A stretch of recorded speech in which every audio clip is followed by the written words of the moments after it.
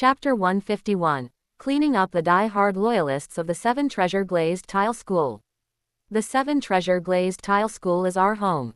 I was born a person of the Seven Treasure Glazed Tile School, and I will die a ghost of the Seven Treasure Glazed Tile School.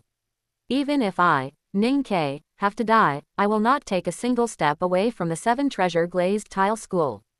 Elders, managers, this Lan Chen killed the sect master and the two guardian elders. This blood feud is irreconcilable, we absolutely cannot compromise with him. Even if he is a titled Douluo, after such an intense battle, his spirit power must be nearly exhausted. If we all rush him together, we will definitely be able to kill him. Not only will we be able to avenge the sect master and the two guardian elders, but we can also save our Seven Treasure Glazed Tile School. We will fight him to the end. A Seven Treasure Glazed Tile School elder stepped out. He was a core direct descendant, also possessed the Seven Treasure Glazed Tile Pagoda spirit, and was a Spirit Saint level support soul master. In terms of support ability, he was not even weaker than Ning Fengji, and he held a lofty status and was extremely respected within the Seven Treasure Glazed Tile School. He stood out and called out, immediately receiving a response from many elders and managers. Elder Ning Ke is right. The Seven Treasure Glazed Tile School is our home. If we leave the Seven Treasure Glazed Tile School, we will become wandering ghosts without a home. This Lan Chen wants to occupy the magpie's nest and drive us all out. We absolutely cannot agree to this. I, Situ Hooshin, support Elder Ning Ke. Even if he is a titled Douluo, we will fight him to the end. A spirit Douluo level elder stepped out. Although his surname was not Ning, his wife's surname was Ning, and his interests were tied to the Seven Treasure Glazed Tile School. He was neither willing to be driven out of the Seven Treasure Glazed Tile School, nor willing to defect to that so-called longevity sect of Lu Chen's. Therefore, there was only one path before him, and that was to unite and oppose Lu Chen to the end. Someone like this Situ Hooshin could be called a die-hard loyalist of the Seven Treasure Glazed Tile School. Everyone, activate your spirits. We have 6 spirit Douluos here, as well as 18 spirit saints. With the support of the Seven Treasure Glazed Tile Pagoda, even if we face a titled Douluo, we still have the qualifications to fight. Right, activate your spirits together. With someone taking the lead and others egging them on, these high-ranking members, or rather, the die-hard loyalists, of the Seven Treasure Glazed Tile School immediately gathered together and set up a battle formation. They activated their spirits together, and circles of spirit rings rose from beneath their feet, all of them being the best spirit ring configurations. The spirit Douluos all had 2 yellow, 2 purple, and 4 black. The spirit saints all had 2 yellow, 2 purple, and 3 black. This was a terrifying force, demonstrating the profound foundation of the Seven Treasure Glazed Tile School. With such a large number of spirit Douluo and spirit saint powerhouses, even with the deaths of Ning Fengji, Chen Xin, and Ji Yurong, they were still one of the most powerful forces on the continent. Watching Lu Chen descend from the sky, looking at the 3 purple, 4 black, and 2 red spirit rings beneath Lu Chen's feet. These die-hard loyalists of the Seven Treasure Glazed Tile School were already trembling with fear under the pressure of the 100,000-year spirit ring, but to preserve their respective wealth and status, they resolutely chose to oppose Lu Chen. The first to act were the Seven Treasure Glazed Tile Pagoda spirit masters. One Seven Treasure Glazed Tile Pagoda after another bloomed with light, strength amplification, speed amplification, spirit power amplification, attack amplification, defense amplification, attribute amplification. Beams of amplification light landed successively on those combat spirit masters, causing the strength of those combat spirit masters to skyrocket. After receiving various amplifications, those combat spirit masters immediately aimed at Lu Chen and unleashed their various specialized long-range attack methods. Fireballs, water bullets, wind blades, lightning, energy light waves, ... Attacks rained down toward Lu Chen. Facing a siege by such a large number of spirit Douluo and spirit saint powerhouses, ordinary titled Douluos would have to avoid their sharp edge. But Lu Chen was completely unafraid. Intangibility. Lu Chen whispered softly. Instantly, ripples of space swirled around his body, and his body passed through the spatial ripples into the void. Those fireballs, water bullets, wind blades, lightning, and energy light waves that were bombarding him, all passed through his body without causing him any harm. Even Chen Xin, the titled Douluo, known as having the highest attack power on the continent, could not forcibly tear through space to harm Lu Chen, who was hiding in the void. The attacks of a few spirit Douluos and spirit saints could not harm Lu Chen even more so. Hiding his true body in the void, watching the spirit Douluo and spirit saint powerhouses attacking him, a cold glint flashed in Lu Chen's eyes. It seems I don't need to go looking for you. You die-hard loyalists of the 7 Treasure Glazed Tile School have jumped out on your own. That's just as well. Once I wipe you all out, I can basically sever the legacy of the 7 Treasure Glazed Tile School. As his voice fell, Lu Chen switched his spirit again. His blue-silver Emperor Martial Soul and his 9 spirit rings, 3 purple, 4 black, and 2 red, vanished into the air. In their place appeared the 2-meter-large black iron sickle, and simultaneously, 3 spirit rings, black, black, and red, rose from beneath his feet. Dark demon evil god break. Lu Chen raised the black iron sickle, continuously pouring his spirit power into it. Through the transformation of the black iron sickle, a sky-piercing evil and demonic power was released from the black iron sickle. That sky-piercing evil and demonic power condensed into a black energy sphere at the tip of the black iron sickle, filled with the erosive power of an evil attribute. On the black energy sphere, strands of dark red wind blades and dark blue lightning swirled. Dark demon evil god break, which fused the powers of evil, wind, and lightning attributes, was one of Lu Chen's most powerful attack methods at the moment. When that black energy sphere grew larger and larger, expanding to its limit, Lu Chen swung the black iron sickle, and the black energy sphere immediately smashed into the crowd like a black meteor. That group of die-hard loyalists of the 7 Treasure Glazed Tile School had their expressions changed drastically. Not daring to have any slack or carelessness, they immediately activated their martial soul avatars and simultaneously unleashed their respective defensive spirit abilities. In the blink of an eye, that black energy sphere descended upon these spirit Douluos and spirit saints. Boom, boom, accompanied by a huge explosion, the powerful corrosive ability of the dark demon evil god break eroded the defensive spirit abilities unleashed by these spirit masters, allowing the exploding dark red wind blades and dark blue lightning to ravage their actual bodies. Ah, ah, ah. This group of spirit Douluo and spirit saint powerhouses let out bursts of miserable screams, and immediately, they were thrown into chaos, their formation broken. Those with stronger strength could barely move freely, while those with weaker strength directly lost the ability to resist. Taking advantage of this opportunity, Lu Chen flashed over, weaving back and forth among these spirit Douluos and spirit saints. Every time his black iron sickle swung, it harvested a life. This black iron sickle of Lu Chen's seemed to have turned into the Grim Reaper's scythe. That sharp blade was enough to easily tear through these spirit masters' skin and flesh, and chopping off their heads was also an easy task.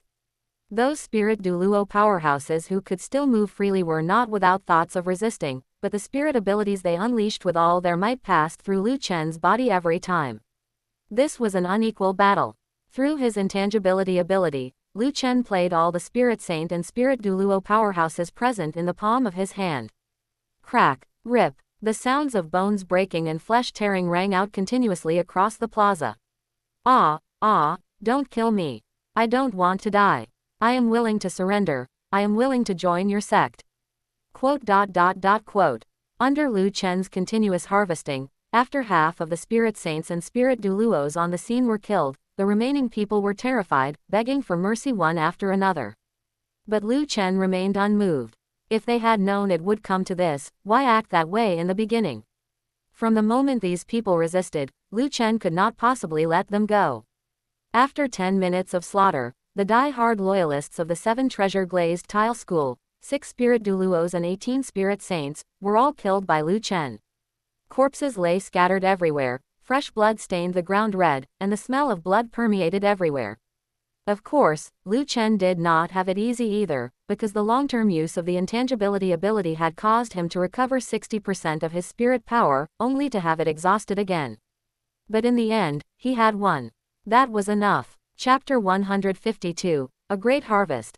Above the plaza of the 7 Treasure Glazed Tile School, corpses lay scattered everywhere, and blood flowed all over, outlining a terrifying scene of hell.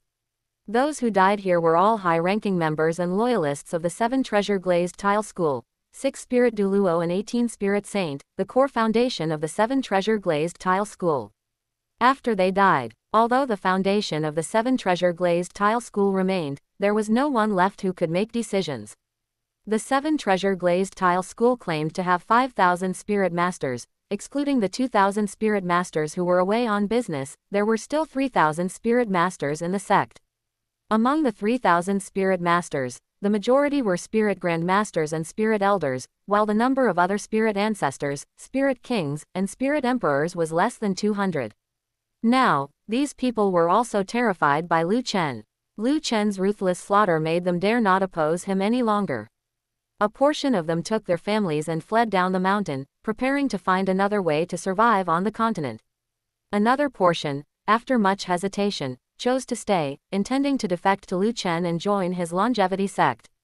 The entire 7 treasure glazed tile school appeared to be in chaos. Seeing this chaotic scene, Lu Chen also felt a headache. Although Lu Chen possessed the strength of a level 95 super Douluo, he was all by himself. Without trusted subordinates to help him control the situation, his desire to control the second largest sect on the continent by his own strength was truly wishful thinking. Lu Chen's eyes shifted, and he finally shook his head. Let them be. The sect master of the 7 treasure glazed tile school, Ning Fengji, the 2 sect protecting Douluo Chen Xin and Ji Yurong, as well as these die-hard loyalists, 6 spirit Douluo and 18 spirit saint, have all died at my hands. The 7 treasure glazed tile school is finished. If some want to run, let them run, it serves as a preliminary screening. Those who run away are the ones who do not approve of me. Keeping them in my sect would sooner or later become a hidden danger. Those willing to stay, although they may not be loyal to me right now, are not as resistant to me.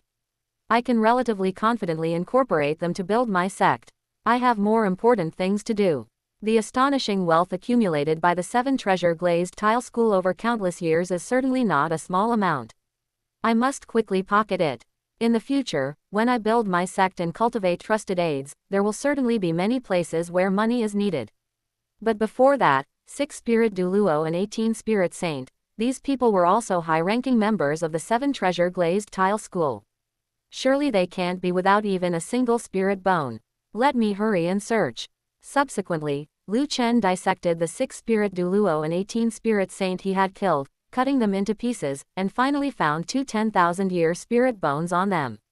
For 6 dignified spirit Douluo and 18 spirit saint, only 2 10,000-year spirit bones could be found, and both were only around 20,000 years old.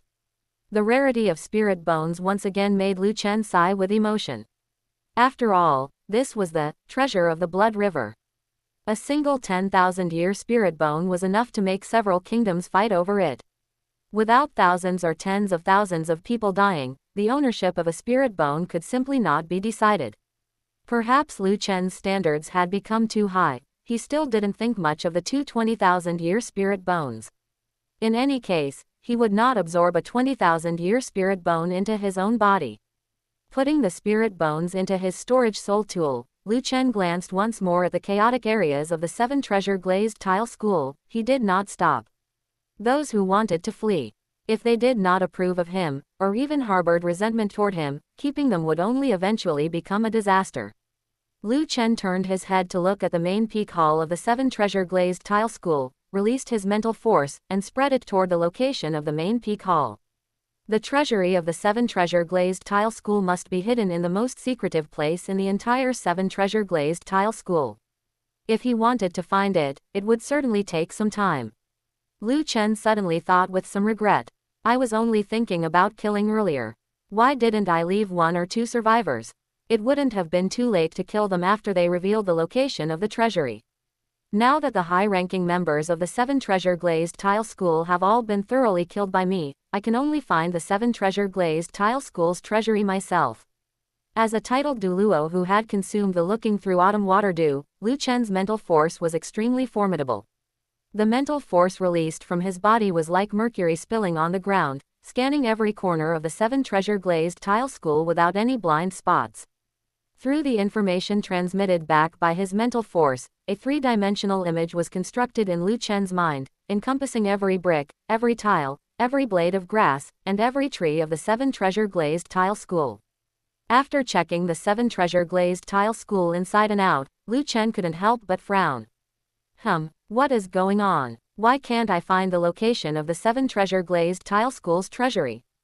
Could the 7 treasure glazed tile school's treasury be hidden deep underground? Thinking of this, Lu Chen's mind stirred, and he manipulated his mental force to penetrate underground. Because of the obstruction of the soil, the penetration speed of his mental force was relatively slow. 100 meters underground, 300 meters underground, 500 meters underground, 800 meters underground. It took Lu Chen 10 minutes to penetrate his mental force to a position 800 meters underground. Suddenly, his spirit lifted. Through his mental force, he saw that at a position 800 meters underground, the entire mountain had been hollowed out, and in its place, an extremely vast underground space had been built. This 7 treasure glazed tile school really hid the location of its treasury deep. They actually chose to hollow out the mountain to build such an underground space. The passage leading to this underground space is also designed with layers of mechanisms. Once one rashly breaks in, not only will they have to face the attacks of those mechanisms, but the passage will also completely seal off, completely blocking outsiders from entering. As expected of a great sect with a long legacy, under normal circumstances, even powerhouses at the level of Spirit Douluo or titled Douluo would not be able to break into this underground space. Unfortunately for you, you met me. Spirit Bone Skill Activate, Earth Burrowing. Lu Chen's 100,000-year left leg bone had a total of 2 skills. One was the transformation skill, and the other was the earth burrowing skill. He had never used the earth burrowing skill before. Today's situation was just right for the earth burrowing skill to take effect. Immediately, Lu Chen's left leg bloomed with light.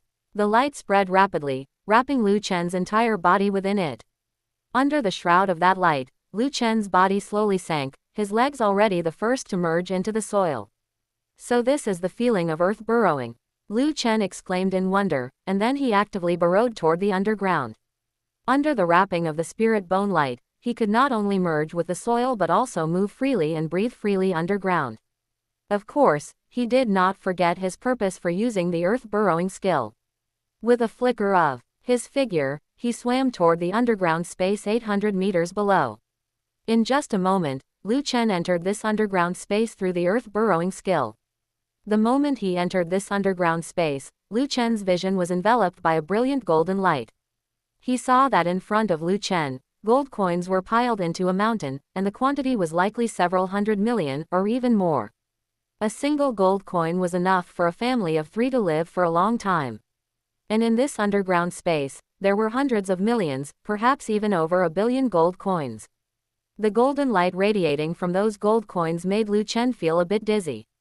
Besides gold coins, all sorts of places in this underground space were piled full of pearls, jadeite, jade, agate, coral, rubies, emeralds, sapphires. Seeing this, Lu Chen couldn't help but gasp. Although he was not a person who loved wealth very much, such a massive amount of wealth piled up in front of him still left him amazed. To say that this 7 treasure glazed tile school was the wealthiest entity on the continent was no exaggeration at all.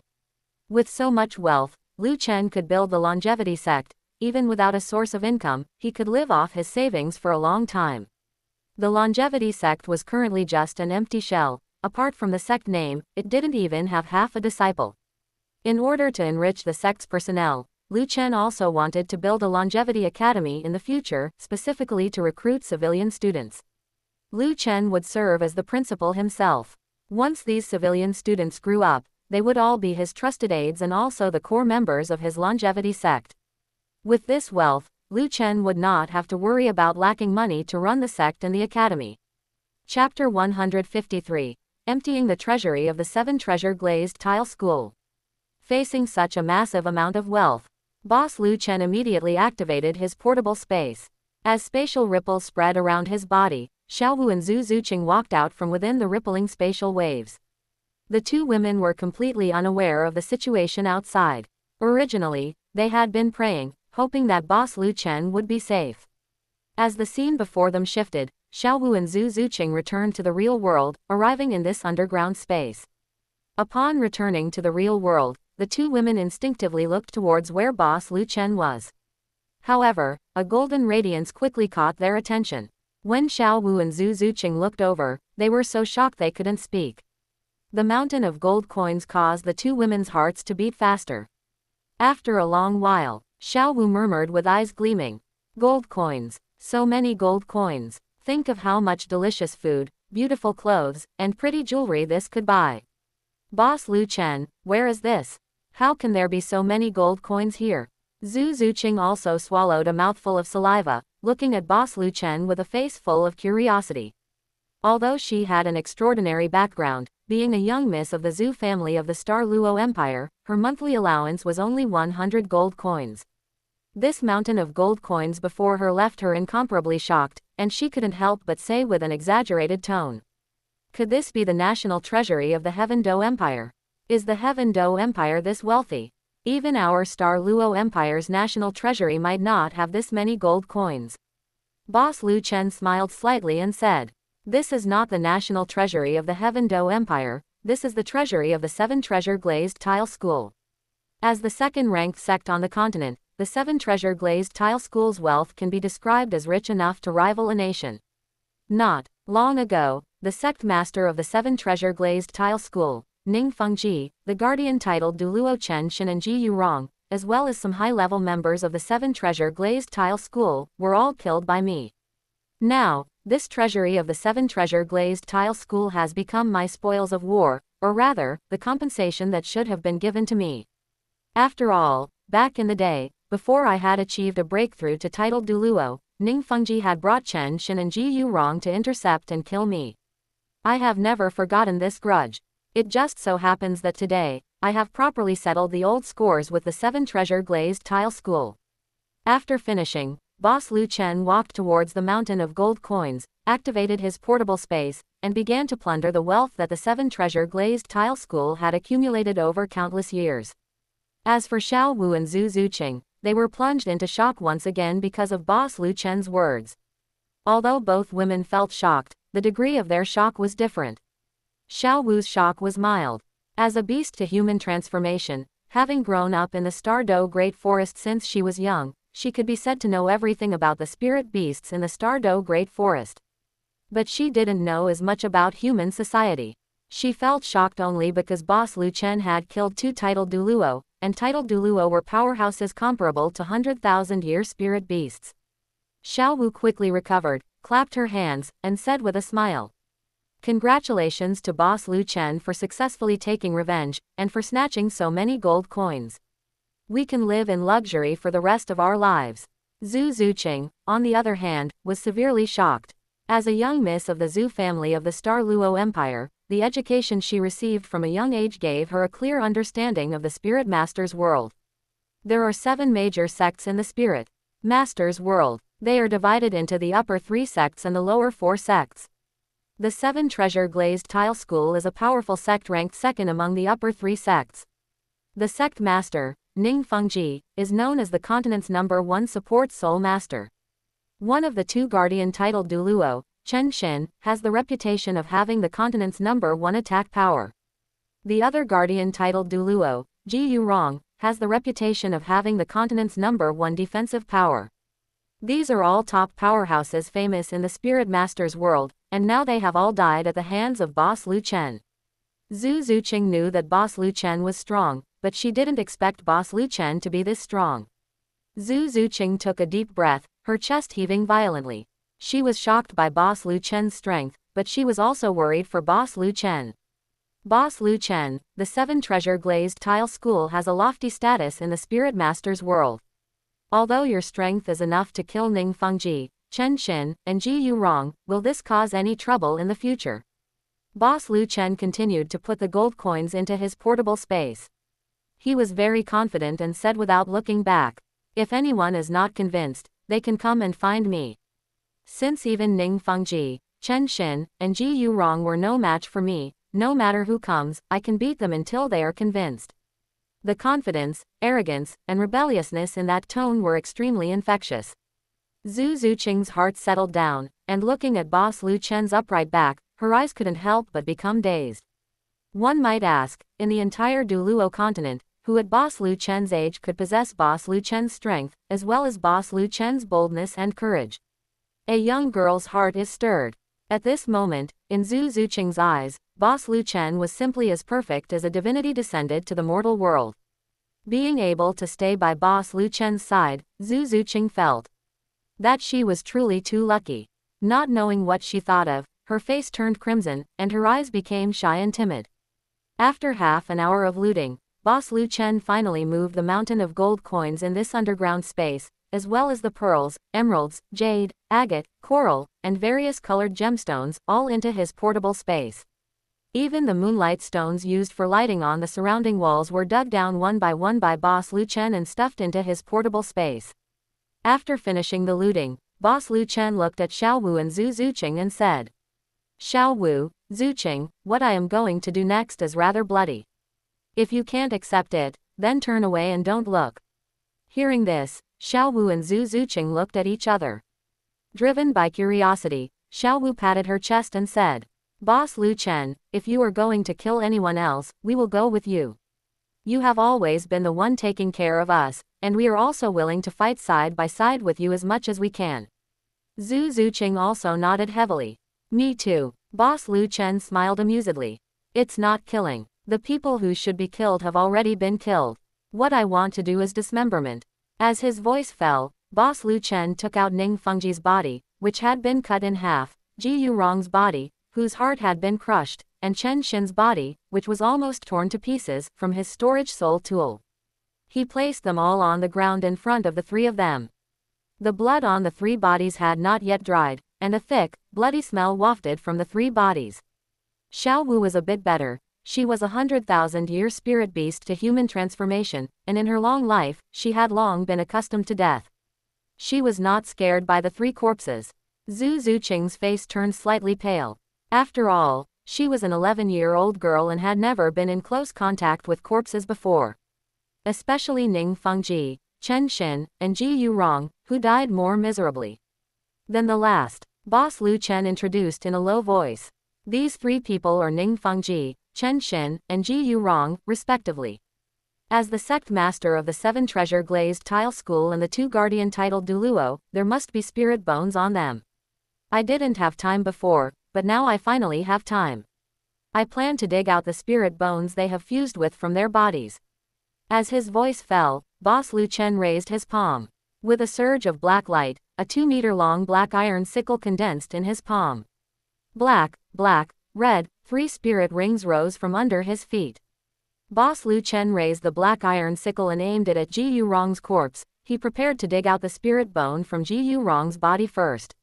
Chapter 154, Source of Darkness and Dark Swamp.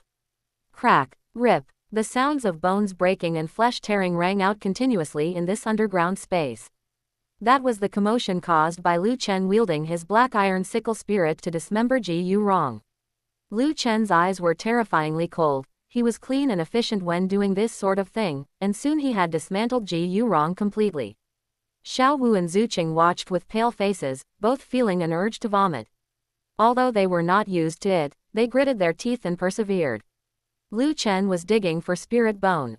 As the supreme treasure of the spirit master's world, spirit bone was also very attractive to Xiao Wu and Zuqing, so they watched intently. In a short while, Lu Chen had dug out a left arm bone and a right leg bone from Ji Yurong's left arm and right leg. The 2 spirit bones were quite complete and of extremely high quality, at least around 50,000 years old, emitting a dense black light as if they were the night capable of swallowing everything. Seeing this, Lu Chen was also overjoyed. As a level 95 super Douluo, Ji Yurong really did have spirit bones, and 2 of them at that, both around 50,000 years old. Although they were only limb spirit bones, they were still precious enough. In the original plot, Chen Xin and Ji Yurong risked challenging Bibi Dong, who had already become a god. Under Bibi Dong's divine force skills, both were beaten into broken bones and rotten flesh. It is estimated that their spirit bones were also shattered into pieces at that time. What a waste. Lu Chen didn't mind that the 2 spirit bones were still stained with blood, so he reached out and grabbed them. Feeling the dark energy surging in his palms, Lu Chen immediately released his mental force and invaded the spirit bones. These 2 blood-stained spirit bones immediately responded to Lu Chen. As long as Lu Chen was willing, the 2 spirit bones could immediately merge into his body. It's just that, Lu Chen wanted to get a full set of 100,000-year spirit bones, so he certainly wouldn't absorb these two that were around 50,000 years old. However, Lu Chen still learned the information about these two spirit bones from their response. He withdrew his mental force, looked at the curious Xiao Wu and Zuqing, smiled slightly, and introduced them. This left arm bone has a spirit ability called Source of Darkness. This is an auxiliary ability. As long as you use Source of Darkness, you can add dark energy to any spirit ring ability, causing the original power of the spirit ring ability to increase by about 40%. This right leg bone has a spirit ability called Dark Swamp. This is a domain ability. As long as you use Dark Swamp, you can form a dark space with corrosive effects within a range of 100 meters. As long as the enemy falls into the Dark Swamp, they will suffer constant erosion from dark energy. Not only will their movements be greatly restricted, but even their strength will be suppressed. After hearing Lu Chen's introduction, Xiao Wu and Zuqing both looked amazed. The Source of Darkness left arm bone and the Dark Swamp right leg bone were both very practical abilities that could greatly enhance the host's strength. After thinking for a moment, Lu Chen looked at the two amazed women and said, Xiao Wu, in a while, when I dig out spirit bones from Chen Xin and Ning Fengji, I will definitely prioritize you. But these two dark attribute spirit bones are clearly more suitable for Zuqing. Zuqing, take these two spirit bones. This underground space is very safe, and I will guard you. You can absorb them now. As soon as these words were spoken, Zuqing, who had just been amazed, suddenly looked stunned. She stretched out her finger, pointed at her own nose, and said in disbelief, Both spirit bones, for me. Lu Chen smiled slightly and nodded again to confirm. Zuqing felt like she was dreaming. She stood there blankly. Those were spirit bones, and two of extremely high quality at that. Lu Chen had already lent her the Evil God Pearl so she could increase her cultivate speed. But the Evil God Pearl was different from Spirit Bone. She hadn't absorbed the Evil God Pearl, so if Lu Chen needed it, she could return it at any time. Once a Spirit Bone was absorbed by her, it would be integrated into her body. In the future, unless her limbs were cut off, she would have no way to return the Spirit Bone. While Zuqing was dazed, Xiao Wu acted very openly. She reached out and pressed on Zuqing's lower back, pushing her forward a few steps with a little force. Zuqing, what are you still dazed for? Since Boss Lu Chen is giving it to you, just take it. Remember to say thank you. Zuqing walked to Lu Chen's side, reached out her slender, fair hand, and took the two spirit bones with some trembling. Feeling the dark energy emitted from the spirit bones, Zuqing pursed her lips and looked up at the tall Lu Chen. Lu Chen, you gave me both of these precious spirit bones, do you have no requirements for me? In her heart, Zuqing was already prepared to offer herself. Lu Chen was really too good to her, even giving her two such high-quality spirit bones. After thinking about it, the only thing she could use to repay Lu Chen now was her body. Now, no matter what request Lu Chen made, even if it was a bit perverted, Zuqing could agree without hesitation. It wasn't that Zuqing was belittling herself. It was really because Lu Chen gave too much. Lu Chen looked at Zuqing's clear, firm eyes.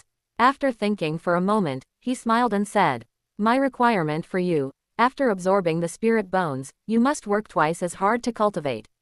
I robbed the 7 treasure glazed tile school of their territory, and I plan to establish my own sect here. But I don't have many people I can use around me. You should cultivate well and grow up as soon as possible so that I can entrust you with important tasks. Hearing Lu Chen's request, Zuqing was stunned for a moment. It wasn't that the request was too difficult, on the contrary, it was too simple. It was actually just to cultivate well, and not to do some shameful things to her. Zuqing looked at Lu Chen's clear eyes, and a sudden impulse surged in her heart. She turned around, not daring to look directly at Xiao Wu, and said quickly with her head lowered, Xiao Wu, I'm sorry. After speaking, Zuqing turned back around. Because Lu Chen was nearly 2 meters tall, several heads taller than her. So she could only leap up and jump into Lu Chen's arms, wrapping her round thighs around Lu Chen's waist and hugging his neck with her slender arms. While Lu Chen was stunned, she pursed her lips and kissed him on the face. Mwah mwah mwah mwah. Xiao Wu watched with wide eyes, waving her claws and saying excitedly, Good for you, Zuqing, you actually beat me to it. No, I haven't kissed him yet. Before she finished speaking, Xiao Wu ran over, pushed Zhu Qing away, and jumped into Lu Chen's arms herself. Then she repeated the action Zhu Qing had just done. Mwah mwah mwah mwah. In just a short while, Lu Chen had a face full of saliva. Zhu Qing's face was flushed red. Holding the 2 spirit bones in her hands and feeling the dark energy emanating from them, she excitedly walked to the side and began to try to absorb the spirit bones. She absorbed the source of darkness left arm bone first. Chapter 155. Aurora Blade and Star-Shattering Flash. After Zhu Qing had begun absorbing the spirit bone, Lu Chen pulled Xiao Wu off his body, wiped the saliva off his face, waved his hand, and said, all right, it's all spit. There are still things to do, go wait to the side. Xiao Wu smiled slyly and obediently went to the side to wait. Lu Chen continued to pick up the black iron sickle and began to excavate the spirit bone from Chen Xin's dismembered body. Only a moment later, Lu Chen successfully excavated 2 spirit bones. It was interesting to note that the 2 spirit bones on Chen Xin's body and the 2 on Ji Yurong's body were in the same locations, both were the left arm bone and right leg bone.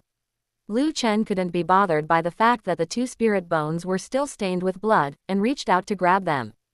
The spirit bone on this sword Douluo naturally wouldn't be ordinary, the 2 spirit bones were completely intact and of extremely high quality. The age of the spirit bone would certainly not be less than 50,000 years. Holding these 2 spirit bones in his hand, he could clearly perceive the sharp aura radiating from them. Lu Chen, just like before, released a wisp of mental force, merged it into the spirit bones, and immediately received a response from them. After figuring out the abilities of these 2 spirit bones, Lu Chen withdrew his mental force and smiled at Xiao Wu. This left arm bone has a skill called Aurora Blade. It is a single target strong attack skill that can convert spirit power into a glowing white blade over 3 feet long. It possesses extremely powerful piercing and cutting capabilities. In close combat, it can make one invincible. As for this right leg bone, it has a skill called Star-Shattering Flash. It is an area of effect strong attack skill that can convert spirit power into hundreds of tiny, fragmented flashes of light. The attack method is extremely flexible. You can either hit one person with hundreds of tiny, fragmented flashes of light, turning them into a sieve, or use the hundreds of tiny, fragmented flashes of light to attack several people around you separately, preventing them from surrounding you. Xiao Wu, you are a strong attack spirit master, but your waist bow skill, charm skill, and teleportation skill cannot be considered true strong attack skills, they can only be used in conjunction with your jujutsu. These 2 spirit bones are very suitable for you. Aurora Blade, a single target strong attack skill, and Star-Shattering Flash, an area of effect strong attack skill. With these 2 true strong attack skills, combined with your charm and teleportation, there will be no one among spirit masters of the same rank who is your opponent. Here, take them. Absorb both of these spirit bones right here in this underground space. Xiao Wu's eyes lit up upon hearing Lu Chen's introduction. In fact, Xiao Wu had always known her limitations. As a strong attack spirit master, her strong attack capability was mediocre. After all, she was a 100,000-year soft bones rabbit who had transformed. Her abilities, waist bow, charm, teleportation, paragon golden body, void, the existence of these abilities was more for escaping and saving her life than for attacking. Therefore, Xiao Wu, as a strong attack spirit master, had always been somewhat unworthy of the name. However, by obtaining the 2 skills, Aurora Blade and Star-Shattering Flash, Xiao Wu's strong attack capability would be greatly improved. Use charm to control the opponent first, then use teleportation to charge in, followed by unleashing Aurora Blade or Star-Shattering Flash. A single combo could take out any opponent. Xiao Wu excitedly trotted forward, took the 2 spirit bones from Lu Chen's hands, and said with a chuckle, "Boss Lu Chen, then I won't stand on ceremony with you. With these 2 strong attack skills, once my spirit power improves, I will definitely be able to become your right-hand person." Xiao Wu said this very firmly. Afterwards, she ran to the side to absorb the spirit bone. After sitting cross-legged, she first absorbed the Aurora Blade left arm bone. As her spirit power merged into the spirit bone, it bloomed with a glowing white light. While blooming with light, that left arm bone melted into streams of white qi, which then merged into Xiao Wu's left arm. Xiao Wu's small face immediately tightened, and she frowned slightly. Although there was no danger in absorbing a spirit bone, Xiaowu's strength was still very weak. She was only a rank 31 spirit elder. Absorbing a high-quality spirit bone of over 50,000 years was definitely not an easy task. It would inevitably take a long time to truly fuse completely with that spirit bone.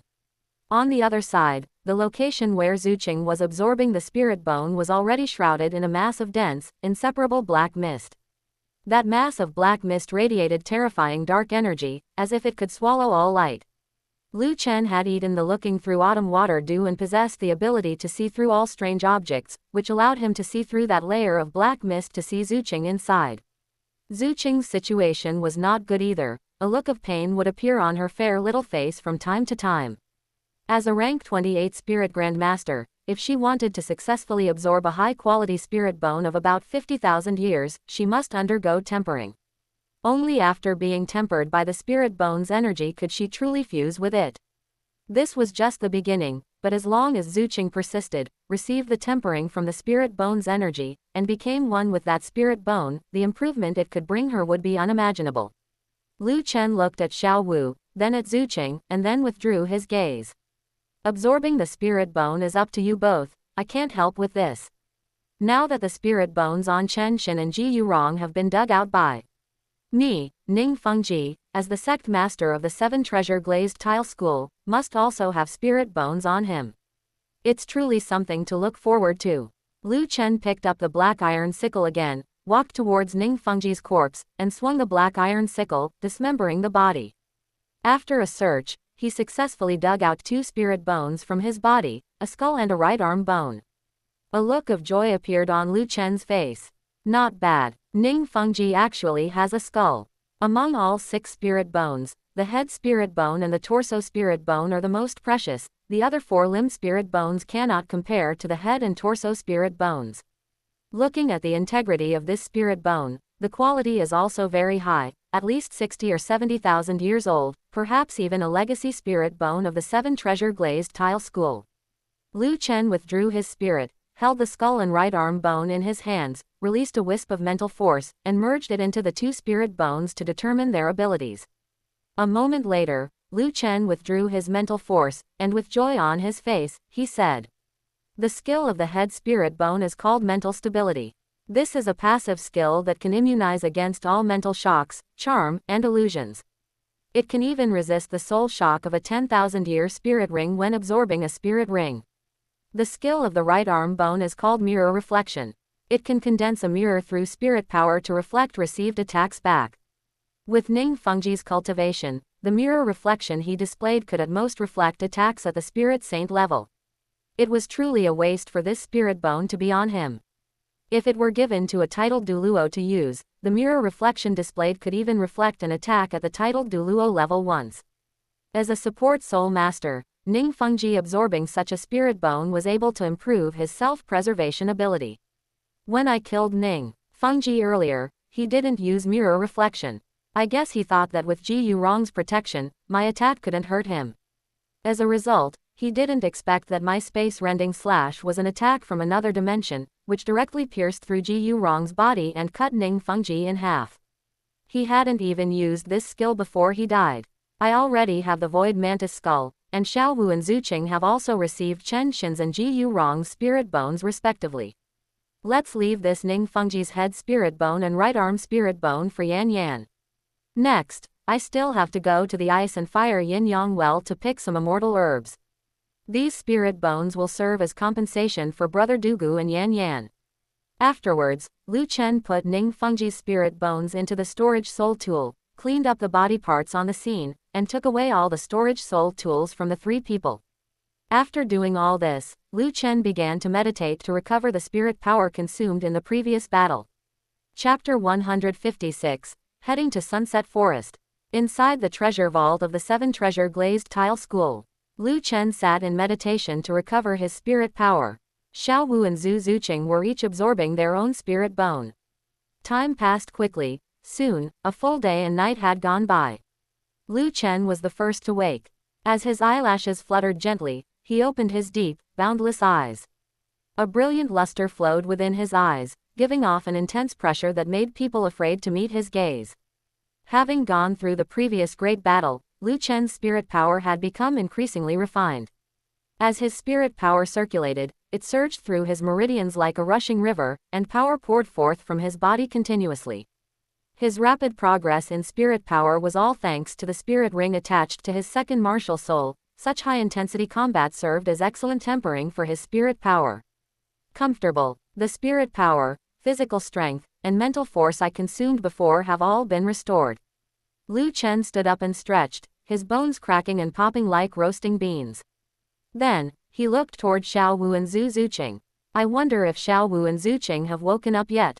Lu Chen looked at Xiao Wu first. He saw Xiao Wu sitting upright, forming a peculiar hand seal. Her body was enveloped in pink-white spirit power, and behind her, that pink-white spirit power had coalesced into a furry spirit beast. It was a soft bones rabbit, but it was exceptionally large, chubby, and round. As its pair of red eyes blinked, they revealed a unique sense of charm. As time passed, the chubby soft bones rabbit spat out a white ball of light. The white ball of light landed on Xiao Wu, then rapidly shattered to form a white spirit ring. The white spirit ring, along with the other 3 spirit rings, floated up and down around Xiao Wu's body, rhythmically pulsing. The white spirit ring was particularly eye-catching. However, as that white spirit ring pulsed back and forth, its color was gradually deepening. After a period of time, the white spirit ring transformed into a yellow spirit ring. After another period of time, the yellow spirit ring transformed into a purple spirit ring. This was not the end. The purple spirit ring's color was still deepening. It seemed to be testing the limits of Xiao Wu's body step by step. Seeing this, Lu Chen smiled. 2 spirit bones over 50,000 years old actually allowed Xiao Wu to achieve a breakthrough of 10 levels of spirit power. She has even started to condense her 4th spirit ring. High-quality spirit bones are indeed worthy of being treasures in the spirit master's world. This effect is comparable to consuming an immortal herb. If Xiao Wu can consume another immortal herb, then the distance to breaking through rank 50 spirit power probably won't be far. Xiao Wu, Zuqing, as my right and left hands, once their strength improves, I will have people I can use by my side. Right, there is also Zuqing. Lu Chen turned his head to look at Zhu Zuqing's position again. Zhu Zuqing was sitting cross-legged on the ground, with faint wisps of black mist lingering around her. With every breath she took, that black mist was inhaled into her body. When the last wisp of black mist was inhaled into her body, she let out a long breath of turbid air and opened her clear, black and white eyes. The moment Lu Chen looked at Zhu Zuqing also looked at Lu Chen. Zhu Zuqing's deep eyes seemed to possess a certain suction, capable of devouring one's soul. It was only because Lu Chen's mental force was extremely stable that he remained completely unaffected. Had it been anyone else with weaker strength, they would probably have been unable to move by now. The benefits of Zhu Zuqing absorbing 2 dark attribute spirit bones were incredibly astonishing. Not only was her body strengthened, her meridians widened, and her spirit power improved, but even her spirit had undergone a huge evolution. Zhu Zuqing's Hell Civet spirit had not truly entered the ranks of top-tier spirits, it was merely an outstanding one among high-tier spirits. This time, benefiting from the tempering of the 2 dark attribute spirit bones, her Hell Civet spirit crossed that threshold in one go, entering the ranks of top-tier spirits.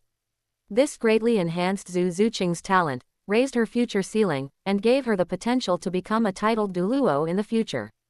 The look in Zhu Zuqing's eyes as she gazed at Lu Chen was full of gratitude.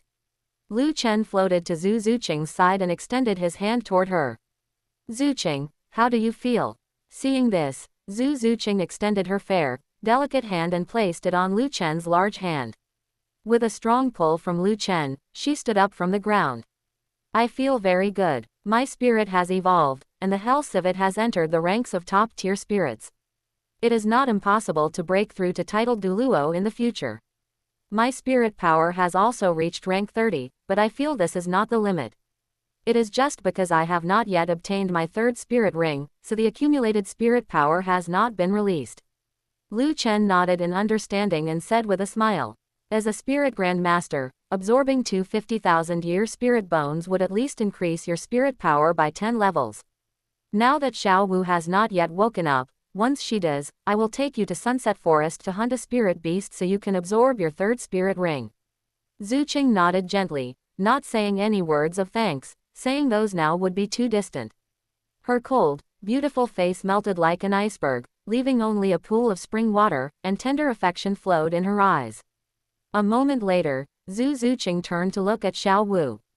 Although she already knew Xiao Wu's true identity, Zhu Zuqing was still amazed.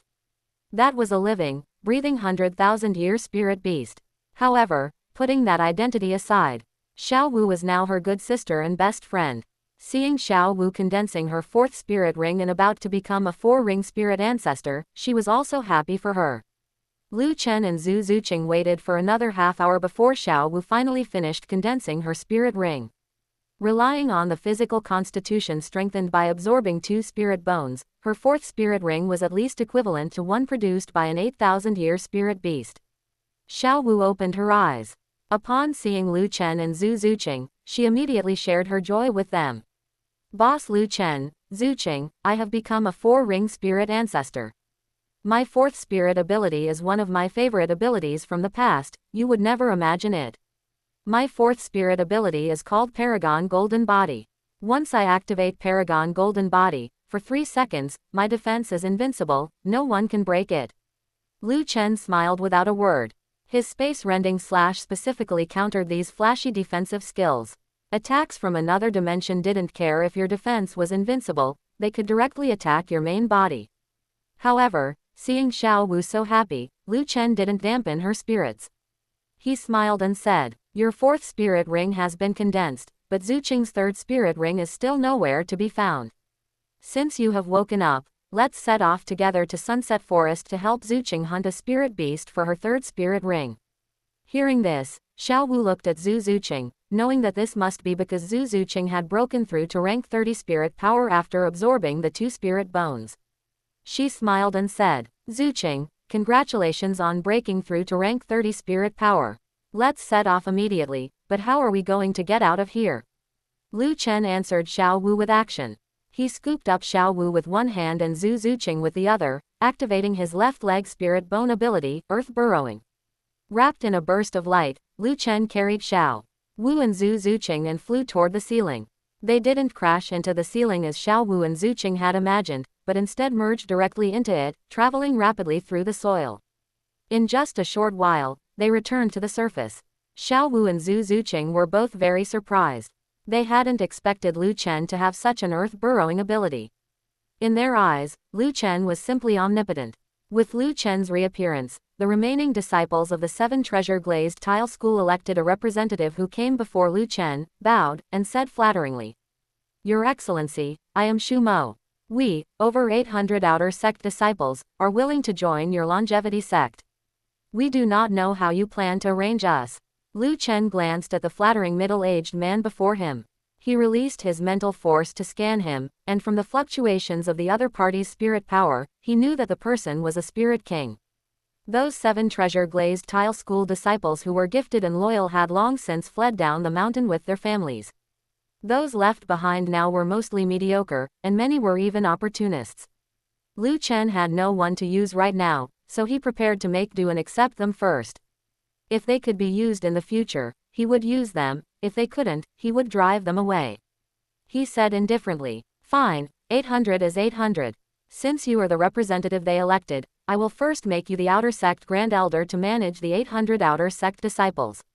You are responsible for compiling a list of these 800 disciples, names, ages, physical conditions, spirit situations, spirit power levels, and so on, and reporting it to me in the end. Since you are willing to stay, I will not treat you poorly. Once my longevity sect is officially established, I will issue 3 months of salary to each of you as a settling-in allowance. In the future, as long as you work earnestly, I will promote you to inner sect disciples at my discretion. That Shu Mo was overjoyed. As a mere spirit king, he never thought he would one day become an outer sect grand elder. Staying behind was indeed the right choice. He immediately knelt and saluted, saying, Many thanks, Your Excellency. No, many thanks, Sect Master. Your subordinate will go and compile the situation of the outer sect disciples and convey your instructions, Sect Master. If they know that you are willing to distribute 3 months of salary as a settling-in allowance, they will surely be grateful. As his voice fell, Shu Mo stood up and backed away. Only after walking far away did he turn and stride away. Lu Chen shook his head while looking at Shumo's back. A spirit king, hardly of great use. In the 7 treasure glazed tile school, those willing to stay are mostly opportunists, and I can only make do with them. Xiao Wu, Zuqing, you must cultivate hard. In the future, this longevity sect of mine will still need to rely on you to share my burdens. Let's go, we are setting off for Sunset Forest. Then Lu Chen picked up Xiao Wu and Zhu Zuqing, rose directly into the air, and flew away in the direction of Sunset Forest. Chapter 157. The conversation between Shuiyi and Shui Qing. While Lu Chen was taking Xiao Wu and Zhu Zuqing to the Sunset Forest, the news of his forceful killing of Ning Fengji, Chen Xin, and Ji Yurong, and his disbanding of the 7 treasure glazed tile school, had spread like wildfire over the course of a day and a night, thanks to the disciples who had fled the 7 treasure glazed tile school. Major cities within the Heaven Do Empire were flooded with disciples from the 7 treasure glazed tile school. They accused Lu Chen of being cruel, tyrannical, and cold-blooded, crying about their grievances and their homelessness after leaving the 7 treasure glazed tile school. This caused a massive shock throughout the spirit master's world of the Heaven Do Empire. Ning Fengji was the continent's #1 support spirit saint. Chen Xin was the titled Douluo with the highest attack power on the continent. Ji Yurong was the titled Douluo with the highest defensive power on the continent. Chen Xin and Ji Yurong were already outstanding among titled Douluo, and with the support of Ning Fengji, they could even take on 4 opponents.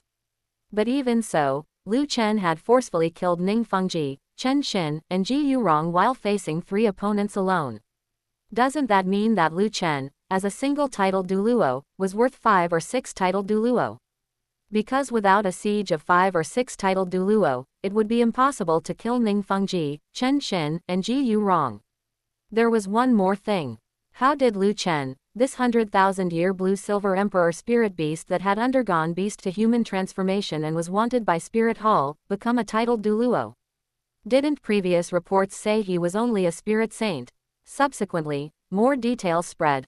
Lu Chen's first spirit, the blue-silver emperor, possessed 9 spirit rings, 3 purple, 4 black, and 2 red. Furthermore, he also had a second martial soul, a 2-meter-long black scythe, which possessed 3 spirit rings, 2 black and 1 red.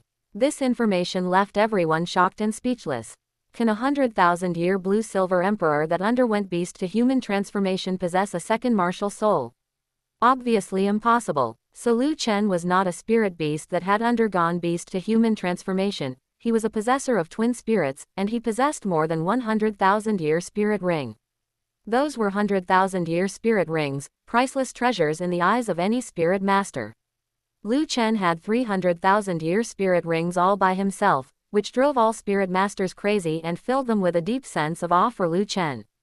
Perhaps because Lu Chen's strength was so legendary, many people only cared about his spirit rings and why he could break common sense, while selectively ignoring the fact that he had killed Ning Fengji, Chen Xin, and Ji Yurong, and disbanded the 7 treasure glazed tile school.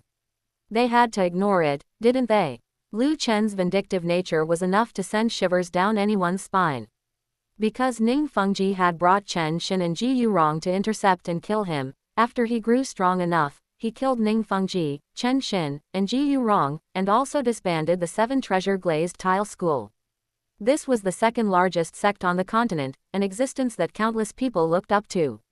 And just like that, it was gone. Ordinary people might sigh, but they absolutely dared not condemn Lu Chen for this.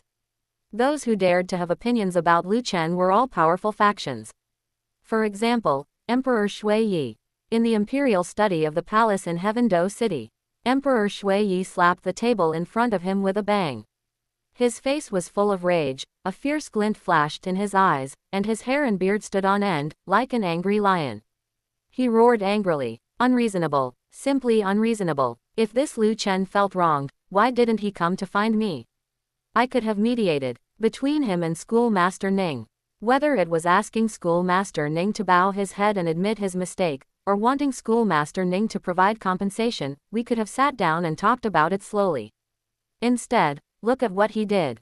He ran straight to the 7 treasure glazed tile school, killed Schoolmaster Ning, Sword Douluo, and Bone Douluo, and even disbanded the 7 treasure glazed tile school. Does he not know that the Seven Treasure Glazed Tile School supports our Heaven Do imperial family and is an important ally for our Heaven Do Empire in resisting Spirit Hall and the Star Luo Empire? With Schoolmaster Ning, Sword Douluo, and Bone Douluo dead, and the Seven Treasure Glazed Tile School disbanded, this has cut off an arm of our Heaven Do imperial family. No, this absolutely cannot be left like this. We must make Lu Chen pay the price and let him know what a monstrous crime he has committed. Hearing Emperor Shui Yi's words, the ministers around him looked at each other, not daring to respond. With Lu Chen's strength, who in their entire Heaven Do Empire could make him pay the price? Especially the 3 committee members of the Heaven Do Imperial Academy, committee member Meng Shenji, committee member Bai Baoshan, and committee member Ji Lin, they felt bitter and dizzy. Who could have imagined it? Lu Chen, whom they had refused to accept just a moment ago, had turned around and gone to the Seven Treasure Glazed Tile School to commit a massacre. If they had known Lu Chen's strength was so terrifying, they certainly wouldn't have rejected Lu Chen so decisively. Now, they couldn't help but reflect, was this catastrophe caused by them? Just as the ministers were silent, Crown Prince Shui Qing stepped out. A look of perfectly appropriate sadness appeared on his face, but his words were full of cold calculation.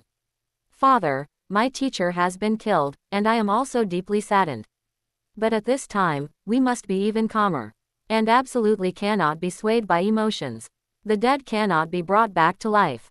My teacher, as well as Sword Douluo and Bone Douluo, are already dead. The dead cannot bring any benefits to our Heaven Do imperial family. For the sake of the Seven Treasure Glazed Tile School, to go and confront the unfathomably powerful Lu Chen, I believe, is simply not worth the loss. In my view, we should be more pragmatic. We, the Heaven Do imperial family, can step forward and give my teacher, as well as Sword Douluo and Bone Douluo, a grand funeral. As for Lu Chen, we cannot have any condemnation for him, otherwise, we would just be pushing him to the opposite side of us. Lu Chen, as a single titled Douluo, is worth 5 or 6 titled Douluo. If we can win him over to become an ally of our Heaven Do imperial family, it can fill the vacancy left by the Seven Treasure Glazed Tile School and continue to deter Spirit Hall and the Star Luo Empire. If Lu Chen wants to establish a sect, then I will personally step forward, send a gift, and give him enough face. I believe he will be willing to accept the goodwill of our Heaven Do imperial family. Emperor Shui Yi gradually calmed down. He had to admit that what Shui Qing said made a lot of sense. Ning Fengji, Chen Xin, and Ji Yurong were already dead. The value of the dead was greatly discounted. To make an enemy of a titled Douluo who was in his prime and had unfathomable strength for the sake of a few dead people, no one with a brain would do that. He had just been speaking in a fit of anger, and as a result, none of his ministers had tried to persuade him, and he couldn't take back what he had said on his own initiative. It left Emperor Shui Yi in a bit of a difficult position. Fortunately, Shui Qing had stepped forward and prepared a way out for Emperor Shui Yi. Following this path, Emperor Shui Yi stepped down. My son's words are reasonable. But the look Emperor Shui Yi gave Shui Qing was a bit strange, and he felt a little creeped out. His own son was so cold that even he felt a chill down his spine. His teacher had died, yet his first reaction was not anger, but instead, he extremely calmly weighed the pros and cons, and even made the decision to win over the murderer. This cold-bloodedness was born for playing politics. He was a good seedling for an emperor. As the emperor of the Heaven Do Empire, Shui Yi greatly appreciated Shui Qing. But as a father, Shui Yi couldn't help but develop a deep suspicion toward this cold son of his. After a long time, Emperor Shui Yi sighed. Qing, you have truly grown up. You already possess the mindset of an emperor and are able to think about the future of the Heaven Do Empire from a comprehensive perspective. I am very gratified. Those last few words, although he said he was very gratified, inevitably revealed a bit of gritted teeth. Shui Qing quickly bowed, his demeanor respectful, even a little panicked. I dare not. Father is the emperor of the Heaven Do Empire. Only father can decide the future of the Heaven Do Empire. My humble opinions are just to help father check for gaps and make up for omissions. Seeing Shui Qinghe's terrified attitude, Shui Yi relaxed slightly. Even if Shui Qing was a wolf, as long as he was obedient enough in front of him, then he would have the confidence to suppress him. Shui Yi sat back in his chair, pressing his hands on the armrests, and said, Qing, What you said makes sense. Do as you said. Schoolmaster Ning, Sword Douluo, and Bone Douluo were allies of our Heaven Do imperial family. Since they are dead, we cannot do nothing. We must give them a grand funeral, and I will attend the mourning personally. Taking advantage of this funeral, we can gather the spirit masters of the 7 Treasure Glazed Tile School. After the 7 Treasure Glazed Tile School was disbanded, they have nowhere to go, so they can just be used by our Heaven Do imperial family. And Schoolmaster Ning's daughter, Sai, her father was killed, she must be feeling very bad right now. Escorted by some loyal servants, she fled to Heaven Do City to seek refuge. We cannot sit idly by. Committee member Meng, in a moment, you will step forward in the name of the Heaven Do Imperial Academy to bring Schoolmaster Ning's daughter, that girl named Ning Rongrong, to the Heaven Do Imperial Academy to be well trained. With Ning Rongrong in hand, the disciples of the 7 Treasure Glazed Tile School will inevitably slowly lean towards our Heaven Do imperial family, especially the huge business landscape of the 7 Treasure Glazed Tile School. If we can take it all, it will be enough to greatly replenish the national treasury. Qing, you are on good terms with that Lu Chen, so the task of winning Lu Chen over is left to you. Do not let me down. You must make Lu Chen an ally of our Heaven Do imperial family. After speaking, the ministers at the scene responded in unison. Your Majesty is wise, we accept the decree. Chapter 158, The True Thoughts of Shui Qing. After the ministers walked out of the imperial study, committee member Meng Shenji, committee member Bai Baoshan, and committee member Ji Lin, the 3 committee members of the Heaven Do Imperial Academy, walked to Shui Qinghei's side with perfect tacit understanding. Committee member Meng Shenji hesitated for a moment, and after considering it repeatedly, he spoke in a low voice. Your Highness, the words you just said in front of His Majesty should not have been spoken by you personally, you could have completely instructed us to say them. Sect Master Ning was your teacher. After Sect Master Ning was killed, you really shouldn't have been so calm. Although you were also considering the Heaven Do Empire, we can all understand your good intentions. However, His Majesty will surely think you are rather cold-blooded, and he might even develop some ideas about you. Sigh, Your Highness, you are truly suffering too much. Sect Master Ning was killed by someone, and your heart must be filled with unbearable grief. Yet for the sake of the Heaven Do Empire, His Majesty still requires you to suppress the immense pain in your heart and go recruit Lu Chen, the murderer. The sacrifice you have made for the Heaven Do Empire is too great. Shui Qing showed a look of sorrow on his face, glanced at the 3 committee members, committee member Meng Shenji, committee member Bai Baoshan, and committee member Ji Lin, and said in a calm yet incomparably firm voice. Father Emperor carries the entire Heaven Do Empire on his shoulders. As the Crown Prince of the Heaven Do Empire, I naturally need to share his burdens and carry half of the Heaven Do Empire. My teacher was killed by someone. As his disciple, I wish I could personally lead troops to kill the enemy with my own hands. But as the Crown Prince of the Heaven Do Empire, I cannot lead the Heaven Do Empire into a pit of fire. Perhaps this will make me endure the harassment of gossip, but for the sake of the Heaven Do Empire, I do not care. Committee member Meng, you should all head back quickly. According to Father Emperor's instructions, bring Rongrong to the Heaven Do Imperial Academy to be well nurtured. As long as Rongrong can grow up, this will be the best consolation for teacher.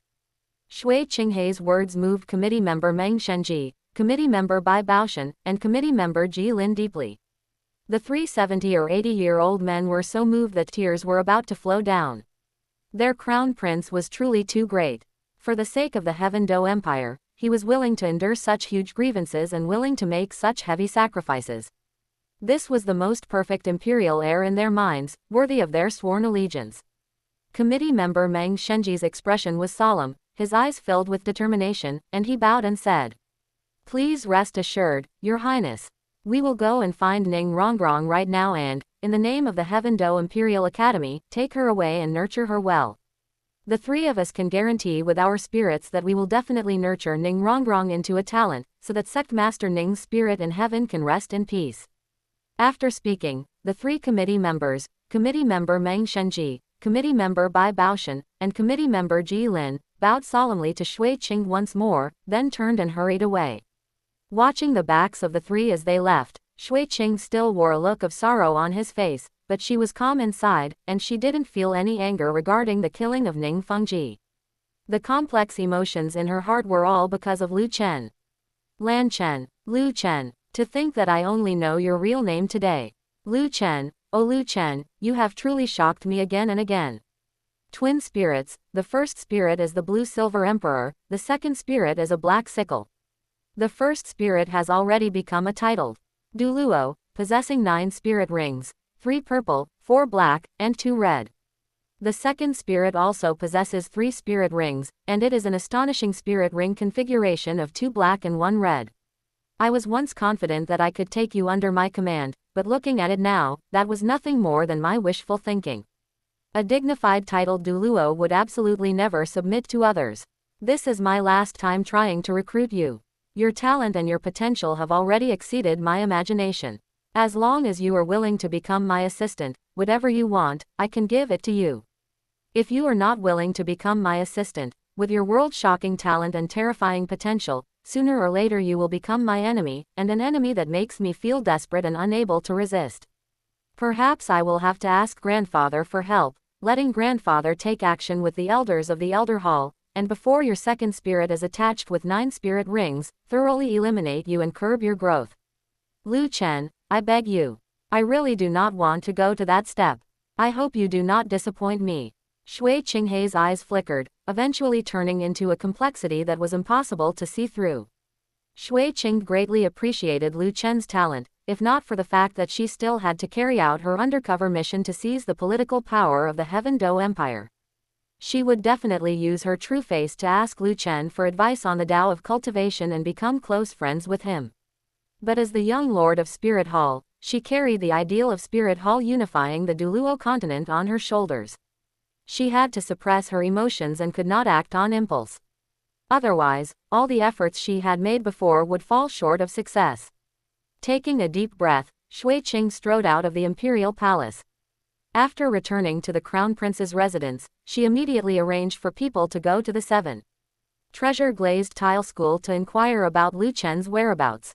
The information received was that Lu Chen had arranged for a grand elder to be responsible for incorporating some of the disciples left behind by the 7 treasure glazed tile school.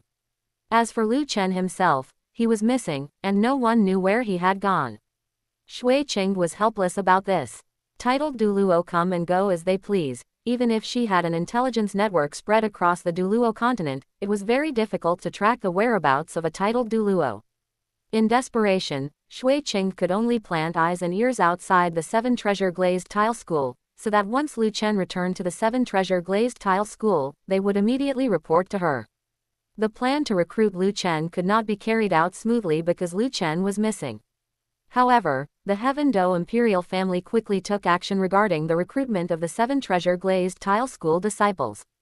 In the capacity of an ally of the 7 treasure glazed tile school, the Heaven Dou imperial family issued an obituary with extreme solemnity, announcing the deaths of Ning Fengji, Chen Xin, and Ji Yurong, and set about holding an extremely grand funeral for them. This attracted those 7 treasure glazed tile school disciples to come and mourn, taking the opportunity to incorporate all of those 7 treasure glazed tile school disciples under their command. As for the wishes of those 7 treasure glazed tile school disciples who hoped the Heaven Dou imperial family would step forward to punish the murderer Lu Chen, the Heaven Dou imperial family did not pay much attention to it. Ning Fengji, Chen Xin, and Ji Yurong were all dead, and the remaining 7 treasure glazed tile school disciples had become stray dogs. In the eyes of the Heaven Dou imperial family, being able to give these stray dogs a place to stay was something they should be grateful for. If they had any more unrealistic ideas, then they should not blame the Heaven Dou imperial family for turning heartless. After all, Emperor Shui Yi did not just want to gather the 7 treasure glazed tile school disciples, he also wanted to recruit Lu Chen as an ally. It was a typical case of wanting everything. If one were to ask where Emperor Shui Yi got his confidence, it could only be attributed to this feudal system on the Douluo continent. Imperial power is supreme, because in the Douluo continent under a Western fantasy background, there had not been a single bottom-up peasant uprising that completely overthrew the corrupt rule of an emperor and an empire, which made emperors quite sacred on the Douluo continent. Even a titled Douluo would never dare to act recklessly by relying on their power in front of the emperor. This invisible order tightly bound everyone on the Douluo continent at the ideological level. Even the Spirit Hall, with its deep foundation, possessing Qian Dalu, a level 99 Super Douluo, Bibi Dong, a level 98 Super Douluo, as well as 6 other Super Douluo elders and 9 other titled Douluo elders, wanted to seize the political power of the Heaven Do Empire, yet they actually needed to send out the young Lord of Spirit Hall, having Qian Runshui disguise herself as Shui Qing to carry out the plan to steal the country. This shows how deep-rooted the feudal imperial power is. Chapter 159, Bibi Dong's Fury. After the 7 Treasure Glazed Tile School disbanded, the Clear Sky sect, which also belonged to the upper 3 sects, had no particular reaction. Because they were living in seclusion to avoid the world, only Tang Yuehua was active outside, and she received information very slowly. However, the Blue Lightning Tyrant Dragon clan, also one of the upper 3 sects, reacted much more strongly.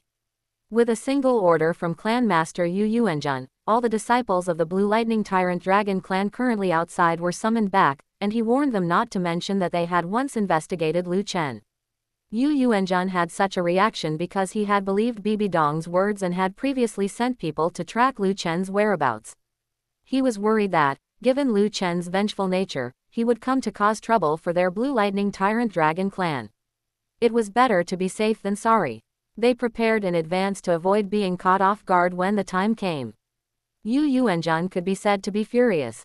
In front of his clansmen, he cursed Bibi Dong mercilessly. That damned Bibi Dong, she didn't even investigate clearly before issuing the wanted order. When she said Lu Chen was a 100,000-year spirit ring blue-silver emperor beast to human transformation, Yu Yuanjun had believed it and sent his clansmen to track Lu Chen's whereabouts.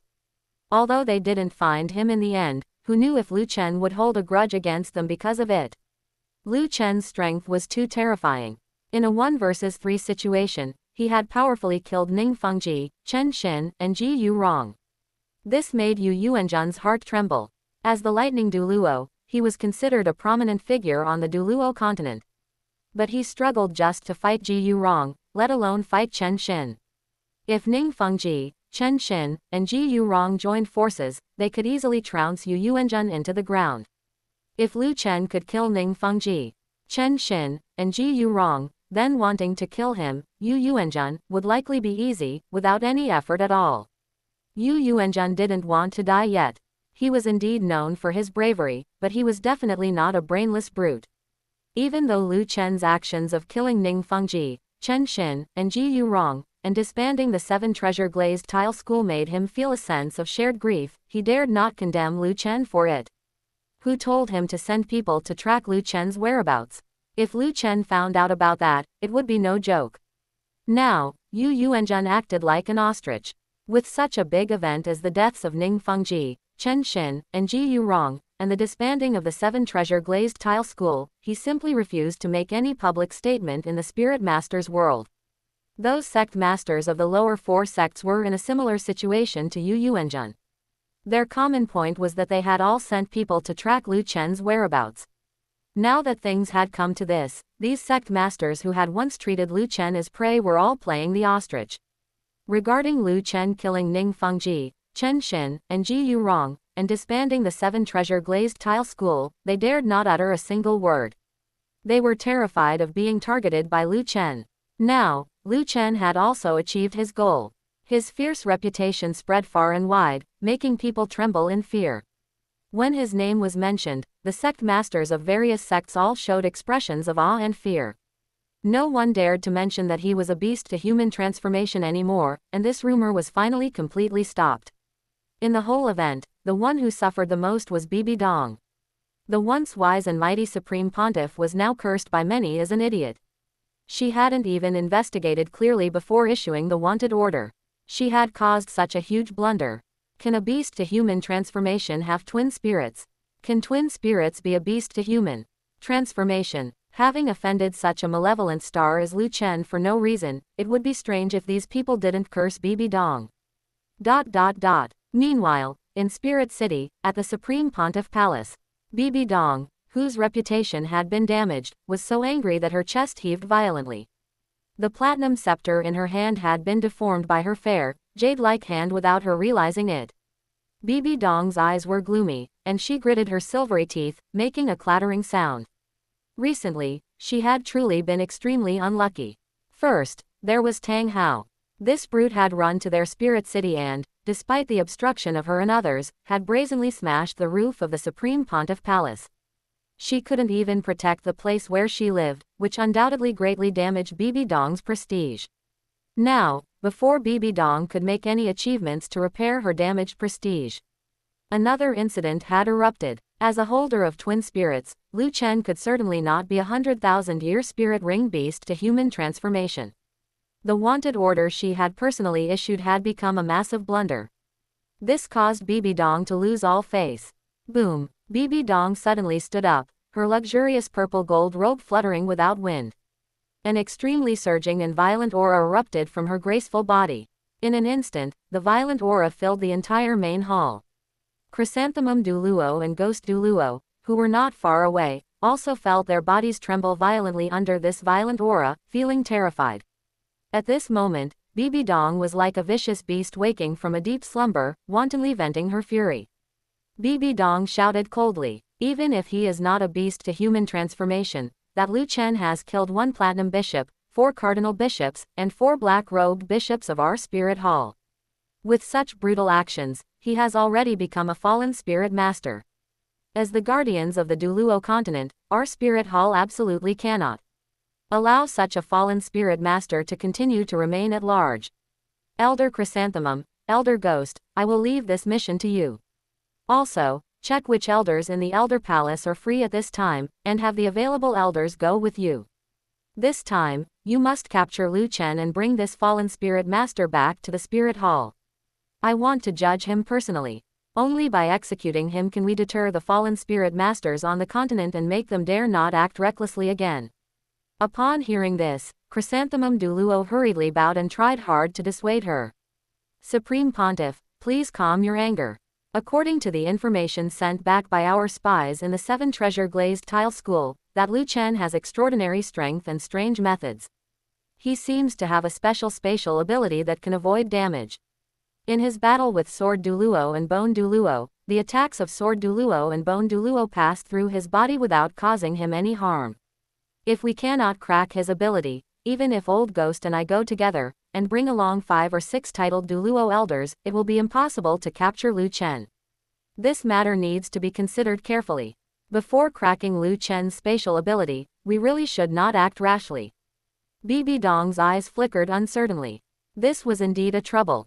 If they couldn't crack Lu Chen's spatial ability to avoid damage, then no matter how many people they sent, they wouldn't be able to catch Lu Chen. Thinking of this, Bibi Dong became increasingly irritable, but she very rationally withdrew her aura and did not force Chrysanthemum Douluo and Ghost Douluo to act. Bibi Dong was still very rational. She wouldn't do things without assurance, she had just been angered. Now, thinking carefully and weighing the pros and cons, Bibi Dong began to calmly analyze the current situation. Lu Chen possessed twin spirits.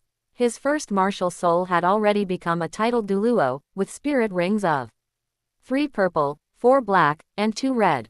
His second martial soul also had 3 spirit rings attached, 2 black and 1 red. Bibi Dong secretly hated, truly hateful, my second martial soul, the soul-eating spider emperor, still needs 200,000-year spirit rings to reach the titled Douluo level. If the 300,000-year spirit rings on Lu Chen could be obtained by me, I would have a 100% chance of inheriting the Rakshasa god position.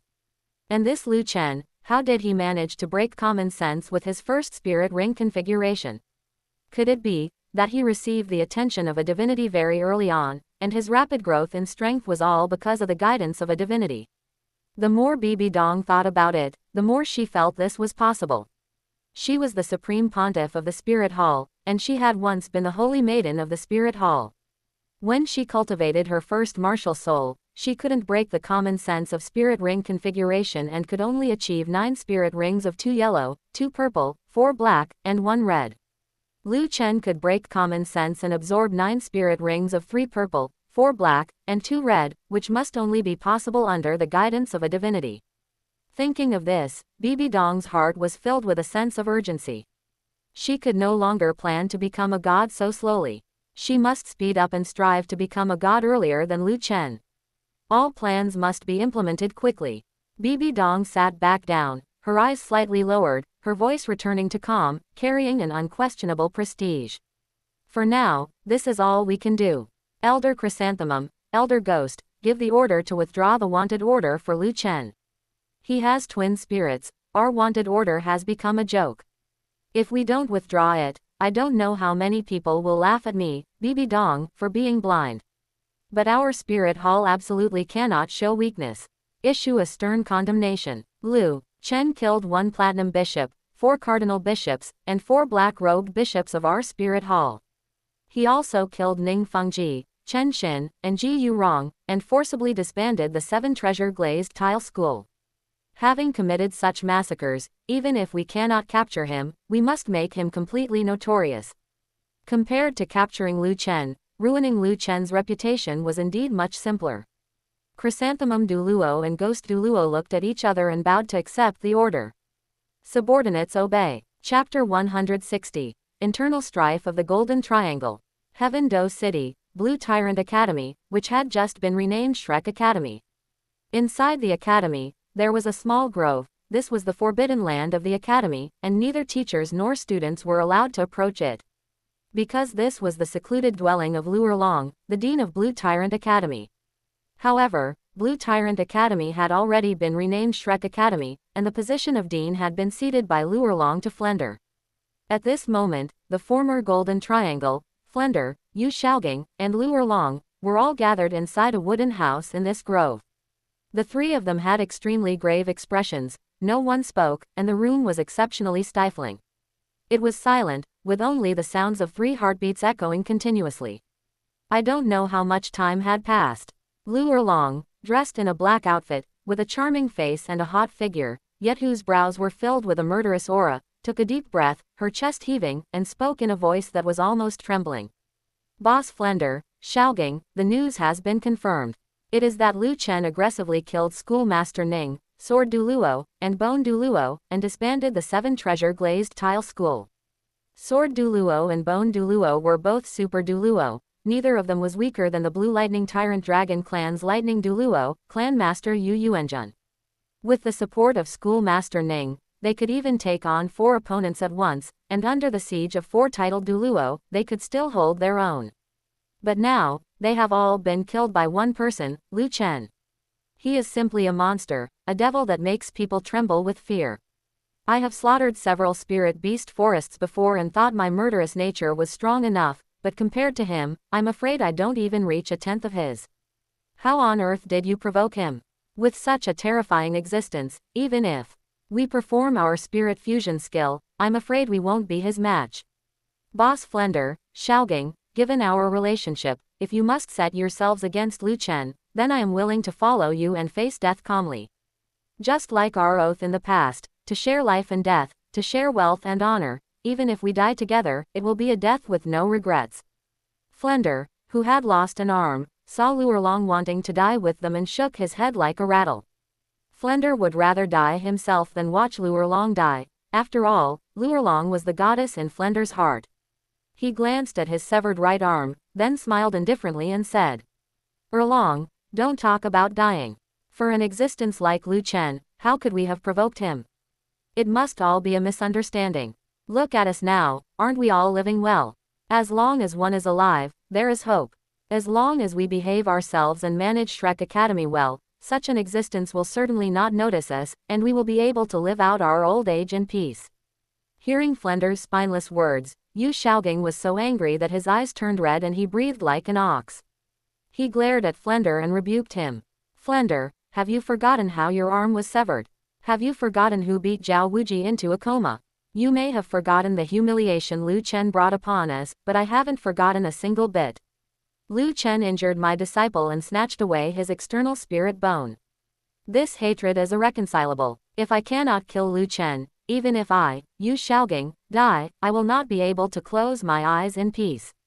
Hearing Yu Shaogang's gnashing words, Flender poured a bucket of cold water on him without hesitation.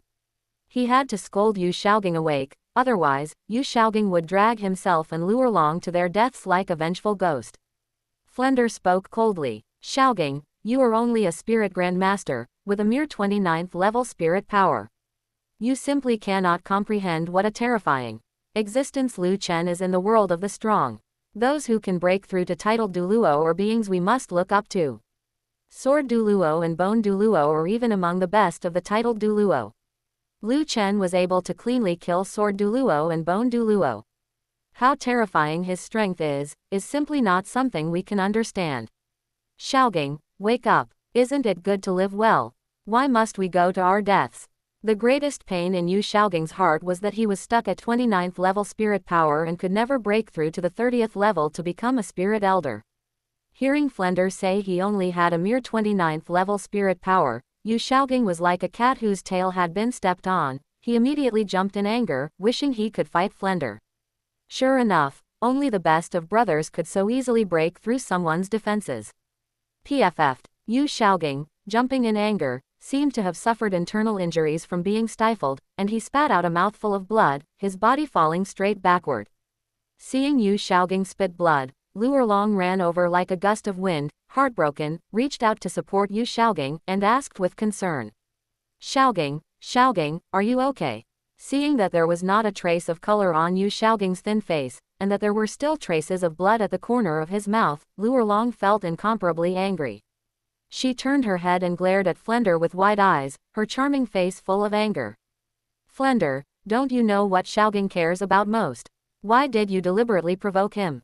If anything happens to Xiaogang, I will fight you to the death. Isn't it just death? When did you become so cowardly?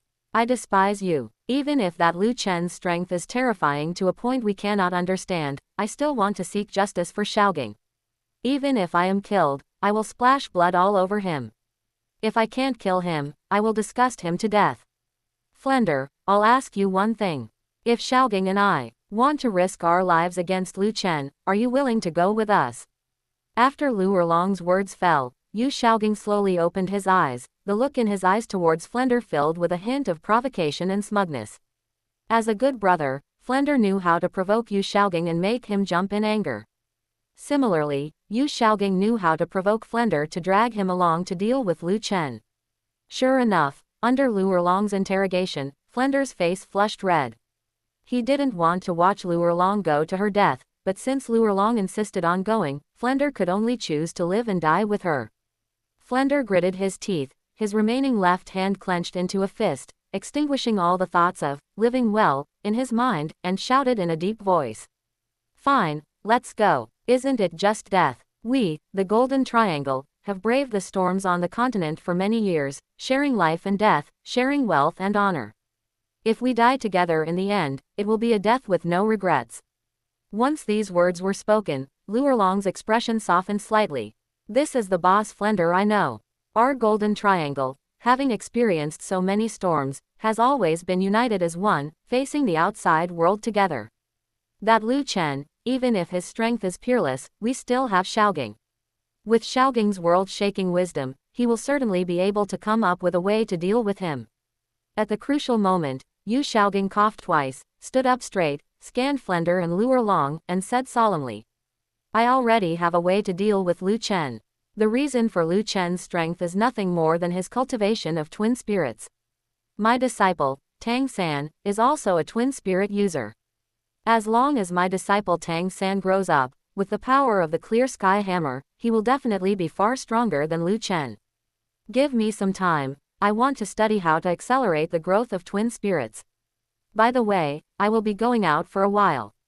You, help me take care of Tang San. Also, do not give up on searching for information about His Excellency Clear Sky. In the future, when my disciple Tang San grows up, let Tang San's second martial soul, the Clear Sky Hammer, be imbued with 900,000-year spirit rings. Then, combined with our Golden Triangle spirit fusion skill, Golden Sacred Dragon, and the cooperation of His Excellency Clear Sky, the three parties joining forces will definitely be able to kill Lu Chen. Let Lu Chen be a whetstone, grinding my disciple Tang San until he is sharp and bright. Tang San is someone I have cultivated with all my heart and soul, he definitely has the potential to surpass Lu Chen.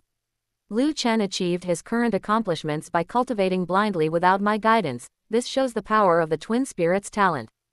Tang San's future achievements will definitely be above his. Yu Xiaoging's eyes were burning. He had filters on Tang San, feeling that under his guidance, Tang San's talent was unparalleled and his potential was bottomless. As long as the twin spirit's talent was developed, surpassing Lu Chen would be a matter of minutes. At this time, his good disciple, Tang San, was still in his room recuperating. He had his external spirit bone, the 8 spider lances, forcibly stripped away by Lu Chen, which had damaged his foundation to a certain extent. This resulted in his current 31st level spirit power being somewhat unstable. Now, Tang San was cultivating the mysterious heaven skill day and night, just wanting to stabilize his spirit power as soon as possible, but unfortunately, the effect was very slow. This made Tang San hate Lu Chen incomparably. He had already learned from Yu Xiaoging what had been snatched away by Lu Chen. An external spirit bone. In terms of preciousness, an external spirit bone is second only to a 100,000-year spirit bone. Because an external spirit bone has the potential to grow into a 100,000-year spirit bone, its value is immeasurable. Every time Tang San thought of this, he would gnash his teeth in hatred. Lu Chen, father, where are you? I have been bullied. I hope you can avenge me, just like when I snatched the work-study student quota from Lu Chen when I was little. Chapter 161, Ghost Leopard. The perspective returns to Lu Chen. After Lu Chen left the 7 treasure glazed tile school with Xiaowu and Zuqing, it did not take long for them to arrive at the Sunset Forest.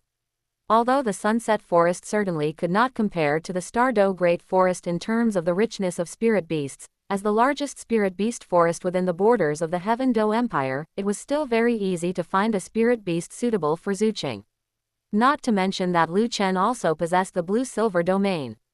As long as the blue-silver domain was activated, any movement within the entire Sunset Forest could not escape Lu Chen's perception. In just a moment, Lu Chen found a spirit beast suitable to serve as Zuqing's 3rd spirit ring. Subsequently, Lu Chen took Xiaowu and Zuqing and rushed to the location of this spirit beast at the fastest speed. Roar! In the forest, there was a black leopard-type spirit beast with a body length of 2.8 meters and a shoulder height of 1.4 meters. Its muscles were not overly bulky but presented a streamlined form. This black leopard-type spirit beast was named Ghost Leopard, a powerful spirit beast that possessed both speed and attack capabilities. At this moment, the Ghost Leopard also noticed the suddenly arrived Lu Chen and the others. It let out a roar from its mouth, carrying a tone of deterrence and probing.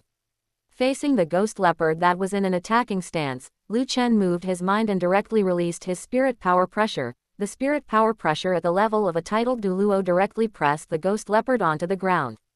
A woo! The Ghost Leopard let out a whimper mixed with fear and pain, as if a great mountain were pressing down on its body, and it lay on the ground completely unable to move. Within its pair of beast eyes, there was no longer a trace of ferocity or bloodthirst. What remained was only a sense of begging and fawning. Lu Chen pointed at the Ghost Leopard and introduced it. Zuqing, you are an agility attack spirit master. This Ghost Leopard spirit beast possesses both speed and attack capabilities. After absorbing its spirit ring, it will certainly bring you a significant improvement. However, this Ghost Leopard spirit beast has reached a limit of 2,000 years, exceeding the absorption limit of a general spirit master's 3rd spirit ring. I chose this spirit beast for you also because you have absorbed 2 spirit bones of about 50,000 years. After the tempering of the spirit bone energy, absorbing a 2,000-year spirit ring as your 3rd spirit ring will certainly be no problem at all. Go ahead, give it a quick end. Under my spirit power pressure, this Ghost Leopard spirit beast will not have any ability to resist. Zuqing nodded with a determined expression. I understand. Carrying 2 spirit bones of about 50,000 years, if I still cannot absorb a 2,000-year spirit ring, then even if I am burst apart by the spirit ring, it would be my own fault. As her voice fell, Zuqing summoned her Hell Civet Martial Soul Possession. Her body became more slender. As an agility attack spirit master, her muscles were not overly bulky. As her 5 fingers flicked, the nails on both hands extended more than a foot long, like sharp blades. And beneath Zuqing's feet, 2 yellow spirit rings rose up one by one. In the next instant, her 1st spirit ring shone brightly. Hell Rush Stab. Under the support of Hell Rush Stab, Zuqing transformed into a black shadow, rapidly flashing towards the Ghost Leopard's position. The Ghost Leopard's pupils constricted. It smelled the scent of death and struggled frantically, attempting to stand up, but Lu Chen's spirit power pressure was like a great mountain pressing on its shoulders from beginning to end. It made it completely unable to move. It whimpered from its mouth, the sound sharp and desolate, trying to stir Zuqing's sense of pity. However, Zuqing's will was firm and was not influenced at all by the ghost leopard's desolate cries. She raised her right claw, and the moment she approached the ghost leopard, with a tearing sound, she ripped open the ghost leopard's throat.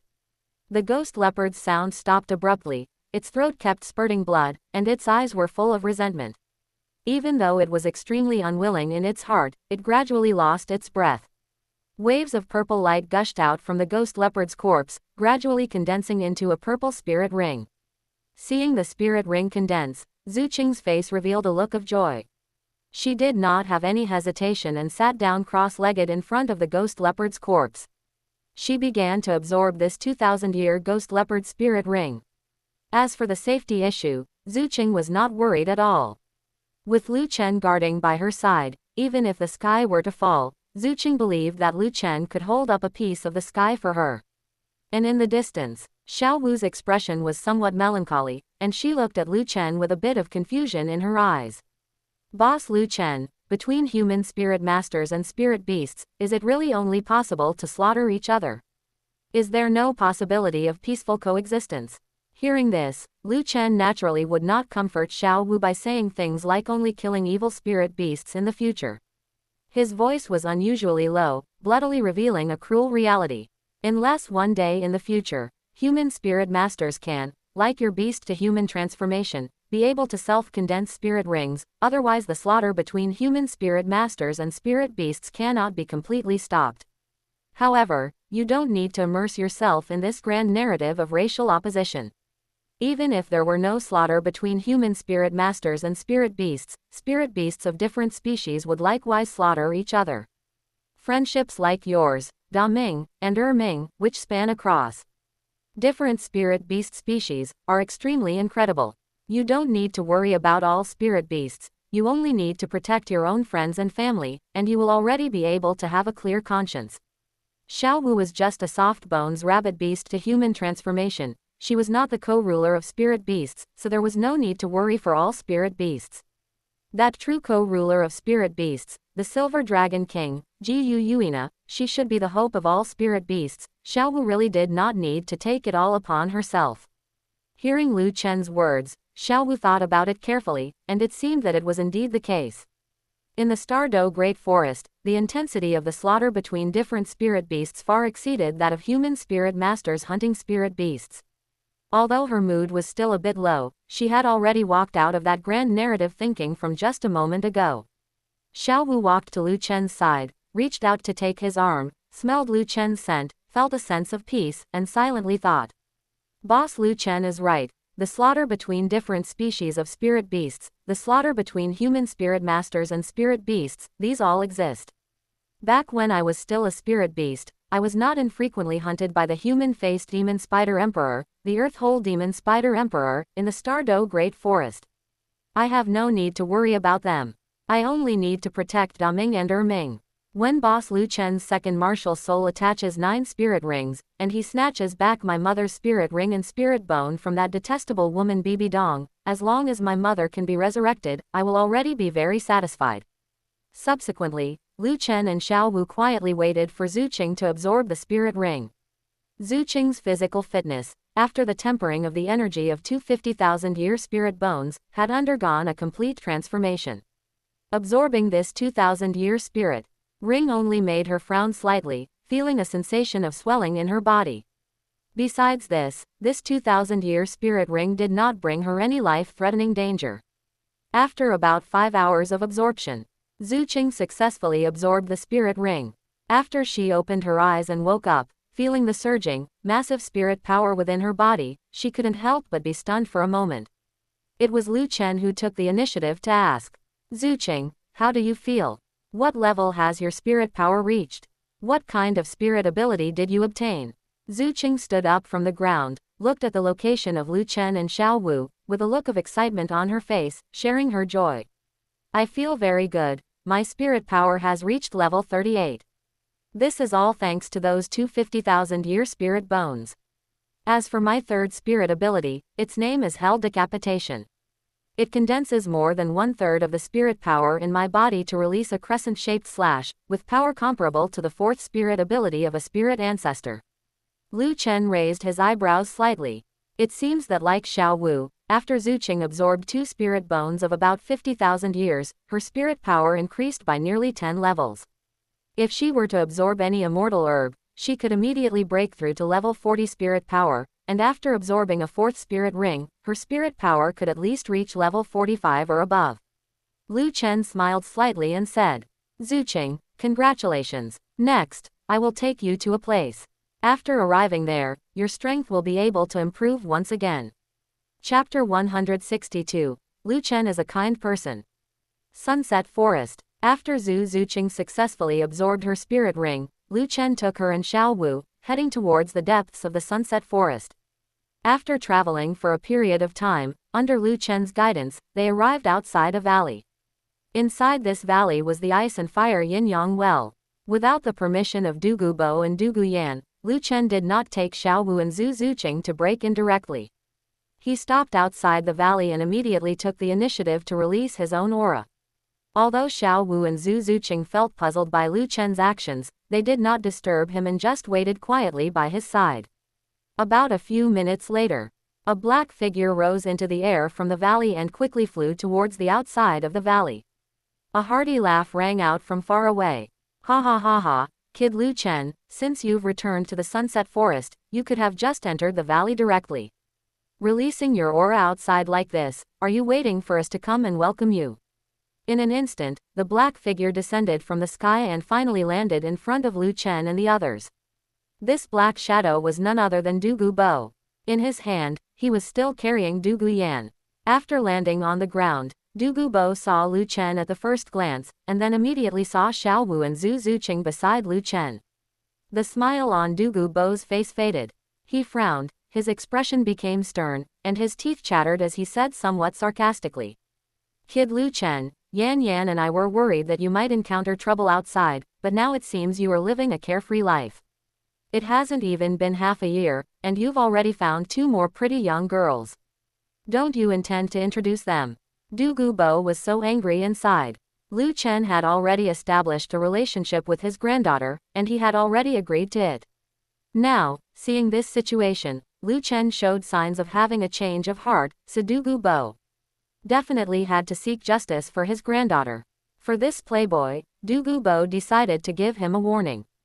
As if he didn't hear the sarcasm in Du Gubo's words, Lu Chen enthusiastically introduced the 2 sides. This is Xiao Wu, my roommate and classmate from the Notting Elementary Spirit Master Academy. Her spirit is a soft bones rabbit, rank 41 spirit power, and she is a gifted cultivation genius. This is Zuqing. She and Xiao Wu were once students at Shrek Academy. After Xiao Wu and I reunited, she also decided to join us on our journey. Her spirit is a hell civet, rank 38 spirit power, and she is also a talented cultivation genius. After introducing Xiao Wu and Zuqing, Lu Chen then introduced Du Gubo and Du Guyan to Xiao Wu and Zuqing. This is the famous poison Douluo on the continent, Du Gubo. His poison skills have reached the pinnacle, and he can be called a great grandmaster of the poison path. The several times I hunted spirit beasts before, it was all thanks to Brother Dugu's help that I finally succeeded in hunting the spirit beasts. This is Yan Yan, Du Guyan, Brother Dugu's granddaughter. Although Lu Chen introduced them very enthusiastically, the atmosphere at the scene was obviously a bit dull, and neither side greeted each other. To break this strange atmosphere, Lu Chen decided to change the subject. Anyway, after his introduction, both sides already knew each other. As long as the topic was changed well, they could quickly get through this awkward period. Lu Chen reached out to his storage soul tool and took out 5 spirit bones in succession. The 5 spirit bones, flashing with various colors of light, all emitted astonishing energy fluctuations. Lu Chen threw 2 of the spirit bones towards Du Gubo. Du Gubo's eyes were immediately attracted by the spirit bones. He scrambled to catch the 2 spirit bones and spoke with a shocked expression. This is a spirit bone. Lu Chen smiled indifferently and introduced them casually. That's right, These two 20,000-year spirit bones were dug out from two spirit Douluo of the 7 treasure glazed tile school. Brother Dugu, with these two 10,000-year spirit bones, your cultivation will certainly be able to advance further. This is a gift I prepared for you. After finishing, Lu Chen handed the remaining 3 spirit bones to Dugu Yan. Yan, this is the gift I prepared for you. I named this skull the Spirit Permanence Skull. The skull contains a spirit permanence skill, which can resist all mental shock, charm, and illusion skills. It can also resist the soul vibration when absorbing a 10,000-year spirit ring. I named this right arm bone the Mirror Reflection Right Arm Bone. The right arm bone contains a mirror reflection skill, which can condense a mirror through spirit power to reflect the full force attack of a spirit master of the same rank. These two spirit bones are at least 50,000-year spirit bones, which I personally dug out from Ningfengji. As for the last spirit bone, it is an external spirit bone. I named it 8 Spider Lances. It was produced by a 2,000-year-old man-faced demon spider. It is a highly poisonous spirit bone and is very compatible with Yan. Although the age is relatively low now, external spirit bones have growth potential. As long as it is cultivated properly, this 2,000-year-old 8 Spider Lances has the hope of growing into a 100,000-year spirit bone in the future. One cannot be blamed for giving too many gifts. With these 5 spirit bones, it would definitely make Dugubo and Dugu Yan unable to say a word of criticism. After all, in a while, he had to take Xiao Wu and Zhu Zuqing to the ice and fire yin-yang well to pick immortal herbs. Giving an irresistible heavy gift first would allow him to make his request confidently. The ice and fire yin-yang well was the grandfather and granddaughter's herb garden. Lu Chen was a kind person. Since he was planning benefits for his other women, he had to provide sufficient compensation. Sure enough, under the offensive of Lu Chen's 5 spirit bones, Dugu Bo and Dugu Yan were both shocked into silence. That was 5 spirit bones. For any spirit master, any single spirit bone was a supreme treasure. Not to mention that the spirit bones Lu Chen took out were either 10,000-year spirit bones or external spirit bones, which were even more top tier among spirit bones. The lowest quality ones, the 2 spirit bones given to Dugu Bo, were both 20,000-year spirit bones. If this were outside, even a titled Douluo would probably be unable to resist coming to fight for them. The 3 spirit bones given to Dugu Yan, 2 50,000-year spirit bones plus 1 2,000-year external spirit bone, would likely tempt even the Supreme Pontiff Bibi Dong of the Spirit Hall. Dugu Bo and Dugu Yan's breathing became increasingly rapid, their expressions shifted back and forth between shock and excitement, their heartbeats accelerated, and their hands holding the spirit bones were trembling slightly. After a long while, Dugu Bo suddenly realized something. He looked at Lu Chen with a dumbfounded expression and almost screamed. "Kid Lu Chen, you said, how did you get these spirit bones?" These two 20,000-year spirit bones of mine were dug out from 2 spirit Douluo of the 7 treasure glazed tile school. Those 2 50,000-year spirit bones of Yan's were dug out from the sect master of the 7 treasure glazed tile school, Ningfengji. What did you do to the 7 treasure glazed tile school? Chen Xin, Ji Yu wrong, didn't they stop you? Hearing this, Lu Chen stood with his hands behind his back. A breeze blew, fluttering his clothes. He said with a calm and light-hearted expression, "The 7 treasure glazed tile school has already been disbanded by me. The sect master Ningfengji and the 2 guardian Douluo, Chen Xin and Ji Yu wrong, have all been killed by me. And a bunch of high-level members of the 7 treasure glazed tile school. I killed 6 spirit Douluo and 18 spirit saints. I, Lu Chen, repay kindness and also repay grudges. Ningfengji always wanted to get rid of me. Now that my strength has grown, naturally, I need to completely resolve this hidden danger." Chapter 163. Inviting Dugu Bo to leave the mountain.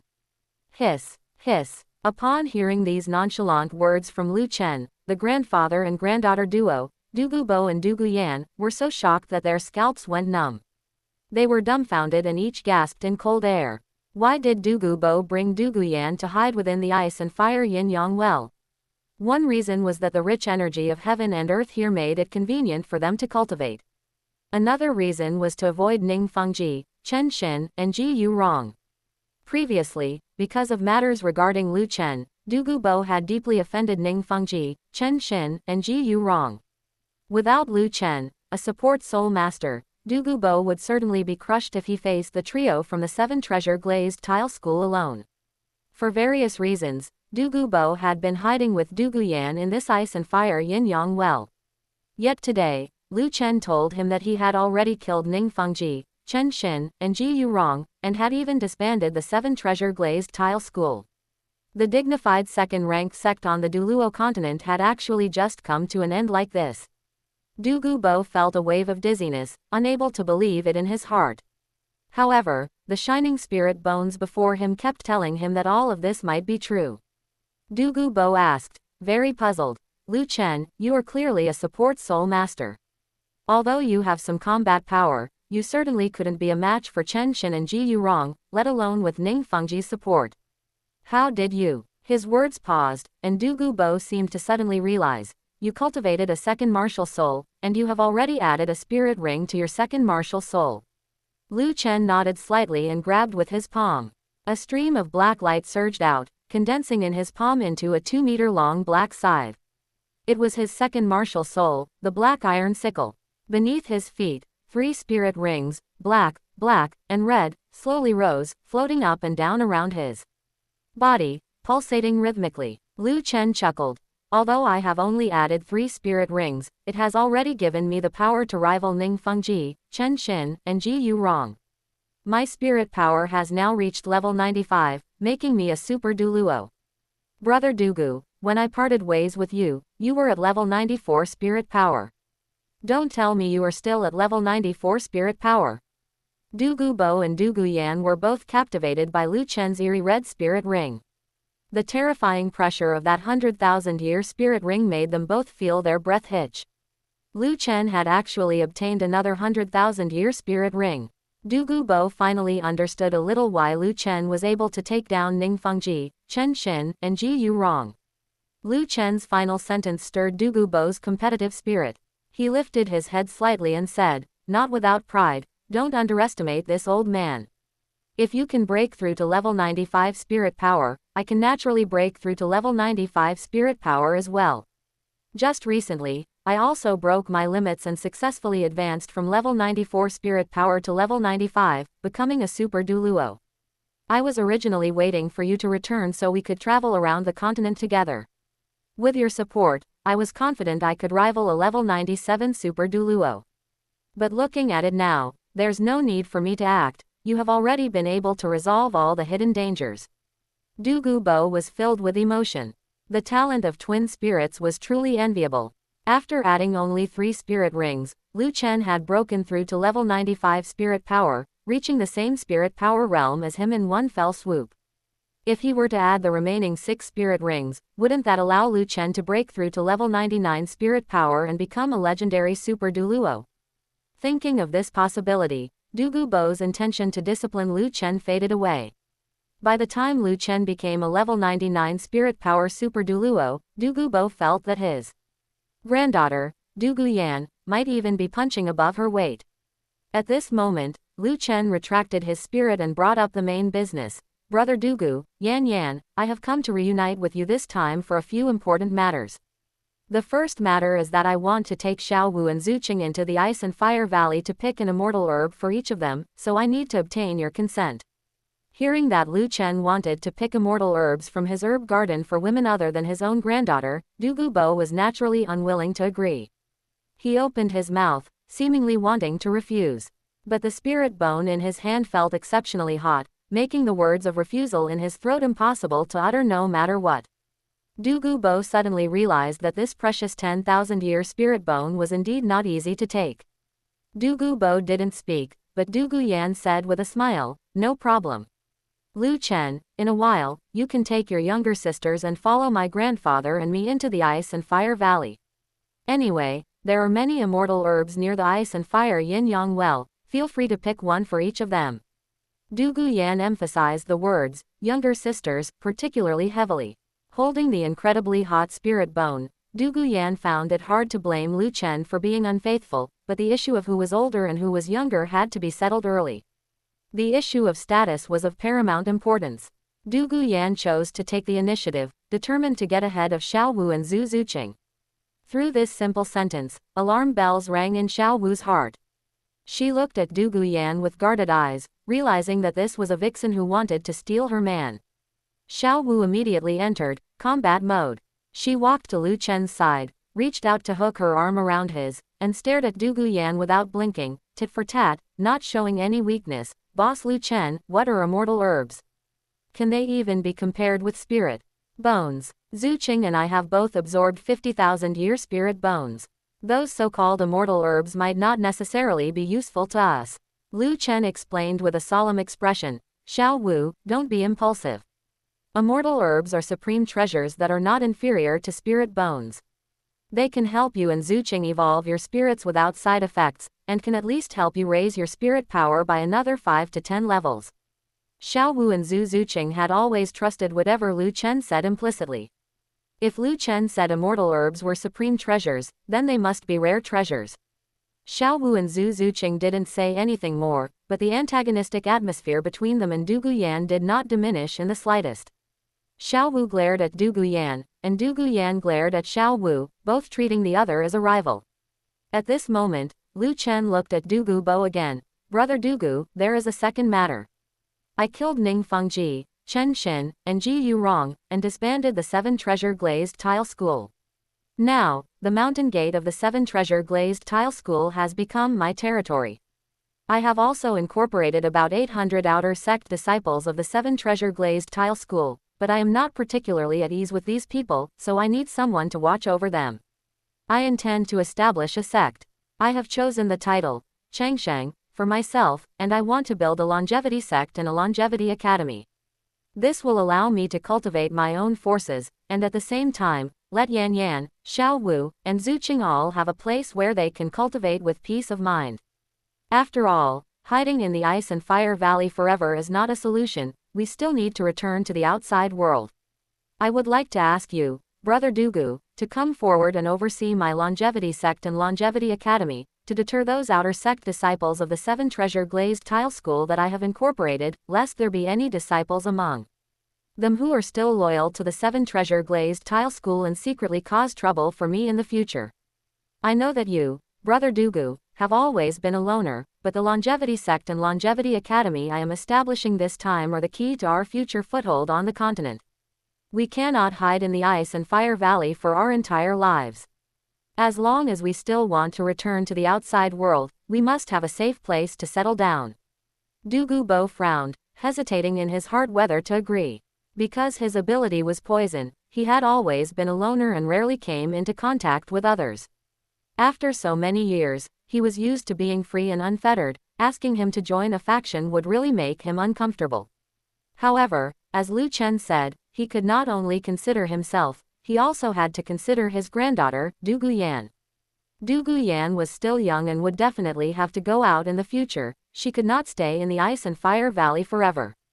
Du Gubo thought it over and over. In order to support Du Guyan, it seemed he had to come out of retirement himself. He let out a long sigh and nodded, saying, "Fine, then this old man will go with you. With the 2 of us, titled Douluos, your longevity sect and longevity academy, which haven't even been officially established yet, will already be a top-tier power on the continent." Chapter 164, The Advantage is Mine. After obtaining the consent of Du Gubo and Du Guyan, led by the 2 of them, Lu Chen, along with Xiao Wu and Zhu Qing, walked together towards the ice and fire Yin-Yang Well Valley. Along the way, Xiao Wu kept holding onto one of Lu Chen's arms, unwilling to let go, as if she were asserting her sovereignty in this way. Du Guyan naturally wouldn't admit defeat just like that. She swayed her water snake-like waist and walked gracefully to Lu Chen's side, a seductive, intoxicating fragrance wafting over Lu Chen and Xiao Wu's faces like a spring breeze. Immediately, Du Guyan also stretched out her arms to hug Lu Chen's other arm, causing that arm of his to instantly sink into a mass of soft, full cotton-like softness. Du Guyan softened her body, almost leaning her entire weight onto Lu Chen. With a slightly provocative gaze, she looked at Xiao Wu on Lu Chen's other side, as if silently saying, "You featherless little girl, what do you have to fight me with?" Du Guyan quickly withdrew her gaze from Xiao Wu and turned her eyes gently towards Lu Chen, as if wrapping him in a pool of spring water. Her tone was soft and coquettish, filled with deep concern, seemingly able to turn even the hardest steel into soft ribbons. Lu Chen, in the half a year you've been gone, you didn't know to come back early to see me and Grandpa. It made us worry about you all day, every day, here in the Ice and Fire Valley. We were worried about you encountering high-level spirit beasts you couldn't handle, and worried about you being hunted by Spirit Hall or other sect and family experts. Now that I see you've returned safe and sound, I'm truly so happy. Let's never be apart again, okay? Hearing these caring words, Lu Chen felt a warmth in his heart and comforted her with a chuckle. I've made you worry. Actually, you don't need to be anxious for me. With my life-saving spirit ability, even a titled Douluo wouldn't be able to catch me. Now that I'm back, as long as you are willing, you can certainly stay by my side from now on. Upon hearing this, Du Guyan smiled until her eyes curved into crescents, her bewitching, enchanting face revealing an expression of doting affection. Yay, then I'll definitely hold on to you and never let go from now on. Meanwhile, watching the interaction between Lu Chen and Du Guyan from the side, Xiaowu was so angry she was about to explode. This seductive, proactive, and gentle bad woman was definitely her formidable rival. Xiaowu gritted her teeth until they creaked. Now, Xiaowu deeply regretted that back when she was at Nuoding Academy, she shouldn't have stayed in the academy. When Lu Chen went out to hunt spirit beasts in his third year, she should have accompanied him. No matter what spirit beast Lu Chen wanted to hunt, she could have had Daming and Erming come to help. As long as she had stayed by Lu Chen's side, there definitely wouldn't have been any opportunity for this bad woman. It must be that this bad woman, relying on her grandfather being a titled Douluo, took the chance to hook up with Lu Chen while he was hunting spirit beasts. Although Xiaowu was angry, she didn't lose her temper. Losing her temper in front of Lu Chen would certainly leave a bad impression of her having a terrible temper. To attract Lu Chen's gaze, she could only be more seductive, more proactive, and more gentle than that bad woman opposite her. Xiaowu silently sized up Du Guyan. Although her appearance wasn't devastatingly beautiful, that seductive, enchanting temperament, the hot figure with a slim waist and long legs, and the ample bosom that only a mature woman would possess, these were all things she didn't have. Xiaowu looked down at her own flatness, and a stifled anger rose in her heart again. Why was she growing so slowly? Although she didn't have it, fortunately, her sister did. Xiaowu let go of Lu Chen's arm and turned to wave at Zuqing. Zuqing, come over quickly. Although Zuqing didn't fight or compete, that didn't mean she didn't crave more of Lu Chen's attention. Hearing Xiaowu's call, Zuqing was stunned for a moment, then she held her head high and stepped forward quickly. When Zuqing walked to their side, she was given a forceful push by Xiaowu, almost pushing her into Lu Chen's arms. Zuqing immediately understood the implication and took the opportunity to hug one of Lu Chen's arms. She pursed her lips slightly, feeling a bit shy, but she also knew to fully utilize her advantages, letting Lu Chen sink into that ultimate softness. Seeing this, Xiaowu raised her eyebrows. Hey, this girl isn't stupid. Now there are two of us, and that bad woman only has one. 2 against 1, the advantage is mine. Xiaowu glared provocatively at Du Guyan. Boss Lu Chen, we grew up together, and from now on, both Zuqing and I will always stay with you. Facing Xiaowu's provocation, Du Guyan ignored her, her gaze locked tightly onto Zuqing. She felt secretly puzzled in her heart. How on earth did she grow like that? Although she is also a featherless little girl, why is her development so off the charts? Beneath that youthful face, there is such a pair of lethal weapons. Could it be that Lu Chen likes this kind of contrast? What a formidable rival. It seems I need to be extra vigilant from now on. At this moment, Lu Chen certainly discovered that Du Guyan, Xiaowu, and Zuqing were fighting for favor and competing against each other because of him. But he remained silent throughout, because as a beneficiary, he had absolutely no reason to step out and stop Du Guyan, Xiaowu, and Zuqing. He was enjoying all their tenderness. How could he possibly step out to stop all of this? As for Du Gubo walking in front, hearing his granddaughter Du Guyan competing with the other two girls for Lu Chen's affection, his face darkened, he couldn't bear to watch. However, the abundant energy fluctuations emitted by the two spirit bones in his arms left him with no confidence to reprimand Lu Chen. He could only circulate his spirit power, his figure soaring forward like a giant rock spreading its wings, and in the blink of an eye, he disappeared from sight. Seeing this situation, Lu Chen finally spoke up.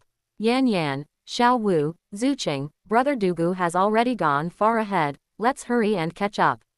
As his voice fell, Lu Chen took Douluo Yan, Xiao Wu, and Zuqing, and sped up as they rushed towards the valley where the ice and fire yin-yang well was located.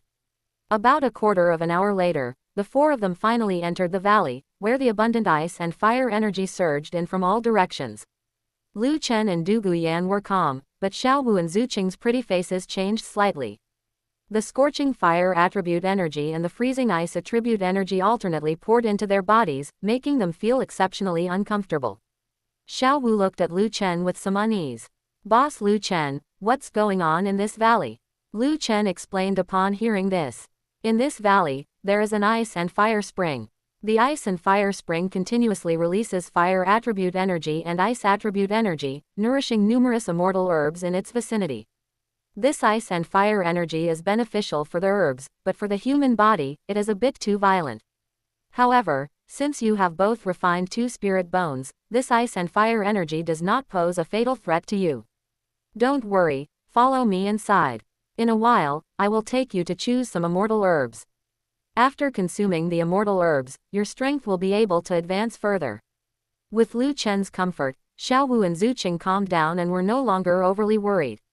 They entered the valley together and met up with Douluo, who had arrived in the valley a step ahead of them. Lu Chen's gaze swept over Douluo and Douluo Yan. Brother Douluo, Yan Yan, leave the next matters to me. You go and refine your spirit bones first. Brother Douluo, once you absorb the 20,000-year spirit bones, it will certainly allow your strength to advance further. Breaking through from level 95 spirit power to level 96 spirit power is not impossible. Yan Yan, once you absorb your 3 spirit bones, both your mental force and spirit power will have a huge improvement. If you haven't become a spirit emperor yet, these spirit bones will allow you to immediately break through to level 60 spirit power. If you have already become a spirit emperor, these spirit bones will also allow your spirit power to reach above level 63. Hearing Lu Chen say this, Douluo Yan's eyes flashed. She glanced at Xiao Wu and Zuqing, and said with a bit of smug, Tsunere pride. You've been gone for half a year, but I haven't been idle. Through my diligent cultivation, my spirit power has long reached level 60. With Grandpa's help, I hunted a 35,000-year-old poison dragon and absorbed its spirit ring as my 6th spirit ring, which brought me a powerful attack spirit ability, the Jade Phosphorus Destruction Beam. Now, my spirit power has already reached level 62. Hearing this, Xiao Wu and Zuqing felt immense pressure. This seductive, proactive, and gentle bad woman was actually a spirit emperor with level 62 spirit power. They had fallen too far behind, now they had to strive to catch up. Lu Chen said in admiration. Yan Yan, I underestimated you. With your level 62 spirit power, and after absorbing the mental stabilization skull, the mirror reflection right arm bone, and the external spirit bone 8 spider lances, it will definitely bring you a huge improvement. Upon hearing this, a look of longing appeared on Douluo Yan's face, and her gaze towards Lu Chen became increasingly gentle, as if it could drip water. After all, the spirit bones Lu Chen gave her were all the best of the best, 2 50,000-year spirit bones, plus 1 external spirit bone. The preciousness of these spirit bones was enough to drive a titled Douluo crazy. Under Lu Chen's persuasion, Douluo took 2 spirit bones, and Douluo Yan took 3 spirit bones, each returning to their residence in the valley to start absorbing the spirit bones. Remaining on the spot were only Lu Chen, Xiao Wu, and Zuqing. Chapter 165. Yearning Heartbroken Red and a Love-Struck Brain. After Douluo and Douluo Yan both went to absorb their spirit bone, Lu Chen said to Xiao Wu and Zuqing beside him, Xiao Wu, Zuqing, come with me, we are going to pick some immortal herbs. Upon hearing this, Xiao Wu and Zuqing exchanged a glance, their eyes filled with anticipation. Through Lu Chen's introduction, they already knew that these so-called immortal herbs were treasures comparable to 10,000-year spirit bones. Once absorbed, these immortal herbs could help them increase their strength without any side effects. Ever since Xiao Wu and Zuqing learned that Douluo Yan was a spirit emperor with level 62 spirit power, their hearts had been filled with a sense of urgency. They both desperately wanted to improve their strength and catch up to Douluo Yan as soon as possible, so as not to be suppressed by her all the time. They followed behind Lu Chen, walking towards the ice and fire yin-yang well. Lu Chen walked in front, looking left and right. Although they were there to pick immortal herbs, he had actually already decided which ones to give to Xiao Wu and Zuqing. For Xiao Wu, it was the yearning heartbroken red from the original plot, but this was a flower of ultimate affection. It required the blood of true love to be poured onto it before it could be plucked. Whether or not Xiao Wu could truly obtain it would depend on whether her feelings were sincere. However, there shouldn't be any problem. Xiao Wu was a love-struck fool. Once she had set her heart on someone, she could even sacrifice her life for him. Yearning heartbroken red and a love-struck brain were the perfect match.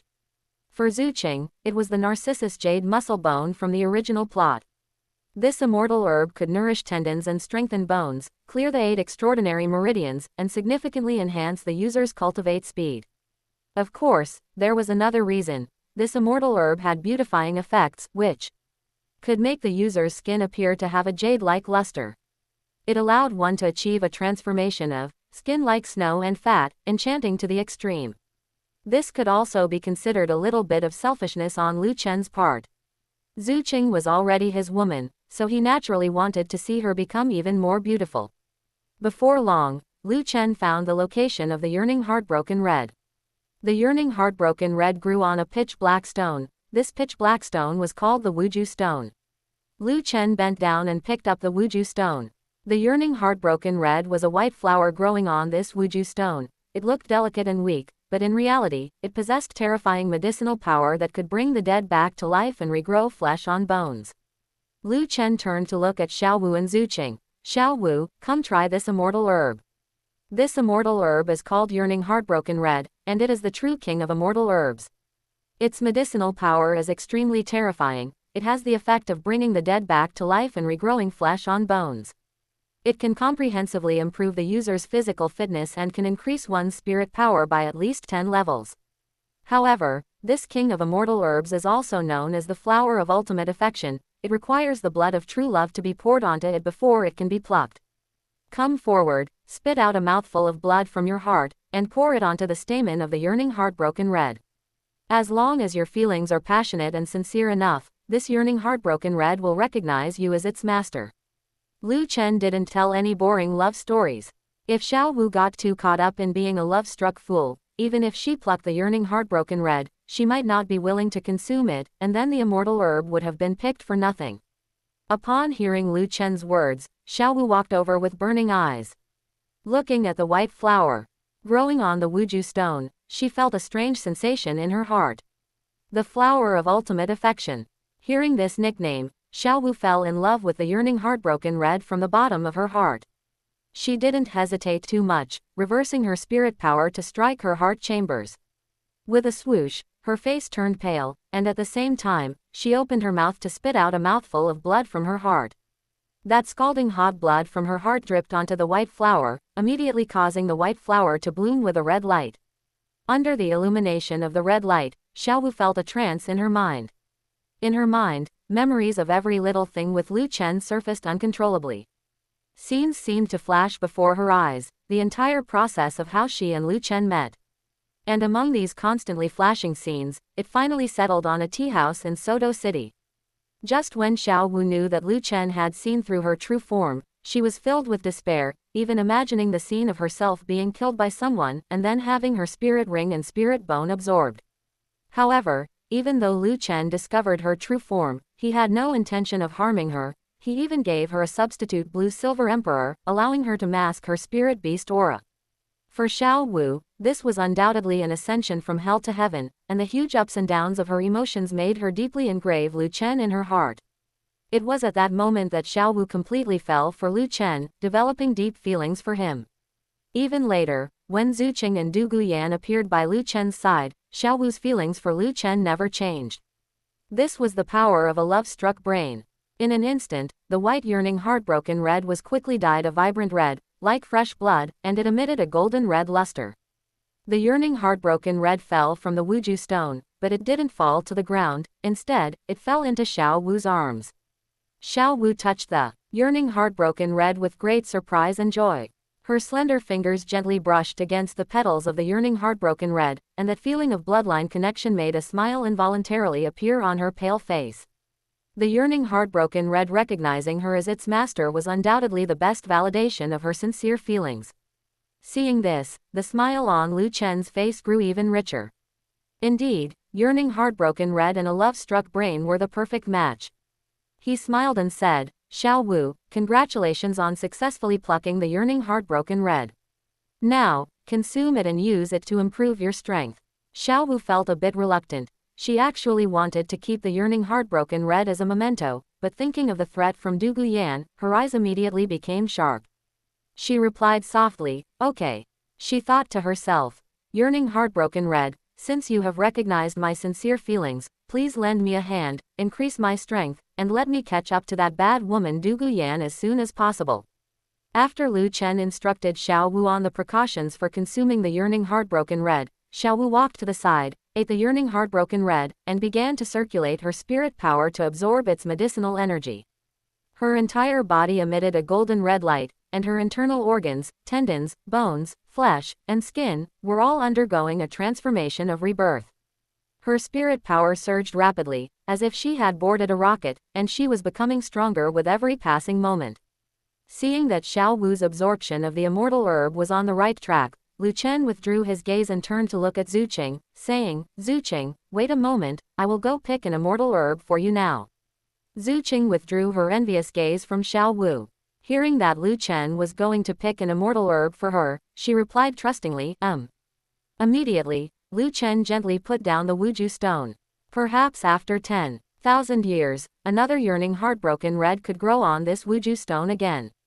After some searching by Lu Chen, using the blue-silver domain to communicate with the immortal herbs, it didn't take long for Lu Chen to find the Narcissus jade muscle bone. This Narcissus jade muscle bone appeared as a whole white, crystalline flower herb, with a shape as pure and flawless as a green lotus or white lotus root. Its petals and stems displayed a jade-like luster. Without damaging the roots of the Narcissus jade muscle bone, Lu Chen plucked it and turned to walk back to Zuqing's side. Lu Chen extended the Narcissus jade muscle bone in his hand.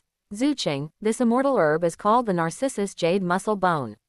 Although it is slightly inferior to the yearning heartbroken red, it is still a top-tier immortal herb. It has the effects of nourishing tendons and strengthening bones, enhancing the endurance of a spirit master's bones and meridians, clearing the 8 extraordinary meridians, and significantly increasing the efficiency of spirit power circulation and cultivate speed."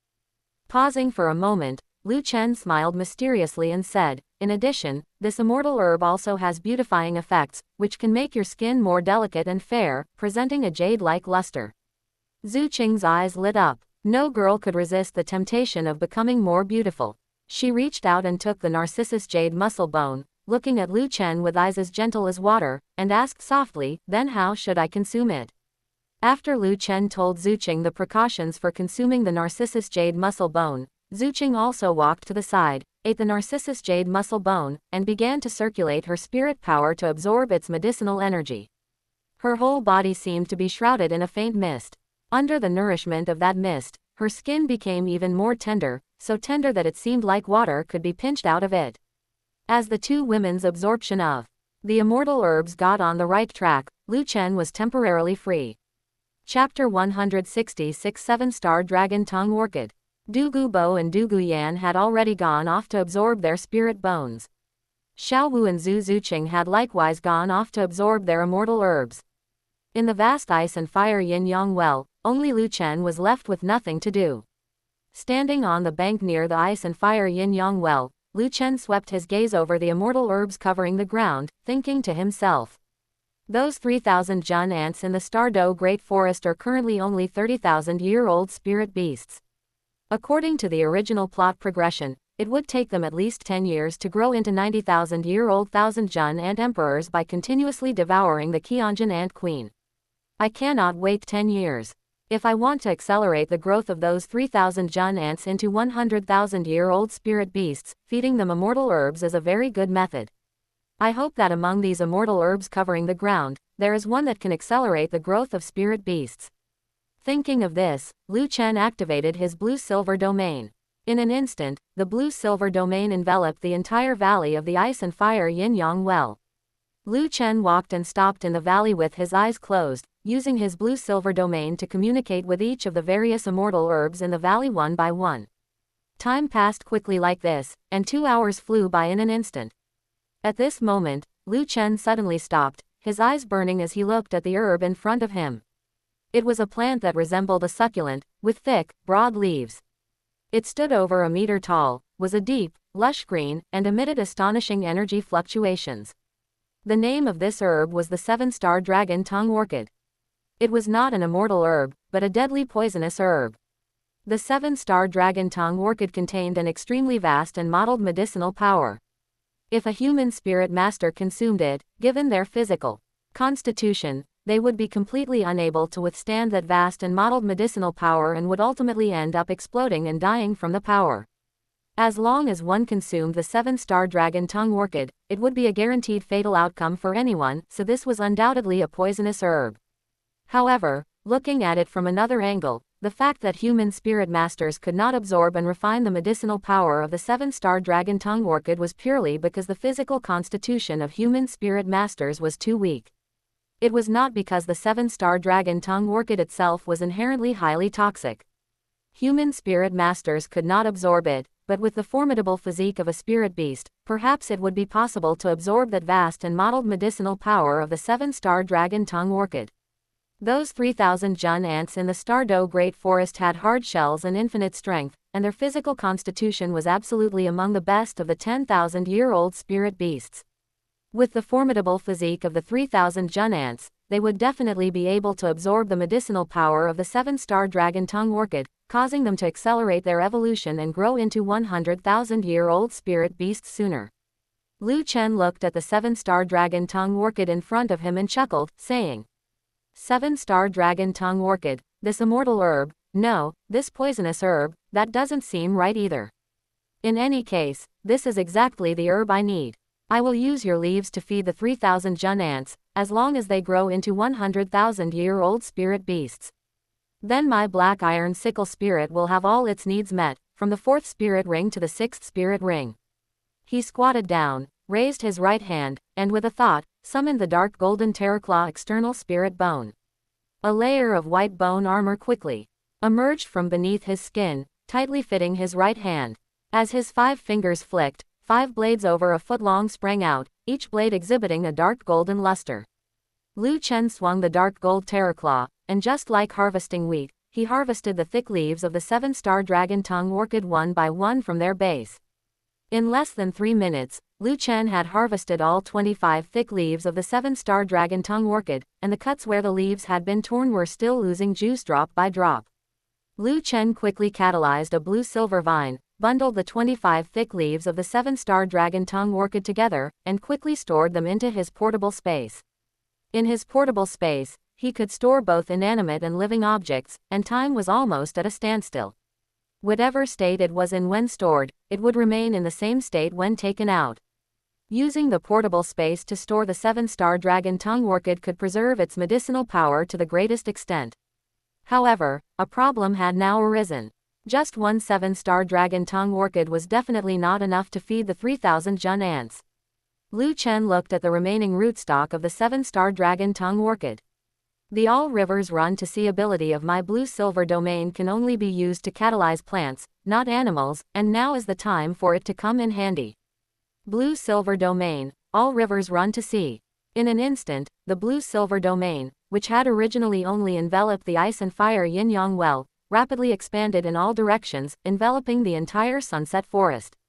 With Lu Chen's current strength, letting his blue-silver domain envelop the entire sunset forest was just an easy task. In less than 10 minutes, the entire sunset forest had been completely covered by the blue-silver domain. All the blue-silver grass in the sunset forest was cheering and leaping for joy at this moment, greedily absorbing the life aura of the blue-silver domain.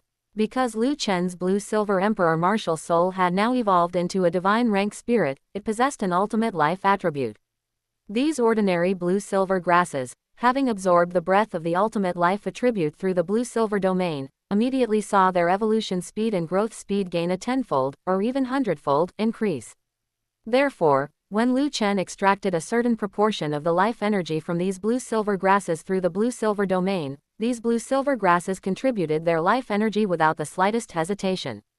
The life energy of one stalk of blue-silver grass was only a wisp, very weak. But in this entire sunset forest, the number of blue-silver grass growing was over 10 billion. The life energy gathered together was like a vast ocean. Wisps of blue light gathered in the sky into a blue ocean, continuously surging towards the location of the ice and fire yin-yang well. Lu Chen gathered a near-massive amount of life energy through the network of the blue-silver domain, and then he poured this life energy into the rootstock of the 7-star dragon tongue orchid. The 7-star dragon tongue orchid, as if it had eaten a powerful tonic, actually began to grow new leaves one after another at a speed visible to the naked eye. In this ice and fire yin-yang well, it could already accelerate plant growth tenfold or hundredfold, and now Lu Chen was continuously pouring in life energy. This caused the 7-star dragon tongue orchid to directly gain 1,000-fold or 10,000-fold growth speed. Lu Chen watched the 7-star dragon tongue orchid grow new leaves at a speed visible to the naked eye, and he nodded with great satisfaction. According to this growth speed, in just 3 more days, the 7-star dragon tongue orchid will be ready to be harvested again. Harvesting one 7-star dragon tongue orchid every 3 days, I will soon be able to collect enough 7-star dragon tongue orchids needed to raise all 3,000 Jun ants to 100,000-year-old spirit beasts. Now, my black iron sickle's 4th to 6th spirit rings are completely taken care of. Lu Chen sat down on the spot, and watching the 7-star dragon tongue orchid grow at a speed visible to the naked eye, he felt very happy. Chapter 167, Ghost Tiger. Ice and Fire Yin-Yang Well. As time passed, about 8 hours later, Xiaowu and Zhu Zuqing's absorption of the immortal herb was nearing its end. Xiaowu was absorbing the yearning heartbroken red, the true king of immortal herb, possessing the terrifying medicinal power to bring the dead back to life and regrow flesh and bone. After initially absorbing its medicinal power, it could at least increase the user's spirit power by 10 levels. As a beast-to-human transformation, Xiaowu relied on absorbing the medicinal power of the yearning heartbroken red to increase her spirit power from level 41 to level 50, and immediately began to self-condense her 5th spirit ring. Before reaching level 70 spirit power, Xiaowu did not need to hunt spirit beast for spirit rings, she could completely self-condense them, and the ones she condensed were always the most compatible with herself. Zhu Zuqing was absorbing the Narcissus Jade muscle bone, and after finishing the absorption of its medicinal power, she quickly opened her eyes and woke up. Absorbing the medicinal power of the Narcissus Jade muscle bone greatly strengthened her physical fitness, making her muscles and bones exceptionally tough, clearing almost all the meridians in her body, and giving her whole body a sense of clarity. With a mere thought from Zhu Zuqing, her spirit power could circulate throughout her entire body and limbs. In high-intensity combat, this could increase her strength by at least 30%. Furthermore, looking at her appearance, the skin Zhu Zuqing had exposed revealed a jade-like luster, as if it were ivory-white jade, crystal clear, delicate, and fair, so tender it seemed as if one could pinch water from it. After waking up, Zhu Zuqing felt the improvement in her own strength and was immediately stunned, unable to collect her thoughts for a long time. Her strength had improved too quickly. Zhu Zuqing had never imagined that in less than 3 short days, she could rise from level 28 spirit power to her current level 40. Level 40 spirit power was not Zhu Zuqing's limit, it was just because she lacked a 4th spirit ring that the spirit power accumulated within her body had not been fully released. Once Zhu Zuqing absorbed her 4th spirit ring, her spirit power would continue to advance rapidly. And all of this was because of the 250,000-year-old dark attribute spirit bone Lu Chen had given her, as well as the immortal herb, the Narcissus Jade muscle bone. Thinking of this, Zhu Zuqing felt filled with gratitude toward Lu Chen. She quickly stood up and scanned her surroundings, searching for Lu Chen's figure. The surroundings were enveloped in a blue light, but Zhu Zuqing still quickly found Lu Chen, who was sitting cross-legged not far away. Seeing that Lu Chen was focused on what was in front of him, Zhu Zuqing did not call out to him. She just walked over on tiptoe and then knelt beside Lu Chen. Without making a sound to disturb Lu Chen, she just quietly gazed at his profile.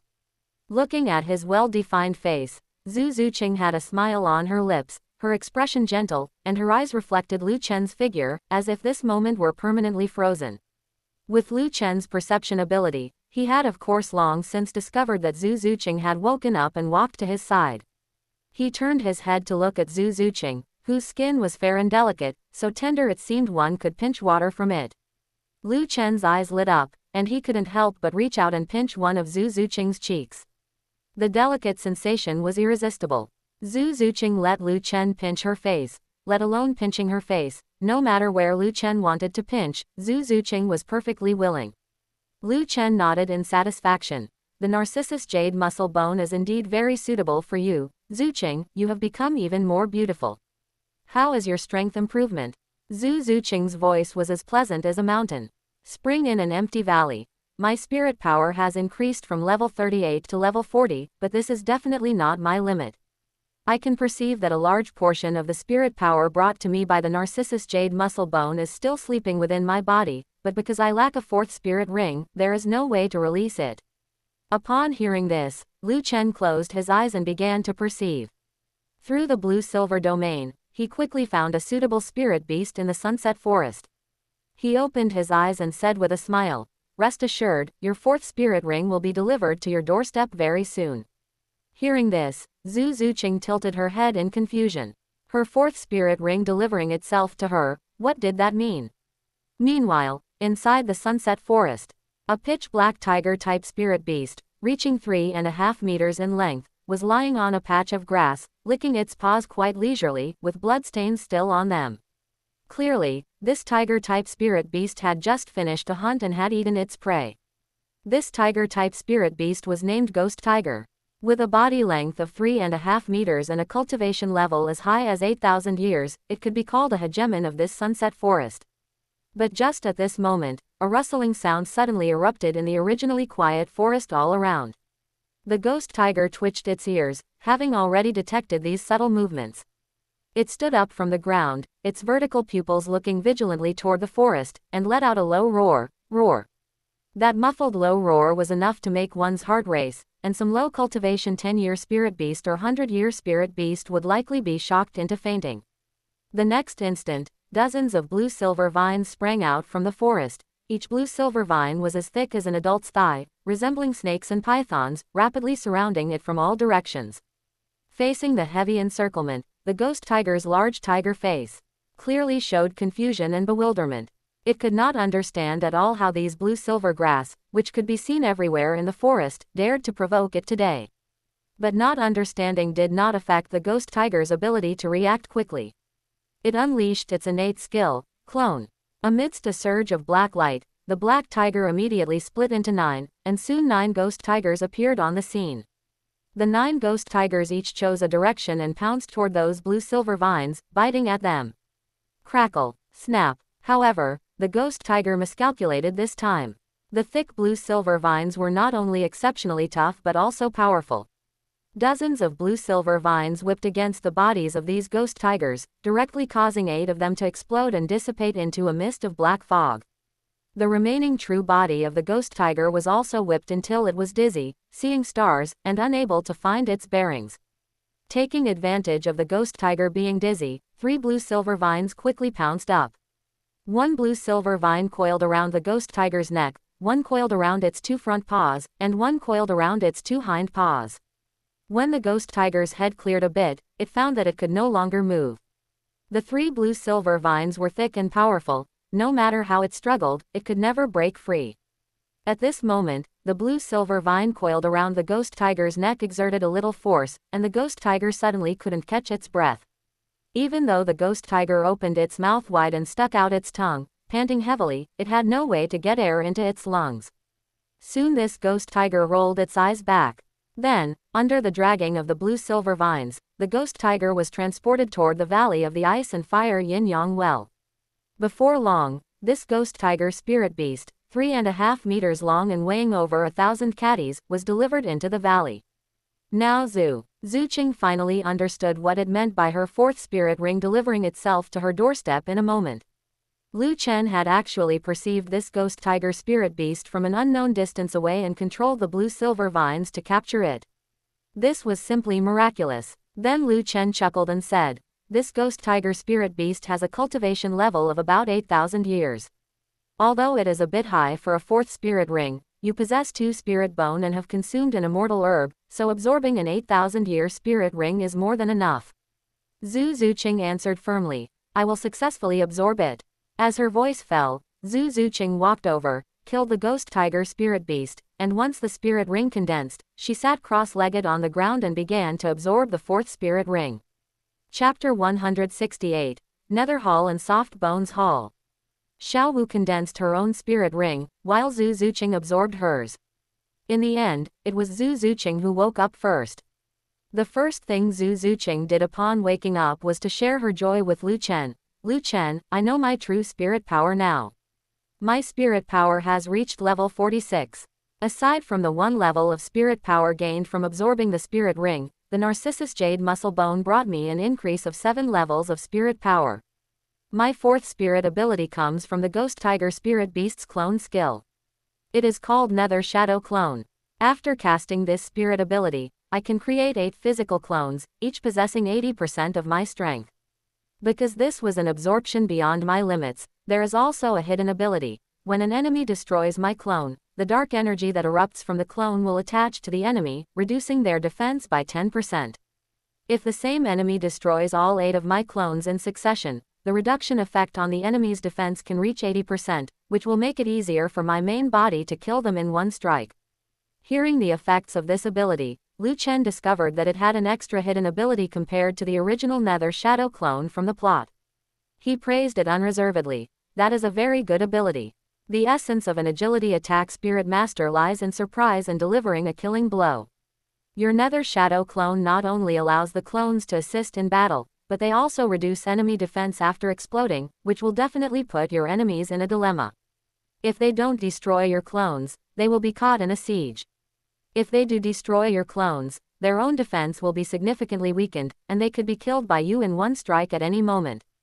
Zuqing, this ability is very suitable for you. Cultivate well. Once you break through to level 70 spirit power and absorb your 7th spirit ring to become a spirit saint, I will open a separate hall for you within my longevity sect. I will name it after your spirit, calling it Nether Hall, and you will be the Hall Master. Nether Hall will recruit and train agility attack spirit masters, responsible for 2 areas of work. On one hand, it will be responsible for the protection of the sect. If the sect is attacked by enemies, your agility attack spirit masters in Nether Hall will fully utilize your speed advantage to launch a counterattack immediately and delay the enemy's advance. On the other hand, it will be responsible for monitoring the interior of the sect. Our sect is still a makeshift operation, and I don't completely trust those 7 treasure glazed tile school disciples we've incorporated, so I need you to help me keep an eye on them. Once you discover any disciples who are disloyal, Nether Hall will be responsible for hunting them down, or even killing them. Nether Hall will be a sharp sword in my hand. I have high hopes for both you and Nether Hall. Zuqing, do not let me down. Hearing this, Zhu Zuqing's expression turned solemn. Her delicate face revealed determination and firmness. As if taking an oath, she said solemnly, Lu Chen, I and my Nether Hall will definitely become that sharp sword in your hand. Whether it is external enemies or internal traitors, I will clear them all out for you. Lu Chen nodded with a smile. Then, not knowing what he was thinking, he rubbed his chin and suddenly put on a straight face. Hall Master Zhu, please address me by my title when working in the future. Zhu Zuqing was stunned for a moment. She looked at Lu Chen's face. Although he was expressionless, there was playfulness in his eyes.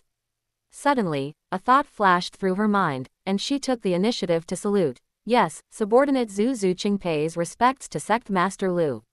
Lu Chen burst into laughter. Good, good, good. Hall Master Zhu, no need for formalities. Role-playing is really interesting. Is this bad taste? No, this is romantic fun. Hearing Lu Chen laugh, Zhu Zuqing knew she had guessed correctly. Normally, Lu Chen always gave people a sense of security and reliability, making Zhu Zuqing habitually view him as someone to rely on. Now that Lu Chen had finally revealed a playful side, Zhu Zuqing pursed her lips and smiled. As long as Lu Chen wanted to play, she could accompany him at any time. Emotional value is also value. In Zhu Zuqing's heart, as long as it could make Lu Chen happy, she was willing to bravely try. Just at this moment, Xiao Wu also successfully condensed her 5th spirit ring and opened her eyes, waking up. She asked with some confusion, What sect master, what hall master? What were you two talking about just now? Seeing Xiao Wu wake up, Lu Chen smiled and explained to her, I plan to open a hall for Zuqing in my longevity sect, named Nether Hall, to recruit and train agility attack spirit masters. I will entrust Zuqing and Nether Hall with important responsibilities in the future. Xiao Wu's eyes grew brighter and brighter as she listened. She immediately jumped up from the ground, her tone filled with longing, and she said coquettishly, Boss Lu Chen, no, Sect Master Lu, Zuqing is the Hall Master of Nether Hall, so what position do you plan to arrange for me? Hearing this, Lu Chen put on a thoughtful expression and did not answer Xiao Wu's question for a long time. Xiao Wu eagerly stepped forward, came to Lu Chen's side, raised her small hand, made it into a fist, and gently pounded on Lu Chen's shoulder with a flattering smile. Sect Master Lu, I am not bad either. After absorbing Yearning Heartbroken Red, my spirit power increased by 10 levels, and I have now breakthrough to level 51 spirit power.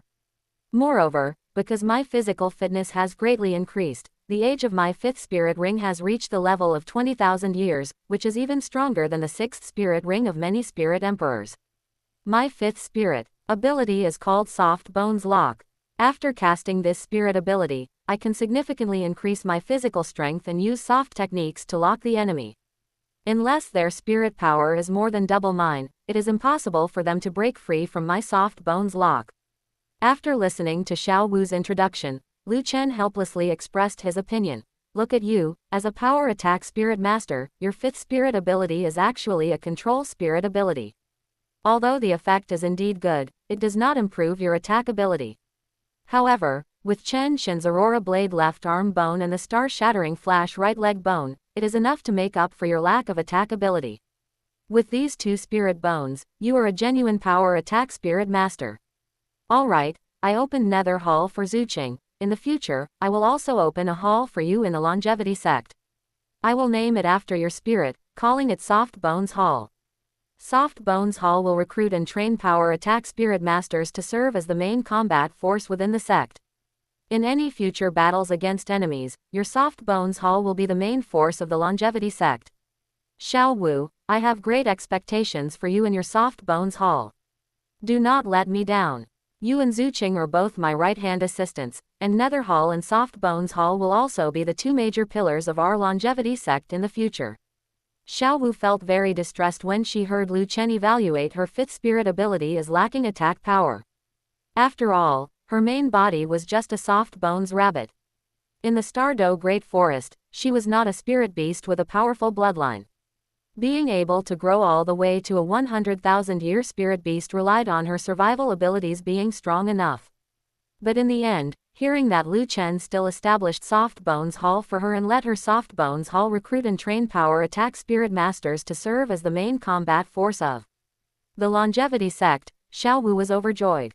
In the Stardow Great Forest, she was the boss of Daming and Erming. Back in Dorm 7, she was also the second in command after boss Lu Chen. Xiao Wu liked the feeling of being surrounded by followers, so she happily agreed. Yes, subordinate Xiao Wu pays respects to Sect Master Lu. I and my Soft Bones Hall will definitely not let Sect Master Lu down. Chapter 169, Returning to the Sect. Xiao Wu and Zuqing had finished absorbing the immortal herbs, and another day had passed. Douluo Bo and Douluo Yan had also finally finished absorbing their spirit bones. Before anyone had arrived, a string of laughter-like silver bells quickly drifted over from the distance. It was Douluo Yan's laughter.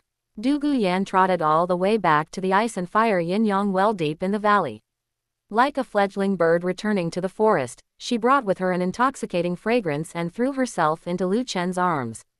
She didn't care at all about the fiery glares coming from Xiao Wu and Zuqing nearby. Douluo Yan pressed her face tightly against Lu Chen's chest, and with a tone of excitement and surprise, she said, Lu Chen, you definitely can't imagine what a huge improvement the 3 spirit bones you gave me have brought me. 1 mental permanence skull bone raised my mental force to a level approaching a titled Douluo, and 1 mirror reflection right arm bone raised my spirit power from rank 62 to rank 65. And that external spirit bone, the 8 spider lances, although it didn't bring me any increase in spirit power, it further improved my physical fitness. This external spirit bone is the most precious, it has brought me infinite possibilities. Thank you so much. How should I thank you to express the gratitude in my heart? Hearing this, Lu Chen chuckled and reached out to gently pat Douluo Yan on the back. Yan, if you want to thank me, then join my longevity sect. You are already at rank 65 spirit power. Keep working hard, and once you break through to rank 70 spirit power and absorb your 7th spirit ring to become a spirit saint, you can serve as a hall master. Within the longevity sect, I will establish the Green Phosphorus Hall for you to recruit and train control spirit masters to serve as the strategic support force for the longevity sect. Xiao Wu's Soft Bone Hall consists of power attack spirit masters responsible for frontal assaults, and Zuqing's Nether Hall consists of agility attack spirit masters responsible for flanking and harassment. Your Green Phosphorus Hall will consist of control spirit masters responsible for controlling the entire battlefield and providing strategic support to weak points.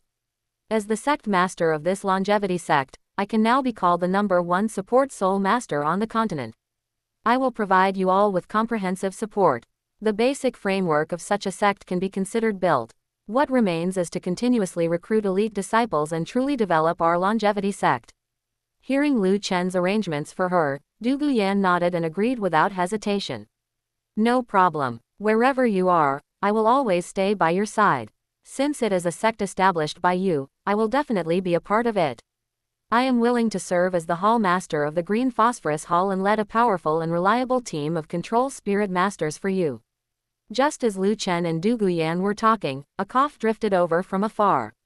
Ahem, it was Douluo Bo. He had also finished absorbing 2 20,000-year spirit bones, which allowed his strength to advance further, breaking through from rank 95 spirit power to rank 96. Now Douluo Bo was beaming with pride, never having expected that in his lifetime he could become a rank 96 super Douluo. One must know that his mortal enemy, Spirit Hall's chrysanthemum Douluo Yuguan, was currently still just a rank 95 super Douluo. Douluo Bo had already firmly surpassed Yuguan. How could Douluo Bo not feel happy about this? Douluo Bo coughed twice, put his hands behind his back, and assumed a calm and collected posture. He said with an arrogant tone, Lu Chen, how do you plan to arrange for this old man? I am now a rank 96 super Douluo, I am also qualified to establish a sect. If I join your longevity sect, if you give me a low position, wouldn't I be losing face? Lu Chen smiled. Currently, his longevity sect was still a makeshift operation. Since he had pulled Douluo Bo in, he definitely had to fully utilize his role. He gave Douluo Bo plenty of face and said, Big brother Douluo, you are a senior. We youngsters don't have your extensive knowledge and rich experience. I plan to have you serve as the Grand Elder of the Longevity Sect's inner sect, responsible for holding down the fort at the Longevity Sect and deterring any petty scoundrels. With your reputation as the poison Douluo, surely no one would dare to come to the Longevity Sect to cause trouble. Furthermore, from now on, when outer sect disciples of the Longevity Sect are promoted to inner sect disciples, Big Brother Douluo will have to be the gatekeeper, examining the loyalty, talent, character, spirit potential, and strength of the outer sect disciples, selecting the best of the best to become inner sect elites. Lu Chen paused, then said with high spirits, In my vision, the Longevity Sect is divided into the inner sect and the outer sect. The inner sect consists of elite disciples, composed of Yan Yan's Green Phosphorus Hall, Xiao Wu's Soft Bone Hall, and Zuqing's Nether Hall. The outer sect consists of ordinary disciples. In the future, any spirit masters recruited from outside must first enter the outer sect. Those with excellent talent will be promoted to the inner sect, while those with average or lower talent will remain in the outer sect, responsible for creating wealth for the sect. Once we return this time, I plan to send people to seize the forests, lakes, fields, mines, salt pools, restaurants, and shops that originally belonged to the 7 Treasure Glazed Tile School.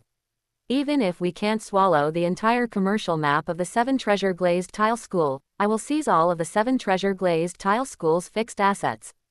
Our sect cannot just sit and eat away at our reserves, we must have a stable source of funds.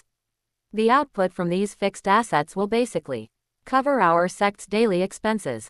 Hearing that his position was the Grand Elder of the Longevity Sect's inner sect, with a lofty status, responsible for holding down the fort, holding significant power, and being in charge of the promotion of outer sect disciples to inner sect disciples, Douluo Bo felt very satisfied. After all, he was a titled Douluo powerhouse who shook the continent. Although he had already agreed to join Lu Chen's sect, if Lu Chen had just casually given him a position to brush him off, he would have lost a lot of face. Douluo took a deep look at Lu Chen. Your longevity sect, although currently still a makeshift operation, has a very clear internal structure. I believe that it won't take long before it becomes a powerful force second to none on this continent. I agree to serve as the Grand Elder of your longevity sect's inner sect. What are your plans? Are we leaving now? Lu Chen nodded and replied. Yes, now that Big Brother Douluo and Yan Yan have finished absorbing their spirit bones, and Xiaowu and Zuqing have finished absorbing their immortal herbs, there is no need to continue staying in the Ice and Fire Valley. Let's set off and return to our longevity sect. That 7-star dragon tongue orchid would need at least 2 more days to grow to the point where it could be harvested. Lu Chen couldn't possibly stay at the Ice and Fire Yin-Yang Well forever. He had the space/spirit ability, which allowed him to tear through space and return to the Ice and Fire Yin-Yang Well at any time. As long as he persisted in coming back every day to cast all rivers run to sea from his blue-silver domain on the 7-star dragon tongue orchid, he could accelerate the growth speed of the 7-star dragon tongue orchid without having to stay at the Ice and Fire Yin-Yang Well every moment.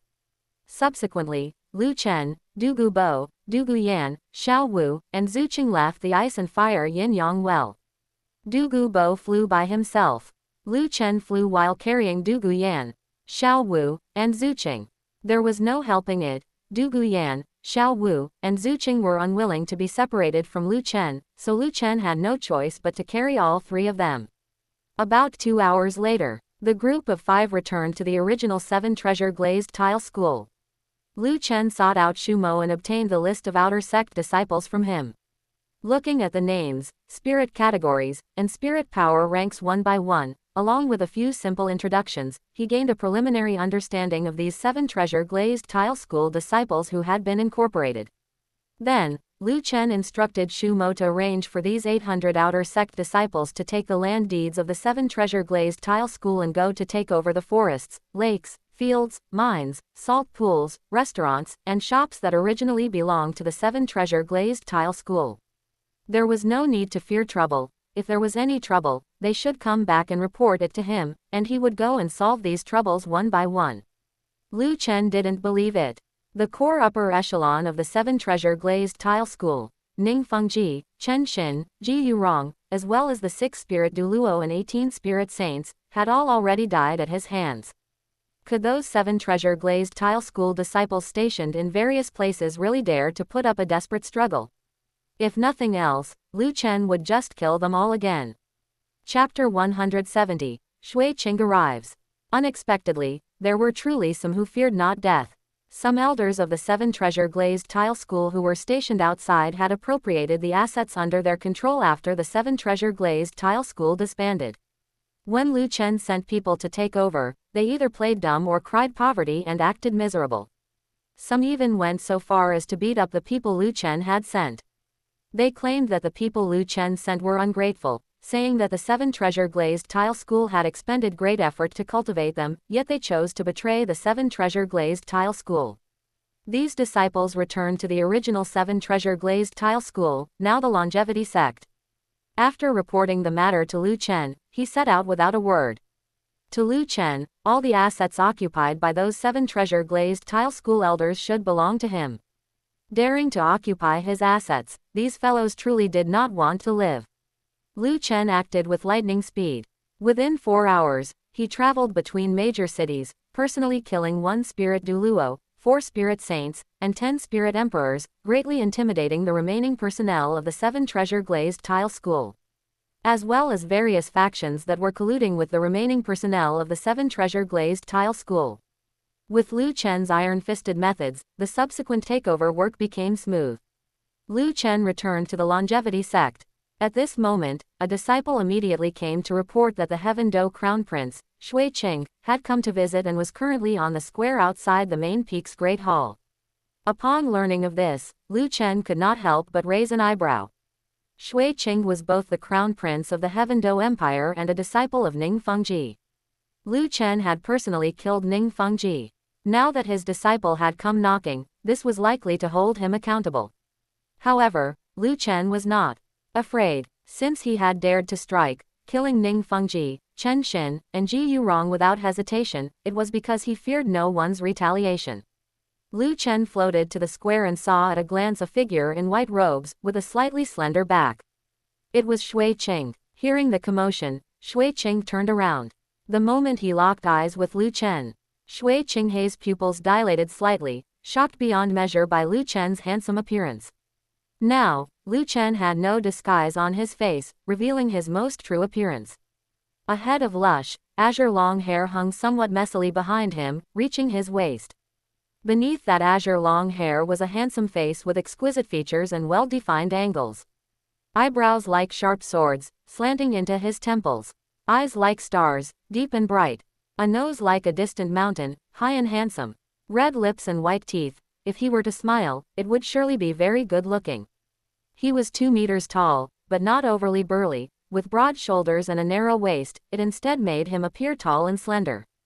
Wearing a fitting blue robe, just standing there casually would make people involuntarily focus their gaze upon him. When it comes to cosmetic plastic surgery, one must hand it to the Blue-Silver Emperor. Ever since Lu Chen awakened the Blue-Silver Emperor spirit, everyone who had seen his true appearance felt nothing but amazement. Now, Shui Qing was also so amazed that he could not speak for a long time. After a long while, Shui Qing twitched the corners of his mouth and spoke with some ambiguity. Lu Chen, this is your true appearance. You hid it deep enough. In the past, you always disguised yourself as a plain-looking middle-aged man. Who could have thought you were so young and so handsome? It seems that after killing my teacher, you no longer have any scruples and can finally appear on the continent with your true face openly. A look of interest flashed in Lu Chen's eyes. He wanted to see what medicine Shui Qing was selling in his gourd, so he said calmly. Ning Fengji harbored murderous intent toward me. I have not dared to forget for a single day how he once brought Chen Xin and Ji Yurong to intercept and kill me. Between Ning Fengji and me, one of us was destined to fall eventually. Only in this way could this grudge be completely ended. The Crown Prince is a disciple of Ning Fengji. If the Crown Prince has come to my longevity sect today to seek an explanation and justice for Ning Fengji, that is also a matter of course. Longevity sect. Shui Qinghei's mouth twitched. He remembered this was the mountain gate of the 7 treasure glazed tile school, but it now belonged to Lu Chen. Whatever name Lu Chen wanted to give it was indeed his business. His purpose for coming today was, of course, to recruit Lu Chen as an ally. But on the surface, as Lu Chen was his teacher's killer, he had to make some gesture. Even if only verbally, he had to shout a few words for Ning Fengji. Otherwise, his persona as Shui Qing would completely collapse. A cold-blooded and ruthless crown prince would certainly be despised by the common people of the Heaven Do Empire. Shui Qing stepped forward, his hands tightly clenched into fists, his neck stiff, and his eyes reddened as he glared at Lu Chen, with quite a bit of gnashing of teeth. Lu Chen, I do intend to seek an explanation for my teacher. My teacher's kindness to me is as heavy as a mountain. Ever since he took me in as a disciple, he taught me all his life's experience and fully supported me in becoming the crown prince of the Heaven Do Empire. For such great kindness, I, Shui Qing, absolutely must repay it, otherwise, would I not become an ungrateful villain. This acting was truly deceptive. With these words from Shui Qing, no one could find any fault. Lu Chen watched Shui Qinghei's performance calmly throughout. If Shui Qing really wanted to avenge his teacher, he should have brought 2 powerhouses with him. Now that Shui Qing had come alone, apart from the words shouted on the surface, he likely had absolutely no intention of avenging Ning Fengji in his heart. Sure enough, Shui Qing quickly changed the subject. No longer appearing so angry, he instead stood from the perspective of a neutral party and analyzed calmly. If I were just an ordinary person, even if it meant blood splashing 5 steps away, I would avenge my teacher. But I am the crown prince of the Heaven Do Empire. I cannot act on impulse. I must be fair and just. The grudge between you and my teacher was all because my teacher harbored jealousy. Jealous of your talent, he did not hesitate to bring Sword Douluo and Bone Douluo to intercept and kill you in order to suppress you. It is only natural that you harbor a grudge against my teacher. I have thought about it over and over. As a disciple, I cannot blame my teacher. As the crown prince, I cannot be overly critical of you. After all, you are the most innocent. If not for my teacher's suppression of you, you would not have risen in anger, killed my teacher, as well as sword Douluo and bone Douluo, and disbanded the 7 treasure glazed tile school. Shui Qing paused, took a deep breath, and said with great sincerity and emotion. Neither my teacher nor you can be blamed, so all of this is my fault. As the crown prince of the Heaven Do Empire, I need to be responsible for every citizen of the Heaven Do Empire. You are also a citizen of the Heaven Do Empire. I should have stood up bravely when you were being persecuted by my teacher. Standing by your side, even if it meant falling out with my teacher, I should have upheld fairness and justice. Unfortunately, I was not able to stand up bravely, so all the blame for this lies with me. Lu Chen, or rather, His Excellency Changsheng, although you killed my teacher, I have decided to reconcile with you because I have let you down, failing to protect you when you were persecuted. Doing this might earn me my teacher's blame, but I think my teacher would understand me, because this is the principle he taught me. His Excellency Changsheng, I say sorry to you here. I apologize to you on behalf of my teacher. I hope we can truly reconcile from this point on. Chapter 171. I argued with my father until I slammed the table. Lu Chen couldn't help but feel deeply moved when he heard this. Shui Qinghei's acting skills were truly masterful, and his schemes and methods were even more astonishing. He had killed Shui Qinghei's teacher, Ning Fengji. There was a feud over the teacher's death between them, and naturally, they should have been at odds like fire and water.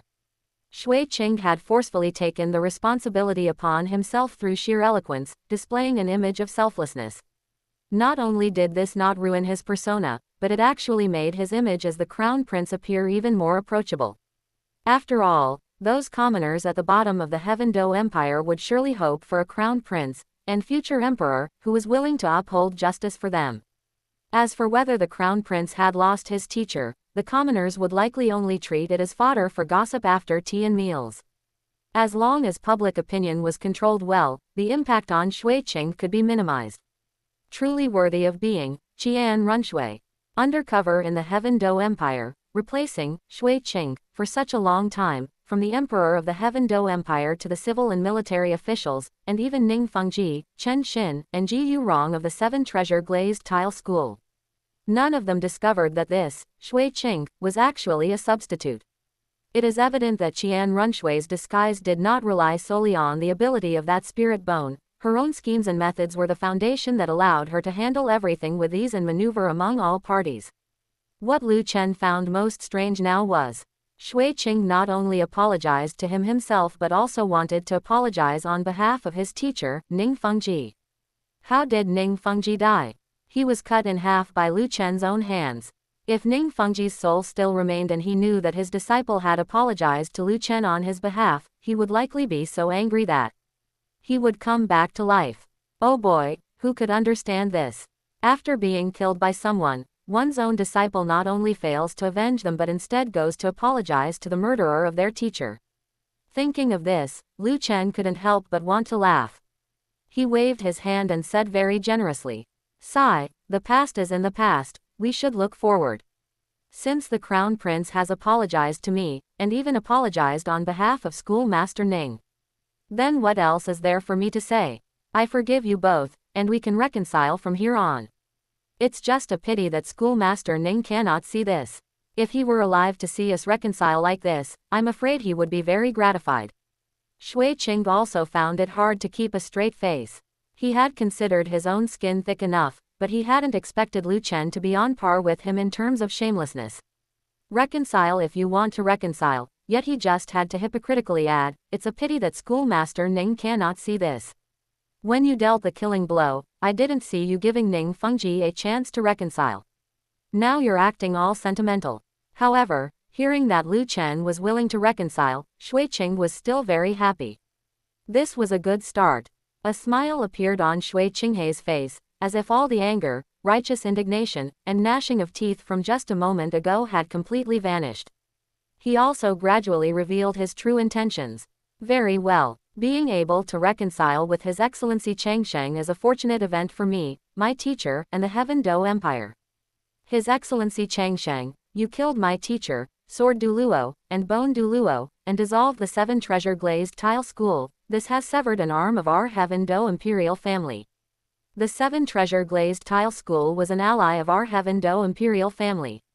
Since you are establishing the longevity sect, our Heaven Do Imperial family is willing to provide financial support. As long as you are willing to have the longevity sect continue to be an ally of our Heaven Do Imperial family, our Heaven Do Imperial family will allocate a special fund to your longevity sect every year, allowing you to develop the sect without any worries. Hearing that Shui Qing had finally revealed his true purpose, Lu Chen refused without a second thought. He had raided the treasury of the Seven Treasure Glazed Tile School and had over 1 billion gold coins in his hands. He was in no need of money right now. He would not tie himself to the Heaven Do Imperial family for a mere pittance, and he certainly would not become a hired thug for the Heaven Do Imperial family. He was not like Ning Fengji, who wanted to use the power of the Heaven Do Imperial family to take the Seven Treasure Glazed Tile School to the next level. Ning Fengji was only a support soul master, and the defects of the Seven Treasure Glazed Tile Pagoda spirit meant he could only become a spirit saint with level 79 spirit power.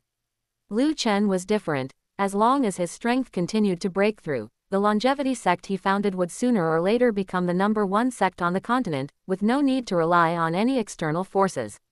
Lu Chen spoke bluntly. Becoming an ally of the Heaven Do Imperial family. I think we can skip that. Although our longevity sect has just been established, we are not currently lacking financial support. Therefore, whether it is me or my longevity sect, we will remain neutral. If people do not offend me, I will not offend them. After all, my original intention in establishing the sect was just to ensure my family and friends could have a place to live in peace, not to participate in the struggles between empires. Shui Qing frowned upon hearing this. As expected, trying to recruit Lu Chen would not be as simple as planned. He had no choice but to drop some heavy information. His Excellency Changsheng, the matter of you killing my teacher has not only made things exceptionally difficult for me, but my father, Emperor Shuiyi, is also furious about it. After receiving the news, he angrily said that you were lawless, and that you destroyed the Heaven Do Imperial family's ally, the Seven Treasure Glazed Tile School, without informing the Heaven Do Imperial family. The situation was extremely critical at the time. My father was even preparing to mobilize troops and generals, wanting to teach you a lesson. It was I who, in the imperial study, argued with my father until I slammed the table, risking the loss of my position as crown prince, which finally caused my father to calm down and reconsider a solution. His Excellency Changsheng, you have severed an arm of the Heaven Do Imperial family, and you are unwilling to become an asset to the Heaven Do Imperial family. This makes things very difficult. If my father gets angry again, even I might not be able to persuade him. When an emperor is enraged, millions of corpses will fall. Surely that is a scene you would not want to see, His Excellency Changsheng. Hearing this naked threat, Lu Chen laughed instead of getting angry. A terrifying, almost tangible killing intent erupted from his body, and suddenly, cold winds howled all around, as if the sky had turned the color of blood. Crown Prince, you had best persuade your father. If people do not offend me, I will not offend them. If Emperor Shuiyi truly makes some wrong decisions, think about the fate of the Seven Treasure Glazed Tile School. Under the shroud of Lu Chen's killing intent, Shui Qinghei's face turned ghastly pale, and his entire body was trembling slightly. Although Lu Chen did not have the Slaughter God domain, this killing intent he had cultivated himself was not necessarily weaker than the Slaughter God domain. On the surface, Shui Qing was only a 4-ring spirit ancestor, and his hidden strength was merely that of a 6-ring spirit emperor. With just this much strength, how could he possibly withstand Lu Chen's killing intent? Shui Qing truly felt a coldness all over his body, as if he had fallen into hell. When he looked at Lu Chen again, there was already a hint of fear in his eyes. So the gap between the two of them had already reached such a degree. Shui Qing said with chattering teeth. I understand. Hearing this, Lu Chen instantly retracted his killing intent and said indifferently. There is one more thing I need to trouble the Crown Prince with. At the same time I establish the longevity sect, I am also going to establish a longevity academy. This will be a high-level Spirit Master Academy. I will take our Changsheng Academy team to participate in the next Continental Advanced Spirit Master Elite Tournament. Please go to the Heaven Do Empire's Ministry of Education and register our Longevity Academy so it will be convenient for us to sign up for the competition. Shui Qing just wanted to leave this place as quickly as possible and immediately nodded in agreement. No problem. As soon as the words fell, Shui Qing turned and left, with quite a bit of the air of someone fleeing in panic. Shui Qing already understood that his recruitment attempt had failed. The longevity sect would not become an ally of the Heaven Do imperial family. Lu Chen would not become his ally either. She felt the gap in strength from Lu Chen, which was like a chasm, and it made her develop deep confusion about her own choices. If she had the same power as Lu Chen, would she no longer need to slowly execute the plan to steal the country? Why did Lu Chen have absolutely no awe for imperial power? Shui Qing felt greatly puzzled. This was something that a native like Shui Qing would never understand. Having transmigrated here and experienced ideological liberation, how could Lu Chen possibly have any awe for imperial power? Chapter 172. The Romantic Affairs of Supreme Pontiff Bibi Dong. Watching the back of Shui Qing as he departed, Lu Chen's eyes were as cold as a block of ice. Emperor Shui Yi, it seems you have a death wish. A mere emperor actually dared to threaten a titled Douluo. If it were those native titled Douluo, they might have chosen to let the matter rest. But as one who had undergone transmigration, Lu Chen had not a shred of reverence for an emperor. Killing Emperor Shui Yi would be as easy as slaughtering pigs or dogs, it wouldn't require any effort at all. However, if he killed Emperor Shui Yi, another emperor would simply ascend the throne. Shui Qing might even seize the opportunity to take the throne, which would only benefit him. Since he was going to kill, he couldn't just kill one emperor, he should go bigger and completely eradicate the imperial system itself. He would sweep this rotten, backward feudal system, along with those nobles who lived by sucking the blood of the common people, into the dustbin of history. Since Lu Chen had come through transmigration, he ought to leave something behind. He couldn't be like Tang San, who left the Douluo continent for the God realm after attaining divinity.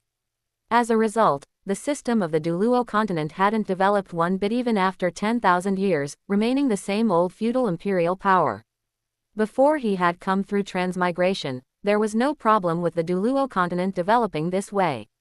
But now that he had come through transmigration, if the Douluo continent continued to develop like this, then wouldn't his transmigration have been in vain? Lu Chen set another goal for himself. Completely eradicate the feudal imperial power and lead the Douluo continent into a new era. This was not something that could be achieved by one person relying solely on individual might. It required countless people to strive for it, one after another. Lu Chen rubbed his chin and thought, it seems my longevity academy, besides teaching spirit cultivate, must also introduce a course on ideology to guide the awakening of thought on the Douluo continent. Without a thorough ideological revolution, it would be impossible to completely erase the sacredness of the emperor from the hearts of the commoners. Thinking of this, Lu Chen turned and returned to the main hall of the peak to continue planning the establishment of the sect and the academy. Meanwhile, on the other side, after leaving the longevity sect and returning to Heaven Do City, Shui Qing relayed the news of his failed attempt to win over Lu Chen to Emperor Shui Yi. Emperor Shui Yi flew into another fit of impotent rage. He hated Lu Chen's arrogance, but he truly had no good way to deal with him. None of the royal consecrated experts he could command were titled Douluo, so they simply couldn't handle Lu Chen, who was a titled Douluo. Since he couldn't win Lu Chen over, Emperor Shui Yi had no choice but to completely ignore him to avoid pushing him into the opposition. At the same time, he increased his efforts to gather the remnants of the 7 treasure glazed tile school, even secretly promising Ning Rongrong that when the time was right in the future, he would help her rebuild the 7 treasure glazed tile school. He attempted to use this method to integrate the 7 treasure glazed tile school into the Heaven Do imperial family, further strengthening the power of the Heaven Do imperial family. Unfortunately, the 7 treasure glazed tile school no longer had any titled Douluo, and what the Heaven Do imperial family lacked most right now were spirit masters at the titled Douluo level. 3 days passed like this, and Lu Chen didn't receive any news from the Heaven Do imperial family, so he knew they had backed down. He couldn't be bothered with the Heaven Do imperial family for now, because after holding a grand opening ceremony, his longevity sect and longevity academy were officially recruiting disciples and students. Lu Chen also fulfilled his promise, distributing 3 months' salary to the 800 remaining disciples of the 7 treasure glazed tile school as their settlement allowance. After receiving real gold and silver, these disciples of the Seven Treasure Glazed Tile School finally developed a sense of belonging to the Longevity sect, officially becoming its first batch of disciples. Everything seemed to be on the right track. However, problems soon arose. Neither the Longevity sect nor the Longevity Academy had many spirit masters coming to sign up. Even with the generous salary of the Longevity sect and the low tuition of the Longevity Academy, very few people were willing to come. Lu Chen sent people to investigate the situation and quickly understood the reason. It was Spirit Hall playing tricks. Although Spirit Hall had revoked the wanted order for Lu Chen, they still heavily condemned him, claiming he was addicted to killing, cruel, merciless, and a thoroughly depraved spirit master. They were also secretly spreading some half-true, half-false gossip, saying that he wouldn't be happy if he didn't kill someone every day. Even if he was happy one day, he would still kill 2 people just for fun, for no other reason than that his hands were itchy. They also claimed he would forcibly abduct innocent women and lock them in a secret room for his own enjoyment. There were even people who stood up to accuse him, claiming that Lu Chen had ruined them years ago, holding a child and saying it was Lu Chen's offspring. After Lu Chen learned of this information, he was furious with Spirit Hall. Years ago, he hadn't even been 10 years old. How would he have had the ability to get someone pregnant? This was clearly blatant slander. If they couldn't slander him as a 100,000-year spirit beast, they would continue to slander his character and temperament, forcing him into a state of total isolation on the continent. These tactics were truly vicious. Although Bibi Dong's prestige had diminished somewhat following previous events, she was still the supreme pontiff of Spirit Hall, and Spirit Hall was still the holy land in the hearts of many spirit masters on the continent. This was a reputation that Spirit Hall had accumulated over countless years. It couldn't be completely erased by 1 or 2 mishaps. Regarding this situation, Lu Chen did not intend to prove his innocence. The opponent's rumors were coming one after another. If he tried to refute them one by one, it would be endless, and there would never be a day where he was truly cleared. Therefore, facing this situation, he either had to completely destroy Spirit Hall or completely muddy the waters. Spirit Hall still had a pile of powerhouses. Besides Bibi Dong, there was the Super Douluo Dalu with 99th rank spirit power, 6 consecrated experts with 96th to 98th rank spirit power, and 9 elders with 92nd to 95th rank spirit power. Wanting to destroy Spirit Hall was still an impossible task for the time being. So for Lu Chen, the best solution right now was to completely muddy the waters. In his own room, a cold smile appeared on Lu Chen's face. Bibi Dong, you were the one who acted unrighteously first, so don't blame me for being unjust. Do you really think that no one knows about those sordid affairs of yours? As his voice fell, Lu Chen sat down at his desk, took out paper and a pen, and began to write a novel. The name of this novel was The Romantic Affairs of Supreme Pontiff Bibi Dong. And the first chapter of the novel was titled The Spirit Hall Holy Maiden and the Useless Clown. It told the tale of the entanglement between the blind and foolish Spirit Hall Holy Maiden Bibi Dong, who had a fetish for ugly men, and the clown Yu Xiaoging, who came from the Blue Lightning Tyrant Dragon clan and possessed a pig spirit. Yu Xiaoging deliberately approached Bibi Dong to steal the legacy of Spirit Hall. Bibi Dong, completely oblivious, was bewitched by Yu Xiaoging due to her fetish for ugly men. Using her identity as the Holy Maiden of Spirit Hall, she sold all the cultivation knowledge and summarized experiences researched by numerous predecessors of Spirit Hall over countless years to Yu Xiaoging. Later on, Bibi Dong even planned to elope with Yu Xiaoging, but was stopped by the previous Supreme Pontiff of Spirit Hall, Qian Xunji. Qian Xunji first drove Yu Xiaoging away and brought back Bibi Dong, who wanted to elope with him. He tried to persuade her earnestly, hoping to make her change her mind. However, Bibi Dong had long made up her mind to elope with Yu Xiaoging, showing no regard for the nurturing grace of Spirit Hall. Facing Bibi Dong, who had betrayed Spirit Hall, Qian Xunji's earnest persuasion yielded no results. In order to keep her, he had no choice but to use his final trump card, destroying her purity. In the secret room that day, Qian Xunji and Bibi Dong fought for 300 rounds. Lu Chen racked his brains, exhausting all the novels and films he had seen in his past life to depict the details of that battle in such a vivid, titillating, and heart-pounding way that it made one's blood boil. Lu Chen thought with a very wicked sense of humor. Bibi Dong, I want to show you what it means for erotica to be the primary driving force. Those sordid affairs of yours in the secret room will spread virally across the entire continent with this novel. Even if you send people to confiscate these books, can you guarantee that the people you send won't be curious about the contents? As long as someone is curious, you can just wait to become the focus of everyone's gossip. Chapter 173. Shocking the Douluo continent. 3 days later, Lu Chen had 100,000 copies of his self-written novel, The Amorous Affairs of Supreme Pontiff Bibi Dong, printed at his own expense. Using his space ability to traverse space, he managed to spread them across all the major cities of the continent within a single night. After completing all of this, Lu Chen glanced in the direction of Spirit Hall. Bibi Dong, this time I will use your own methods against you. You spend all day having people slander me with all sorts of lies, but have you ever considered that you yourself are not clean? The tentacles of Spirit Hall reach into every corner of the continent. With just one order from Bibi Dong, she can spread slanderous information about me to any place on the continent. I do not have such a massive organization, so I will use erotica as the driving force. I will stuff all of your sordid little affairs, Bibi Dong, into this novel. I refuse to believe that no one will be curious. Bibi Dong, you are going to be the talk of the entire continent. As his voice fell, Lu Chen unleashed his space tearing open a spatial rift, and with a flash, he stepped into it. He prepared to rush back to the longevity sect to continue printing 1 million copies of The Amorous Affairs of Supreme Pontiff Bibi Dong. The first 100,000 copies had been printed at his own expense and distributed for free. Consider it baiting the hook. As for the subsequent 1 million copies, Lu Chen planned to release them into the black market, which might just bring him a handsome profit. Consider it compensation from Bibi Dong. Once the novel truly exploded in popularity, he would take advantage of the momentum to write a sequel. He would expose Bibi Dong's true face, revealing how she devoured her own teacher, Qian Xunji, became a genuine fallen spirit master, and began the Rakshasa god trials, bringing it all to light.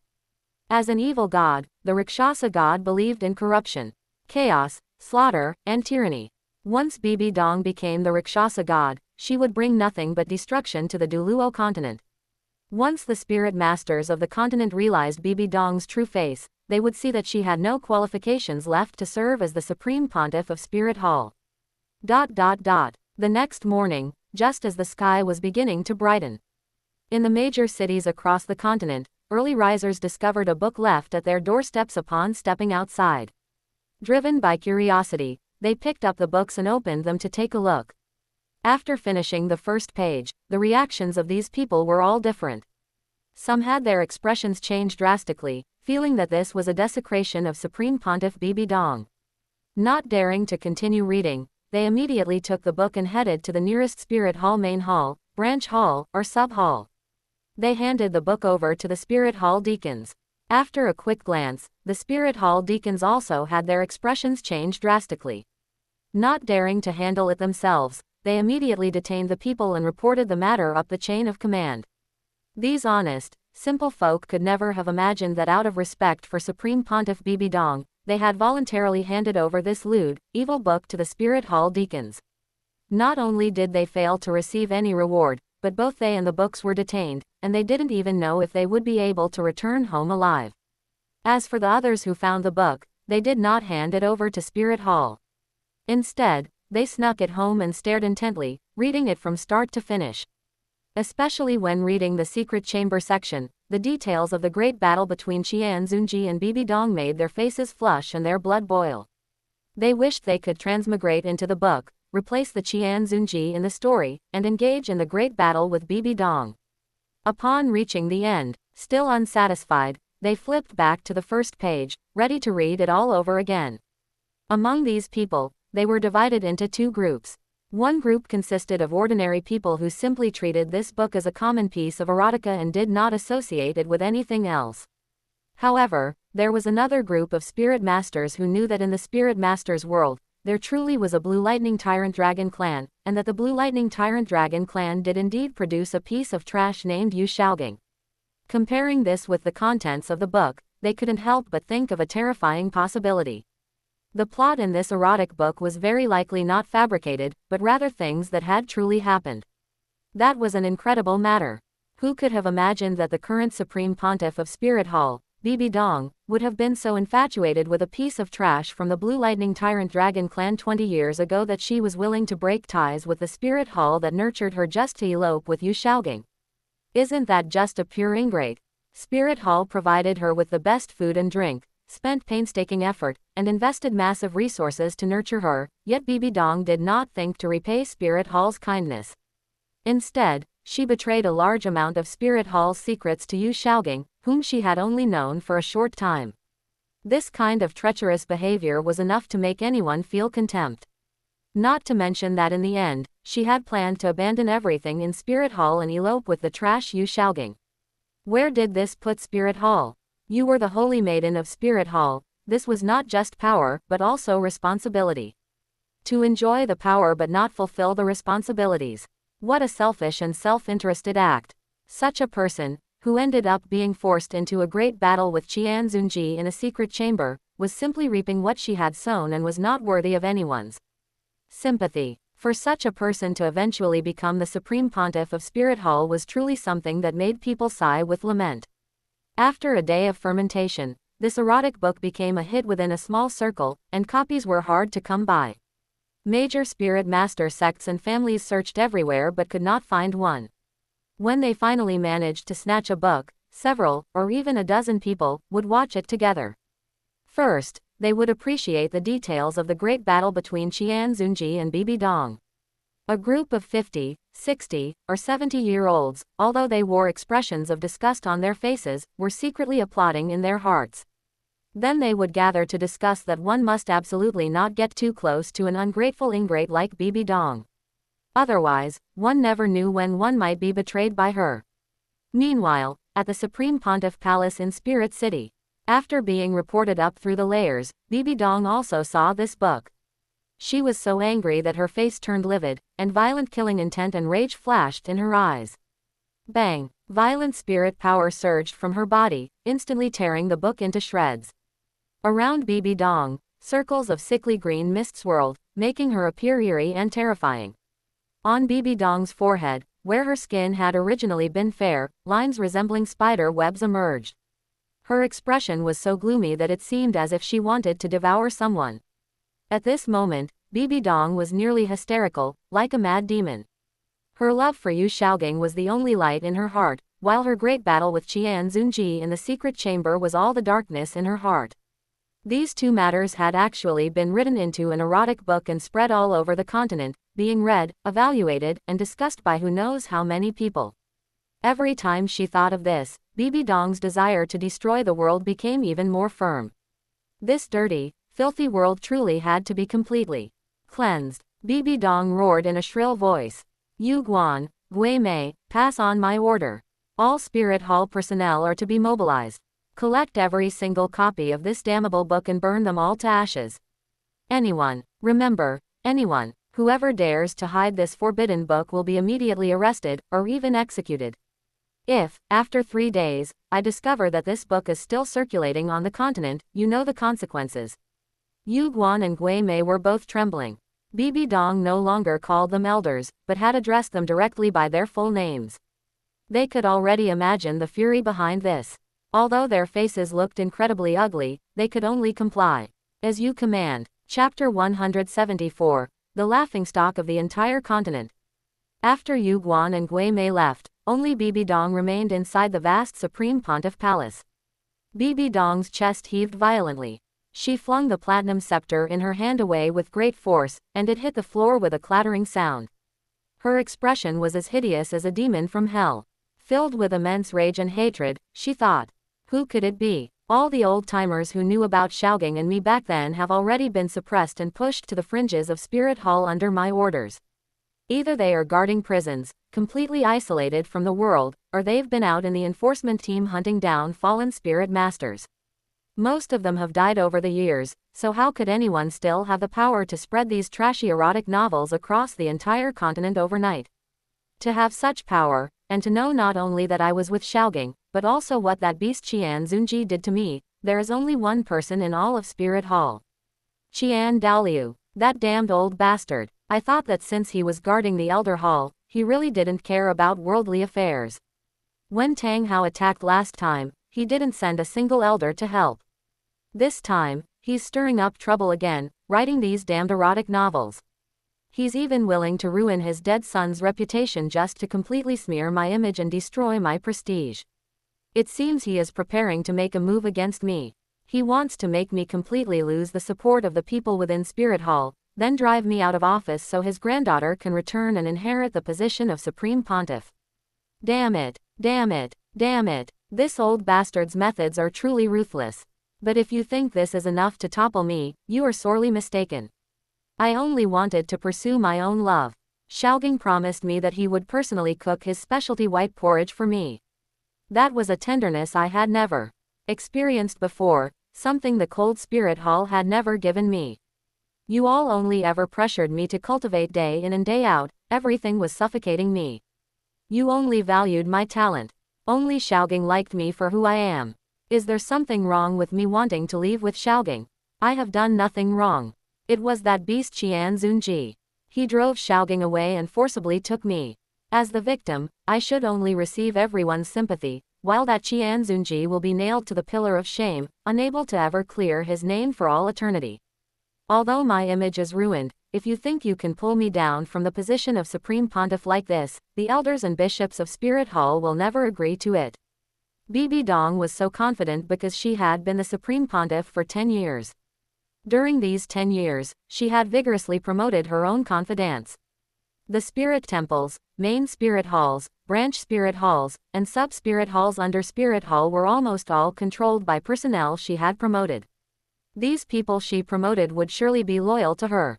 Apart from the Elder Hall, she had already taken control of everything in Spirit Hall. Spirit Hall, which the Qian family had operated for tens of thousands of years, was now firmly in her grasp. She was not afraid of falling out with Qian Dalu at all. If Qian Dalu truly dared to fall out with her, she would dare to take the entire Spirit Hall, excluding the Elder Hall, and split off to establish her own Spirit Hall. At that point, Qian Dalu would be left with nothing but the Elder Hall, and he would have no way to deal with the split-off Spirit Hall. Although it was a bit overconfident, Bibi Dong possessed this kind of baffling self-assurance.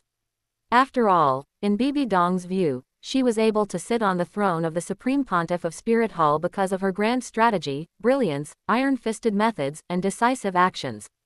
Qian Dalu was old. After Qian Xunji's death, Qian Dalu did not step forward to take charge of the overall situation. Facing the chaotic situation at that time, Bibi Dong had relied entirely on herself to become the Supreme Pontiff. Qian Dalu hadn't provided her with any help at all. This was Bibi Dong's source of confidence. Meanwhile, Yu Guan and Gui Mei, who had left the Supreme Pontiff Palace, were quietly using their spirit power to project their voices into lines. Yu Guan said, "Old ghost, when this trashy erotic novel was submitted, you must have read it, right?" Gui Mei, whose entire body was shrouded in black mist, replied in a hoarse voice. I read it," Yu Guan said with some melancholy. Given the Supreme Pontiff's composure, if the content of this erotic novel were fake, she would have definitely just tossed it aside, sneered, and called it utterly boring.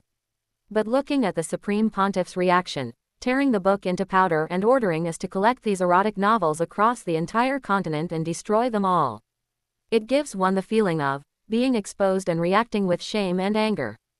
I think, perhaps, the content in that erotic novel is likely true.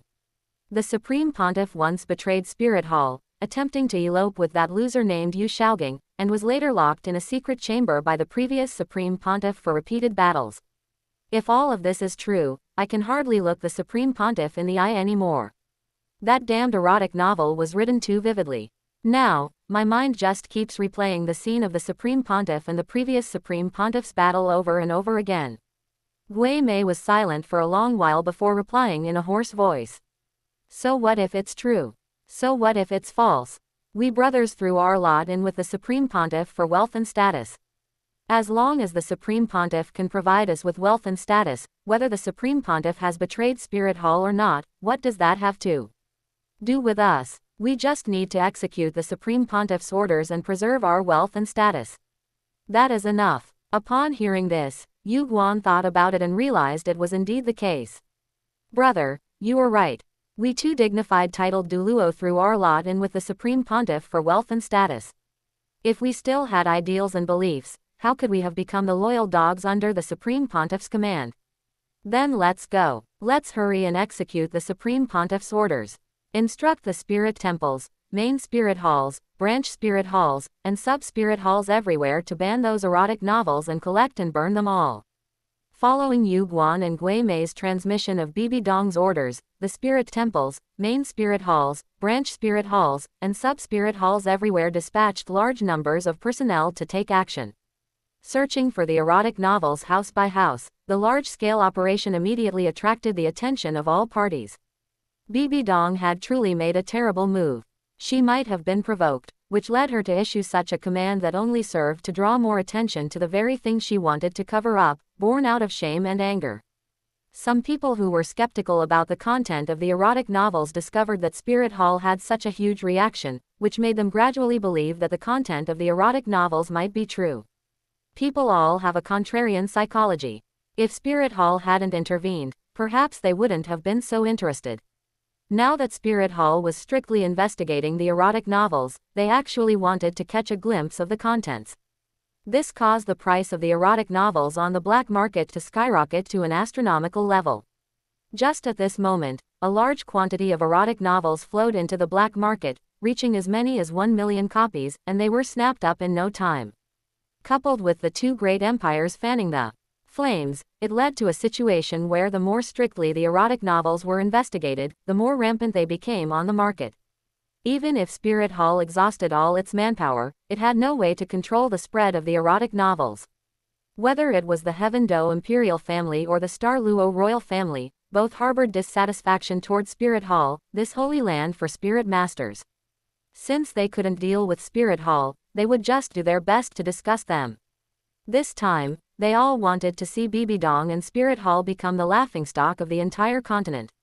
Chapter 175. Second Uncle is here.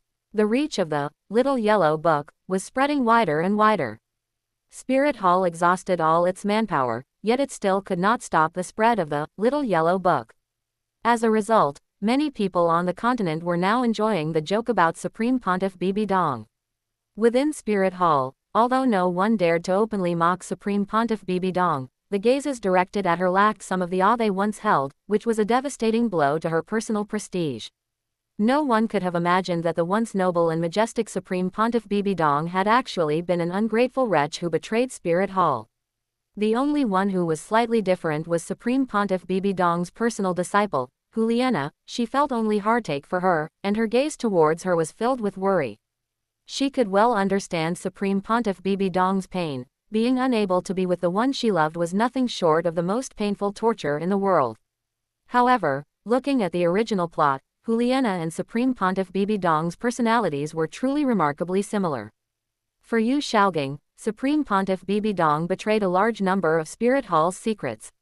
For Tang San, who was disguised as Tang Yin, Juliana caused Supreme Pontiff Bibi Dong's plan to capture Xiao Wu to fail, leading to Xiao Wu sacrificing herself for Tang San. In terms of sabotaging one's teacher, Juliana had inherited Supreme Pontiff Bibi Dong's mantle well. That Supreme Pontiff Bibi Dong found such a disciple could be considered her own doing. Just as she had sabotaged her own teacher back then, her disciple was now doing the same to her. Supreme Pontiff Bibi Dong had become a joke in the eyes of others, and the other protagonist in that Little Yellow Book, Yu Shaogang, naturally had not been spared either. Heaven Do City, Shrek Academy. Recently, the gazes of the teachers and students in the academy towards Yu Shaogang were filled with surprise and mischief, occasionally glancing at the top of his head as if it were glowing green. As the aggrieved party in the story, Yu Shaogang had finally managed to hook up with Spirit Hall's holy maiden, Supreme Pontiff Bibi Dong, but before he could actually elope with her, he had been driven away by Qian Xunji. The Little Yellow Book had described how, when Supreme Pontiff Bibi Dong was taken by Qian Xunji to the secret chamber for a 300-round battle, Yu Shaogang had been outside Spirit City, dressed in rags like a beggar, constantly looking towards the direction of the Supreme Pontiff Palace. He was not allowed to enter Spirit City, so he could only express his protest in this way, perhaps hoping to move Qian Xunji and make him agree to his and Supreme Pontiff Bibi Dong's affair. What a pity. He had failed to move qian xunji. Instead, he had caused qian xunji to make a decision to use the most cruel method to keep Supreme Pontiff Bibi Dong in Spirit Hall forever. This scene could be described as classic. The aggrieved party staring from outside the city at the heroine's location, while at that very moment, the heroine was being vigorously used by the yellow-haired guy. Yu Xiaogang was a person with an extremely strong sense of self-esteem. He had also read the book, The Romantic Affairs of Supreme Pontiff Bibi Dong. He had gnashed his teeth while reading it, and after finishing it, he had torn the book to shreds. Now, being looked at like this by the teachers and students of Shrek Academy, how could his heart possibly bear it? He was now flying into a rage in the academy every day, smashing things. Flender, Luer Long, and Tang San, those who were close to Yu Xiaogang, tried to persuade him every day, but it was no use. Yu Xiaogang had started going crazy again that day. Clatter, bang, like a madman, he smashed everything in the room, tables, chairs, stools, vases, and ornaments, to pieces. He was also mumbling under his breath. Donger, Donger, Flender, Luer Long, and Tang San stood outside the room with worried expressions, but none of them went in to persuade him. According to past experience, going in to persuade him at this time would only be adding fuel to the fire, which would only make Yu Xiaogang even more manic. And at this moment, Senior, this is the forbidden land of the academy, you really cannot trespass. The academy teacher, Teacher Li Yusong, summoned his spirit, the dragon pattern staff. With 1 white, 1 yellow, 3 purple, and 1 black spirit ring shining beneath his feet, he stood with a solemn expression, blocking the path of an old man. That old man had white hair and a white beard, his short hair standing on end. His expression was fierce and naturally imposing. His physique was sturdy with knotted muscles, looking just like a humanoid tyrannosaurus. He wore a luxurious blue robe with lightning patterns on it. One look was enough to know he was definitely no ordinary person. This old man was none other than the second in command of the Blue Lightning Tyrant Dragon Clan, the younger brother of the current clan chief, Clan Master Yu Yuanjun, Yu Luomian. Looking at the 6-ring Spirit Emperor, Teacher Li Yusong, who was blocking his path, Yu Luomian let out a scornful sneer. Since when do bugs dare to block my path? A mere 6-ring Spirit Emperor, and not even one with the optimal Spirit Ring configuration. Your courage is commendable, but that is all. Then, without even summoning his spirit, Yu Luomian charged forward like a cannonball. Teacher Li Yusong had no time to react before being struck by Yu Luomian's heavy and powerful punch. PFF'd. Teacher Li Yusong spat out blood as his body was sent flying over 10 meters away like a broken sack of rags. As a spirit Douluo of the Blue Lightning Tyrant Dragon Clan, dealing with Teacher Li Yusong was easy for Yu Luomian, even without using his spirit. After knocking Teacher Li Yusong away, Yu Luomian strode towards the depths of the academy, changing Blue Tyrant Academy to Shrek Academy and then refusing to let me in. It seems your wings have truly hardened. For Luer Long to be able to open Blue Tyrant Academy in a place like Heaven Do City where every inch of land was worth gold, she must have had the support of Yu Luomian behind her. Otherwise, the name, Lanba, was not something just anyone could use casually.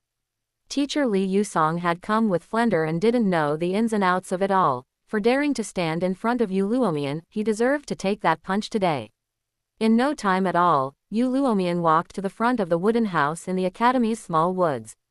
Seeing Yu Luomian appear, someone with as fiery a temper as Luer Long actually revealed a hint of awe. She lowered her head and said, "Father." Yu Luomian ignored this illegitimate daughter and walked to the door of the wooden house, looking at Yu Xiaogang, who was smashing things all over the room like a madman. He frowned and gave a low, authoritative shout. "Xiaogang." In an instant, as if struck by a paralysis spell, Yu Xiaogang froze on the spot. The expression on his face shifted back and forth, from shock to timidity.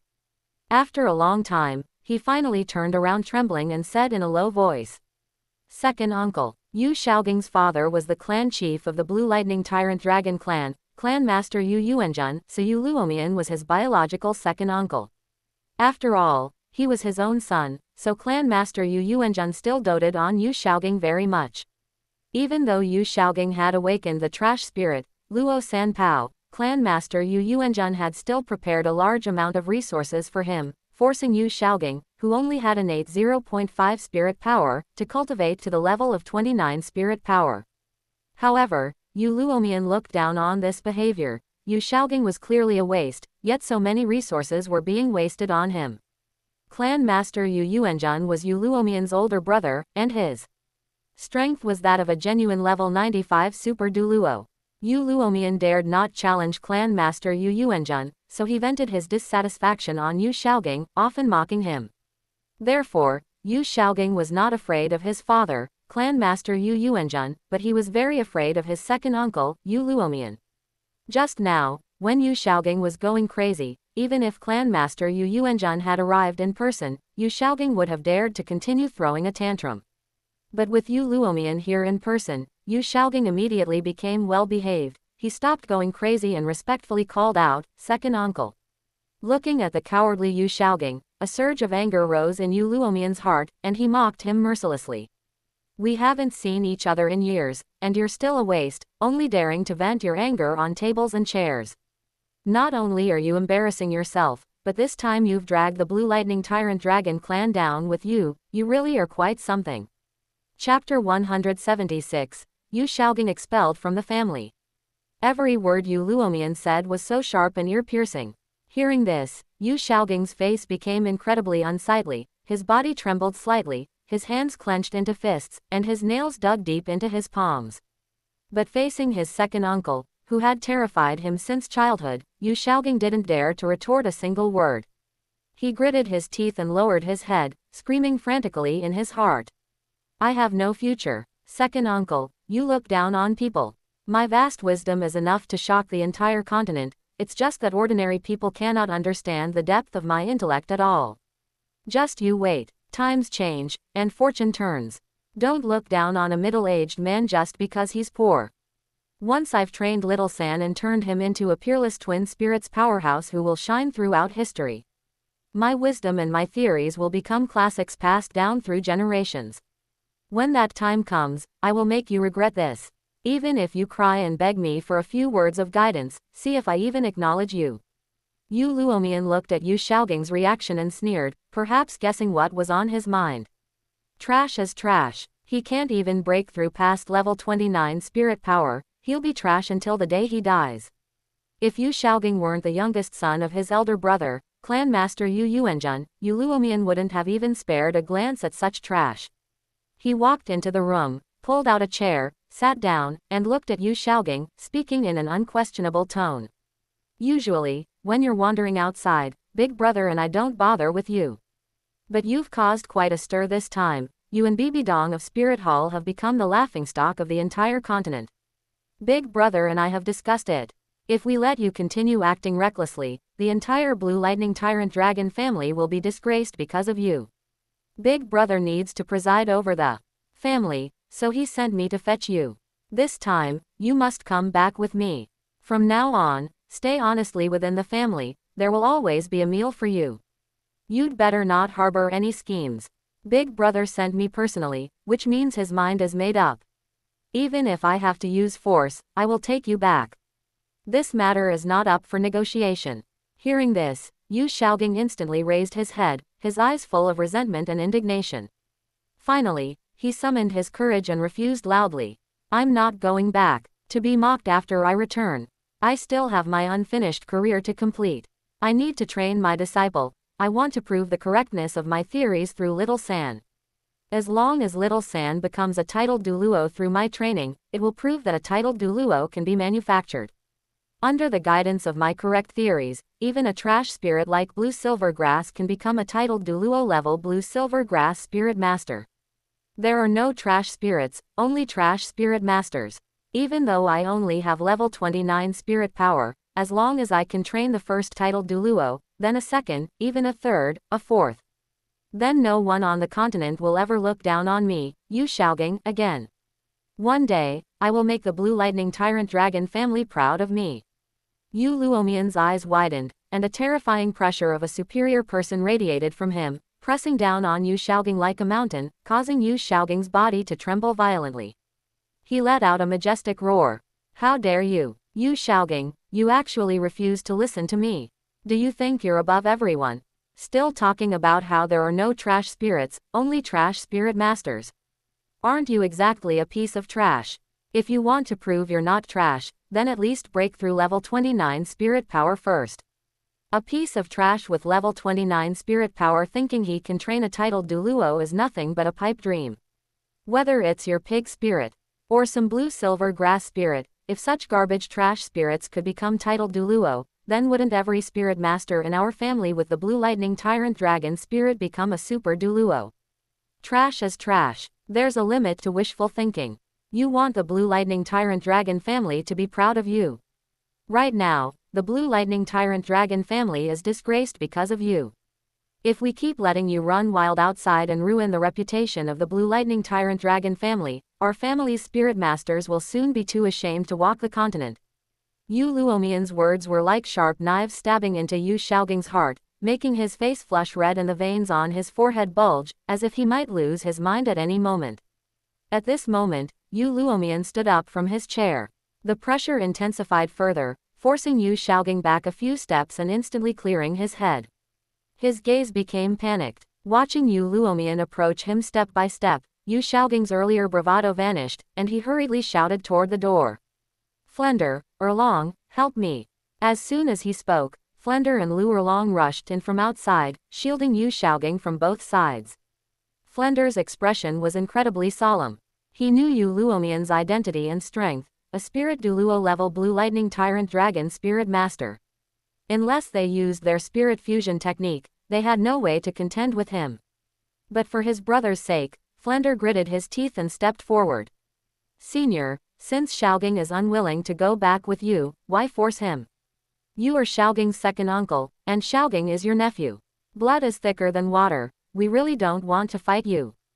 Yu Luomian glanced at the one-armed Flender with a look of contempt. A mere spirit saint, especially a one-armed one, actually dared to interfere in his business. He then glanced at Lu Erlong, anger welling in his eyes as he said fiercely. Vile creature, get over here right now. Do you want to oppose me too? Lu Erlong's expression froze. Although she was only an illegitimate daughter, Yu Luomian was still her father. Defying her own father was indeed an agonizingly difficult matter. She looked back at Yu Xiaoging. Seeing the determination on his face, preferring death over returning to the blue lightning tyrant dragon family, Lu Erlong made up her mind completely. Father, Xiaoging cannot go with you. He has dreams and ambitions, he shouldn't be trapped in the blue lightning tyrant dragon family. I beg of you, give him his freedom, please. The veins on Yu Luomian's forehead bulged. Yu Xiaoging wouldn't listen, Flender dared to interfere, and Lu Erlong dared to defy his will. One after another, they were all challenging his limit. He finally stopped holding back. With a boom, a violent spirit power pressure erupted from his body. In the surrounding space, there were faint crackles of blue-purple lightning. Yu Luomian raised his right hand, a ball of lightning flashing in his palm. Refusing the easy way only to take the hard way. I've said my piece, and since you won't listen, I'll have to use force. Yu Xiaoging, Flender, and Lu Erlong all felt their bodies weigh down under Yu Luomian's spirit power pressure. Yu Xiaoging, having the weakest strength, fell to his knees with a thud. With a greatly changed expression, Yu Xiaoging said, Flender, Erlong, use the spirit fusion technique immediately. Solar lunar golden radiance. In an instant, under Yu Xiaoging's lead, golden light erupted from the bodies of Yu Xiaoging, Flender, and Lu Erlong. The three golden lights fused together, finally creating a power that could contend with Yu Luomian. Wrapped in the golden light, Yu Xiaoging stood up. He summoned his spirit, Luo Sanpao, and two spirit rings rose from beneath his feet. He glared fixedly at Yu Luomian. Second uncle, stop pushing me. If you insist on taking me away, don't blame me for disregarding our family ties. Yu Luomian's face twitched, and his gaze darkened. He really wanted to strike now, but facing their spirit fusion technique, even with a dead weight like Yu Xiaoging, he wasn't 100% sure he could win. If he won, that would be fine. But if he accidentally lost, where would his face go? After hesitating, Yu Luomian withdrew his spirit power pressure. His cold gaze swept over Flender and Lu Erlong before finally settling on Yu Xiaoging. Since you'd rather oppose me than return to the blue lightning tyrant dragon family, then don't ever come back. Don't think Big Brother will indulge you forever. When I set out this time, Big Brother said, if you're willing to return, you're still a part of the blue lightning tyrant dragon family. If you're not, then to prevent you from bringing trouble and disgrace to the Blue Lightning Tyrant Dragon family, you will be completely expelled. From now on, you Xiaoging, have nothing to do with our Blue Lightning Tyrant Dragon family." With those words, Yu Luomian turned and left, leaving Yu Xiaoging no room for regret. Yu Xiaoging's face turned pale, and his lips trembled. "I've been expelled from the family." Yu Xiaoging was definitely not someone who didn't care about his family. Judging from the original plot, after the Blue Lightning Tyrant Dragon family was destroyed, Yu Xiaoging cried more bitterly than anyone. It was obvious that Yu Xiaoging cared deeply about the family. His ability to wander the continent leisurely was also inseparable from the prestige of the Blue Lightning Tyrant Dragon family. He just didn't want to go back and be mocked. He still thought about returning to the sect with endless honor after training Tang San, making everyone look at him in a new light. To make all those clansmen who once looked down on him admire, respect, and value him. Now, everything was ruined. Yu Xiaoging felt his vision go dark. With a spurt, Yu Xiaoging coughed up blood, his body swayed, and he fell to the ground, fainting directly. Chapter 177. Bibi Dong is a fallen spirit master. After a long while, Yu Xiaoging slowly woke up, a groan escaping his lips. "Water." Hearing Yu Xiaoging's voice, the people waiting by the bed scrambled to find water for him. Lu Erlong helped Yu Xiaoging sit up in bed. With a relieved look on her face, she sighed and said, "That's great, Xiaoging, you're awake." Then Tang San walked to the bedside with a glass of water, feeding it to Yu Xiaoging bit by bit, and said with a nervous expression, "Teacher, are you all right now? You still have to train me to become a titled Douluo, nothing can happen to you." Thinking of the humiliation Lu Chen had brought upon him, Tang San was desperate to increase his strength. To increase his strength, he could not do without Yu Xiaoging's help. Only by relying on Yu Xiaoging's wisdom, which was as deep as the sea, could Tang San possibly increase his strength rapidly. Therefore, Tang San's concern for Yu Xiaoging was also heartfelt. After drinking some water and moistening his throat, Yu Xiaoging felt his spirits improve slightly, and his muddled mind gradually cleared. Remembering how Yu Luomian had said he would be completely removed from the Blue Lightning Tyrant Dragon clan before he fainted, Yu Xiaoging felt his heart twitch in pain again, and his head began to spin. He could almost not control it, he felt like he was about to faint again. This was definitely not the ending he wanted. He still wanted to return to the Blue Lightning Tyrant Dragon clan with honor after training Tang San, to make those clansmen who once looked down on him, especially that second uncle who despised him, see him in a completely new light and treat him with respect from then on. Yu Xiaoging's mindset was shattered. He used his peerless wisdom to think about the current situation and whether there was any way to salvage it. His eyes darted back and forth, and suddenly, after seeing Tang San, a burning light shone in his eyes. He reached out his arms, pressing them firmly onto Tang San's shoulders, and spoke with a low, incredibly determined voice. "Little San, I will definitely train you to become a titled Douluo, and I will make you a super Douluo with a spirit power of level 95 or higher. When that time comes, we, teacher and disciple, will settle all debts and grudges. Let all those who once brought us shame regret it." Yu Xiaoging had already realized that as long as his disciple Tang San became a super Douluo of level 95 or higher, he, Yu Xiaoging, as the teacher of a super Douluo, would surely be in high demand. His father and his second uncle might even personally invite him back to teach the next generation of the Blue Lightning Tyrant Dragon clan, hoping he could lead the family even further. Thinking of this, Yu Xiaoging felt incredibly excited, and then he looked at Tang San with burning eyes. Right now, he was like a gambler who had lost everything, placing his final bet on Tang San. Tang San was also filled with passion, and he nodded vigorously. "Teacher, I will work hard." In his heart, he thought that once he became a level 95 super Douluo, he would surely be able to take Xiao Wu back from Lu Chen's side. "Xiao Wu, wait for me. Give me 20 years. No, give me 10 years, and I will definitely have the power to defeat Lu Chen. I will let you know that only I am the most reliable." A forced, ugly smile appeared on Yu Xiaoging's stiff face, and then he struggled to get out of bed. "Little San, help me up. I need to go to Spirit Hall."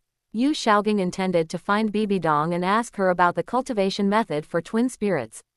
Hearing Yu Xiaoging's words, Lu Erlong immediately became upset. She had been quite happy that Yu Xiaogang had woken up. But as soon as he woke up, he wanted to go to Spirit Hall to find that Bibi Dong. Lu Erlong was like a cat whose tail had been stepped on, her fur immediately stood on end. Her eyes were slightly red as she glared at Yu Xiaogang. Yu Xiaogang, not long ago, I broke ties with my father for you, and now I am standing on the opposite side of my father. And yet, as soon as you wake up, you want to go to Spirit Hall to find that Bibi Dong. What, do you feel sorry for her? Right, she is your old lover. You two once spent romantic nights together, whispering sweet nothings. Now that you know Bibi Dong was defiled by her teacher, you surely can't stand it. You're in such a hurry to comfort her. Do you want to rekindle your old flame and relive the beautiful times of the past? Yu Xiaogang's face stiffened, and he rebuked her with some embarrassment and anger. Erlong, you are simply being unreasonable. I am definitely not going for my personal feelings. I am going to figure some things out so that I can better train my disciple, Tang San. Bibi Dong and I are already a thing of the past. The only thing I want to do now is to train my disciple Tang San to be successful. Hearing this, Lu Erlong said even more sarcastically. Who knows what you're thinking in your heart? Besides, if you go to Spirit Hall, will Bibi Dong necessarily help you? In short, I won't allow you to go to Spirit Hall. If you dare to step out of this door today, I will leave for good, and you'll never see me again. Between Bibi Dong and me, it's either her or me. You decide. As soon as these words were spoken, Yu Xiaogang felt extremely conflicted. Lu Erlong was the slaughter corner of the Golden Triangle. Without Lu Erlong, their spirit fusion skill, the Golden Sacred Dragon, could not be performed at all. Without the Golden Sacred Dragon, if he encountered any trouble, Yu Xiaogang wouldn't even have the means to deal with it. With no other choice, Yu Xiaogang could only lie back down. If I don't go, I don't go. There is nothing between Bibi Dong and me. If I don't go to ask her, it just means I'll have to spend a bit more time on research. In his heart, however, Yu Xiaogang planned to find an opportunity to go secretly, as long as he didn't tell Lu Erlong, it would be fine. But little did he know, Yu Xiaogang would have no chance to see Bibi Dong again. Because at this time, Lu Chen had already finished writing the sequel to The Romantic Affairs of Supreme Pontiff Bibi Dong, which detailed how Bibi Dong had completely blackened and fallen into becoming a fallen spirit master after being forced by Qian Xunji to give birth to a daughter. By a stroke of luck, her teacher, Qian Xunji, was seriously injured by Tang Hao, who had just broken through to become a titled Douluo. Although the injuries were severe, they were not fatal. But this gave Bibi Dong an opportunity. While Qian Xunji was seriously injured, Bibi Dong used her second martial soul, the soul-eating Spider Emperor, to completely devour Qian Xunji's life. Through sacrificing Qian Xunji, who possessed the angel spirit, she gained the favor of the Rakshasa god and became the successor of the Rakshasa god. The Rakshasa god was an ancient evil god who controlled the darkest evil intent energy in the world: depravity, evil, debauchery, tyranny. As long as Bibi Dong inherited the Rakshasa god position, it would bring destruction to the Douluo continent. Only a Douluo continent that was completely destroyed and devoid of order would be a breeding ground for evil intent. The infinite evil intent generated would allow the Rakshasa god to completely sublimate, transcend the continent, enter the god realm, and even become the sole dominator of the god realm. Because of the previous groundwork, as soon as the sequel to this erotica book appeared on the black market, it was snatched up by everyone. 3 million copies of the erotica sequel were completely sold out in less than 3 days. And after reading the sequel, all the various forces, from the royalty of the two great empires down to the ordinary commoners, fell into a state of panic. Bibi Dong's ultimate goal was actually to destroy the continent and let her power completely transcend after becoming the Rakshasa god. Spirit Hall had always taken the maintenance of order on the continent as its responsibility, capturing fallen spirit masters all over the continent, yet the Supreme Pontiff of Spirit Hall was a fallen spirit master herself. This was simply an irony. It was a huge joke. Furthermore, Bibi Dong also wanted to completely destroy the world. The two great empires, various kingdoms, duchies, and numerous spirit master sects and families all sent inquiries to Spirit Hall. In an instant, Spirit Hall was pushed to the forefront of the storm. This former holy land of spirit masters was isolated by all spirit masters on the continent. Even the interior of Spirit Hall was split into two parts. One part was loyal to Bibi Dong and firmly believed she would not destroy the world, while the other part questioned Bibi Dong and felt she would destroy everything. This made Bibi Dong furious. Her ultimate goal had not yet been implemented, but it had already been exposed. Things had developed to this point. She was already in a position where she could not explain herself. Chapter 178. Qian Dalu steps out. Spirit City, Elder Hall. Under a 100-foot-tall angel statue stood a majestic old man wearing white robes with golden patterns, his hair and beard completely white. The old man had a handsome appearance. Although there were wrinkles at the corners of his eyes, it did not hinder him from being a handsome old man. One could imagine that when the old man was young, he must have been dashing and handsome. This old man was none other than the high priest of the Elder Hall, one of the three super Douluo of the Douluo continent, invincible in the sky, Qian Dalu. In front of Qian Dalu, a book was floating. As his mental force surged, within just a few blinks, he finished reading all the content in the book. After finishing, Qian Dalu looked up and let out a sigh. Wretched fate. This matter has finally been exposed. I don't know what kind of sacred being this is, to be able to peek at the entire process of Bibi Dong devouring my son, and even expose her identity as the successor to the Rakshasa god. Although Bibi Dong devoured my son, it was my son who let her down first. Plus, she is Xiaoshui's mother, which is why I spared her and acquiesced to her becoming the Supreme Pontiff of Spirit Hall. Now that the truth is exposed, it will inevitably bring a huge shock to Xiaoshui's heart. Her mother killed her father. If she cannot accept this truth, she will inevitably be left with psychological trauma, creating an eternal flaw in her heart. And there is Bibi Dong's identity as the successor to the Rakshasa god. The angel god and the Rakshasa god are enemies. As a servant of the angel god, I absolutely cannot watch Bibi Dong successfully inherit the god position of the Rakshasa god. As a servant of the gods, I cannot make a move against a successor to a divinity. It seems I can only bring Xiaoshui back. As long as Xiaoshui becomes the successor of the angel god, both being successors to divinities, even if Xiaoshui kills Bibi Dong, it would not be breaking the rules. It is just bitter for this child, needing to kill her own mother with her own hands. But this is the destiny of the angel god and the Rakshasa god. Qian Dalu's expression turned solemn. With a flash, he flew out of the hall, and his voice spread far away. Golden Crocodile, Qingluan, Lion, Guangling, 6th Pontiff Qianjin, Zhongmo, you all come with me. Bibi Dong is suspected of becoming a fallen spirit master. As the Supreme Pontiff of Spirit Hall, there must be no such stain on her. If Bibi Dong cannot prove her innocence, then we can only temporarily ask her to abdicate and be imprisoned in the Douluo Hall to purify the darkness, filth, and evil in her heart. As the words fell, 6 powerful auras spread out from the darkness of the Elder Hall. 6 figures flashed with various lights, following behind Qian Dalu, flying towards the outside of the hall. 6 voices sounded in unison. As you command, Spirit City, Supreme Pontiff Palace. Suddenly, 7 powerful auras descended from the sky. The world changed color, wind and clouds gathered, the surrounding air became viscous, and the energy in the air ceased to flow. Just the aura released created a barrier out of thin air, enough to suppress any expert below titled Douluo. Even experts above titled Douluo would have their strength suppressed by more than 30%. This was comparable to a domain. Bibi Dong's henchmen, Yu Guan and Gui Mei, originally wanted to shout about an enemy attack, but when they saw the 7 figures of Qian Dalu, Golden Crocodile, Lion, Qingluan, Guangling, 6th Pontiff Qianjin, and Zhongmo descending from the sky, they immediately bent their waists, and cold sweat dripped from their foreheads. Yu Guan Gui Mei pays respects to the High Priest, 2nd Priest, 3rd Priest, 4th Priest, 5th Priest, 6th Pontiff Qianjin, and 7th Priest. Qian Dalu glanced at Yu Guan and Gui Mei, which caused their hearts to shake violently. They bent their waists even lower, as if 2 mountains were pressing on their shoulders.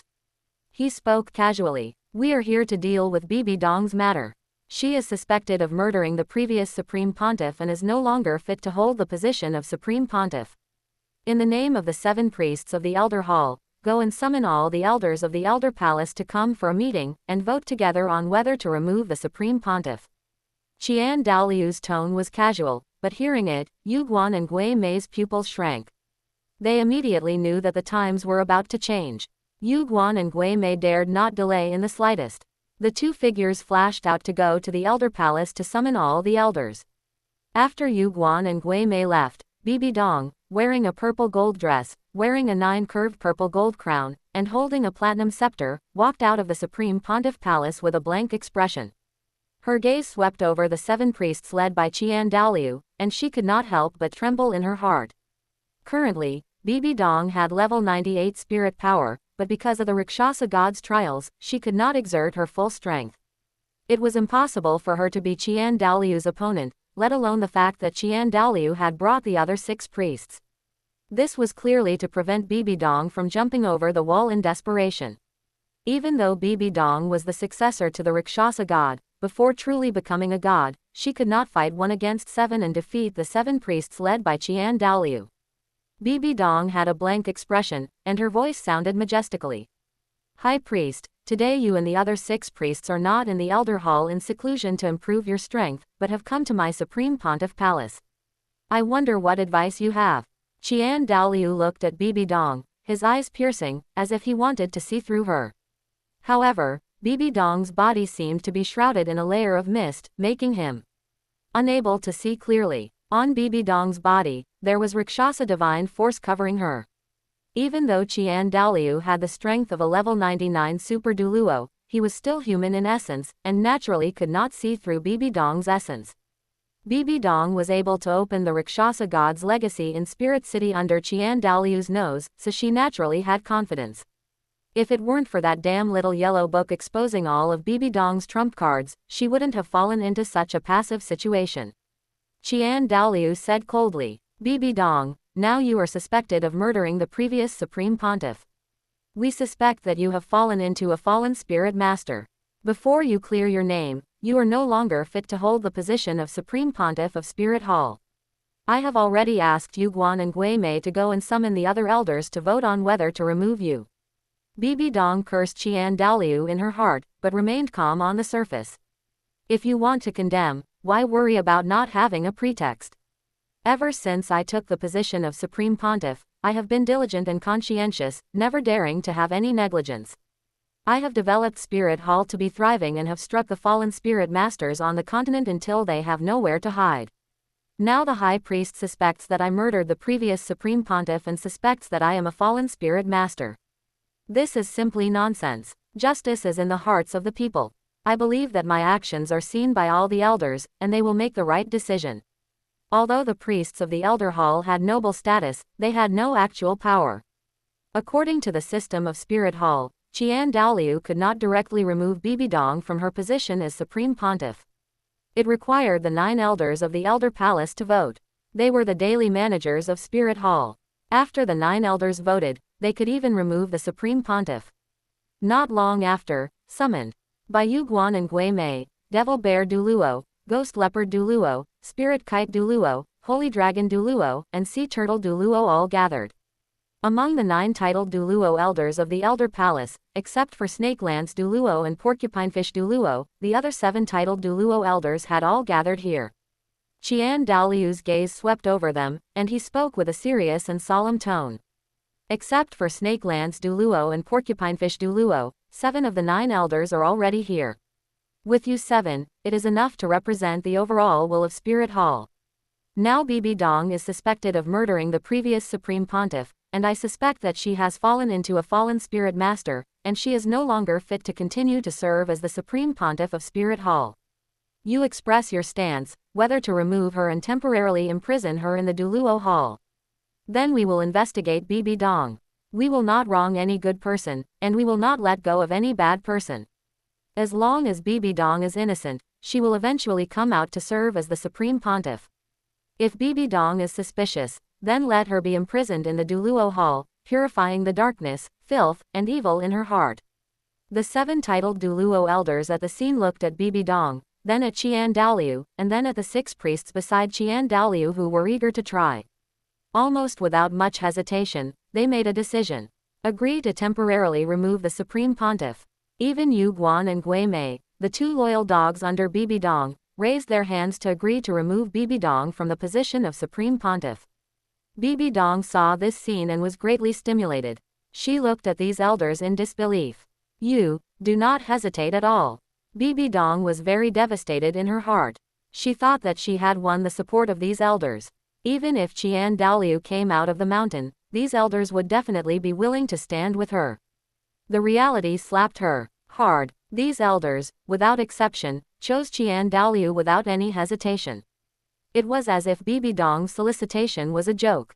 Especially Yu Guan and Gui Mei. The look in Bibi Dong's eyes when she looked at them was like two knives, almost tearing their bodies apart. Bibi Dong overestimated herself and underestimated the prestige of the Qian family in Spirit Hall. Bibi Dong had only been Supreme Pontiff for 10 years, but the Qian family had been Supreme Pontiffs for generations, for over 10,000 years. Even if Bibi Dong promoted some people, if they were really asked to choose, 9 out of 10 would still choose the Qian family. Unless Bibi Dong selected geniuses from the commoners and cultivated them for 100 years, cultivating a bunch of titled Douluo, Spirit Saint, Spirit Emperor, and completely replace the blood of Spirit Hall. Otherwise, it would be impossible to completely erase the influence of the Qian family. After all, even Bibi Dong was able to successfully serve as the Supreme Pontiff because she was Qian Xunji's disciple. She was deeply tied to the Qian family. Loyalty to Bibi Dong and loyalty to the Qian family were originally a choice. If they had to be separated into two choices, they would still choose to be loyal to the Qian family. Not to mention that Bibi Dong was not clean now, entangled with Yu Shaogang, murdered the previous Supreme Pontiff, her own teacher Qian Xunji, and was also the successor to an evil god, the Rakshasa god, a presence that was almost going to destroy the continent. Therefore, removing Bibi Dong became an inevitable choice. Bibi Dong was so angry that her chest heaved violently. Murderous intent boiled in her heart, and she wished she could kill all these people in front of her. At the beginning, they swore loyalty to her, making her really think that she had completely controlled Spirit Hall. As a result, now that Qian Dalu came out, these titled Douluo elders all defected, and none of them stood firmly by her side. Bibi Dong's lungs were about to explode with anger. The platinum scepter in her hand was deformed by her, and she didn't know how many platinum scepters had been deformed by her. In the end, Bibi Dong swept her eyes over everyone present, Qian Dalu, and the other 6 priests, Yu Guan, Gui Mei, and the other 5 elders. She screamed sharply, "Qian Dalu, you will definitely regret it." Qian Dalu was not surprised by this scene at all.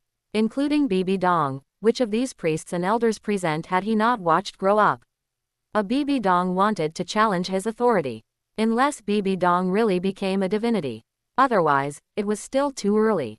Qian Dalu said lightly, "Bibi Dong, you are no longer the Supreme Pontiff." Chapter 179. The Source of All Problems, Yu Shaogang. Happy New Year's Eve. Spirit Hall. Under the witness of the elders and numerous high-ranking officials, Bibi Dong, who had been removed from the position of Supreme Pontiff, was imprisoned within Douluo Hall. No matter how much Bibi Dong resisted, she could not defy the current Qian Dalu before she had achieved godhood. With just a single appearance, Qian Dalu reclaimed the authority of Spirit Hall that Bibi Dong had held for 10 long years. But to be honest, he was not particularly keen on power now. All he wanted to see was his granddaughter become a god. Qian Dalu then swept his gaze across everyone present. Yu Guan, Gui Mei, release an announcement in the name of Spirit Hall. State that Bibi Dong, suspected of conspiring to murder the previous Supreme Pontiff and suspected of being a fallen Spirit Master, has now been removed from her position as Supreme Pontiff. She is currently being held in Douluo Hall, awaiting an internal investigation by Spirit Hall. If all this is true, we will absolutely not tolerate such evil. If it is false, we will clear her name. Until everything is clarified, I, Qian Dalu, in my capacity as the High Priest of the Elder Hall, will temporarily act as the Supreme Pontiff of Spirit Hall. With my past prestige and reputation, it should be enough to calm the current public outcry and provide an explanation to the 2 great empires and the various Spirit Master sects and families. Our Spirit Hall has always been the holy land for the continent's Spirit Masters, taking the maintenance of order as our responsibility. With the angel god above, may the light forever shine upon the continent. Yu Guan and Gui Mei, those 2 loyal dogs under Bibi Dong's command, naturally shifted their allegiance. Hearing Qian Dalu's order, they bowed with utmost respect and replied, "As you command." As soon as they finished speaking, Yu Guan and Gui Mei instantly vanished. A flicker of longing then passed through Qian Daoliu's eyes. Sixth Pontiff Qianjin, demon subduing Douluo, you two brothers take little Shui's body double and go to the Heaven Do Empire in secret to bring little Shui back. As the high priest of the Elder Hall, I cannot act as the supreme pontiff forever. This position still needs someone to take over. Compared to the plan to seize the Heaven Do Empire, the vacancy of Spirit Hall's supreme pontiff is a more serious issue. Bring little Shui back. I will personally teach her to cultivate and let her strength grow rapidly until she is capable of serving as the supreme pontiff. As for the original plan to seize the empire, it's best if it succeeds, but it doesn't matter if it doesn't. As soon as these words were spoken, everyone present felt a chill in their hearts. Although Qian Daoliu didn't say it explicitly, it was no different from saying it openly. He clearly had no intention of returning the position of supreme pontiff to Bibi Dong. From Qian Daoliu's meaning, he wanted to bring Qian Runshui back to be groomed as the next generation's supreme pontiff. As long as Qian Runshui's strength met the standard, she could become the supreme pontiff of Spirit Hall with his support. But was there a problem with that? There was no problem at all. Qian Runshui's grandfather, Qian Daoliu, was once the supreme pontiff of Spirit Hall. Her father, Qian Xunji, was once the supreme pontiff, and her mother, Bibi Dong, was also once the supreme pontiff. With such a prestigious lineage, Qian Runshui was more than qualified to hold the position of supreme pontiff. The only thing she lacked was sufficient strength. However, under Qian Daoliu's personal tutelage, her strength would surely increase by leaps and bounds. Therefore, none of those present raised any objections. Thousand Jun Douluo and demon subduing Douluo also readily agreed and quickly set off for the Heaven Do Empire. After arranging everything, Qian Daoliu waved his hand at the crowd and said, "All right, you may all leave. There's no need to stay with this old man. Go and attend to your duties. Additionally, soothe the emotions of those below. Do not let the removal of Bibi Dong from her position affect the normal operations of Spirit Hall." As his voice fell, the remaining people all bowed respectfully and said, "As you command." Then, the elders and high-ranking officials dispersed. That night, Heaven Do City, Crown Prince's residence. Shui Qing was alone in the study, with 7 or 8 empty wine bottles on the floor, slumped over the table in a drunken stupor. During this period, Shui Qing had suffered unprecedented inner torment. Her father had forced himself upon her mother. Her mother had killed her father. Although the root of all this was still her mother Bibi Dong's initial betrayal of Spirit Hall. But caught between the two, Shui Qing didn't know who she should hate. She now wished she had never been born. Perhaps then she wouldn't have this pain. Why did it turn out like this? Who caused my tragedy? And who should I hate? Shui Qing laughed miserably. She then closed her eyes, replaying the story from beginning to end. Suddenly, she snapped her eyes open, her gaze projecting an unprecedented killing intent. Yu Shaogang, it's all because of this damn bastard. If he hadn't seduced Bibi Dong and made her think of betraying Spirit Hall, father wouldn't have treated her so extremely. Perhaps my entire tragedy could have been completely rewritten. This beast-like thing, a piece of trash who can't break through the 29th level of spirit power. I must have him dead. I will tear him into 10,000 pieces.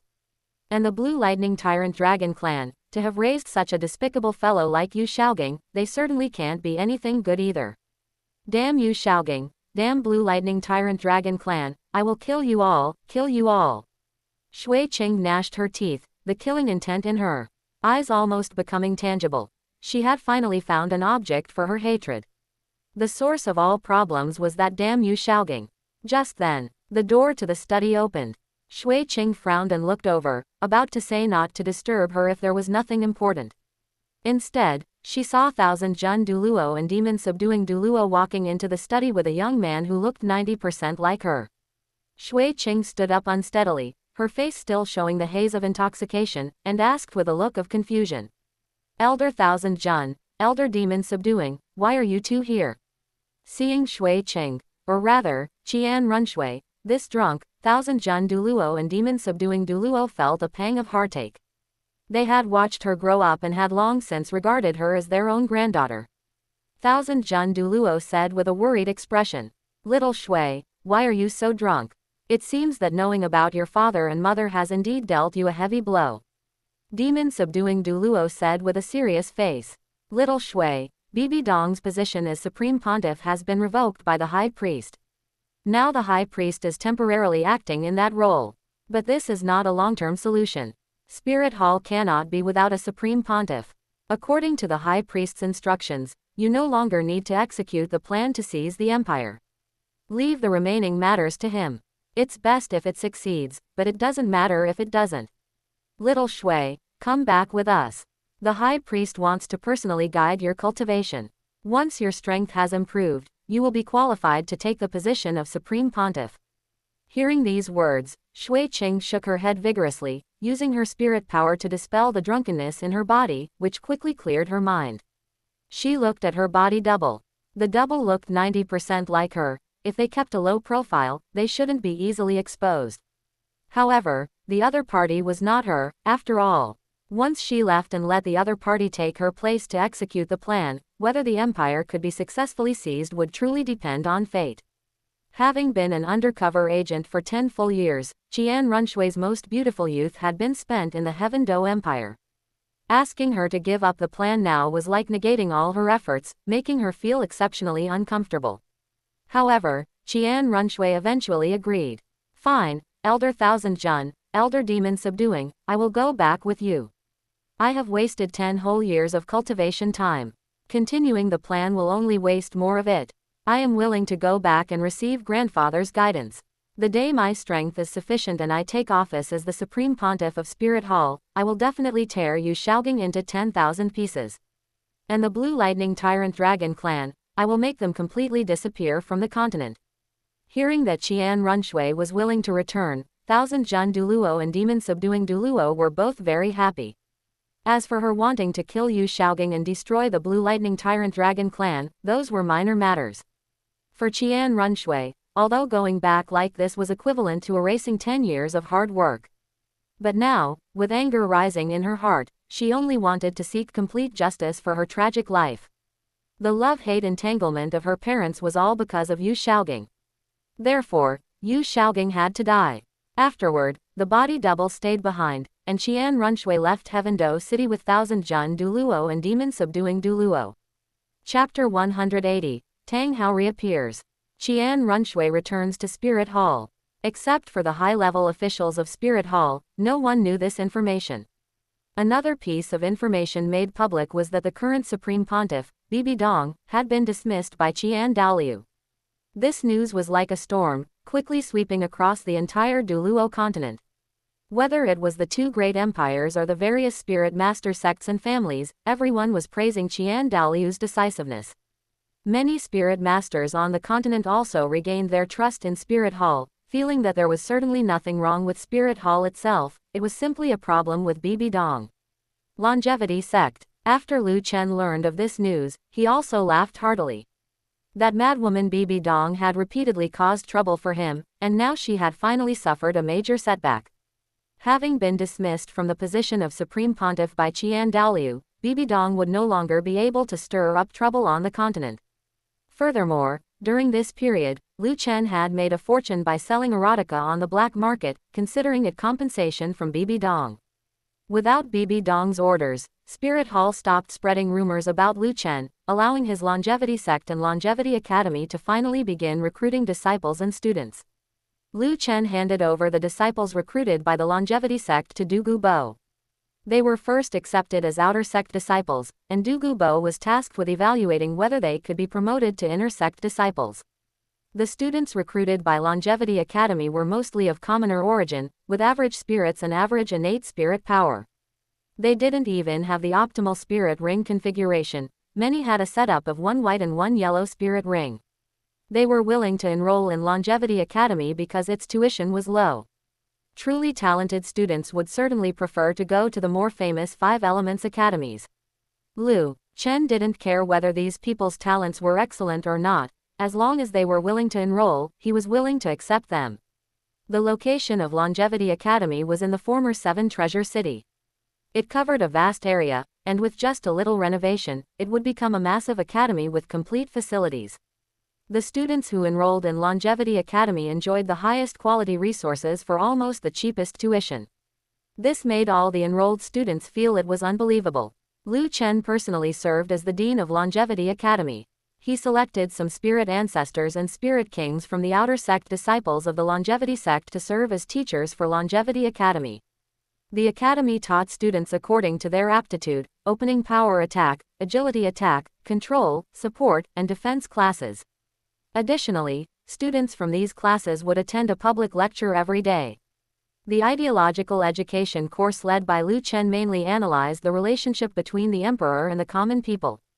It examined whether there was oppression and being oppressed, exploitation and being exploited, or deception and being deceived between the aristocratic class led by the emperor and the commoner class led by the people.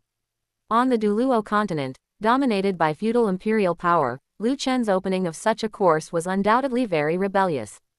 But he didn't care. Even if it eventually reached Shui Yi would only be able to rage impotently. The students he taught might not have the best talent, many might not even break through to the Spirit King level in their entire lives. Lu Chen was not discouraged. He wasn't cultivating top-tier experts, he was cultivating warriors who could break the shackles of thought and dare to completely shatter feudal imperial power along with him. When the concept of equality for all took root in people's hearts, the high and mighty nobles and emperors would be completely swept into the dustbin of history. Lu Chen's daily life became very regular.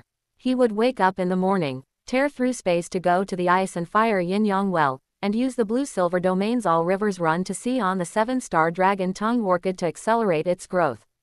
In the morning, Lu Chen would go to give ideological education classes to his students, criticizing nobles and emperors together and guiding these students from commoner backgrounds to speak out about the oppression and humiliation they had suffered.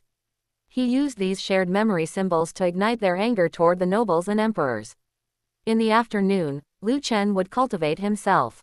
Although he was already a super Douluo with level 95 spirit power, he never slacked in his cultivation. Spending an entire afternoon cultivating every day made him feel his spirit power increasing. Before going to bed, Lu Chen routinely checked the cultivation progress of Du Guyan, Xiao Wu, and Zhu Zuqing. Du Guyan, Xiao Wu, and Zhu Zuqing had all consumed immortal herbs and absorbed more than one spirit bone. Now, their talent was top-notch across the entire continent.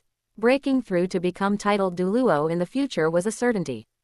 Under their diligent cultivation, the spirit power in their bodies made significant progress almost every day. This satisfied Lu Chen greatly, and after a fulfilling day, he entered his dreams full of harvest. On the other hand, while Lu Chen's life was incredibly fulfilling, Tang Hao reappeared on the continent. Last time, Tang Hao thought Bibi Dong had taken Yin, so he rushed to Spirit Hall. Despite being blocked by Bibi Dong and 8 other titled Douluo, he forcibly collapsed the roof of the Supreme Pontiff Palace. At that time, he had exploded his first 8 spirit rings in succession to unleash such terrifying power. Given his condition of being heavily injured and unhealed, exploding 8 spirit rings again nearly cost him his life. After several months of recuperation, the 8 spirit rings Tang Hao had exploded finally reformed. Although the spirit rings had reformed, the internal injuries in his body had become even more severe due to the intense battle last time. Tang Hao's face was now sallow. Although his body was tall and burly, it was almost an empty shell. He felt cold all over, and the sharp pain coming from everywhere inside his body made him feel exceptionally irritable. It could be said that the reason Tang Hao was still alive was thanks to his 6 spirit bones. These 6 spirit bones supported his body, allowing him to still move freely. Otherwise, with the way Tang Hao had abused his body, it should have collapsed long ago. Becoming a cripple would have been the least of it. Having reformed his spirit rings, Tang Hao could no longer suppress the longing for Yin in his heart. He returned to the continent, trying to find an opportunity to sneak into Spirit Hall and steal Yin back. As it turned out, the news he gathered left even Tang Hao dumbfounded. Bibi Dong had been dismissed from the position of Supreme Pontiff because she was suspected of murdering the previous Supreme Pontiff and was also suspected of becoming a fallen spirit master. Wasn't the previous Supreme Pontiff, xunji, supposed to have died from unhealed injuries after being heavily wounded by him? It turned out that xunji had been devoured by Bibi Dong. Upon learning this news, Tang Hao immediately lost his composure. Why was his Clear Sky sect forced into seclusion? It was because he had killed Qian Xunji. But it turned out Qian Xunji was devoured by Bibi Dong. Tang Hao had completely taken the blame. This made Tang Hao jump in anger. He had always thought he had brought trouble to his sect, but it turned out he had been the scapegoat for Bibi Dong. Bibi Dong. Tang Hao let out a furious roar, wishing he could smash Bibi Dong into mincemeat with his Clear Sky hammer, blow by blow. Only then could he vent the rage in his heart. However, besides this, Tang Hao also heard some other news. For instance, the 7 Treasure Glazed Tile School had been disbanded, and Ning Fengji, Chen Xin, and Ji Yurong had all been killed by Lu Chen alone. Lu Chen. Tang Hao's head was full of question marks. He knew about Lu Chen. He was that kid from Saint Spirit Village who had only awakened his spirit about 6 years ago. Only 6 years had passed. How could he possibly kill Ning Fengji, Chen Xin, and Ji Yurong and disband the 7 Treasure Glazed Tile School by himself? Tang Hao began to doubt himself. He had only been in seclusion for a few months, not a dozen years. How could so many things have happened on the continent recently? He then spent some time looking for more information about Lu Chen. Lu Chen, first spirit, Blue Silver Emperor, possessing 9 spirit rings, 3 purple, 4 black, and 2 red. Second spirit, Black Iron Sickle, possessing 3 spirit rings, 2 black and 1 red. Tang Hao gasped in surprise. His son, Tang San, also had twin spirits. But right now, his son Tang San had not yet grown up. Yet Lu Chen, who was the same age as his son Tang San, had actually grown up in such a short time. Especially Lu Chen's first spirit, which had actually evolved into the Blue Silver Emperor. Tang Hao clearly remembered that when Lu Chen's first spirit had just awakened, it was only blue silver grass. According to Yin, the Blue Silver Emperor was unique. In the entire Douluo continent, there was only one Blue Silver Emperor, Yin. Now that Lu Chen's Blue Silver Grass spirit had evolved into the Blue Silver Emperor spirit, it led Tang Hao to make some connections. Tang Hao thought with a gloomy gaze. How exactly did he do it? Could it be that while I was away, he sneaked into the cave on the back mountain of Saint Spirit Village and stole the Blue Silver Emperor bloodline from Yin, which allowed his Blue Silver Grass spirit to evolve into the Blue Silver Emperor spirit? Tang Hao suddenly shouted, "Unforgivable! Lu Chen, I want you dead." With those words, Tang Hao ignored his unhealed injuries and flew toward the location of the Longevity Sect. Chapter 181. Lu Chen battles Tang Hao. Lu Chen, give Yin back to me. Above the Longevity Sect, a sudden, explosive shout rang out like a clap of thunder, the rumbling sound causing ears to sting with pain. Who goes there? How dare you run wild at the Longevity Sect? Do you not know that I am the Grand Elder of the Longevity Sect? A long whistle echoed from within the Longevity Sect. It was Douluo Dalu's voice. As his words fell, Douluo Dalu, clad in black robes, took to the air, ascending 100 meters into the sky in the blink of an eye. Douluo Dalu stood in the sky, his robes fluttering in the wind and his hair dancing wildly. His eyes were like lightning as he glared at the burly man opposite him, a man with ragged clothes, messy hair, and a sallow complexion. The terrifying pressure of a level 96 Super Douluo erupted from Douluo Dalu's body, sending ripples through the sky as it pressed toward the burly man. He intended to seize the initiative through sheer presence. Sensing this pressure, the burly man, Tang Hao, couldn't help but show a hint of solemnity in his bloodshot eyes.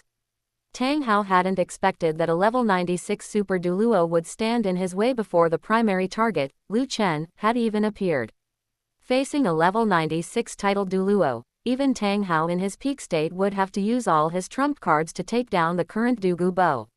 Not to mention that Tang Hao was currently suffering from layered injuries and complex internal traumas, he could at most exert 70% of his peak combat power. Douluo Dalu alone was enough to give him a headache. However, it was impossible for Tang Hao to retreat. He secretly activated his Slaughter God domain, continuously strengthening his aura until he seemed like a world-destroying god of slaughter descending upon the earth. A faint white light emanated from around him, condensing into thousands of sharp blades that shredded Douluo Dalu's terrifying pressure. It even caused Douluo Dalu's exposed skin to feel a faint chill. Tell Lu Chen to get out here. If he doesn't return Yin to me today, I will turn your sect upside down, slaughtering every living soul until rivers of blood flow. Tang Hao's roar was like a great bell. He did not fall behind in terms of momentum and even managed to suppress Douluo Dalu slightly. Feeling the chill on his skin, Douluo Dalu was secretly shocked. He had originally thought that after his breakthrough to level 96 spirit power, he would have few rivals on the entire continent. He had wanted to come out and show off, but who could have known the enemy would be so formidable? Under the impact of the Slaughter God domain, even Douluo Dalu felt a trace of fear in his heart. This was one of the effects of the Slaughter God domain. It strengthened one's aura and granted the courage to fear nothing. Simultaneously, if an opponent's mind was not steadfast during battle, they would fall into endless terror, and their strength would be greatly diminished. Douluo Dalu felt fear, already influenced by the Slaughter God domain, but he refused to be intimidated. He did not retreat a single step. Clenching his fists with muscles tensed, he was ready for battle at any moment. He glared coldly at Tang Hao. What boastful words! I'd like to see just how you plan to slaughter my sect until not even a dog or chicken is left, and rivers of blood flow. Before he could finish, a clear voice rang out. Brother Douluo, wait, the one he's looking for is me. He is Tang Hao, an enemy I loathe to the core. Let me face him. I've wanted to have a proper fight with him for a long time. Along with this voice, Lu Chen, dressed in luxurious blue robes with long hair flowing and an incomparably handsome face, rose into the air from the longevity sect and arrived at Douluo Dalu's side in an instant. Seeing Tang Hao actively seek him out, Lu Chen was excited.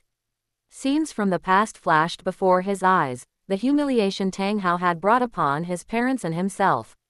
Today, he could finally settle the old score. His hands were trembling slightly, not from fear, but from excitement.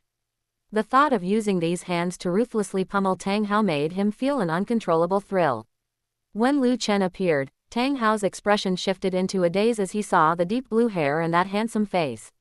That's right, this hair color and these features were completely different from the Lu Chen of the past. Instead, they bore a striking resemblance to Ah Yin. He must have been the one who took Ah Yin and stole her blue-silver emperor bloodline, which is why such a world-shaking change occurred. Tang Hao's eyes widened in fury. He raised his right hand, and a burst of black light erupted from his palm.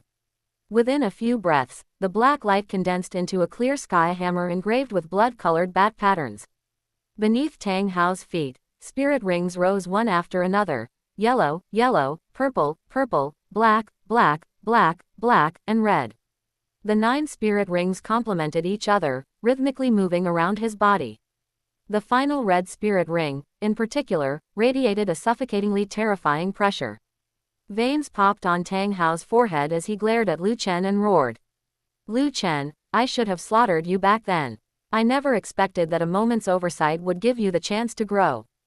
Give Ah Yin back to me, and I might leave your corpse intact today. Otherwise, I will hack you into 10,000 pieces, and your sect will run red with blood. After Tang Hao summoned his spirit, Douluo Dalu observed him with considerable surprise. So this is the clear sky Douluo. Without his spirit summoned, he looks no different from a beggar on the street. However, this spirit power pressure is indeed terrifying. Even though his spirit power is clearly one level lower than mine, I feel like he can suppress me. Is it because of the 100,000-year spirit ring? Lu Chen, you said years ago that you had an enemy. It turns out that enemy was Tang Hao. Since this is a personal grudge, I won't interfere much. I trust that with your strength, taking care of Tang Hao will certainly be no problem. As he spoke, Douluo Dalu actually retreated 100 meters away. He wasn't worried about Lu Chen at all. Tang Hao's spirit ring configuration was indeed terrifying: 2 yellow, 2 purple, 4 black, and 1 red. This was the optimal spirit ring configuration achievable under normal circumstances. But Lu Chen, the spirit ring configuration of his first spirit was 3 purple, 4 black, and 2 red. The configuration of his second martial soul was 2 black and 1 red. With a total of 300,000-year spirit rings, dealing with Tang Hao would certainly be more than enough. Without looking back, Lu Chen said to Douluo Dalu, "All right, brother Douluo, just protect the sect and don't let the aftershocks of our battle cause serious damage to it." As his voice fell, Lu Chen also raised his right hand. A black light gushed from his palm, twisting and changing until it condensed into a black scythe 2 meters in size. Beneath Lu Chen's feet, 3 spirit rings rose, black, black, and red. Although there were only 3, the spirit power pressure they emitted was not at all inferior to the 9 spirit rings on Tang Hao's body. Lu Chen's expression was cold, his eyes sharp like a hawk's. He spoke loudly and with murderous intent. Tang Hao, I'm surprised you still remember me. But it's just as well, I also remember the humiliation you brought upon our family of 3. From the moment my parents collapsed to the ground, the hatred in my heart made me want to hack you into pieces and scatter your ashes. I'm not afraid to tell you, that blue-silver emperor you hid in the cave was indeed taken by me. Now, if you want her back, come and take her yourself if you have the ability. You don't want to let me go, and I don't want to let you go either. Today, I'll see who gets to live until the end. Hearing this and confirming that Yin was indeed with Lu Chen, the killing intent surging in Tang Hao's chest reached its peak. You are looking for death. Chapter 182, The Incomprehensible Intangibility Ability. Boom! Tang Hao kicked the air, triggering an explosion in midair. A circular shockwave spread out as he used the counterforce to propel himself like a cannonball, hurtling toward Lu Chen with the momentum of 1,000 thunderclaps. In a near instant, Tang Hao was within inches of Lu Chen. Lu Chen could even see the tyranny and cruelty on Tang Hao's sallow face. His eyes were blood red, radiating a sky-high killing intent. Die! Tang Hao let out a thunderous roar, swinging the clear sky hammer in his hand. It brought about a series of sonic booms as it smashed down toward Lu Chen's head. As the clear sky Douluo, Tang Hao had fought throughout his life, and his combat experience was extremely rich. Lu Chen's second martial soul possessed 2 black spirit rings and 1 red spirit ring. Tang Hao had no idea what kind of spirit abilities these rings held. Therefore, the best response was to give Lu Chen no time to manifest any spirit abilities. The more powerful a spirit ability, the more time it required to charge. As long as Tang Hao didn't give Lu Chen time to accumulate power, it was equivalent to neutralizing the abilities of those 3 spirit rings. All 9 of Tang Hao's spirit rings were of the power amplification type, as he was a titled Douluo of the pure power type. Tang Hao's combat style had never relied on spirit abilities, instead, it relied on his terrifying brute force and combat techniques honed to the peak. In a close-quarters melee, Tang Hao would hold an absolute advantage. What a clear sky Douluo indeed, attacking the enemy's weakness with his own strength. In such a short time, he had made the most correct choice. Unfortunately, Tang Hao was facing Lu Chen. Lu Chen possessed a head spirit bone skill that was not offensive and required no long charging time. Intangibility. In an instant, ripples of space vibrated around Lu Chen's body. Following those spatial ripples, his body entered into a void space. Lu Chen's combat experience certainly couldn't compare to Tang Hao's, but his combat awareness was definitely not inferior. Going head-to-head with a pure power type titled Douluo like Tang Hao would definitely be asking for trouble. Before the clear sky hammer could smash into his head, Lu Chen hid his true body in the void space. Simultaneously, he swung the black iron sickle in a horizontal slashing motion from left to right. In the next instant, Tang Hao swung the clear sky hammer, and it passed right through Lu Chen's body. The fierce and overbearing clear sky hammer felt as if it had struck a mass of air. There was no sense of resistance whatsoever. It was as if the Lu Chen before him was merely a false illusion. A hint of confusion surfaced in Tang Hao's blood-red pupils. He hadn't seen Lu Chen's spirit rings light up. So this was a spirit bone skill. Just then, as Tang Hao and his hammer passed through Lu Chen's body, Lu Chen immediately swung his black iron sickle from left to right. With a crisp crack, the sharp blade of the black iron sickle instantly sliced into Tang Hao's waist and abdomen. Blood surged out. Tang Hao let out a muffled groan as his figure flashed forward. Pressing one hand against his still bleeding waist, he looked at Lu Chen in disbelief, then lowered his head to look at his own midsection. What kind of ability is this? When I attacked, your body turned into nothingness, and after my attack missed, your body became solid again and you slashed me back. What a sharp scythe. My tempered body couldn't even withstand the edge of that blade. Lu Chen glanced at the blade of the black iron sickle, watching the droplets of blood slide off. A wide, joyful smile appeared on his face. Ha ha, Tang Hao, when you were acting recklessly and bullying our family of 3 back then, did you ever think this day would come? This strike is for my father and mother. I will use my black iron sickle to tear you into 10,000 pieces, one cut at a time. Tang Hao gritted his teeth and glared at Lu Chen, feeling that this was extremely troublesome. As a pure power type titled Douluo, what he feared least was a head-on collision. But Lu Chen's ability could directly turn his body into nothingness. Tang Hao's attacks simply couldn't take effect. Moreover, at the very start of the exchange, Tang Hao's waist had suffered a massive tear. The continuous gushing of blood would cause his strength to keep declining. Tang Hao was not a support soul master and had no spirit abilities to recover from injuries. He had no way to heal the laceration at his waist. Iron bones. Tang Hao let out a low shout and activated a spirit bone skill. His muscles instantly bulged, making his entire frame a size larger. Under the pressure of the muscles, the bleeding from the wound at his waist was forcibly stopped.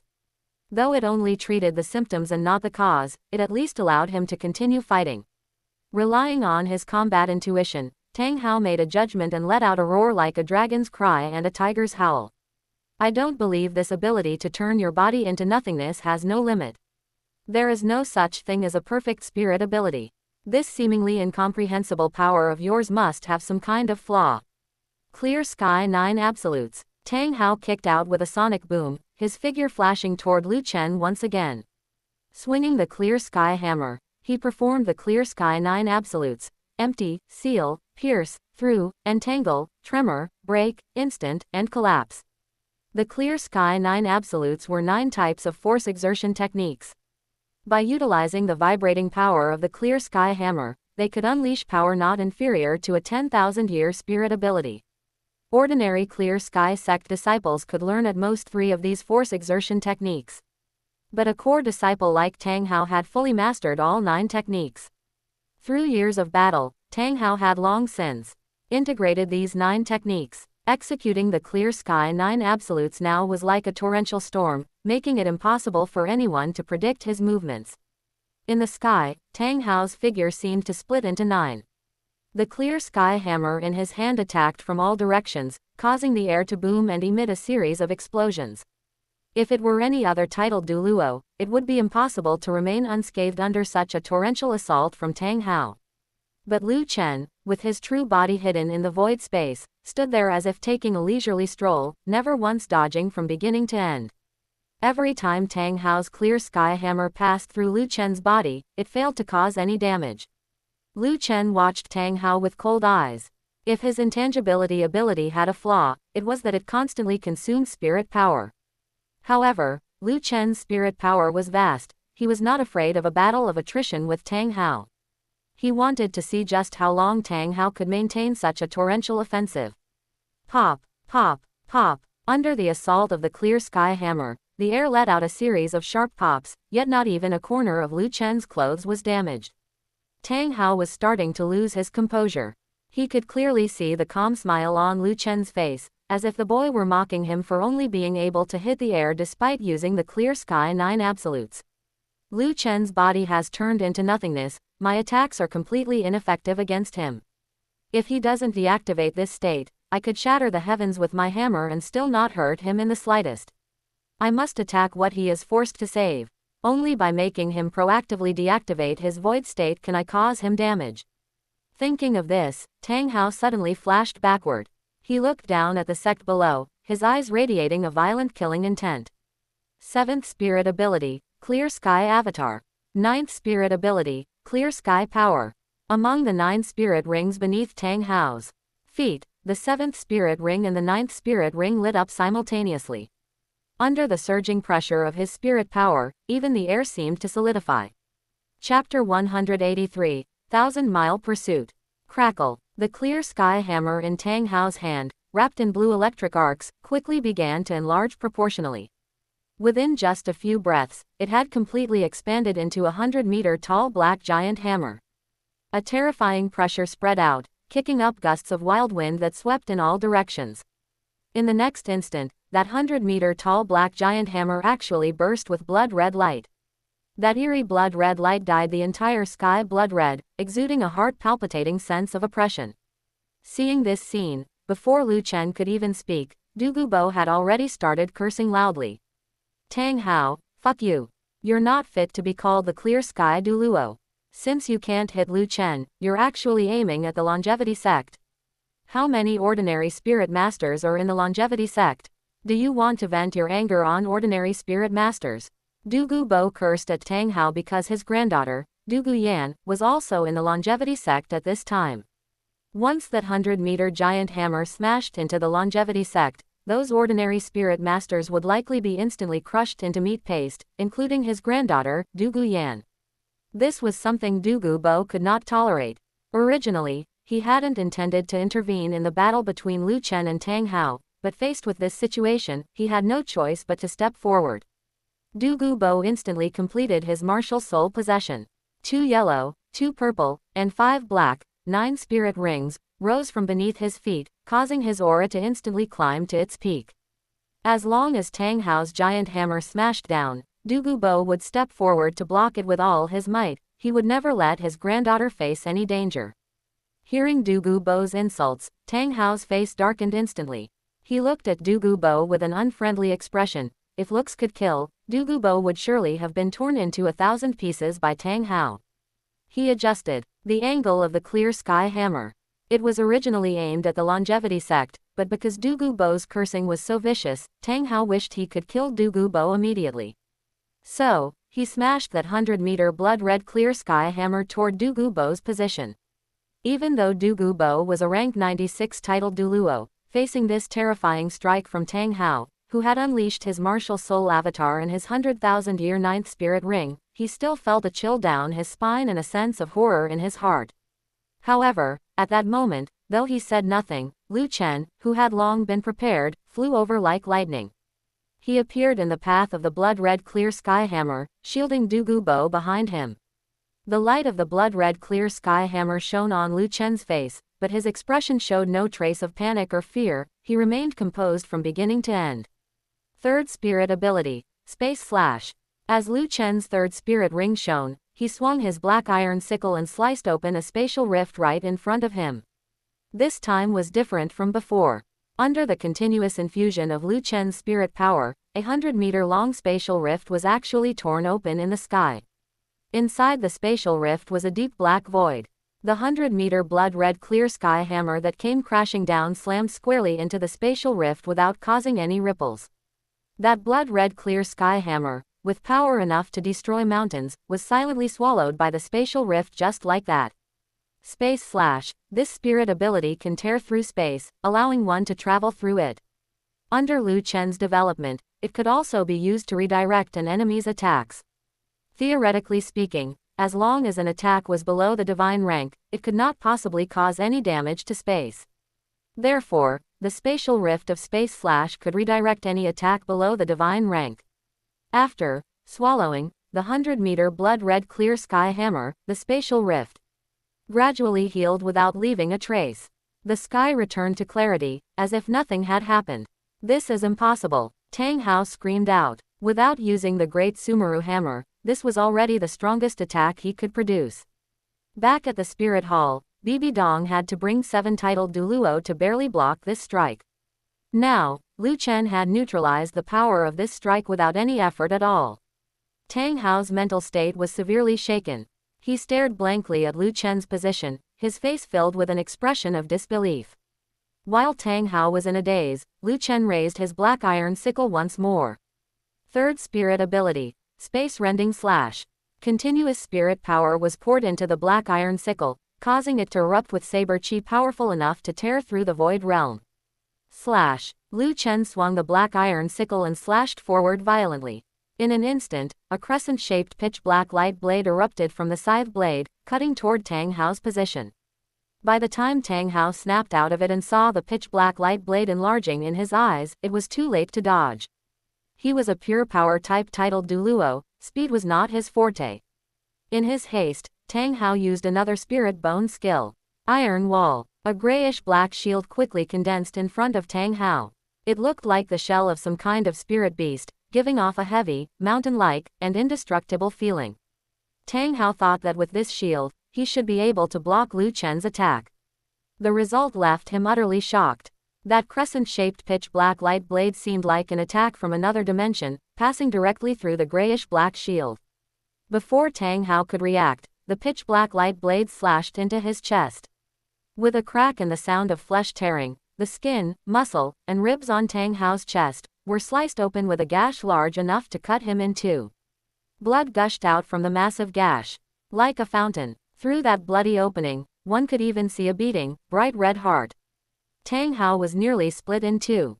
Thanks to his powerful body, having 6 spirit bones and being tempered by 100,000-year spirit ring, he possessed extremely vigorous vitality, allowing him to barely survive.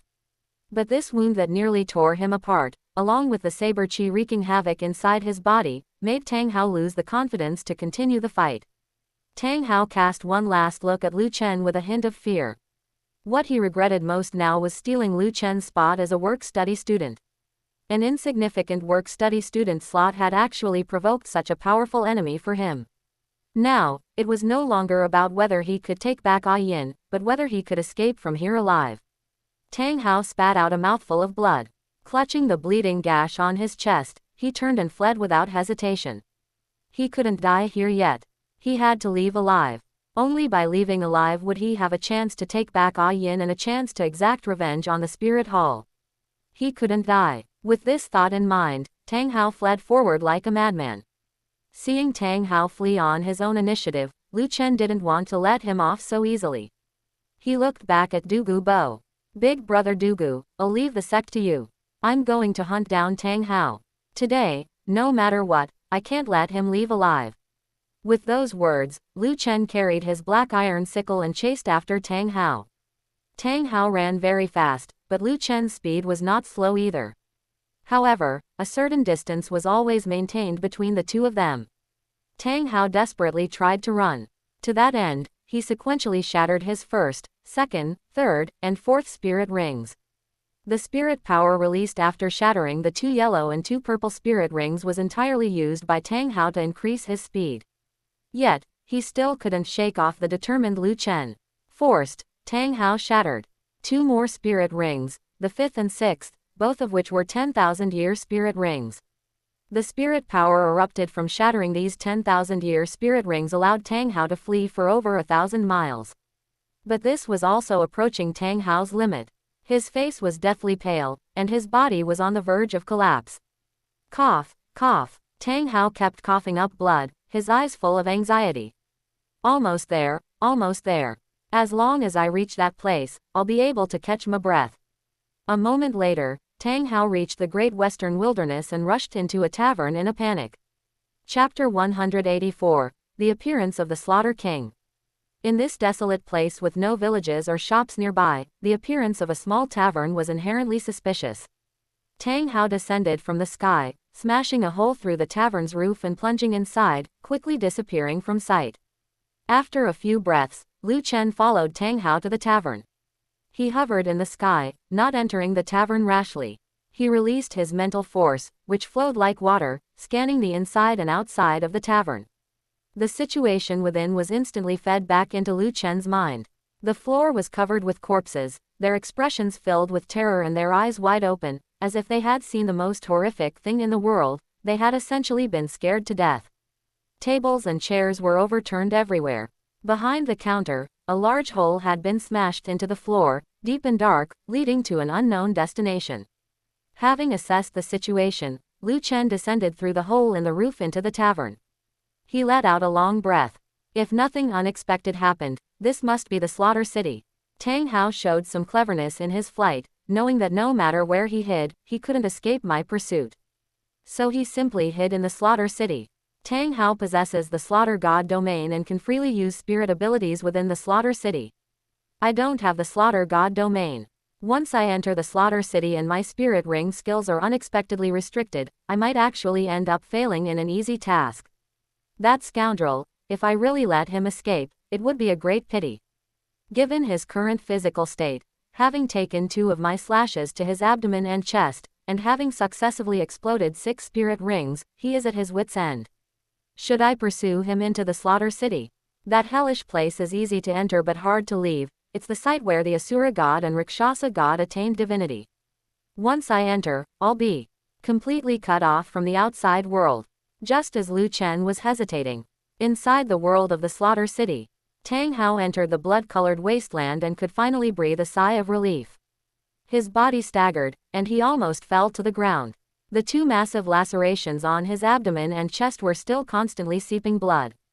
The backlash from exploding 6 spirit rings caused his brain to throb with waves of dizziness. If he didn't know he wasn't completely out of danger, Tang Hao would have wanted to collapse into sleep regardless of everything. Tang Hao's sudden arrival certainly couldn't be hidden from the master of the Slaughter City, the Slaughter King. The Slaughter King was the product of the 9-headed bloody Crimson Bat King's parasite on Tang Chen. Tang Chen had already completed 7 trials of the Asura God's examination. To some extent, he truly counted as the master of the Slaughter City. At this moment, deep within the blood-colored castle, the Slaughter King reclined against soft cushions. His left arm was around a scantily clad, voluptuous woman, while his right hand held a crystal glass filled with a steaming, bright red liquid. This was the specialty of the Slaughter City, Bloody Mary, commonly known as human blood. But suddenly, the Slaughter King's expression shifted. He shoved the woman aside and drained the Bloody Mary in his crystal glass in one gulp. With blood-red lips and traces of blood still lingering, the Slaughter King's blood-colored pupils revealed a hint of ruthlessness. It's the aura of the Slaughter God domain. A Slaughter God has returned to the Slaughter City. Since you've come to my Slaughter City, how could I not go and say hello? As the words fell, the Slaughter King's blood-red hair fluttered. His figure flashed, and he left the blood-colored castle. In just a few minutes, the tall Slaughter King, draped in a blood-colored cape and looking like a humanoid bat, descended upon the blood-colored wasteland outside the castle. He looked at Tang Hao, who was sitting on the ground gasping for breath, and a hint of shock and killing intent emerged in his blood-colored pupils. The Slaughter King knew of Tang Hao's strength. He had always wanted to kill Tang Hao, but unfortunately, he had never found the opportunity. Seeing Tang Hao in such a wretched state with his aura greatly diminished, wasn't this a perfect opportunity to kill him? According to the rules of the Slaughter City, every slaughter god who leaves causes a massive loss to the city. Furthermore, slaughter gods possess the Slaughter God domain and can use spirit abilities freely within the Slaughter City, posing a major threat to the Slaughter King. Therefore, Tang Hao and Bibi Dong, who both possessed the Slaughter God domain, were targets the Slaughter King wanted to eliminate. If given the chance, he was 100% willing to kill them both. The Slaughter King descended from the sky and walked toward Tang Hao step by step. His muscles were tense, secretly gathering strength, as he spoke in a sinister, testing tone. Jia Jia Jia, Your Excellency Slaughter God has graced us with your presence. You didn't even send word in advance so I could have my subordinates prepare a grand reception for you. However, Your Excellency's current state isn't very good. I wonder who could have injured you to this extent. To dare touch a slaughter god of our Slaughter City is a provocation to the city itself. I will certainly avenge you. As he spoke, the Slaughter King drew closer and closer to Tang Hao. His killing intent was no longer concealed, making Tang Hao's expression incredibly grim. Tang Hao stood up unsteadily. With Lu Chen pursuing from behind and the Slaughter King showing ill intent in front, Tang Hao was now completely backed into a corner. He activated his brain, which had been soaked in alcohol for over a decade, and tried hard to think of a way to find a path to survival in this situation. Tang Hao's expression was arrogant. He didn't dare show the slightest weakness, activating his Slaughter God domain and constantly heightening his aura. Slaughter King, get the hell away from me. Even if I've run into a bit of trouble, crushing you to death would only take a minute. While appearing unyielding on the outside, he was quite panicked internally. Damn it, why hasn't Lu Chen pursued me down here? Does he know the special rules of the Slaughter City? That once you enter here, you can't use any spirit abilities. If Lu Chen had followed me down, I could have found a way to pit him against the Slaughter King, giving me a chance to escape. Now that Lu Chen hasn't come, with my current state, I'm simply not the Slaughter King's match. No, I must leave this place. Perhaps I can use the Slaughter King to deal with Lu Chen outside. As long as they start fighting, I can take the opportunity to flee. Driving the tiger to swallow the wolf. This was the only path to survival Tang Hao could think of. Having been cursed at by Tang Hao, the Slaughter King's face darkened completely. He opened his right hand slightly, turning it into a ghostly claw, and with a rustling sound, a pair of 3-meter-wide bat wings unfurled behind him. Tang Hao, I gave you face but you refused it. Do you really think that in your current state, you are still my match?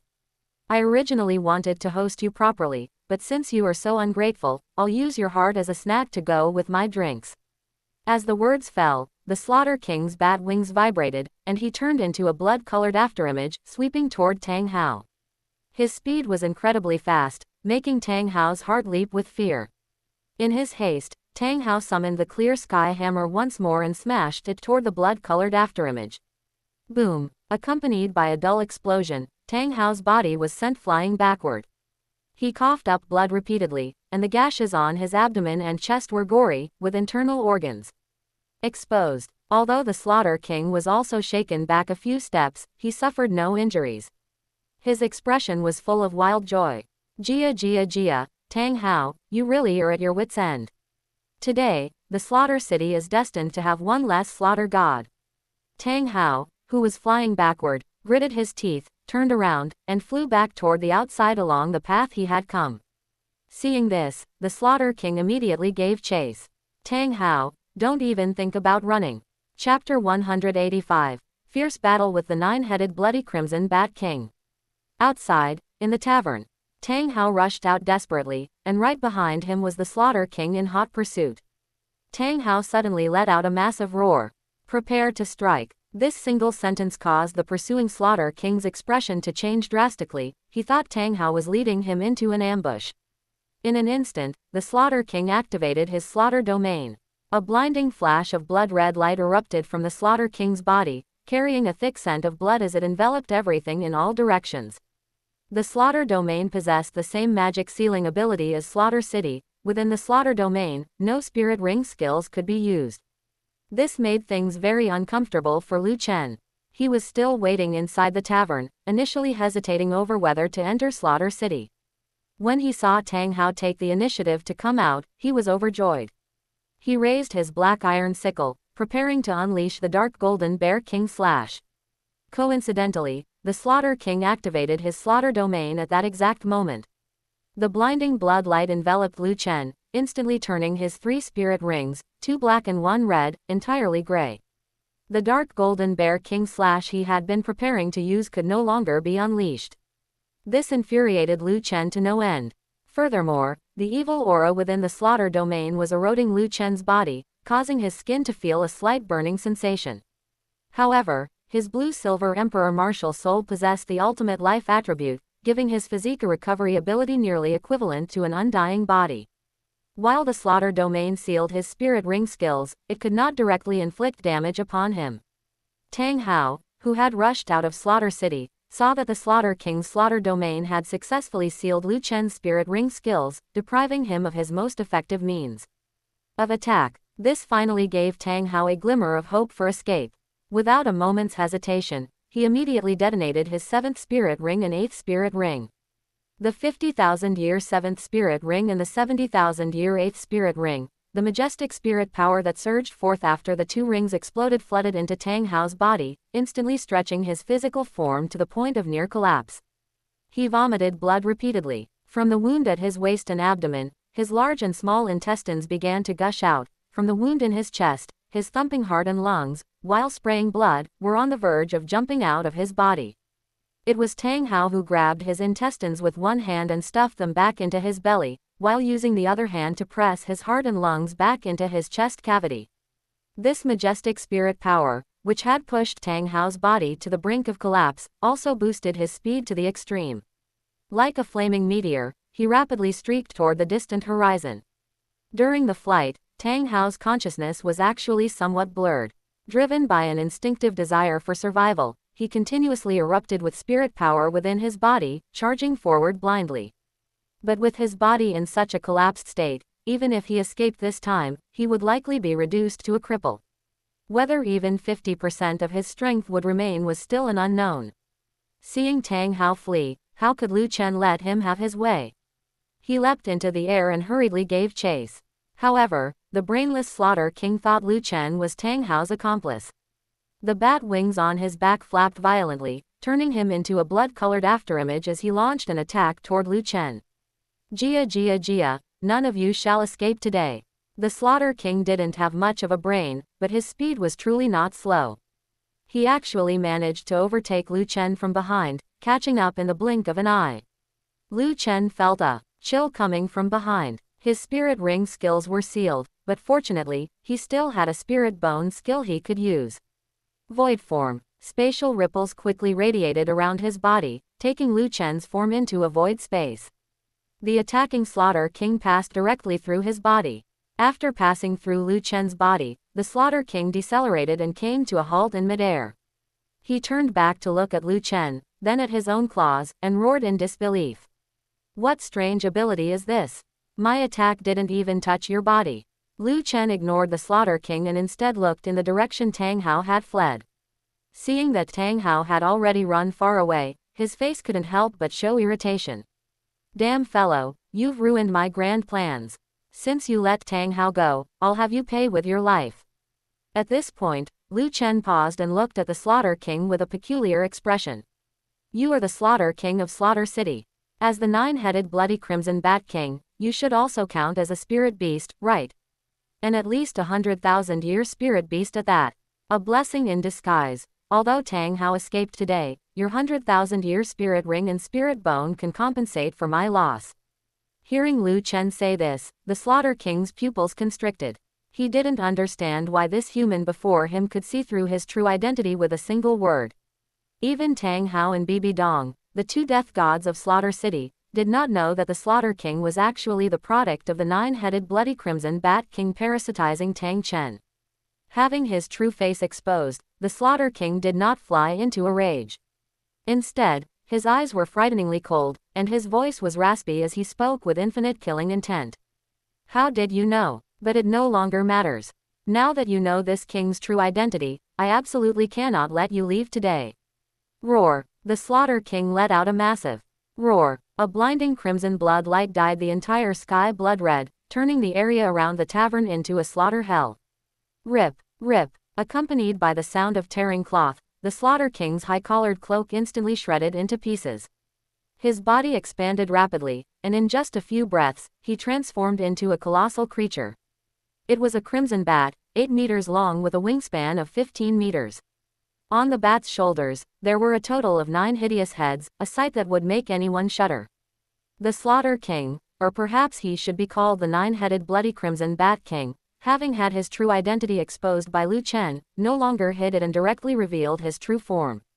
In his true form, the nine-headed bloody Crimson Bat King's strength would climb to an extreme, much like a human spirit master unleashing their martial soul avatar.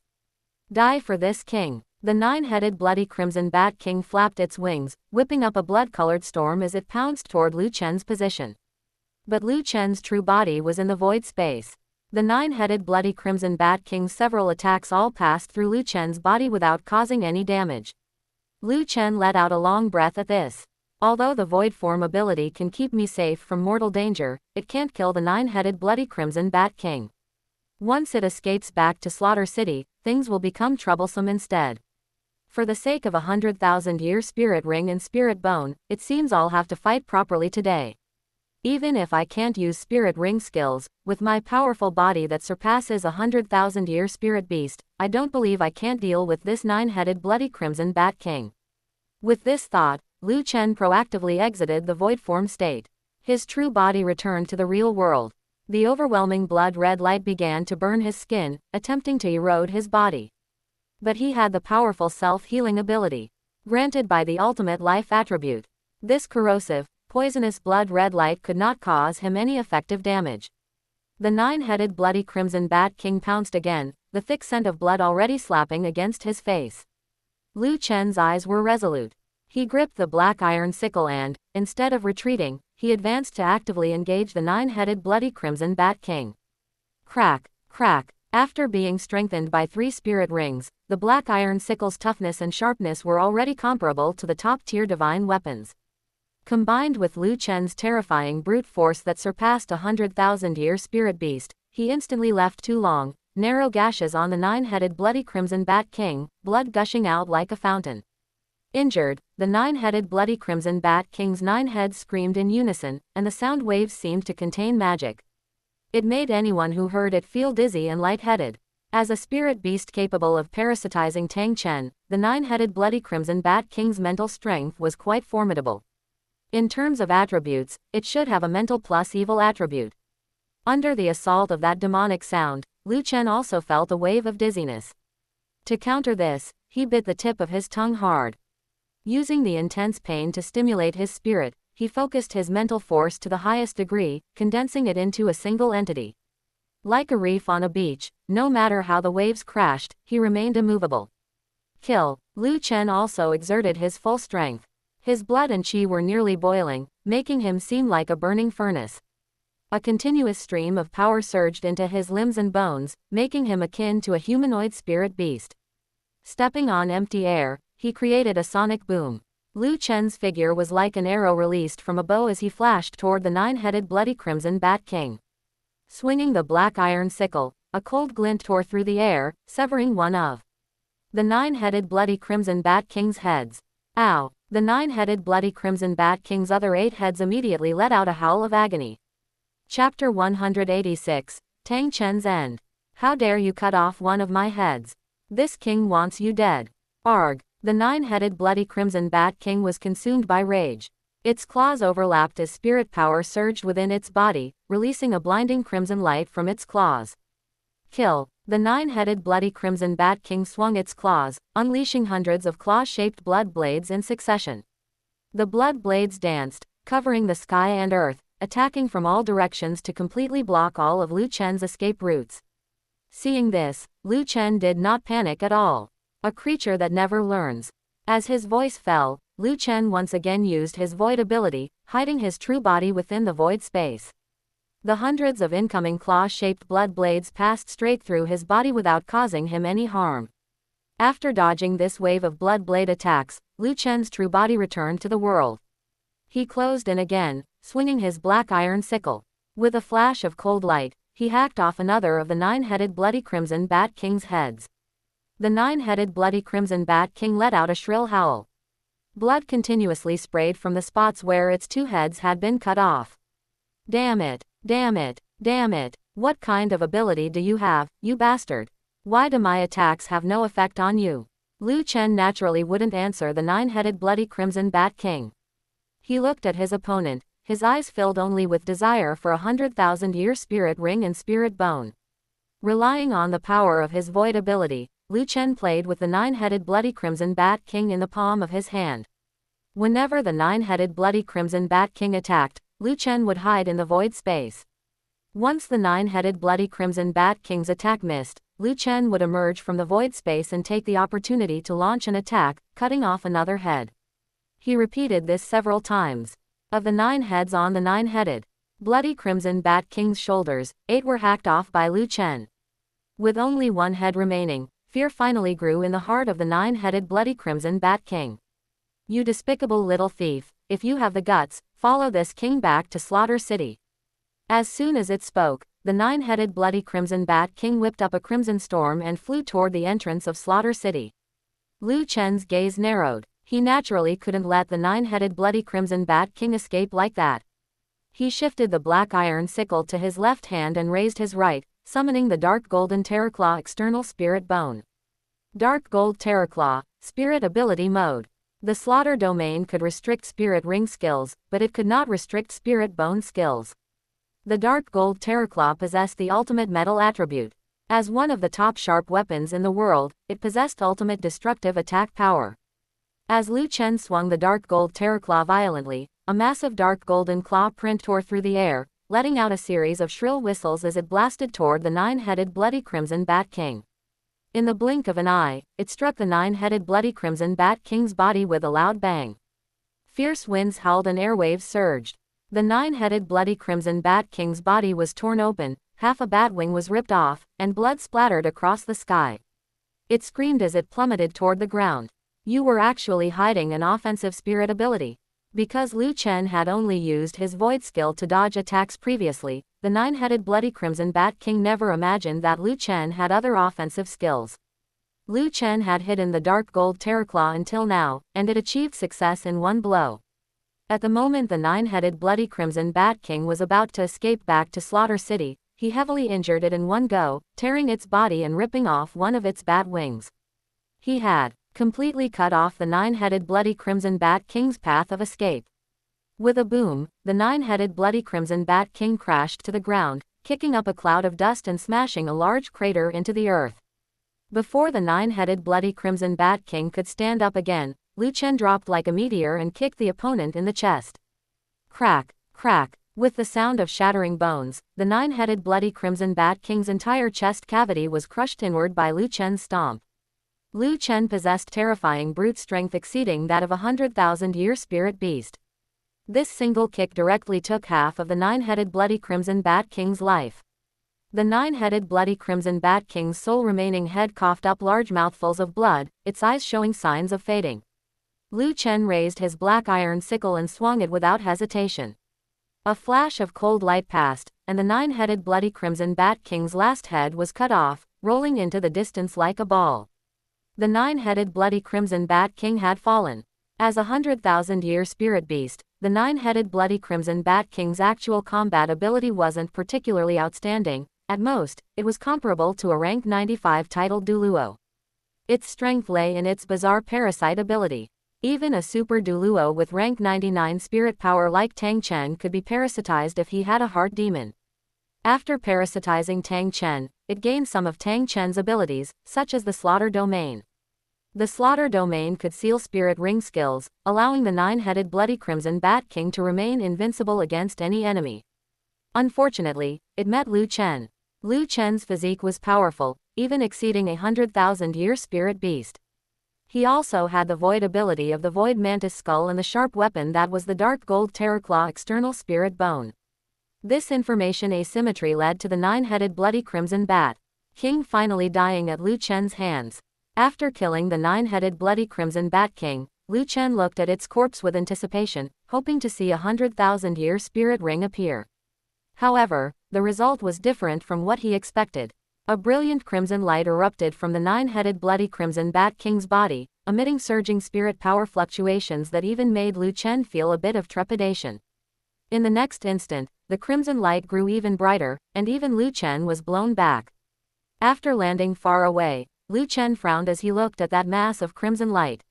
What's going on? Could it be that the nine-headed bloody Crimson Bat King isn't dead yet, or Tang Chen? Liu Chen's pupils constricted slightly. Could it be that he killed the nine-headed bloody Crimson Bat King, but Tang Chen didn't die along with it? Just as Liu Chen predicted, a tall figure condensed within that crimson light.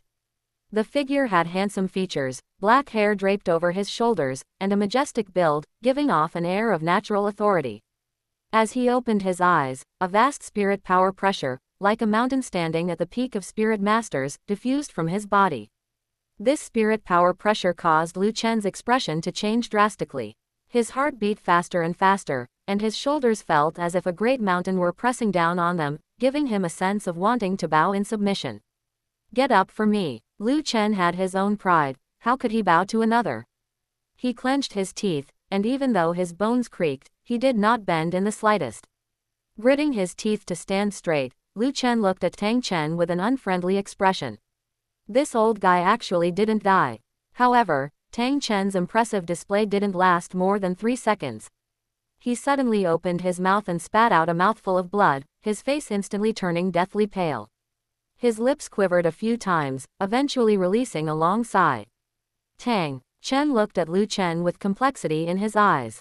On one hand, it was Liu Chen killing the nine-headed bloody Crimson Bat King that allowed Tang Chen to be freed.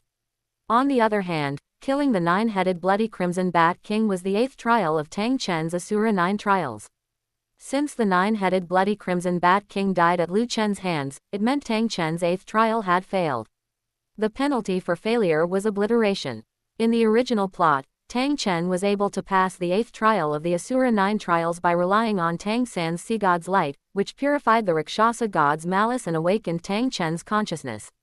Tang Chen used the power of the Sea God's light to kill his heart demon and the nine-headed bloody Crimson Bat King.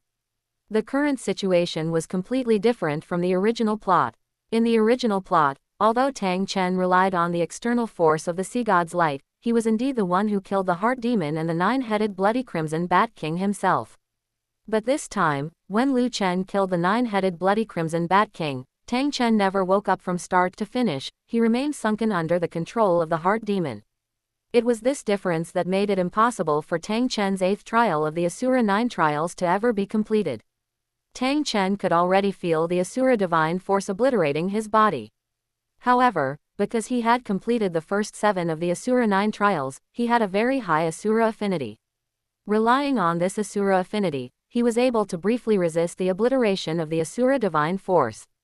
Tang Chen took a deep look at Lu Chen. "Young man, you helped me find release. Logically, I should thank you properly. But I have nothing left now, nothing I can leave to you. This 9-headed bloody crimson bat king was parasitized within me for decades, devouring a massive amount of my spirit power, causing its cultivation to rise again and again. Although the 9-headed bloody crimson bat king couldn't truly control my power, in terms of cultivation, it was comparable to a 300,000-year spirit beast. I hope it brings you a good harvest." After his voice fell, Tang Chen coughed violently twice. His figure instantly soared into the sky, heading west as a streak of bloody light, flying towards Sea God Island. Faster, even faster. Tang Chen was extremely anxious. Under the obliteration of the Asura divine force, his legs had already disappeared, dissipating into specks of blood-colored light. After the legs came the hands. After the hands came the torso. After the torso came the head.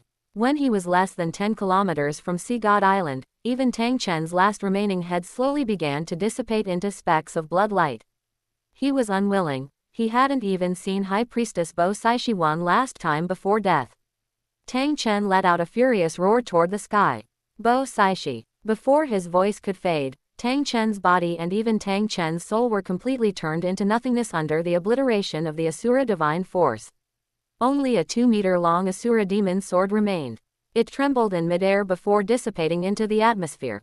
A moment later, far away on Sea God Island, the Sea God Douluo High Priestess Bo Saishi seemed to sense something. Moving as fast as a meteor, she rapidly flew over. When the Sea God Douluo High Priestess Bo Saishi, dressed in long blue robes, tall and exquisitely beautiful, arrived at the place where Tang Chen had finally dissipated. She reached out her jade-like hand to grab the air. Suddenly, as if struck by lightning, her beautiful face instantly aged 10 years. Tang Chen. After waiting for decades, she never expected this would be the result. Tang Chen was dead. She hadn't even seen him one last time. Chapter 187. 300,000-year spirit ring and spirit bone. Back to Lu Chen's side. Watching Tang Chen transform into a blood-colored shadow and vanish into the horizon, he couldn't help but curse. How bizarre. I was the one who killed the 9-headed bloody crimson bat king. Its spirit ring and spirit bone were originally my spoils of war. This Tang Chen is shameless enough to act as if he left the 9-headed bloody crimson bat king for me. Meanwhile, as Tang Chen departed, the 9-headed bloody crimson bat king released its blood-red light once more. The soaring crimson light condensed into a pillar of blood, emitting a spirit power pressure so intense that the air itself seemed to solidify. Seeing this, Lu Chen showed a look of surprise and joy. This was the true sign of a spirit ring condensing. After about 5 minutes, the soaring blood-colored pillar collapsed inward, compressing continuously until it finally condensed into a red spirit ring. On that red spirit ring, 3 golden patterns could be seen, mysterious, magnificent, and majestic. Lu Chen was beyond thrilled. This 9-headed bloody crimson bat king has actually reached a cultivation level of 300,000 years. Fortunately, its cultivation was obtained by devouring Tang Chen's spirit power, so it couldn't utilize it freely and could only use a slaughter domain. Otherwise, a vicious beast with a 300,000-year cultivation would be enough to rival a level 97 Super Douluo. Killing it would definitely not have been this easy. With my physical constitution, absorbing a vicious beast's spirit ring is more than enough. I'm really looking forward to seeing how much of a boost this 300,000-year spirit ring and spirit bone can bring me. As his voice fell, Lu Chen stepped forward, grabbed the corpse of the 9-headed bloody crimson bat king, and took both the body and the spirit ring upon it into his portable space. While absorbing a spirit ring, Lu Chen would have no ability to resist. Staying outside was too dangerous, so he simply entered the portable space. This was a hazy gray world, infinitely vast in all directions as if without boundaries. Massive piles of gold coins formed mountains, alongside heaps of jade, agate, coral, and gemstones. This was all the wealth he had plundered from the 7 treasure glazed tile school. After entering the portable space, Lu Chen sat cross-legged and summoned the 300,000-year vicious beast spirit ring. The ring with 3 golden patterns immediately floated toward Lu Chen, encircling his body before rapidly shrinking and merging into him. In an instant, a cold, domineering, and evil spirit power swept through Lu Chen's body. In just a few breaths, that majestic spirit power filled his meridians, making his entire body feel a needle-like, stinging pain. This made Lu Chen frown as he thought to himself, "For a 300,000-year vicious beast spirit ring, I will endure." In truth, Lu Chen felt all right. This spirit ring from the 9-headed bloody crimson bat king had not pushed his body to the brink of exploding. It was just that the cold and evil spirit power caused a certain level of erosion as it merged with his body, which was why Lu Chen felt the needle-like pain. Lu Chen focused his mind and silently operated his meditation method, accelerating the absorption and refinement of this cold, evil spirit power to temper his second martial soul, the black iron sickle. Under the tempering of this cold and evil spirit power, the black iron sickle trembled slightly and let out a dull, long cry, as if it were enduring immense pain. After all, this was a vicious beast-level spirit ring. The vast energy contained within it was extremely difficult to absorb. Lu Chen's brow was tightly furrowed and the black iron sickle trembled slightly. Both were enduring pain, but both were also making immense progress under the tempering of the spirit ring's energy. Time passed slowly, and after 12 hours of absorption and refinement. Inside the portable space, Lu Chen opened his eyes and woke up. A flash of crimson light passed through his originally deep blue eyes. That cold and evil pressure was enough to make anyone shudder. Fortunately, it only lasted for 3 breaths before the crimson light completely receded, restoring his clear blue eyes. Phew! Lu Chen let out a long breath, stood up from the ground, and stretched. A series of explosive pops sounded from his bones. Under the energy tempering of the 9-headed bloody crimson bat king's spirit ring, his body had undergone another round of strengthening. If he kept strengthening like this, his body would reach the divine rank sooner or later. How refreshing! Although absorbing the spirit ring was painful, the feeling of satisfaction after a successful absorption is indescribable. My spirit power has increased tremendously, from level 95 to the level 96 peak. I'll absorb the 9-headed bloody crimson bat king's spirit bone in a moment. It will definitely allow my spirit power to make another breakthrough. Breaking through to level 97 won't be an issue at all. The harvest this time is truly significant. Not only has my martial soul evolved again, but I've also gained 2 powerful spirit abilities. The 4th spirit ring's first spirit ability is Extinction Cross/, a single target attack ability. The 4th spirit ring's second spirit ability is Blood Shadow 100 Breaker Strike, a group attack ability.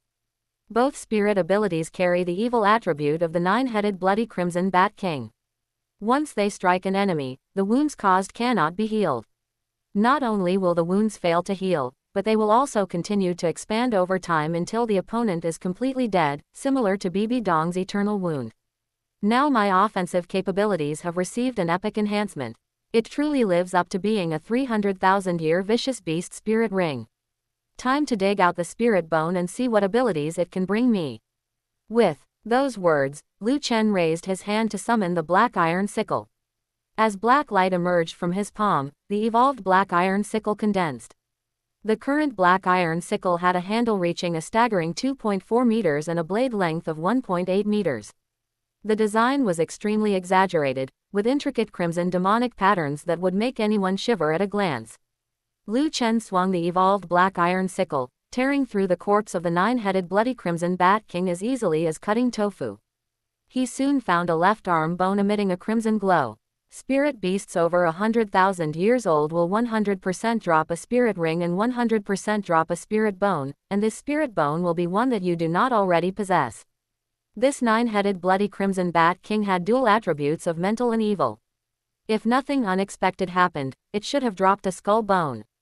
However, since Lu Chen already had a skull bone, the 9-headed bloody crimson bat king's spirit bone evolved into a left arm bone. But no matter which part the spirit bone was for, Lu Chen didn't mind in the slightest. He retracted his spirit, picked up the left arm bone, sat cross-legged on the ground, and pressed the bone against his left arm. A 300,000-year left arm bone definitely won't be bad. I'm really looking forward to what 2 spirit abilities it will bring me. With a thought, a surge of spirit power flowed out and merged into the left arm bone. The bone immediately burst with blood-red light, transforming into wisps of crimson mist that merged into Lu Chen's left arm. Cold, domineering, and evil, it felt exactly the same as absorbing the spirit ring. Since even absorbing the spirit ring hadn't brought Lu Chen any danger, absorbing the spirit bone wouldn't bring him danger either. However, it took quite a while. After another 12 hours of absorption, Lu Chen finally succeeded in absorbing this 9-headed bloody crimson bat king left arm bone. Just as Lu Chen expected, his spirit power had another major breakthrough, rising from the level 96 peak to the level 97 peak. This made Lu Chen overjoyed. In addition to the spirit power increase, Lu Chen also gained 2 bizarre spirit abilities. These 2 spirit abilities are a bit evil, but if used well, they can definitely have miraculous effects.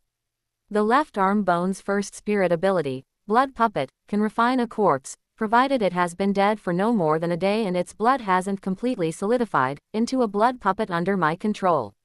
Blood puppets have no sensation. As long as they aren't completely destroyed, they can keep fighting. However, because they are corpses, their combat power can at most recover to 70% of when they were alive. The left arm bone's second spirit ability, Blood Explosion Technique, can be used in tandem with Blood Puppet. Once a blood puppet gets close to an enemy, it can be directly detonated to unleash power beyond its limits. Interesting. If I kill the evil spirit Orca King, refine it into a blood puppet, and control it to get close to the deep-sea demon Whale King before detonating it. The power of the evil spirit Orca King's explosion, even if the deep-sea demon Whale King is a million-year spirit beast, shouldn't be something it can completely ignore. Even if it just causes a small injury, it can still reduce its strength. Lu Chen's eyes grew brighter and brighter. This 9-headed bloody crimson bat king truly lived up to being a 300,000-year spirit beast. The 4 spirit abilities it gave him were all quite abnormal. The wounds caused by Extinction Cross Slash and Blood Shadow 100 Breaker Strike cannot heal, leaving the victim only to await death. Blood Puppet and Blood Explosion Technique allow corpses to be reused. If used well, they can produce unexpected results. Chapter 188. The First Blood Puppet. Outside, as ripples undulated through the air, Lu Chen and a bloody corpse stepped out from the spatial ripples. At this moment, Lu Chen suddenly looked at the corpse of the 9-headed bloody crimson bat king. Because its cultivation was profound, the blood had not yet completely solidified, and a thought couldn't help but cross his mind. The requirement to use Blood Puppet as a corpse that has been dead for less than a day and whose blood has not yet completely solidified. This 9-headed bloody crimson bat king has only been dead for a day, and its blood hasn't completely solidified yet. It should be usable for the Blood Puppet technique. This is the corpse of a 300,000-year-old vicious beast. Even though it's lost its spirit ring and spirit bone and has become an empty shell, it's still infinitely close to a 100,000-year-old spirit beast. I can give it a try. If it succeeds, not only can it assist in battle, but it can also be used as consumable material for the blood explosion technique. Thinking of this, Lu Chen raised his left hand, circulating spirit power into the spirit bone, and unleashed the spirit bone skill, Blood Puppet. In an instant, surging blood-colored light gushed from his palm, spinning rapidly and condensing into a blood-colored orb the size of a human head. Eerie, cold, and evil. The energy fluctuations emitted by this blood-colored orb felt bone-chilling, enough to freeze a person's blood. Under Lu Chen's control, wisps of blood-colored light drifted from the orb like petals dancing in the sky, merging into the corpse of the 9-headed bloody crimson bat king. In the next instant, something eerie happened. The corpse, which originally had no breath of life left, actually moved again.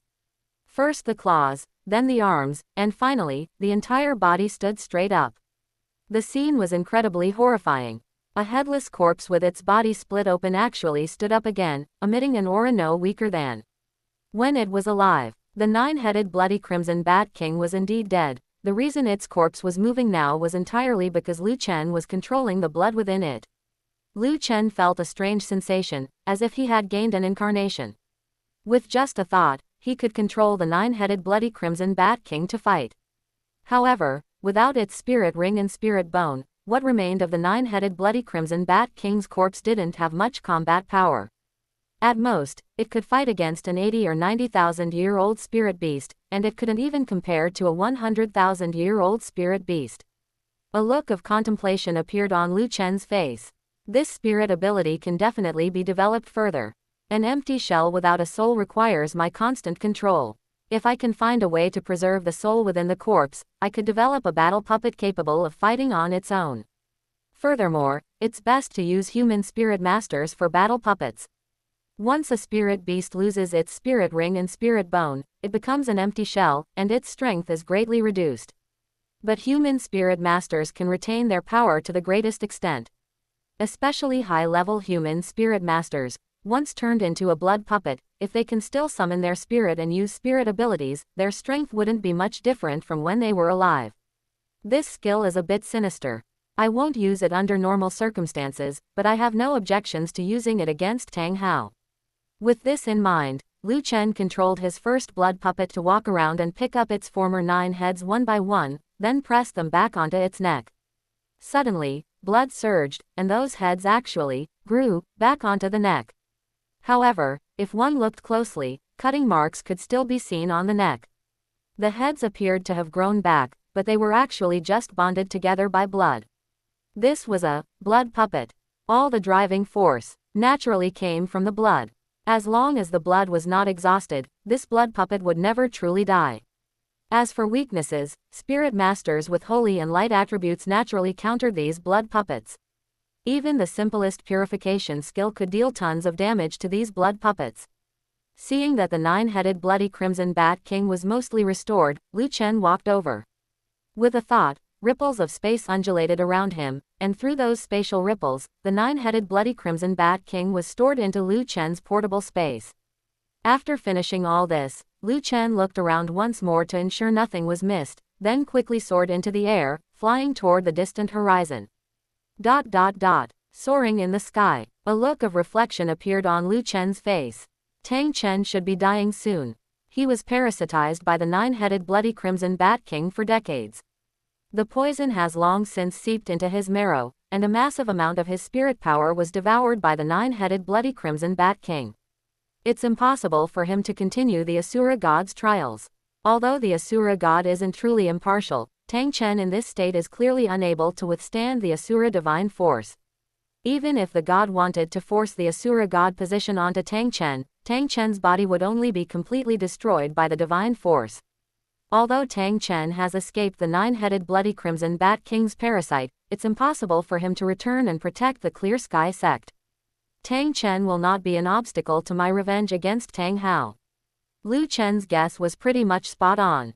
Tang Chen was already dead, killed by the Asura divine force because he failed the 8th trial of the Asura 9 trials. Lu Chen took a long breath and thought, it's a pity Tang Hao escaped this time, but he can run for a while, not for a lifetime. The next time I see him will be the day he dies.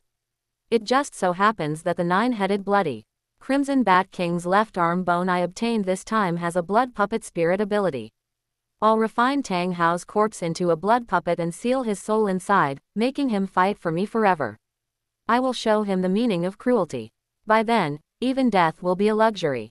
Lu Chen's thoughts jumped around. One moment he was thinking of how to retaliate against Tang Hao, and the next he was wondering if he should pick up his parents on the way. Since I've come to the Great Western Wilderness, I'll stop by Fasnuo City on the way back to pick up Mom and Dad. I'm not entirely at ease leaving them outside. Now that I've established a sect, I can bring my parents to my side to look after them. With that thought, Lu Chen changed direction and flew toward Fasnuo City. 5 hours later, Lu Chen arrived at Fasnuo City and met his parents, as well as Ah Yin, who was taking care of them. Lu Chen catalyzed 3 blue silver vines, wrapping them around the waists of Luan, Rose, and Ah Yin, taking them into the sky as he flew toward the location of the longevity sect. Along the way, Luan and Rose were lightheaded. They were just ordinary people and had never experienced the sensation of flying. Being taken into the sky by Lu Chen, they were quite uncomfortable for a while, feeling lightheaded and nauseous. Lu Chen was very attentive, channeling wisps of life soul power into his parents' bodies. Under the nourishment of the life soul power, Luan and Rose finally gradually recovered, but their bodies remained tense, and they didn't dare to open their eyes. Lu Chen knew that this was the limit of what his parents could handle. Should I bring my parents into the world of spirit masters? In the ice and fire yin-yang well, there are medicines with mild properties that can strengthen the foundation and cleanse the marrow even for ordinary people. Right, 8-petal immortal orchid and exquisite silk tulip. The 8-petal immortal orchid can strengthen the foundation, so I'll give it to Dad. The exquisite silk tulip can command plants, so I'll give it to Mom. These 2 immortal herbs are enough to grant them innate spirit power, and they can cultivate to become spirit masters in the future. Chapter 189. Acquired full spirit power. Longevity sect. Just as Lu Chen returned to the longevity sect with his parents and Yin, Douluo Dalu sensed them immediately. He flew into the sky, looking first at Lu Chen, then at Luan, Rose, and Yin, whom Lu Chen had brought along. He asked with some confusion, "Lu Chen, why were you gone for so long? What about Tang Hao? Is he dead? And who are these people?" Seeing Douluo Dalu, Lu Chen handed his parents over to him. "Tang Hao isn't dead. There was a bit of an accident, but I also gained quite a lot. The next time I see Tang Hao, I'll definitely hack him to death. Brother Douluo, these are my parents. Please take them into the sect and help them settle in. As for whether they live up on the mountain or down below, let it be according to their wishes. I'm going to the Ice and Fire Valley to pick 2 types of immortal herbs. Also, this girl has been looking after my parents, so I want to take her there to cultivate for a while." Douluo Dalu reached out, taking Luan with one hand and Rose with the other. Hearing they were Lu Chen's parents, his expression became somewhat solemn. Although Luan and Rose were just ordinary people, because they had a son like Lu Chen, no one would dare look down on them, not even Douluo Dalu. Douluo Dalu nodded in agreement. "I understand. I'll settle your parents in. As for this girl, tell her she must keep it a secret, the Ice and Fire Valley must not be exposed." Lu Chen smiled and nodded slightly. In the next instant, he raised his hand, and black light erupted from his palm, condensing into the evolved black iron sickle. At the same time, beneath his feet, 4 spirit rings rose one after another, black, black, red, red. A heart palpitating, surging pressure spread out in all directions. Douluo Dalu's eyes widened. How did he remember that Lu Chen only had 3 spirit rings yesterday? Only a day had passed, and Lu Chen had absorbed another spirit ring, and it was 100,000-year spirit ring at that. Since when did 100,000-year spirit beasts become so common? Moreover, why was this red spirit ring different from a normal 100,000-year spirit ring? Why were there 3 golden patterns on that red spirit ring? Just as Douluo Dalu was completely baffled, Lu Chen's red 3rd spirit ring shone brightly. Space slash. Lu Chen swung the black iron sickle, slashing the space in front of him and instantly tearing open a spatial rift. Lu Chen called out to his parents. "Dad, Mom, this is Brother Douluo, the Grand Elder of my sect. Settle in with him first. I'm going to pick 2 immortal herbs for you that can strengthen your foundations and cleanse your marrow." As he finished speaking, Lu Chen took Yin and entered the spatial rift. After the 2 disappeared, the rift slowly healed. Luan and Rose were already so shocked they were speechless. After his own shock passed, Douluo Dalu brought Luan and Rose down into the sect and set about arranging their living quarters. Meanwhile, at the Ice and Fire Yin-Yang well, a black spatial rift suddenly tore open in the sky, and Lu Chen emerged from it with Yin. Arriving in the valley, Yin's eyes widened slightly, a look of mixed surprise and joy appearing on her face. In her perception, the dense ice and fire energy in this valley was incredibly suitable for her to cultivate. Noticing the subtle change in Yin's expression, Lu Chen knew she had discovered the uniqueness of the Ice and Fire Yin-Yang well. Yin, it seems you've found out. Cultivating in this Ice and Fire Valley can increase your speed several times over. You've been protecting my parents all this time. As a reward, you can cultivate here in the Ice and Fire Valley from now on. You heard what Brother Douluo said just now. The secret of this valley must never be exposed. Besides that, there's a herb in this valley, the 7-star dragon tongue orchid. Help me look after it and accelerate its growth. Cultivate well. Once you become a titled Douluo, I'll make you the vice principal of Longevity Academy to assist me in managing the academy's daily affairs. Under the effect of Lu Chen's blue-silver sovereign, skill, Lu Chen's words were now no different from an imperial decree to Yin. Yin's posture was respectful as she lowered her head slightly. Her voice was as pleasant as a wind chime, yet filled with unwavering determination. Yin understands. After giving Yin her instructions, Lu Chen wandered around the ice and fire yin-yang well. Before long, he found 2 immortal herbs, the 8-petal immortal orchid and the exquisite silk tulip. Without damaging the roots or stems, Lu Chen picked both immortal herbs. Lu Chen then used space slash again, tearing a spatial rift in midair. This time he didn't take Yin, entering the rift alone and leaving in an instant. Back at the longevity sect, Lu Chen released his mental force, sweeping through the entire sect like a stream of water, quickly locating his parents. Since not much time had passed, Douluo Dalu was still helping Lu and Rose pick out a room. Having arrived in such a strange place without anyone familiar by their side, Lu and Rose seemed very restrained. No matter how Douluo Dalu tried to comfort them, their tension and unease couldn't be completely eliminated. Seeing this, Lu Chen rushed over. As he appeared before them, most of Lu and Rose's tension and unease immediately vanished. Lu Chen held out his hands, placing the 8-petal immortal orchid and the exquisite silk tulip into Lu and Rose's hands, respectively. He explained in a gentle voice. Dad, Mom, these are the immortal herbs I picked for you. They have the effect of strengthening foundations and cleansing marrow. If you take them as I say, you might even gain spirit power and become spirit masters in the future. Lu and Rose looked at each other, greatly shocked. Lu rubbed his hands together nervously. Little Chen, we're very happy you're thinking of us, but we're just ordinary people. These immortal herbs are so powerful, isn't it a waste for the 2 of us to take them? Rose also nodded quickly. I was thinking the same thing. Hearing his parents' words, Lu Chen forced the herbs into their hands and persuaded them further. After much convincing, he finally got Lu and Rose to accept and take the immortal herbs. Under Lu Chen's guidance, Lu and Rose consumed the 8-petal immortal orchid and the exquisite silk tulip, respectively. The moment they took the herbs, intense energy fluctuations erupted within their bodies, causing them extreme pain. Even though the medicinal properties of both herbs were relatively mild, as ordinary people, Lu and Rose still found it difficult to withstand the massive pressure. The violent energy fluctuations made Lu and Rose feel a crushing pain throughout their bodies. Lu Chen's heart tightened. He quickly moved behind his parents, placing one hand on his father's back and the other on his mother's. He rapidly channeled life soul power to help them refine the massive medicinal force. Under the guidance of the life soul power, Lu and Rose, as ordinary people, were finally able to absorb the medicinal power of the 2 immortal herbs. As they absorbed the power of the herbs, Lu and Rose underwent earth-shaking changes. Layers of filth were expelled from their bodies, causing them to emit a foul odor. They seemed to have grown 10 years younger. Every cell and organ in their bodies radiated vibrant vitality. Though they had been ordinary people, spirit power fluctuations actually appeared on them.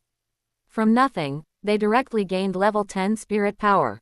Generally speaking, if one does not have innate spirit power after the awakening of their spirit, it means they cannot cultivate and can never become a spirit master. But now, this common knowledge was shattered. Lu and Rose, who had no innate spirit power, each possessed level 10 spirit power. Under the nourishment of the 2 immortal herbs, this situation could be described as acquired full spirit power. When Lu and Rose woke up, they were both startled by the changes in their bodies. Afterward, Lu Chen first arranged for his parents to wash up, then he took them to the spirit beast forest to hunt spirit beasts, allowing them to truly become spirit masters. Chapter 190. Tricking Tang San.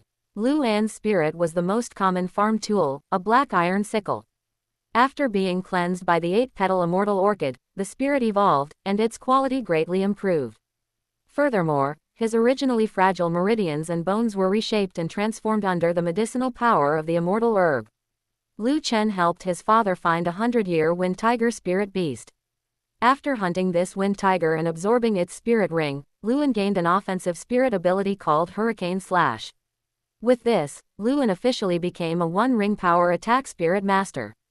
Rose's spirit was the ubiquitous weed, blue-silver grass. After being nourished by the exquisite silk tulip, it clearly became more vibrant. Based on his own experience, Lu Chen found a 100-year crimson blood grass. He had Rose absorb the spirit ring of the 100-year crimson blood grass, gaining the same spirit ability as Lu Chen, blue-silver recovery. This also made Rose a one-ring support soul master. Lu Chen's father and mother had both officially become spirit masters. Although they were somewhat older, they had both been nourished by immortal herbs. As long as they continued to cultivate persistently, they would eventually achieve something in the future.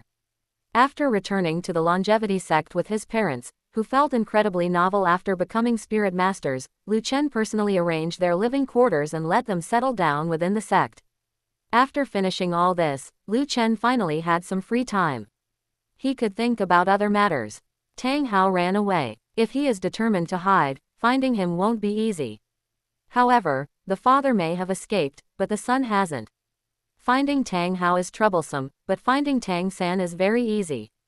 Thinking of Tang San, a mischievous smile appeared on Lu Chen's face.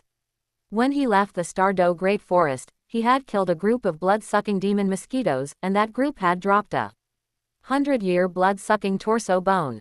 When he obtained this torso spirit bone, Lu Chen wanted to use it to trick Tang San and weaken his potential. However, a series of events occurred later, causing Lu Chen to delay sending this torso spirit bone to Tang San. Now is the perfect opportunity. At this thought, Lu Chen vanished from the longevity sect. After a short journey, he arrived at Heaven Do City. Lu Chen hadn't been to Heaven Do City for a while. Ever since Shui Qing tried to recruit him and he refused, his relationship with the Heaven Do imperial family had entered a state of complete estrangement. Shui Yi hated Lu Chen to death because Lu Chen's various actions didn't give him, the Heaven Do emperor, any face at all. If given the chance, he would certainly be willing to strike at Lu Chen and remove this completely uncontrollable factor. But the current Heaven Do imperial family simply couldn't deal with Lu Chen. Once Lu Chen was provoked, with his strength and methods, he could slaughter his way through the Heaven Do imperial family. Thus, Shui Yi could only swallow his anger and ignore Lu Chen. As for Lu Chen, he also looked down on the Heaven Do imperial family. Despite having no real strength and only wielding secular power, they dared to lecture him. If Lu Chen wanted to, he could charge into the imperial palace at any time and easily chop off Shui Yi's head. But if he chopped off one emperor's head, a second person would just ascend the throne, and it was highly likely that Shui Qing would be the one to reap the benefits. That was why Lu Chen didn't act immediately. He established the Longevity Academy to train students who no longer believed in feudal imperial power, all to do something big in the future and completely end the rule of feudal monarchy. Back to the present, Lu Chen entered Heaven Do City silently and arrived at the current Shrek Academy. Releasing his mental force to sweep the area, he found Tang San's location. Then, from his storage soul tool, he took out that 100-year blood-sucking torso bone. Looking at the spirit bone, he thought, Tang San is stubborn and headstrong, but he isn't stupid. Even if he gets this 100-year blood-sucking torso bone, he might not be foolish enough to absorb it. To make him actively absorb the spirit bone, it seems I need to disguise it a bit. With a thought, he activated the blue-silver domain. Using the disguise ability of the blue-silver domain, he imbued the 100-year blood-sucking torso bone with brilliant colors, making it emit surging energy fluctuations that were even greater than those of a 100,000-year spirit bone. Lu Chen nodded with satisfaction. This should do. Even if Tang San is as cunning as a ghost, he won't be able to resist the temptation of a 100,000-year spirit bone. He looked up, his gaze seeming to cross several hundred meters, seeing Tang San cultivating in his room. Come over here. At the same time, Tang San, who was cultivating in his room, suddenly snapped out of his cultivation state. He was stunned. His blue-silver grass martial soul seemed to receive a summons, making it impossible for him to re-enter his cultivation state. What's going on? What exactly is summoning my blue-silver grass martial soul? Tang San frowned deeply, his body tensing. His hands moved to the 24 moonlit bridges at his waist, ready to pull out hidden weapons at any moment. He was extremely alert in the face of this sudden situation. He leapt up from the ground and cautiously walked out of the room. Once outside, the feeling of being summoned became significantly stronger. Even the blue-silver grass in the surrounding lawn was swaying slightly, as if urging Tang San not to hesitate and to follow the summons immediately. Tang San's frown deepened. His blue-silver grass martial soul was exceptionally restless and had begun to slip from his control. To soothe his blue-silver grass martial soul, he had no choice but to follow the summons and walk toward the small woods. Tang San's bloodline had not yet undergone awakening, so his blue-silver grass martial soul was just blue-silver grass. It wasn't surprising for it to react this way to a summons from the blue-silver emperor. In a short moment, Tang San reached the depths of the small woods. Once there, he discovered a spot on the ground ahead that was emitting light. After checking the surroundings and finding no danger, Tang San walked to the glowing spot. He dug away the soil and unearthed a brilliantly glowing torso bone. The torso bone was still emitting surging energy fluctuations. Holding the palm-sized torso bone in his hands, Tang San's hands trembled, his eyes widened, and he looked shocked. He couldn't help but gasp. This is a spirit bone, and a torso spirit bone at that. Such terrifying energy fluctuations, they're making my whole body tremble. This is definitely no ordinary spirit bone. It's likely a 10,000-year spirit bone, or even a 100,000-year spirit bone. Hiss, how could such a precious spirit bone be discarded in these woods? No matter, I found it, so it's mine. I still have a great vendetta to settle. With this high-quality spirit bone, I believe I can soon seek revenge against Lu Chen. Just like those stories in the Zhonggu of my past life, some protagonist survives a disaster and finds secret manuals or sharp weapons left behind by a senior expert, achieving a major achievement in divine skills in a short time to take revenge on their enemies. I didn't expect that I, Tang San, would also have the fate of a protagonist. This spirit bone is a gift from the heavens. At this thought, Tang San was completely blinded by this 100,000-year spirit bone. His usual shrewdness and calculations were completely crushed by the greed in his heart. Tang San sat down cross-legged on the spot, placed the brilliantly glowing torso spirit bone against his chest, and injected his spirit power into it. This caused the spirit bone to burst with radiant light, turning into streams of qi that quickly merged into his body. He didn't wait a single moment and immediately began absorbing the spirit bone. Seeing this, Lu Chen, who was hiding in the shadows, chuckled and thought, "That's it. This 100-year blood-sucking torso bone, go ahead and absorb it." I really look forward to seeing the expression on Tang Hao's face when he comes to find you and discovers you've absorbed a 100-year torso bone. It will be quite a sight. The blood drain skill of this spirit bone only has a 1% energy conversion efficiency, but if you kill enough humans and spirit beasts, you can still quickly increase your cultivation. Tang San, I look forward to the day you completely fall from grace. Once the absorption of a spirit bone begins, it cannot be stopped. Therefore, Lu Chen stopped watching and turned to leave Shrek Academy. Meanwhile, in the small woods, after half an hour of absorption, Tang San successfully absorbed the 100-year blood-sucking torso bone. A mere 100-year spirit bone had almost no energy, so absorbing it didn't take much time. When he woke up again, Tang San was completely dazed. He shouted in anger, Why is it like this?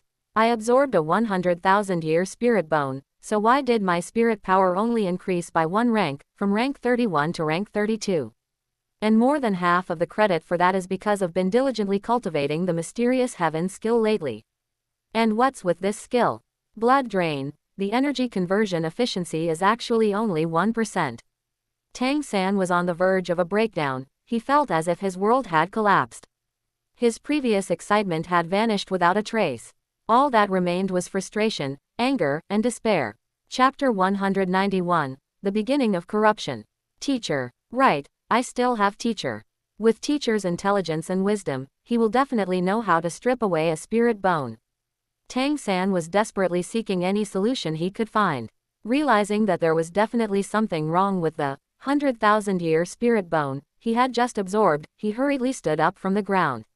With a look of hope, like a drowning man clutching at a straw, he ran frantically out of the small grove. Using Ghost Shadow Perplexing Track, he vanished in the blink of an eye. In less than 3 minutes, Tang San reached the wooden hut where his teacher lived, only to hear his teacher having a breakdown as well. Tang San couldn't help but slow his pace, tilting his head to listen carefully to his teacher's voice. Yu Xiaoging's voice, accompanied by some clattering sounds, drifted out from the wooden hut.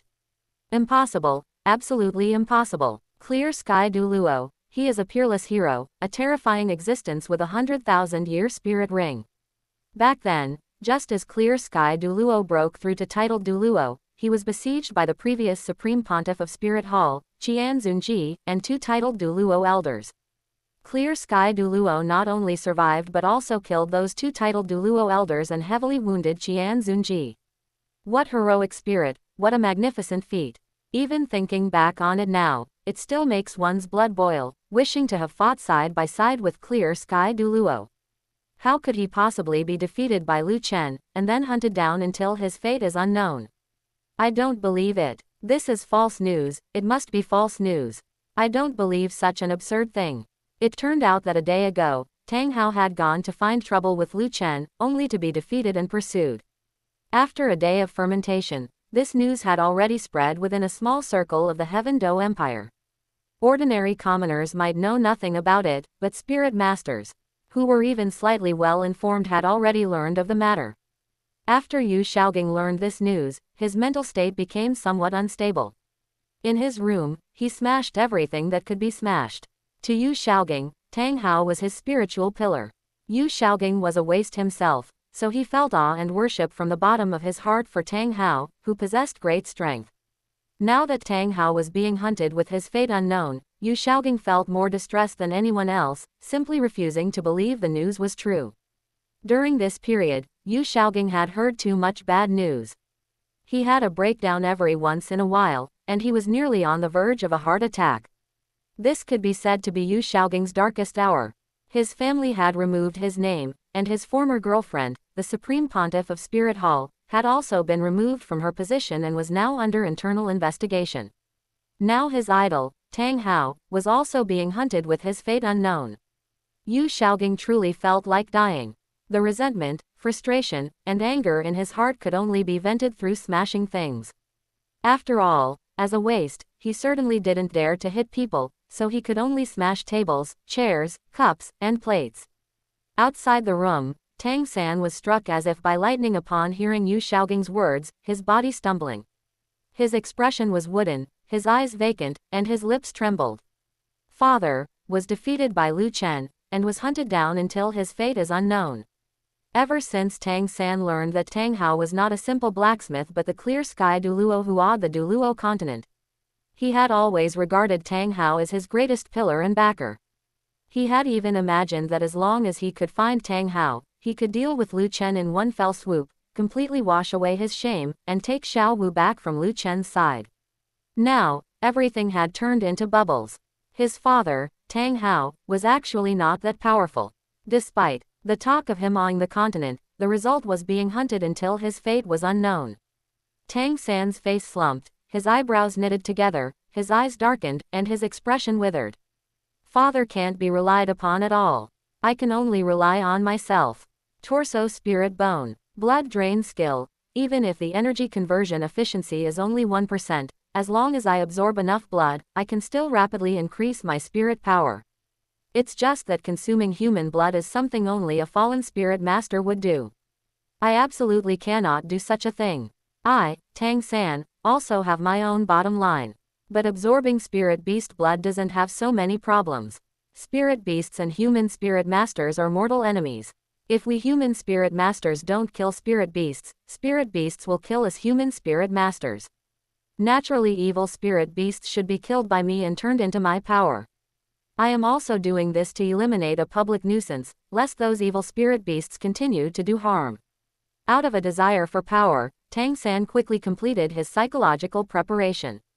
He didn't plan to absorb the blood of human spirit masters for the time being, but he had no such qualms about absorbing the blood of spirit beasts. After all, he had already decided in his heart that spirit beasts were all evil. Having made up his mind, Tang San turned and left. He no longer intended to strip away this torso spirit bone. With no one to rely on, he now hungered for power beyond measure. This spirit bone might have some problems, but for the current Tang San, it was a shortcut to becoming strong. How could this not be considered a gift from heaven? In fact, Tang San was also triggered.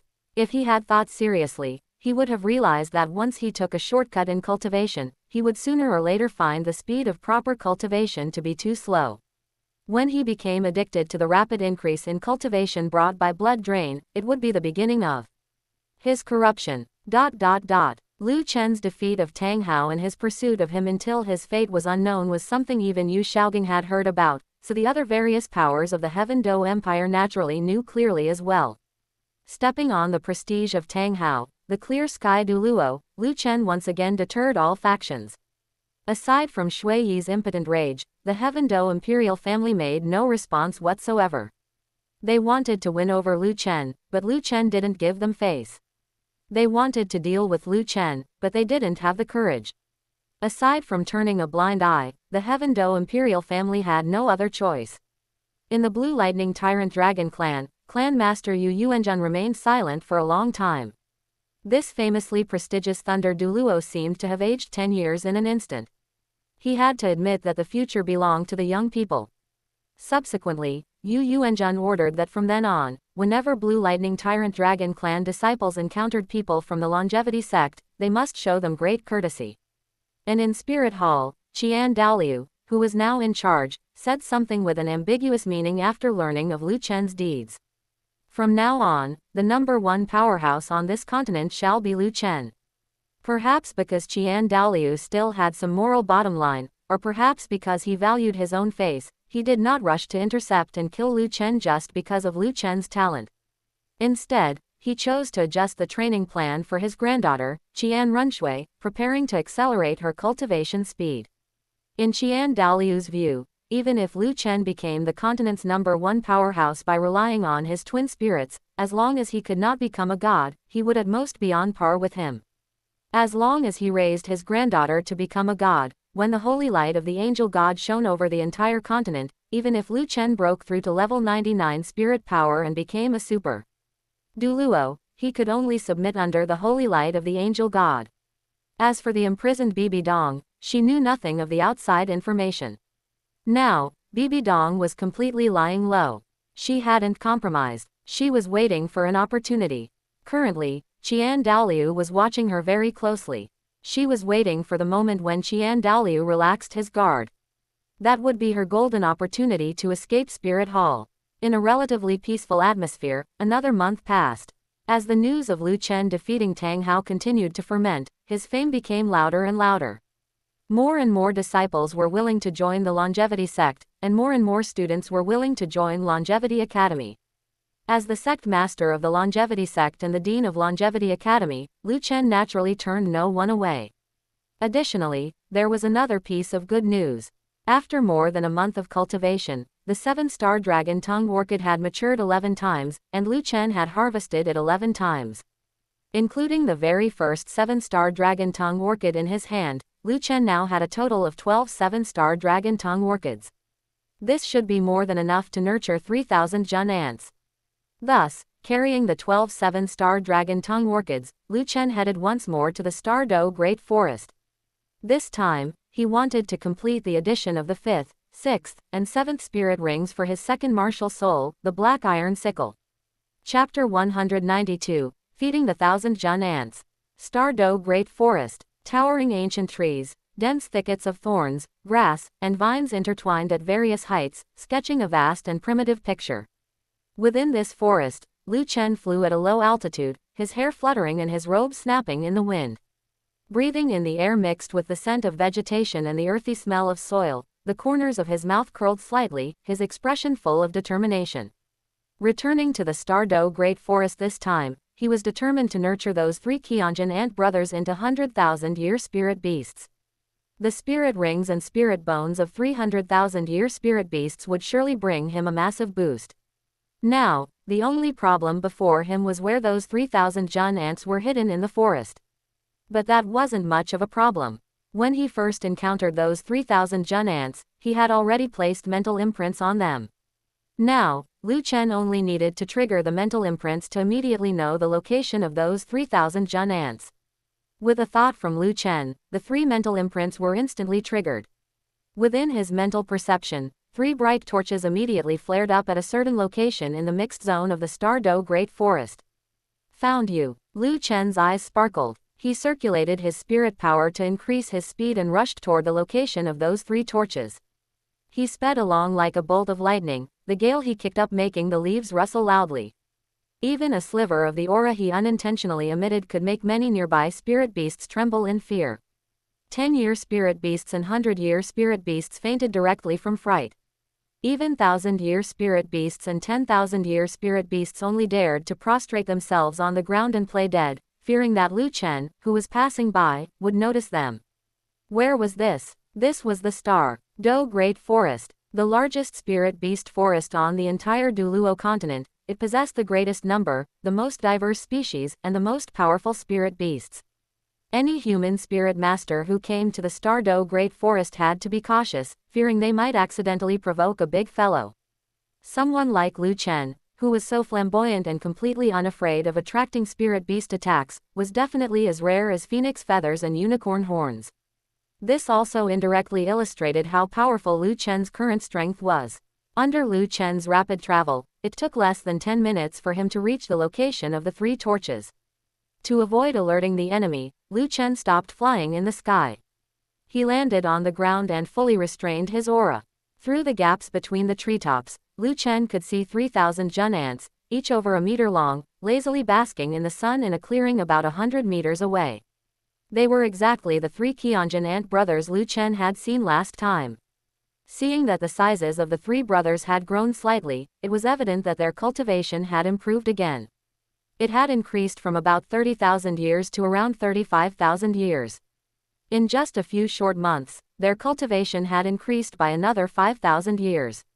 It seemed that during this time, they had hunted and killed many more Qian ant queens. By devouring the Qian ant queens, their cultivation grew rapidly. Behind them was a deep earthen hole that looked bottomless, with a large number of 1,000 Jun ant corpses scattered around it. It was clear that these 3 Qian ant brothers had pulled off another big job. Now that they were full and satisfied, they were lazily basking in the sun. Seeing this, Lu Chen thought to himself, 35,000 years of cultivation, not bad. It's just that there's still a long way to go until 100,000 years. Let me speed up your cultivation speed. Then, with a thought, Lu Chen opened his portable space, took out 3 7-star dragon tongue orchids from it, and dropped them on the ground in front of him. As for himself, he used the camouflage ability of the blue-silver domain to disguise himself as an ordinary stalk of blue-silver grass, silently waiting nearby for the 3,000 Jun ants to come over. A moment later, the antennae on the heads of the 3,000 Jun ants in the clearing suddenly moved. Each of them caught a faint, delicate fragrance and also sensed an astonishing energy fluctuation. This made the 3,000 Jun ants excited. They quickly formed a circle and, after communicating in a way incomprehensible to outsiders, dashed toward the direction from which the fragrance was coming. The 3,000 Jun ants were extremely fast. In just a few breaths, they had covered the 100-meter distance and arrived at the spot where Lu Chen had dropped the 3 7-star dragon tongue orchids. Seeing the 3 7-star dragon tongue orchids scattered on the ground, the 3,000 Jun ants were overjoyed. Each rushed to one of the 7-star dragon tongue orchids, lowered its head, bit into it, and began to devour it. With their small brain capacity, they couldn't understand why a heaven and earth treasure level herb like the 7-star dragon tongue orchid would appear here for no reason. Nor did they understand why there were 3 of these herbs as soon as they appeared, just enough for each 1,000 Jun ant to have one. They didn't even need to have an internal conflict. Someone had already helped them distribute these heaven and earth treasure level herbs. The gifts of fate have already been marked with a price in secret. Now, in the eyes of the 3,000 Jun ants, there were only the 7-star dragon tongue orchids in front of them. They would never have imagined that there was a person in the shadows who had already set his sights on their spirit rings and spirit bones. In less than a minute, the 3,000 Jun ants had each eaten a 7-star dragon tongue orchid. Astonishing energy fluctuations immediately erupted from their bodies. The 7-star dragon tongue orchid contained vast and variegated medicinal power. If a normal human spirit master were to consume it, there would be only one outcome: their body would explode and they would die. But for spirit beasts, it was just right. The 3,000 Jun ants had sturdy bodies, terrifying strength, and a layer of carapace for protection. Under the impact of that vast and variegated medicinal power, they were largely unaffected. After eating the 7-star dragon tongue orchids and feeling incredibly satisfied, the antennae on the heads of the 3,000 Jun ants flickered frequently. After a brief exchange, the 3,000 Jun ants returned to the clearing from before, crawled into that deep earthen hole, and soon reached the depths of the cave. Having returned to a safe place, the 3,000 Jun ants each closed their eyes and soon fell into a deep slumber. If anyone were here, they would find that a faint golden light was emanating from the carapaces of the 3,000 Jun ants.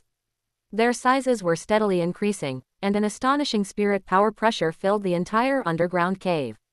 Lu Chen was outside, but his mental force was always shrouded over the underground cave, carefully observing the changes in the sizes of the 3,000 Jun ants and silently calculating the increase in their cultivation. Lu Chen waited for 10 days. During these 10 days, the 1,000 Jun ants were all digesting the medicinal power of the 7-star dragon tongue orchids. Each 1,000 Jun ants' cultivation increased by 20,000 years. Now, the 3,000 Jun ants had all reached a cultivation level of 55,000 years. This gave Lu Chen an idea. One 7-star dragon tongue orchid can increase 1,000 Jun ants' cultivation by 20,000 years. I still have 9 7-star dragon tongue orchids in my hand. If I distribute them equally among the 3,000 Jun ants, I can increase each of their cultivation by another 60,000 years. Now that the 3,000 Jun ants are all 55,000-year spirit beasts, increasing each of their cultivation by 60,000 years would bring them to 115,000 years. This way, my 300,000-year spirit rings definitely won't get away. Thinking of this, Lu Chen took out another 3 7-star dragon tongue orchids from his portable space and dropped them at the entrance of the cave. The familiar fragrance of the 7-star dragon tongue orchids woke the 3,000 Jun ants sleeping in the depths of the cave. Feeling their strength increase, they all jumped and hopped excitedly, as if they were dancing. However, the terrifying strength of the 3,000 Jun ants caused the entire ground to tremble. After reaching a cultivation level of 55,000 years, their strength had become even more terrifying. Then they stopped their dancing. Smelling that familiar fragrance, the antennae on the heads of the 3,000 Jun ants swayed incessantly, their excitement beyond words. They scrambled to leave the cave and, at the entrance, discovered another 3 7-star dragon tongue orchids that had brought them such a great boost. Without any suspicion, the 3,000 Jun ants feasted greedily again. After finishing the 7-star dragon tongue orchids, they returned to the depths of the cave to sleep. In their slumber, they digested and absorbed the medicinal power of those 7-star dragon tongue orchids. Chapter 193. The Super Evolution of the 1,000 Jun Ants. Hiss, hiss, accompanied by bursts of hissing, a datura snake with a head as large as a bushel, a body of emerald green as thick as an adult's thigh, and a length of over 10 meters lunged out from the forest. It flicked its tongue incessantly, gathering information from the air. By chance, it had sensed the high-energy presence of a heaven and earth treasure here, something that could cause its cultivation to skyrocket, so it had hurried over. The datura snake slithered forward and soon arrived at the cave where the 3 qian ant brothers were slumbering. Instantly, its beastly pupils gleamed with greed and pleasant surprise. This was the place. The location where that heaven and earth treasure had last appeared was right inside this cave. The datura snake poked its head in, poised to strike and slither into the cave. In an instant, several thick blue-silver vines shot out, whipping the datura snake one after another. A series of crackling sounds rang out as the datura snake suffered heavy injuries and was sent flying backward. With a loud thud, the datura snake slammed heavily onto the ground. Covered in bruises, its eyes filled with terror, it didn't dare stay a moment longer and fled the scene in a pathetic state. Seeing this, Lu Chen, who was sitting on a tree branch, withdrew his gaze. It seems the 7-star dragon tongue orchid is indeed quite a temptation for spirit beasts. This 10,000-year datura snake is already the 13th wave of spirit beasts I've driven away. The 3 qian ant brothers are currently at a critical stage of their metamorphosis. I cannot allow these spirit beasts to disturb their transformation. Since this concerned Lu Chen's 5th, 6th, and 7th spirit rings, he had been guarding the 3 qian ant brothers from all angles during this time, simply not wanting them to be disturbed. Although the transformation process was relatively long. Fortunately, Lu Chen did not lack patience. Day by day passed, and soon a month had gone by. During this month, the 3 qian ant brothers woke up twice, and Lu Chen fed them the 7-star dragon tongue orchid both times. Every time they finished eating the 7-star dragon tongue orchid, the 3 qian ant brothers would return to their deep slumber. This caused their cultivation to advance by leaps and bounds, and their size grew larger by the day. As of today, each 1,000 ant had expanded to 3 meters in size. Their physiques were powerful, filled with explosive strength, and they were covered in golden shells with defensive capabilities strong enough to drive anyone to despair. During their slumber, they would occasionally move. Even the slightest motion would cause the mountains to shake and the ground to tremble. One could see just how great the strength of the 1,000 ants was. Now, the cultivation of the 3 qian ant brothers had reached a limit, needing only a moment of accumulated power to burst forth. It was now. A mysterious and profound aura radiated from the 3,000 ants, drifting out of the cave, sweeping across the sky, and heading straight into the high heavens. It was as if they had offended a divinity, for the sky suddenly underwent a drastic change.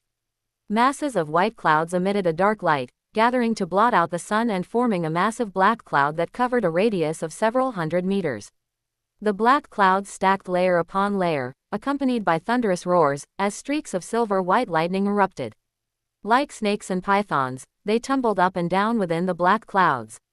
That destructive and terrifying fluctuation caused countless spirit beasts in the Douluo Great Forest to tremble with fear, feeling deep shock and awe at this heavenly power.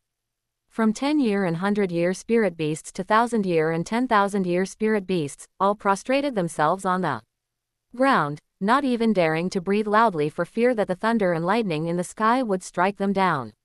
But this was entirely their unfounded worry. How could an ordinary spirit beast attract a heavenly tribulation? This was a heavenly tribulation triggered only when a 90,000-year spirit beast broke through the 100,000-year limit, or for spirit beasts over 100,000 years old every time they gained another 100,000 years of cultivation. The ones triggering the heavenly tribulation this time were precisely the 3 qian ant brothers. The 3,000 ants were simultaneously breaking their limits and were about to be promoted to 100,000-year spirit beasts. As long as they survived the heavenly tribulation, they would be genuine 100,000-year spirit beasts. If they failed to survive, they would only turn into charred corpses under the tribulation.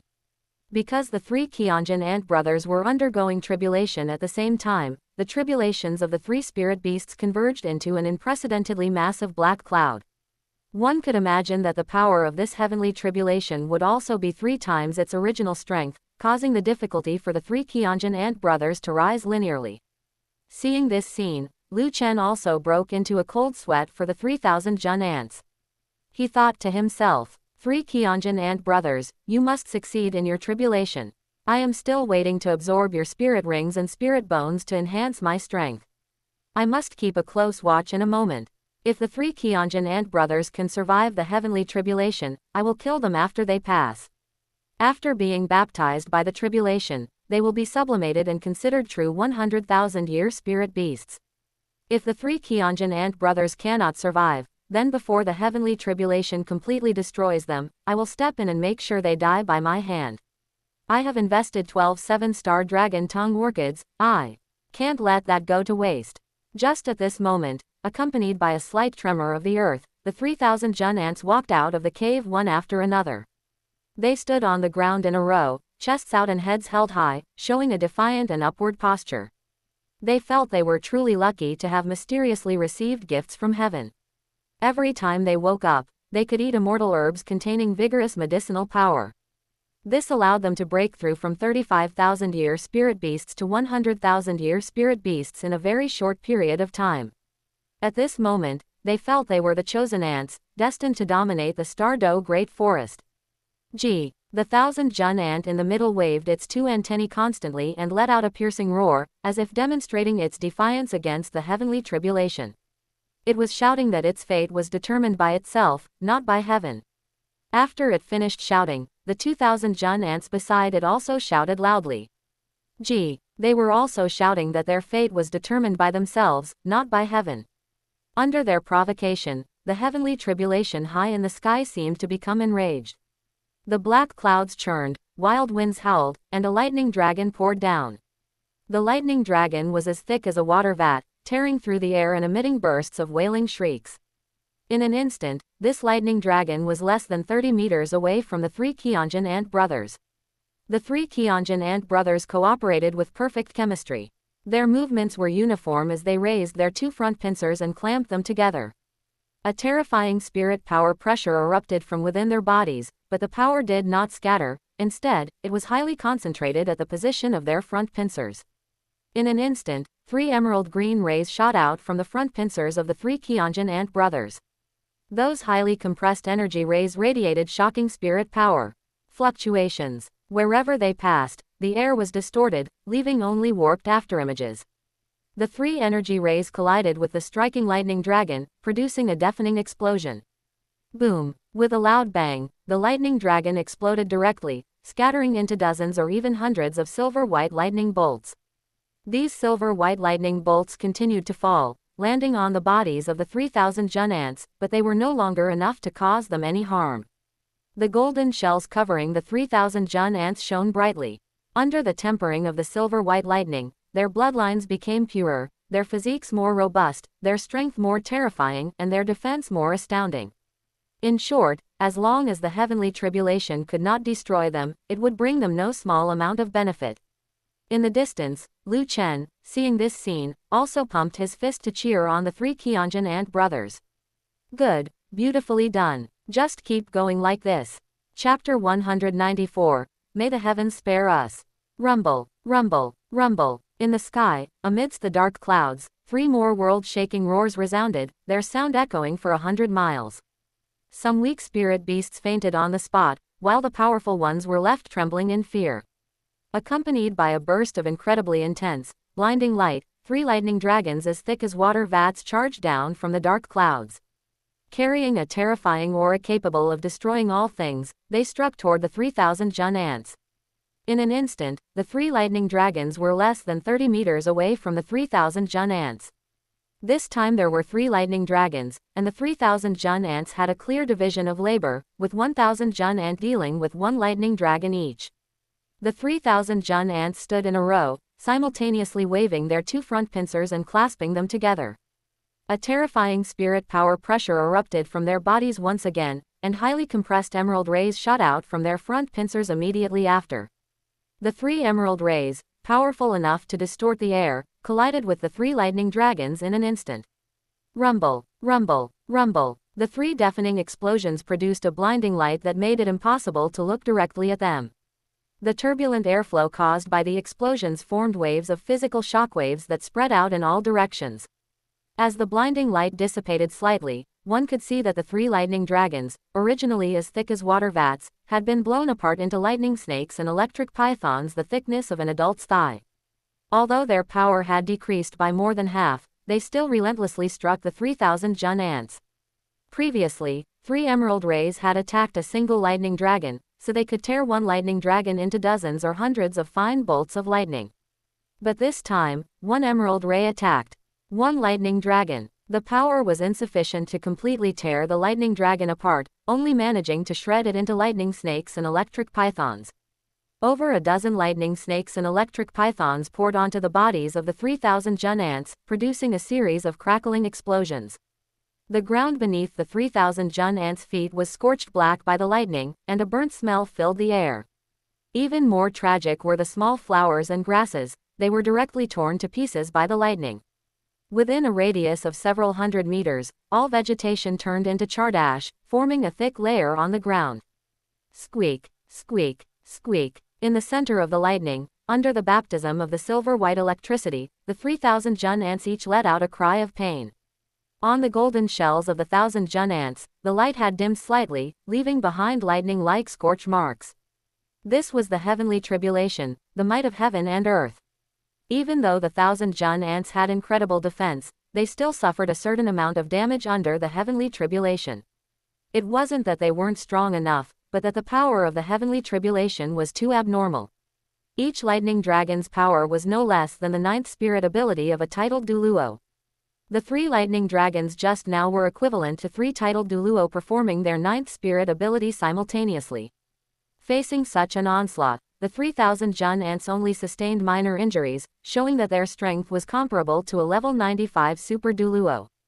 Enough talk. the heavy dark clouds in the sky did not give the 3,000 Jun ants more time to recover before another series of rumbles echoed. Rumble, rumble, rumble, rumble, rumble, rumble. This time, 6 rumbles echoed within the heavy dark clouds, the sound so earth-shaking that it seemed as if only the thunderous explosions remained in the world. Destructive fluctuations spread rapidly, and fine silver-white electric arcs flickered in the air. The lightning energy was so dense that it turned the surroundings into a lightning purgatory. Facing the 6 lightning dragons charging down from the dark clouds, the 3,000 Jun ants became extremely solemn. Each fired an emerald ray, blowing apart 3 of the 6 lightning dragons into dozens of lightning snakes and electric pythons. Now, the situation was that 3 lightning dragons as thick as water vats, along with over a dozen lightning snakes and electric pythons the size of an adult's thigh, were striking toward the 3,000 Jun ants. The 3,000 Jun ants didn't dare to take the hit directly. They quickly huddled together, their golden shells glowing with golden light as they jointly propped up a golden barrier over a foot thick. Heavy, majestic, and exuding an aura as immovable as a mountain, it looked like an unbreakable fortress. Rumble, rumble, rumble. The 3 lightning dragons and the dozen or so lightning snakes struck the golden barrier together. The sound of explosions was continuous, the wind howled, and waves of air surged, sending out ripples that spread in circles. Near the 3,000 Jun ants, the ground was blasted with craters of various sizes. Dust flew everywhere, and the surroundings presented an apocalyptic scene. Under such a destructive bombardment, the golden barrier held up by the 3,000 Jun ants actually managed to withstand it. The incredible defensive power of this golden barrier was truly breathtaking. The price paid was that most of the spirit power within the 3,000 Jun ants was consumed, and the aura they emitted clearly weakened significantly. Without giving them a moment to catch their breath, 9 deafening rumbles echoed from the heavy dark clouds in the sky. A total of 9 lightning dragons as thick as water vats galloped down from the dark clouds together. The destructive fluctuations distorted the air, filling the entire sky with blinding lightning. Seeing this scene, the 3 qian ant brothers' antennae waved frantically, and they no longer had their initial high spirits. Before facing the heavenly tribulation, they had shouted, "My fate is my own, not determined by heaven." After truly facing the heavenly tribulation, they only wanted to say, "May the heavens spare us." 1 lightning dragon, they could handle with ease. 3 lightning dragons, they could barely manage. 6 lightning dragons, they were already struggling to cope. 9 lightning dragons, this was going to cost them their lives. The 3,000 Jun ants huddled tightly together, desperately squeezing the spirit power in their bodies to once again prop up the foot-thick golden barrier. In an instant, 1 lightning dragon after another struck the golden barrier. The overwhelming power released caused the golden barrier to fluctuate violently, bringing it to the brink of collapse. When the 5th lightning dragon struck the golden barrier, with a bang, the barrier completely shattered into large and small golden fragments like glass. As the golden barrier shattered, the remaining lightning dragons all struck the bodies of the 3,000 Jun ants. Crackle, a series of explosions rang out. Blinding electric light flickered incessantly. Squeak, squeak, squeak. The 3 qian ant brothers let out shrill screams. Under the destructive power of the lightning dragons, their golden shells quickly turned charred black, as if carbonized, and began to peel off their bodies piece by piece. Beneath the golden shells, the equally charred flesh was revealed. The intense pain caused the 3 qian ant brothers to all collapse to the ground. Their cries became weaker and weaker, and there was not a single intact part on their bodies. These 9 lightning dragons had shattered their golden barrier and taken half of their lives with them. After a while, the blinding lightning gradually dispersed. At the location of the 3 qian ant brothers, a large crater had appeared within a 500-meter radius. The crater was charred black, having been leveled by 3 feet by the lightning. Seeing this, Lu Chen sighed in his heart. The 3 qian ant brothers are already so heavily injured. It seems they won't survive the next wave of the lightning tribulation. To prevent them from turning into fly ash under the tribulation, I should be the one to kill them. Just as Lu Chen had this thought, 8 more rumbles echoed within the dark clouds. 8 lightning dragons as thick as water vats poured out again, attacking the 3 qian ant brothers. The 3 qian ant brothers no longer had the strength to resist. Despair flashed in their eyes, but they didn't seem to want to give up just like that. Perhaps it was the immortal herbs they had consumed that allowed a surge of spirit power to emerge from their drained bodies once more. Relying on this final bit of spirit power, the three Qianjin ant brothers no longer faced the lightning dragons head-on. Instead, they dug a large hole on the spot and crawled into it. The two front pincers of the 1,000 Jun ants were strong and powerful. Besides being used for attacks, they were also experts at digging holes. Right before the lightning dragons could strike their bodies, they managed to dig a hole 100 meters deep and hid in the underground world. Allowing the soil to envelop them, it became another layer of protection. Rumble, rumble, rumble. 8 lightning dragons as thick as water vats struck the ground one after another, leveling the earth layer by layer. Soon, a massive crater several meters deep was blasted into the original location of the three Qianjin ant brothers. Sand, soil, vegetation, and vines, everything in the vicinity turned to ash under the lightning's bombardment. But the three Qianjin ant brothers, hidden 100 meters underground, miraculously survived. Lu Chen was also amazed. He had been ready to step in, but seeing the three Qianjin ant brothers hide underground made him stop. It is well known that the earth is an excellent conductor. The 8 destructive lightning dragons struck the ground, and their lightning energy was dispersed by the earth. Thus, the three Qianjin ant brothers managed to survive. Chapter 195, 300,000-year spirit rings. About 10 minutes later, wisps of white smoke still drifted from the charred pit on the ground, carrying a burnt smell. In the center of the pit, a patch of soil suddenly moved, bulging upward into a mound before bursting open to reveal a pitch-black head poking out. This pitch-black head belonged precisely to 1,000 Jun ant. 2 antennae swayed back and forth to sense the outside world. Finding no danger, the dark clouds in the sky completely dissipated, and sunlight shone upon the earth once more. Sensing the situation, the lead 1,000 Jun ant crawled out of the tunnel, followed shortly by the second and then the third. They cheered and leapt with joy. Squeak, squeak, squeak. They had successfully survived the heavenly tribulation and were now genuine 100,000-year spirit beasts. Although their carapaces were currently shattered, their bodies covered in scars, their flesh charred, and their internal spirit power completely exhausted, to the point where their aura was inferior to even some 10,000-year spirit rings, it didn't matter. As long as they rested for a while, waited for the charred flesh to heal and the broken carapaces to regrow, their strength would return to its peak. As long as they remained united, 300,000-year spirit beasts were enough to run rampant throughout the entire Douluo Great Forest. Even the 2 beast kings rumored to reside in the core of the Douluo Great Forest were opponents the 3 brothers would dare to challenge. However, just as the 3 Qianjin ant brothers were envisioning their future, a cold voice drifted over. Blood Shadow 100 Breaker Strike. The 3 Qianjin ant brothers turned to look, instantly seeing hundreds of blood-colored flying blades shooting toward them, blotting out the sky. Squeak, squeak, squeak. The 3 of them were struck with terror. Having just survived the heavenly tribulation, they were at their weakest. They could no longer release their emerald rays or their golden barriers. Even their golden carapaces had been carbonized into fragments by the Thunder Dragon's bombardment and were falling off their bodies. Now, helpless against the attack, the 3 Qianjin ant brothers turned, wanting to flee back to the underground world. But it was already too late. Hundreds of blood-colored flying blades swept through the bodies of the 3 Qianjin ant brothers, and amidst 3 shrill cries, they were completely dismembered. Crack, crack. Segments of bodies and severed limbs instantly scattered across the ground, as streams of viscous liquid surged and flowed, emitting a foul, fishy stench. The 3 Qianjin ant brothers, who had just ascended to become 100,000-year spirit beasts, were immediately reduced to a pile of severed limbs. This was the ultimate demonstration of the impermanence of the world. What seemed like an absurd scene was, in fact, perfectly normal. After all, the 3 Qianjin ant brothers were at their weakest, while they were facing Lu Chen at his peak, and Lu Chen had even used his 300,000-year 4th spirit ability, the Blood Shadow 100 Breaker Strike. The 3 Qianjin ant brothers did not die in vain.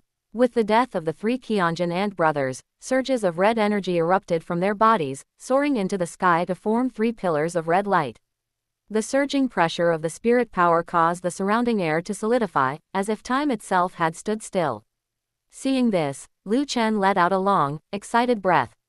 His long wait had not been in vain, it was finally time to harvest.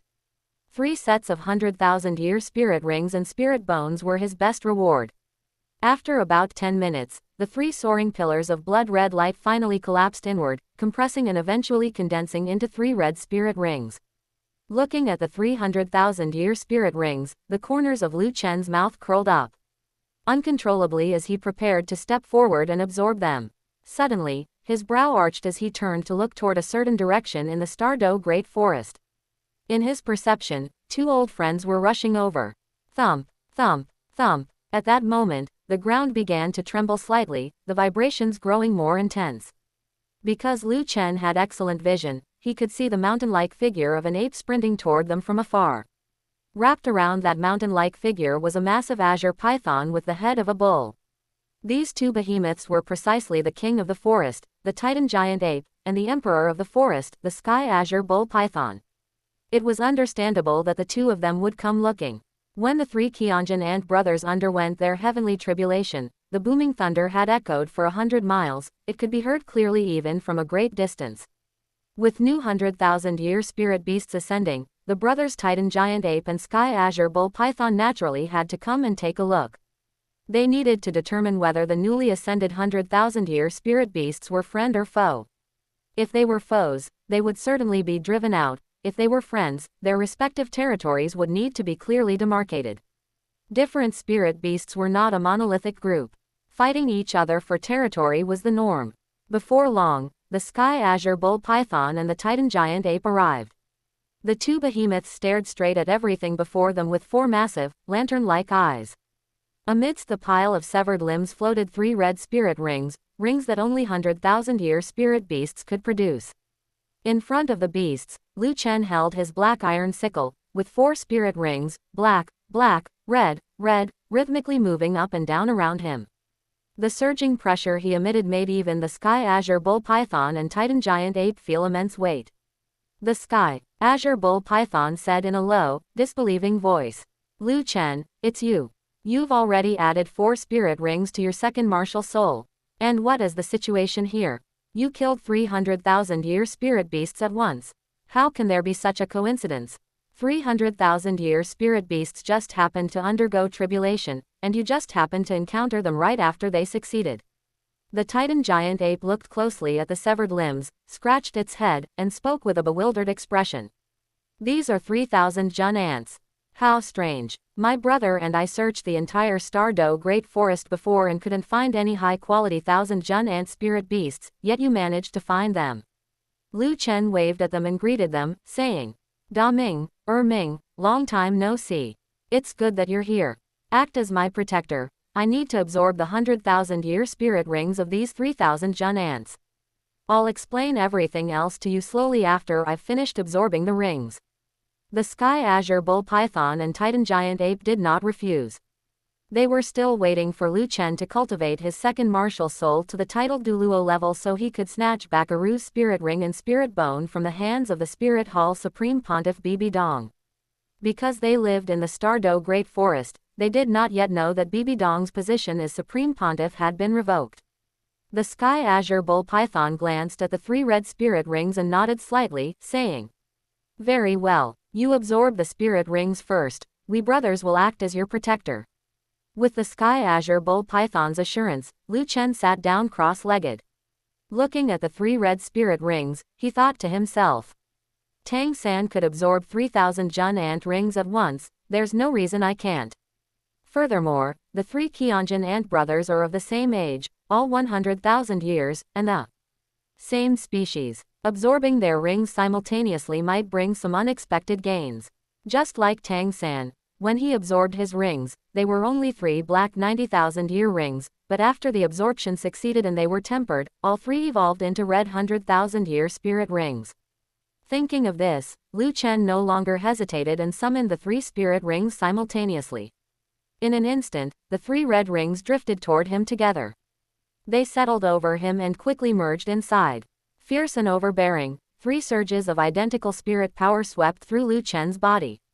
The violent impact made Lu Chen's body tremble, but fortunately, his physique was powerful enough that he ultimately suffered no significant damage. To Lu Chen's surprise, the three originally distinct surges of spirit power began to slowly merge into one, a vast spirit power whose turbulence exceeded all imagination. Chapter 196, Slaughter Domain. Lu Chen's body suddenly tensed up. Originally, he was absorbing 3 100,000-year spirit rings, but since these 3 100,000-year spirit rings all came from the same spirit beast, the Thousand Jun Ant. As a result, the spirit ring energy of these 3 spirit rings actually fused into a single, even more massive surge of spirit ring energy. This feeling was just like when Lu Chen had absorbed the 300,000-year cultivation spirit ring of the 9-headed bloody crimson bat king back then. The fused spirit ring energy of the 3 100,000-year Thousand Jun Ants was already comparable to the energy of the 300,000-year 9-headed bloody crimson bat king vicious beast spirit ring. Feeling the impact of the spirit ring energy on his body, Lu Chen's frame suddenly tightened, every muscle exerting force to restrain the spirit ring energy that was rampaging wildly inside him. It was fortunate that his body had already reached an absurdly powerful level, enough to rival those vicious beasts of several 100,000 years. Otherwise, this spirit ring energy really might have caused Lu Chen considerable trouble. Relying on his powerful physique, Lu Chen forcibly constrained the spirit ring's energy. Then, mobilizing his mental force, he began to guide the spirit ring's energy, following the meridians to surge into his dantian. Inside Lu Chen's dantian, it was clearly divided into 2 parts. Occupying more than half of Lu Chen's dantian were his blue-silver emperor martial soul and the seed of life, their auras connected, firmly suppressing the black iron sickle and forcing it to occupy only a small portion of the dantian. Now, under Lu Chen's guidance, the spirit ring energy of the 3,000 Jun Ants surged into the black iron sickle. The black iron sickle immediately began to pulsate rhythmically, accepting all the spirit ring energy that came as it absorbed it, blooming with a black light that seemed capable of devouring everything. Lu Chen was well versed in the process of absorbing spirit rings, and he quickly got on the right track. Whether it was his body, his spirit, or his spirit power, all were being tempered by this spirit ring energy, starting to improve slowly and steadily. Time passed minute by minute, and about 8 hours later, while Lu Chen was absorbing the spirit rings smoothly, suddenly, his body shuddered, and an incomparably deep black light erupted from his dantian. Like ink, it quickly stained the surrounding 10-meter area as dark as night. Within that range of black energy, not a hint of sharpness was revealed, yet it gave off a feeling that it could cut and crush all things. The Sky Azure Bull Python and the Titan Giant Ape, who had been staying by Lu Chen's side as his protectors, were also startled at this moment. Looking at that black energy, they both felt a sense of trepidation, as if even with their powerful bodies, they wouldn't be able to withstand the cutting force of that black energy if they touched it. The Titan Giant Ape retreated several steps in succession, its earthy yellow pupils filled with suspicion and uncertainty as it spoke. "Big brother, what kind of energy is this? It actually makes me feel fear from the bottom of my heart." The Sky Azure Bull Python stared at the black energy without blinking, and after a long while, it said with a somewhat hesitant tone, "This energy seems to be a special domain. It's truly unbelievable that with the cultivation of his 2 brothers, we would actually feel trepidation because of a domain. Just what kind of domain ability is this? To be able to make the Titan Giant Ape and the Sky Azure Bull Python feel fear, the terror of this domain was evident. The core ability of this domain was actually the severing attribute. This was an ability that touched upon rules. Under this severing attribute, any defense would become a mere formality. Any sharp weapon, any protective spirit ability, and any powerful physical body could be easily sliced through. This was an ability at the level of rules. There was no need for the weapon to be sharp. As long as an attack was made, the enemy's body would naturally tear apart. That was the terror of the severing attribute. Lu Chen's second martial soul, the Black Iron Sickle. After being tempered by 7 spirit rings, the first spirit ring came from a bear, the second from a 60,000-year dark demonic evil god tiger, the third from a 100,000-year void mantis, the fourth from a 300,000-year 9-headed bloody crimson bat king, and the fifth, sixth, and seventh spirit rings all from 100,000-year Thousand Jun Ants. What a terrifying spirit ring configuration! Under the tempering of these 7 spirit rings, the Black Iron Sickle had evolved from an ordinary farming tool to the level of a divine rank spirit. As a divine rank spirit, it was only after absorbing the 7th spirit ring that it could awaken such a domain ability. Perhaps because the previous few spirit abilities of the Black Iron Sickle were all slash-type spirit abilities focused on offense, Lu Chen's domain ability awakened the severing attribute that enhanced offensive capabilities. With a domain possessing such a severing attribute, Lu Chen would truly be invincible in the world. With the enhancement of the domain ability, his Black Iron Sickle will be able to cut through anything. Any defense would be completely meaningless. As long as his Black Iron Sickle struck a target, whether it was a 100,000-year spirit beast, a vicious beast of several 100,000 years, or even a million-year divine beast, it would be impossible to withstand, and a massive wound would be torn open. As for humans, there was likewise no spirit master who could withstand the slicing of the severing attribute. Qian Daoliu couldn't, High Priestess Bo Saishi couldn't, and even if Tang Chen were still alive, he wouldn't be able to withstand it either. In the future, when facing Lu Chen's attacks, one could only dodge. If one couldn't dodge, there would be only one path: death. Successfully awakening the domain ability actually meant that Lu Chen had successfully absorbed the spirit rings of the 3,000 Jun ants. In an instant, Lu Chen slowly opened his eyes, and everything in his sight was an expanse of black. He slowly uttered, "Retract." In a flash, the ink-like black domain returned to his dantian. After a brief moment of perception, Lu Chen understood the effect of this domain. His face showed an excited expression, his eyebrows arched, his eyes were full of pleasant surprise, and the corners of his mouth curled up uncontrollably. Seeing that Lu Chen had woken up, the Sky Azure Bull Python asked curiously, "Lu Chen, what kind of ability does that black domain of yours have?" It actually made even Erming and me feel fear. The Titan giant ape was equally curious, looking at Lu Chen and saying, "While you were absorbing the spirit rings, we were guarding you the whole time. You wouldn't go so far as to not even satisfy this small request of ours, would you?" Facing the inquiries of the Sky Azure Bull Python and the Titan giant ape, Lu Chen gave it a little thought and decided not to hide it from them. "That black domain, I've named it the Slaughter Domain. The core ability of the Slaughter Domain is the Severing Attribute. With the enhancement of the Severing Attribute, my second martial soul, the Black Iron Sickle, will possess the trait of being able to cut through anything. No human, spirit beast, or object can withstand a strike from the Black Iron Sickle. Now, it wouldn't be an overstatement at all to say my Black Iron Sickle spirit is the #1 power attack spirit in the world." Hearing this, the two colossal beings, the Sky Azure Bull Python and the Titan Giant Ape, both gasped, causing a gale to kick up through the nearby forest. Chapter 197 Spirit Conflict. Slaughter Domain. This is a domain that exists solely for offense. With the Black Iron Sickle having this domain, it was like adding wings to a tiger. It would be no exaggeration to call it the world's #1 power attack spirit. The Sky Azure Bull Python and the Titan Giant Ape, the two beast kings of the Stardow Great Forest, both revealed looks of awe and respect in their lantern-like giant eyes at this moment. Previously, the Sky Azure Bull Python and the Titan Giant Ape had confidently believed that with their formidable strength, Lu Chen wouldn't be able to do anything to them. But now, with this domain ability, Lu Chen could definitely kill the Sky Azure Bull Python and the Titan Giant Ape with ease if he so desired. When these two beast kings realized that their lives were now entirely dependent on Lu Chen's whim, that awe and respect from the bottom of their hearts naturally welled up. Although Lu Chen didn't show any killing intent toward them, the Sky Azure Bull Python and the Titan Giant Ape proactively cast aside their former casual and unrestrained attitude. Their movements, expressions, and words unconsciously became more disciplined. At this time, Lu Chen also stood up from the ground, stretched lazily, and his bones let out a series of popping sounds like beans being fried. But suddenly, his body stumbled, his face flushed red, and the spirit power inside his body actually broke out into an uncontrollable riot. The reason for all this was that Lu Chen's second martial soul, the Black Iron Sickle, had its quality significantly improved after absorbing the 5th, 6th, and 7th spirit rings. Unwilling to just occupy a corner of the dantian, it launched an assault against the Blue-Silver Emperor martial soul, attempting to seize more territory.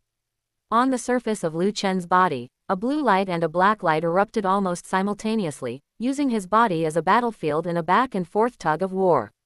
Judging from the current situation, the Blue-Silver Emperor still held the upper hand, with the blue light occupying almost more than half of Lu Chen's body. As for the black light, it could only entrench itself in the peripheral areas of his limbs, such as his hands and legs.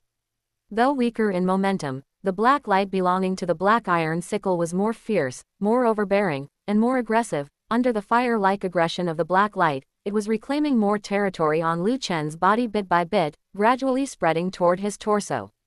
Seeing this situation, the Sky Azure Bull Python and the Titan Giant Ape were both startled. They wanted to step forward to check the situation but were worried about affecting Lu Chen. The Sky Azure Bull Python proactively lowered its voice to ask, "Lu Chen, what's going on with you?" Lu Chen's face was flushed red. He waved his hand with difficulty, indicating that he was fine. Whether it was the Blue-Silver Emperor or the Black Iron Sickle, both were his spirits. Subjectively, they wouldn't cause him any harm, but objectively, the two spirits using his body as a battlefield to seize territory from each other gave him a feeling as if his body were being torn apart. He also got a bit angry. As my spirits, to start a riot and conflict with each other without my command, this situation must be suppressed. Otherwise, if you two spirits suddenly conflict during a battle with someone else in the future, wouldn't I just have to wait to be captured? Thinking of this, with a thought from Lu Chen, his mental force poured out like a stream, inducing the Seed of Life and the Blue-Silver Emperor martial soul to form a joint force. The two were already connected in qi, and under Lu Chen's guidance, they erupted with vigorous and flourishing life force. Life force seemed weak and not very aggressive. Most of the time, it could only provide auxiliary abilities. But the dominator of life force, the goddess of life, was one of the 5 law enforcement gods of the god realm. Therefore, how could life force be weak? Life force excelled in being endless. Flowing water does not strive to be first, but strives for its continuous flow. No matter how fire-like the black iron sickle's offensive was, the Blue-Silver Emperor could tangle with it back and forth. The first blow brings vigor, the second decline, and the third exhaustion. When the black iron sickle's offensive slowed down, the Blue-Silver Emperor, coordinating with the Seed of Life, continuously erupted with life force and forcibly suppressed the black iron sickle.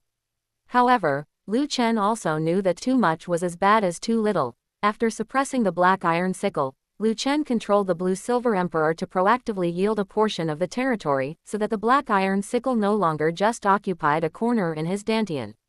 Until the Blue-Silver Emperor and the black iron sickle gradually reached a state of balance. Lu Chen finally breathed a sigh of relief.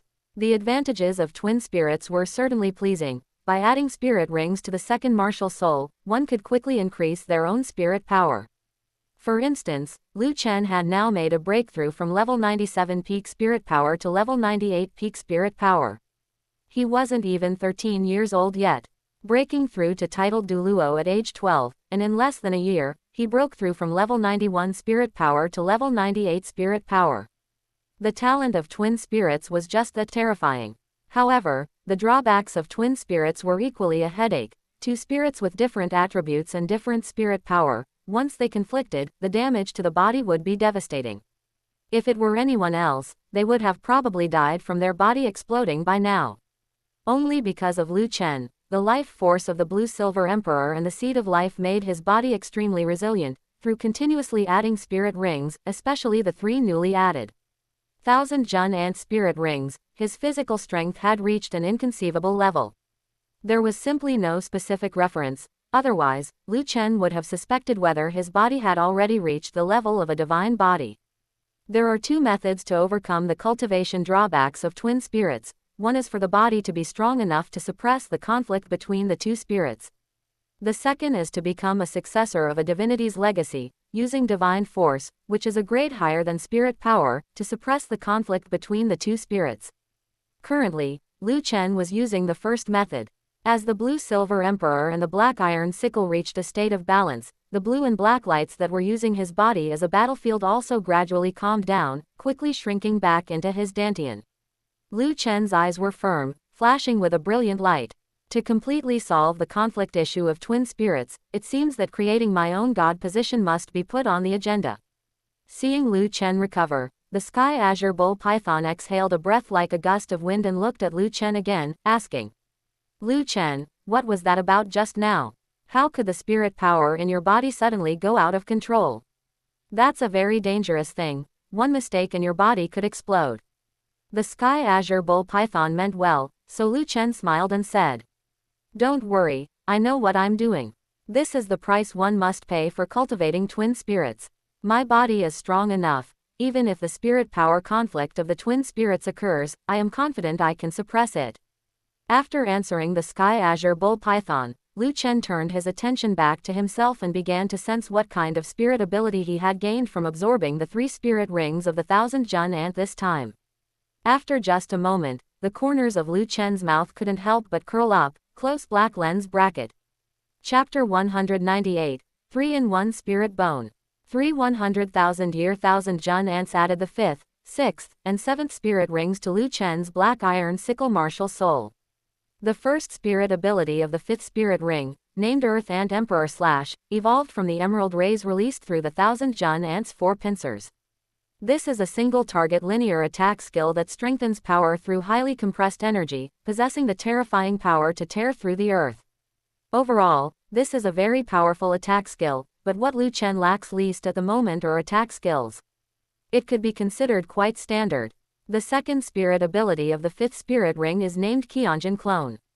This is a cloning skill, but it doesn't create a clone of Lu Chen, instead, it clones the black iron sickle.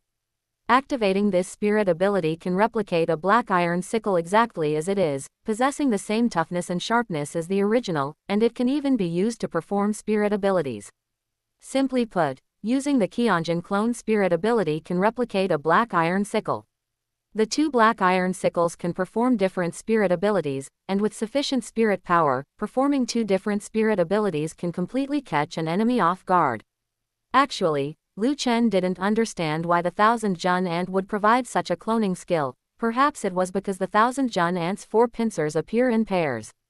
The first spirit ability of the 6th spirit ring, named 1000 Jun Barrier, evolved from the golden barrier the 3 Qian Ant brothers used to resist their heavenly tribulation. Its defensive capability is extremely shocking. At that time, each lightning dragon was comparable to the 9th spirit ability of a titled Douluo. Facing the bombardment of 9 lightning dragons, the golden barrier stubbornly held on until the 5th lightning dragon before being shattered. It's evident that this 1000 Jun barrier defensive spirit ability is a powerful ability comparable to absolute defense. Without more than 5 power attack titled Douluos simultaneously using their 9th spirit ability, it simply cannot be broken. It can be called a divine skill. The second spirit ability of the 6th spirit ring is named Gravity Distortion. As the name suggests, this is a spirit ability that can freely control gravity. It can increase gravity or decrease gravity. Depending on the input spirit power, it can increase gravity by up to 100-fold or decrease it by up to 100-fold. This is a very powerful support skill. Once the 100-fold gravity increase is activated, some physically weak enemies can be crushed to death directly, and even physically strong enemies will find it difficult to move an inch. Once the 100-fold gravity reduction is activated, one can truly experience what it means to be as light as a swallow. Imagine what level your speed could reach when you are completely free from the constraints of gravity. If used well, this gravity distortion spirit ability is a powerful ability comparable to a domain. As for the 7th spirit ring, although it is also a 100,000-year spirit ring, it only provided Lu Chen with 1 spirit ability. Black Scythe Avatar. Lu Chen guessed that perhaps the spirit beast origin of this spirit ring had already 100% fused with the black iron sickle martial soul, leaving no extra spirit beast origin to condense a second spirit ability. Although this 100,000-year spirit ring only provided 1 spirit ability, the power of this single ability left Lu Chen very satisfied. After using the martial soul avatar, the attributes of the black iron sickle receive a 200% boost. The spirit abilities of the black iron sickle's first 6 spirit rings receive a 200% boost, and the black iron sickle's slaughter domain also receives a 200% boost. Lu Chen could already imagine that when the black iron sickle martial soul uses its martial soul avatar and activates the slaughter domain, with the boost from the slaughter domain, it will truly be a case of slaying gods if gods block, and slaying Buddhas if Buddhas block. These are the spirit abilities of Lu Chen's black iron sickle martial soul's 5th, 6th, and 7th spirit rings. The attack spirit ability Earth Ant Emperor / the defensive spirit ability 1000 Jun Barrier, the support spirit abilities Qian Clone and Gravity Distortion, and the most important, the martial soul avatar. With this series of skills, Lu Chen's strength can completely rise another level. Right, besides the spirit rings, there are also spirit bones. Lu Chen's eyes lit up. He turned and ran toward the pile of thousand Jun ant severed limbs, raised his right hand, and summoned the dark gold Terraclaw. Accompanied by a burst of dark golden light, his entire right hand was encased in a layer of bone armor. As his 5 fingers flexed, 5 dark golden blades over 3 feet long shot out. On each dark golden blade, a chilling cold light bloomed, the light flowing in a way that captivated the soul. With a gentle swipe, one could faintly hear the hiss of the air being sliced open.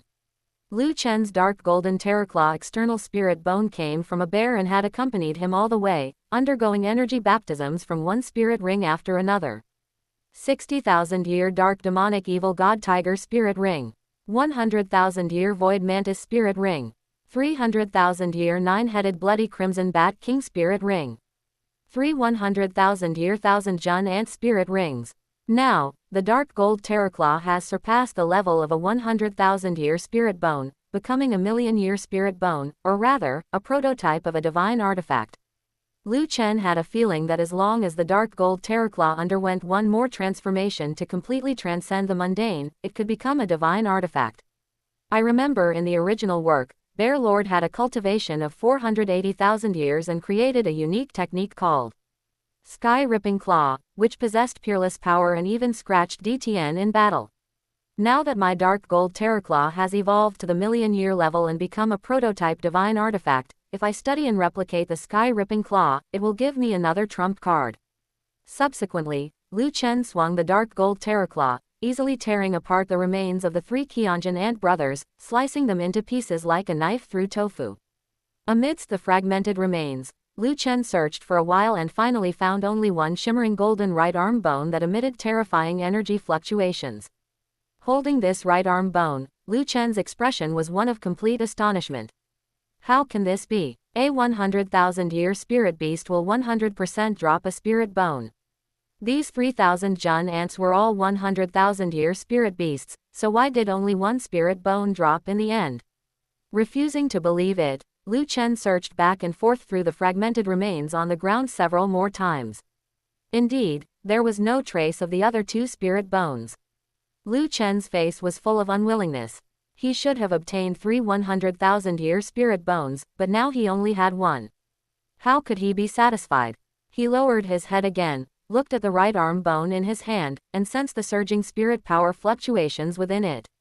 His heart suddenly stirred. The spirit power fluctuations of this spirit bone are even more intense than an ordinary 100,000-year spirit bone, almost comparable to the 9-headed bloody crimson bat king's 300,000-year spirit bone. Could there be some situation I'm unaware of? Thinking of this, Lu Chen released his mental force and injected it into the right arm bone, which immediately gave him a strong response. As long as Lu Chen was willing, he could absorb this right arm bone immediately. A moment later, Lu Chen withdrew his mental force and opened a pair of deep blue eyes that flickered with a strange light. As I thought, because the 3,000 Jun ants had the same age and species, and died at the same time, parts of their origins gathered together to form this 3-in-1 spirit bone, causing its age to reach the 300,000-year level. There are 2 skills in total within the spirit bone. The first skill, qian body protection, can condense a layer of golden light on the body's surface, which not only enhances defensive capability but also improves the body's endurance. The improvement of the body's endurance is to prepare for the second spirit ability. The second spirit ability, 1,000-ton giant strength, can increase one's own strength by 1,000%. That's incredible. A spirit beast like the 1,000 Jun ant can lift objects more than 10 times its own weight. This special talent has now been transformed into 2 spirit abilities. Qian body protection increases defensive capability while improving body endurance, and 1,000-ton giant strength can directly let one burst forth with 10 times the strength. Very reasonable. To burst forth with terrifying power that transcends limits, one must inevitably strain the body beyond its limits. If one's body endurance isn't strong enough, the first thing to collapse would be one's own body. Chapter 199. Level 99 Super Douluo. Lu Chen turned his head to look at the Sky Azure Bull Python and the Titan Giant Ape. Da Ming, Ming, I must trouble you both to continue acting as my protectors. I am going to absorb this right arm bone. The Sky Azure Bull Python nodded slightly. Leave it to us. Feel free to absorb the spirit bone without worry. Having received the Sky Azure Bull Python's assurance, Lu Chen sat down cross-legged on the spot. He placed the 3 in 1000 Jun Ant right arm bone against his right arm and channeled a wisp of spirit power into it. The right arm bone immediately burst into a brilliant radiance. A terrifying pressure of spirit power spread outward. With this spirit bone as the center, the air within a radius of several hundred meters became viscous. This 300,000-year strength-type spirit bone, obtained from the fusion of 3 spirit bones, possessed a spirit power pressure that was enough to crush any spirit master below the level of a spirit Douluo just by its aura alone.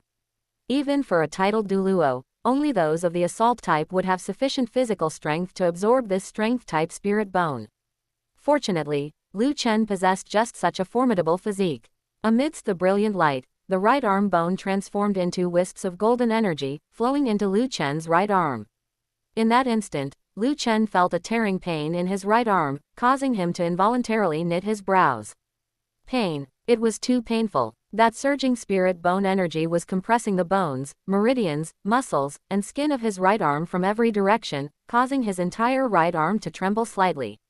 Yet, despite the pain, Lu Chen could clearly perceive that under the tempering of that spirit bone energy, the strength of his right arm was slowly increasing, and his entire body was benefiting as well. Lu Chen took a deep breath and gritted his teeth, thinking. Pain is good. If it didn't hurt or itch at all, it would mean it wasn't having any tempering effect on my body. As the 1000 Jun Ant is a purely strength-type spirit beast, the reinforcement this 300,000-year 3-in-1 fused spirit bone brings to my body after I successfully absorb it will definitely be stronger than the 300,000-year 9-headed bloody crimson bat king left arm bone. With this thought in mind, even though his right arm felt as if it were about to explode from the pain, Lu Chen gritted his teeth and persevered. Just at this moment, the dark golden terraclaw external spirit bone, which served as his palm bone, suddenly became restless. It spewed out waves of dark golden light, and as soon as it made contact with the 300,000-year 1000 Jun Ant right arm bone, they seemed to hit it off immediately.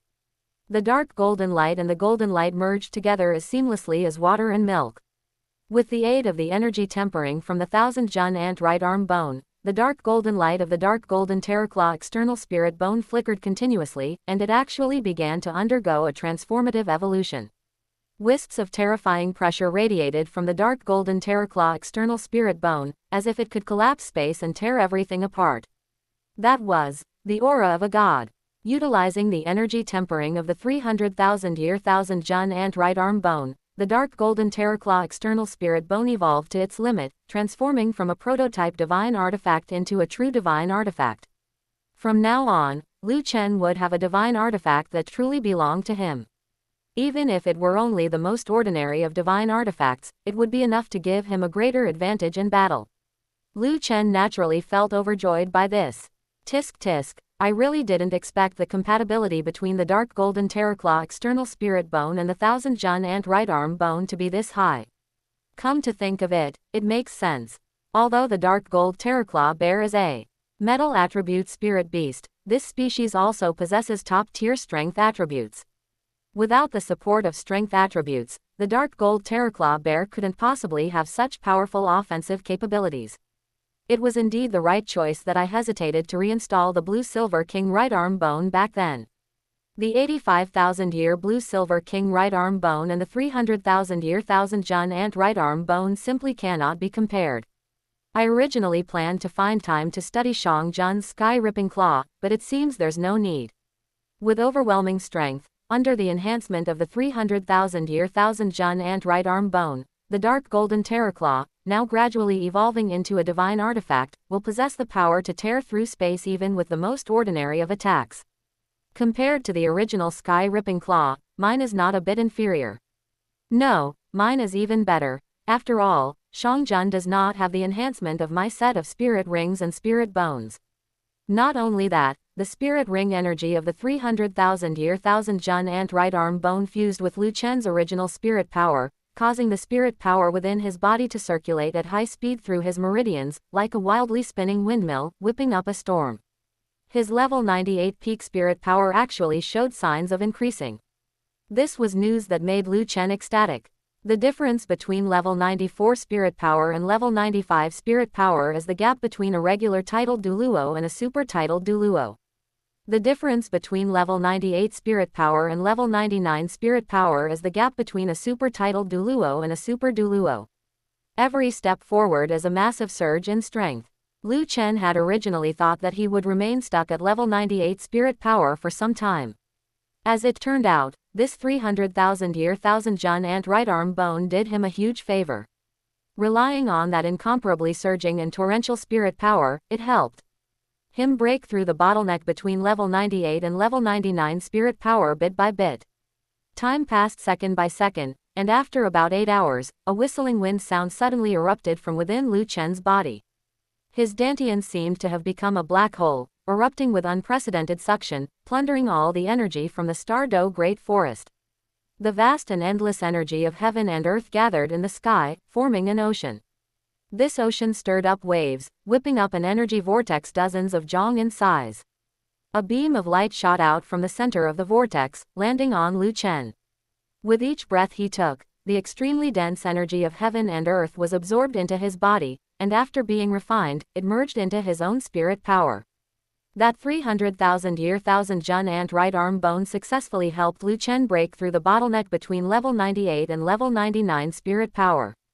Now, as long as Lu Chen accumulated enough spirit power, he could immediately step into the realm of a level 99 spirit power super Douluo.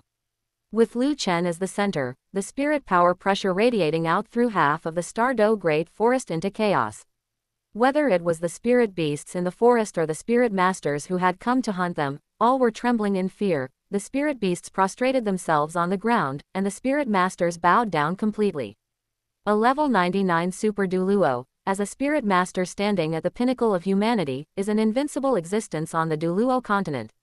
The Sky Azure Bull Python and the Titan Giant Ape, one an emperor of the forest, the other a king of the forest, they were powerful enough as brothers, right?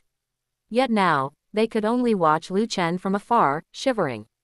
It was simply because the aura Lu Chen was emitting was just too terrifying. Lu Chen's breakthrough to a level 99 super Douluo caused such a commotion in the core area of the Stardo Great Forest, within the special space beneath the Lake of Life. Those vicious beasts hidden there all felt restless. If humanity had one more level 99 super Douluo, the situation for them, the spirit beasts, would become even more passive. However, they never left that place to go to the outside world to stop Lu Chen, who was in the midst of his breakthrough. Because in the dark, a grand divine thought had taken notice of Lu Chen breaking through in the Stardo Great Forest.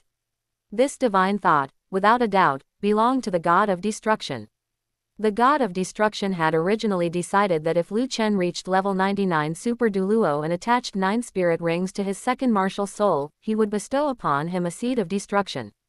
Lu Chen breaking through to level 99 spirit power naturally drew the attention of the god of destruction's divine thought, but Lu Chen had not yet completed the attachment of 9 spirit rings to his second martial soul. Therefore, the god of destruction intended to wait a little longer. Thus, a day and a night passed. Lu Chen slowly opened his eyes, and a brilliant light over 3 feet long shot out from them. After a while, the light returned to his eyes. His clear, azure blue eyes revealed a heart palpitating, terrifying pressure, enough to make any human or spirit beast afraid to look directly at him.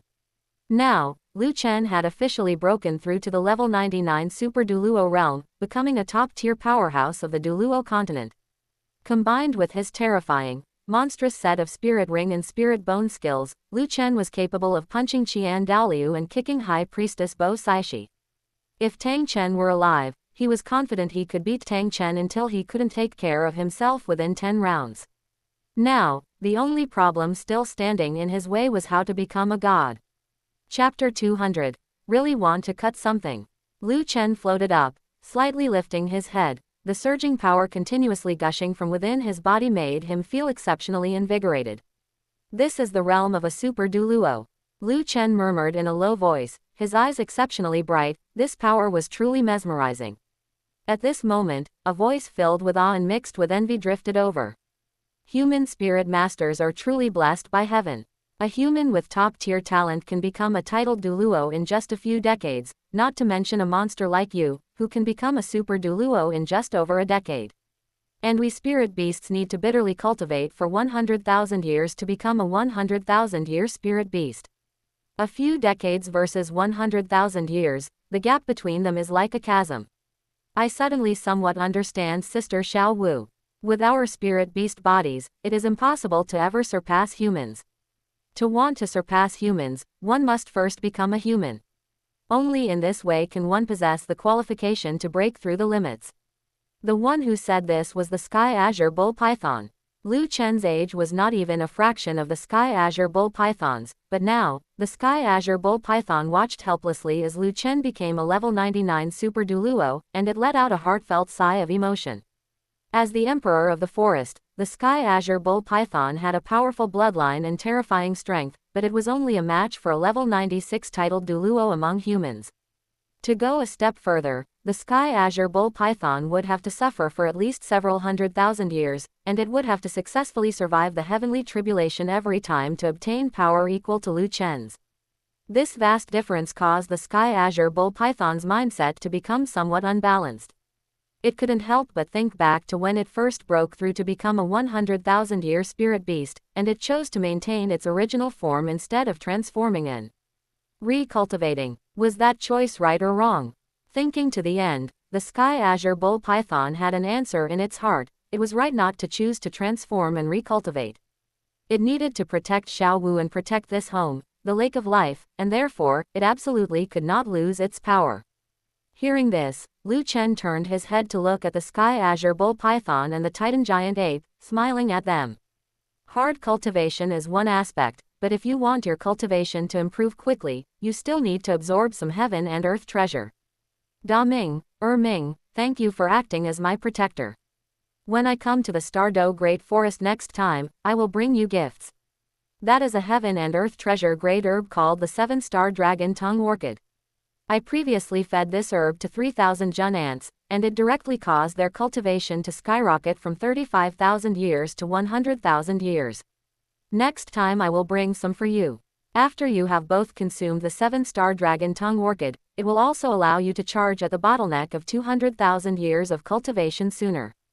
Once these words were spoken, both the Sky Azure Bull Python and the Titan Giant Ape revealed a hint of shock and surprise in their eyes. The Titan Giant Ape widened its eyes and said in a booming voice, "There is such a heaven and earth treasure that can make a 35,000-year 1,000 Jun ants cultivation skyrocket to become a 100,000-year spirit beast." The Sky Azure Bull Python was calmer, and it was not just thinking about itself. Lu Chen, never mind.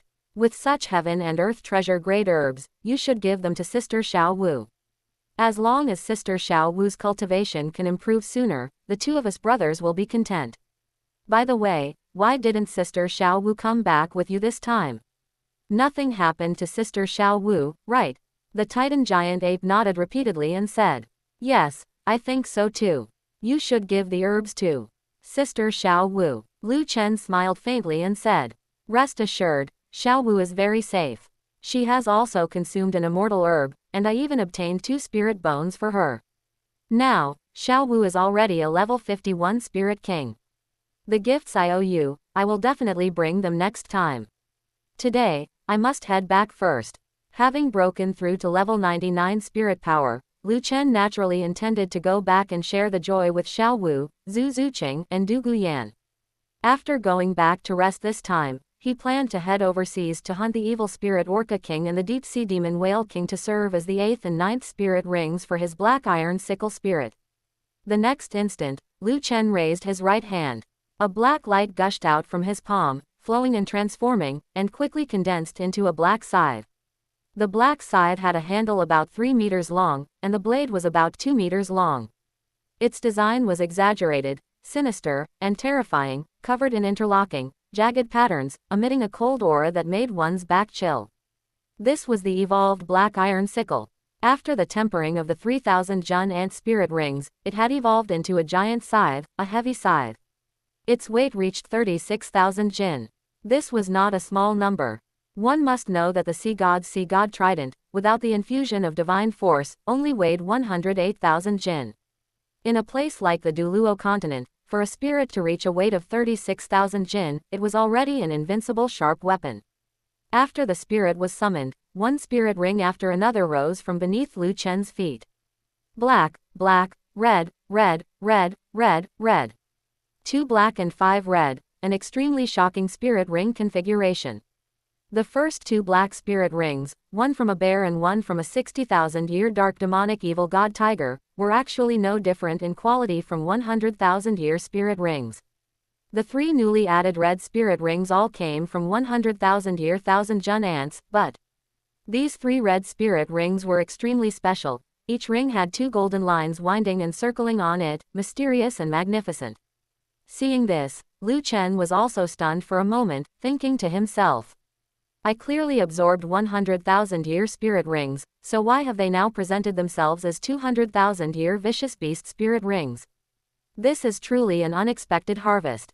I remember that when I absorbed the spirit rings into my body, the 3 streams of spirit ring energy, because they were of the same origin, finally condensed into one stream of energy.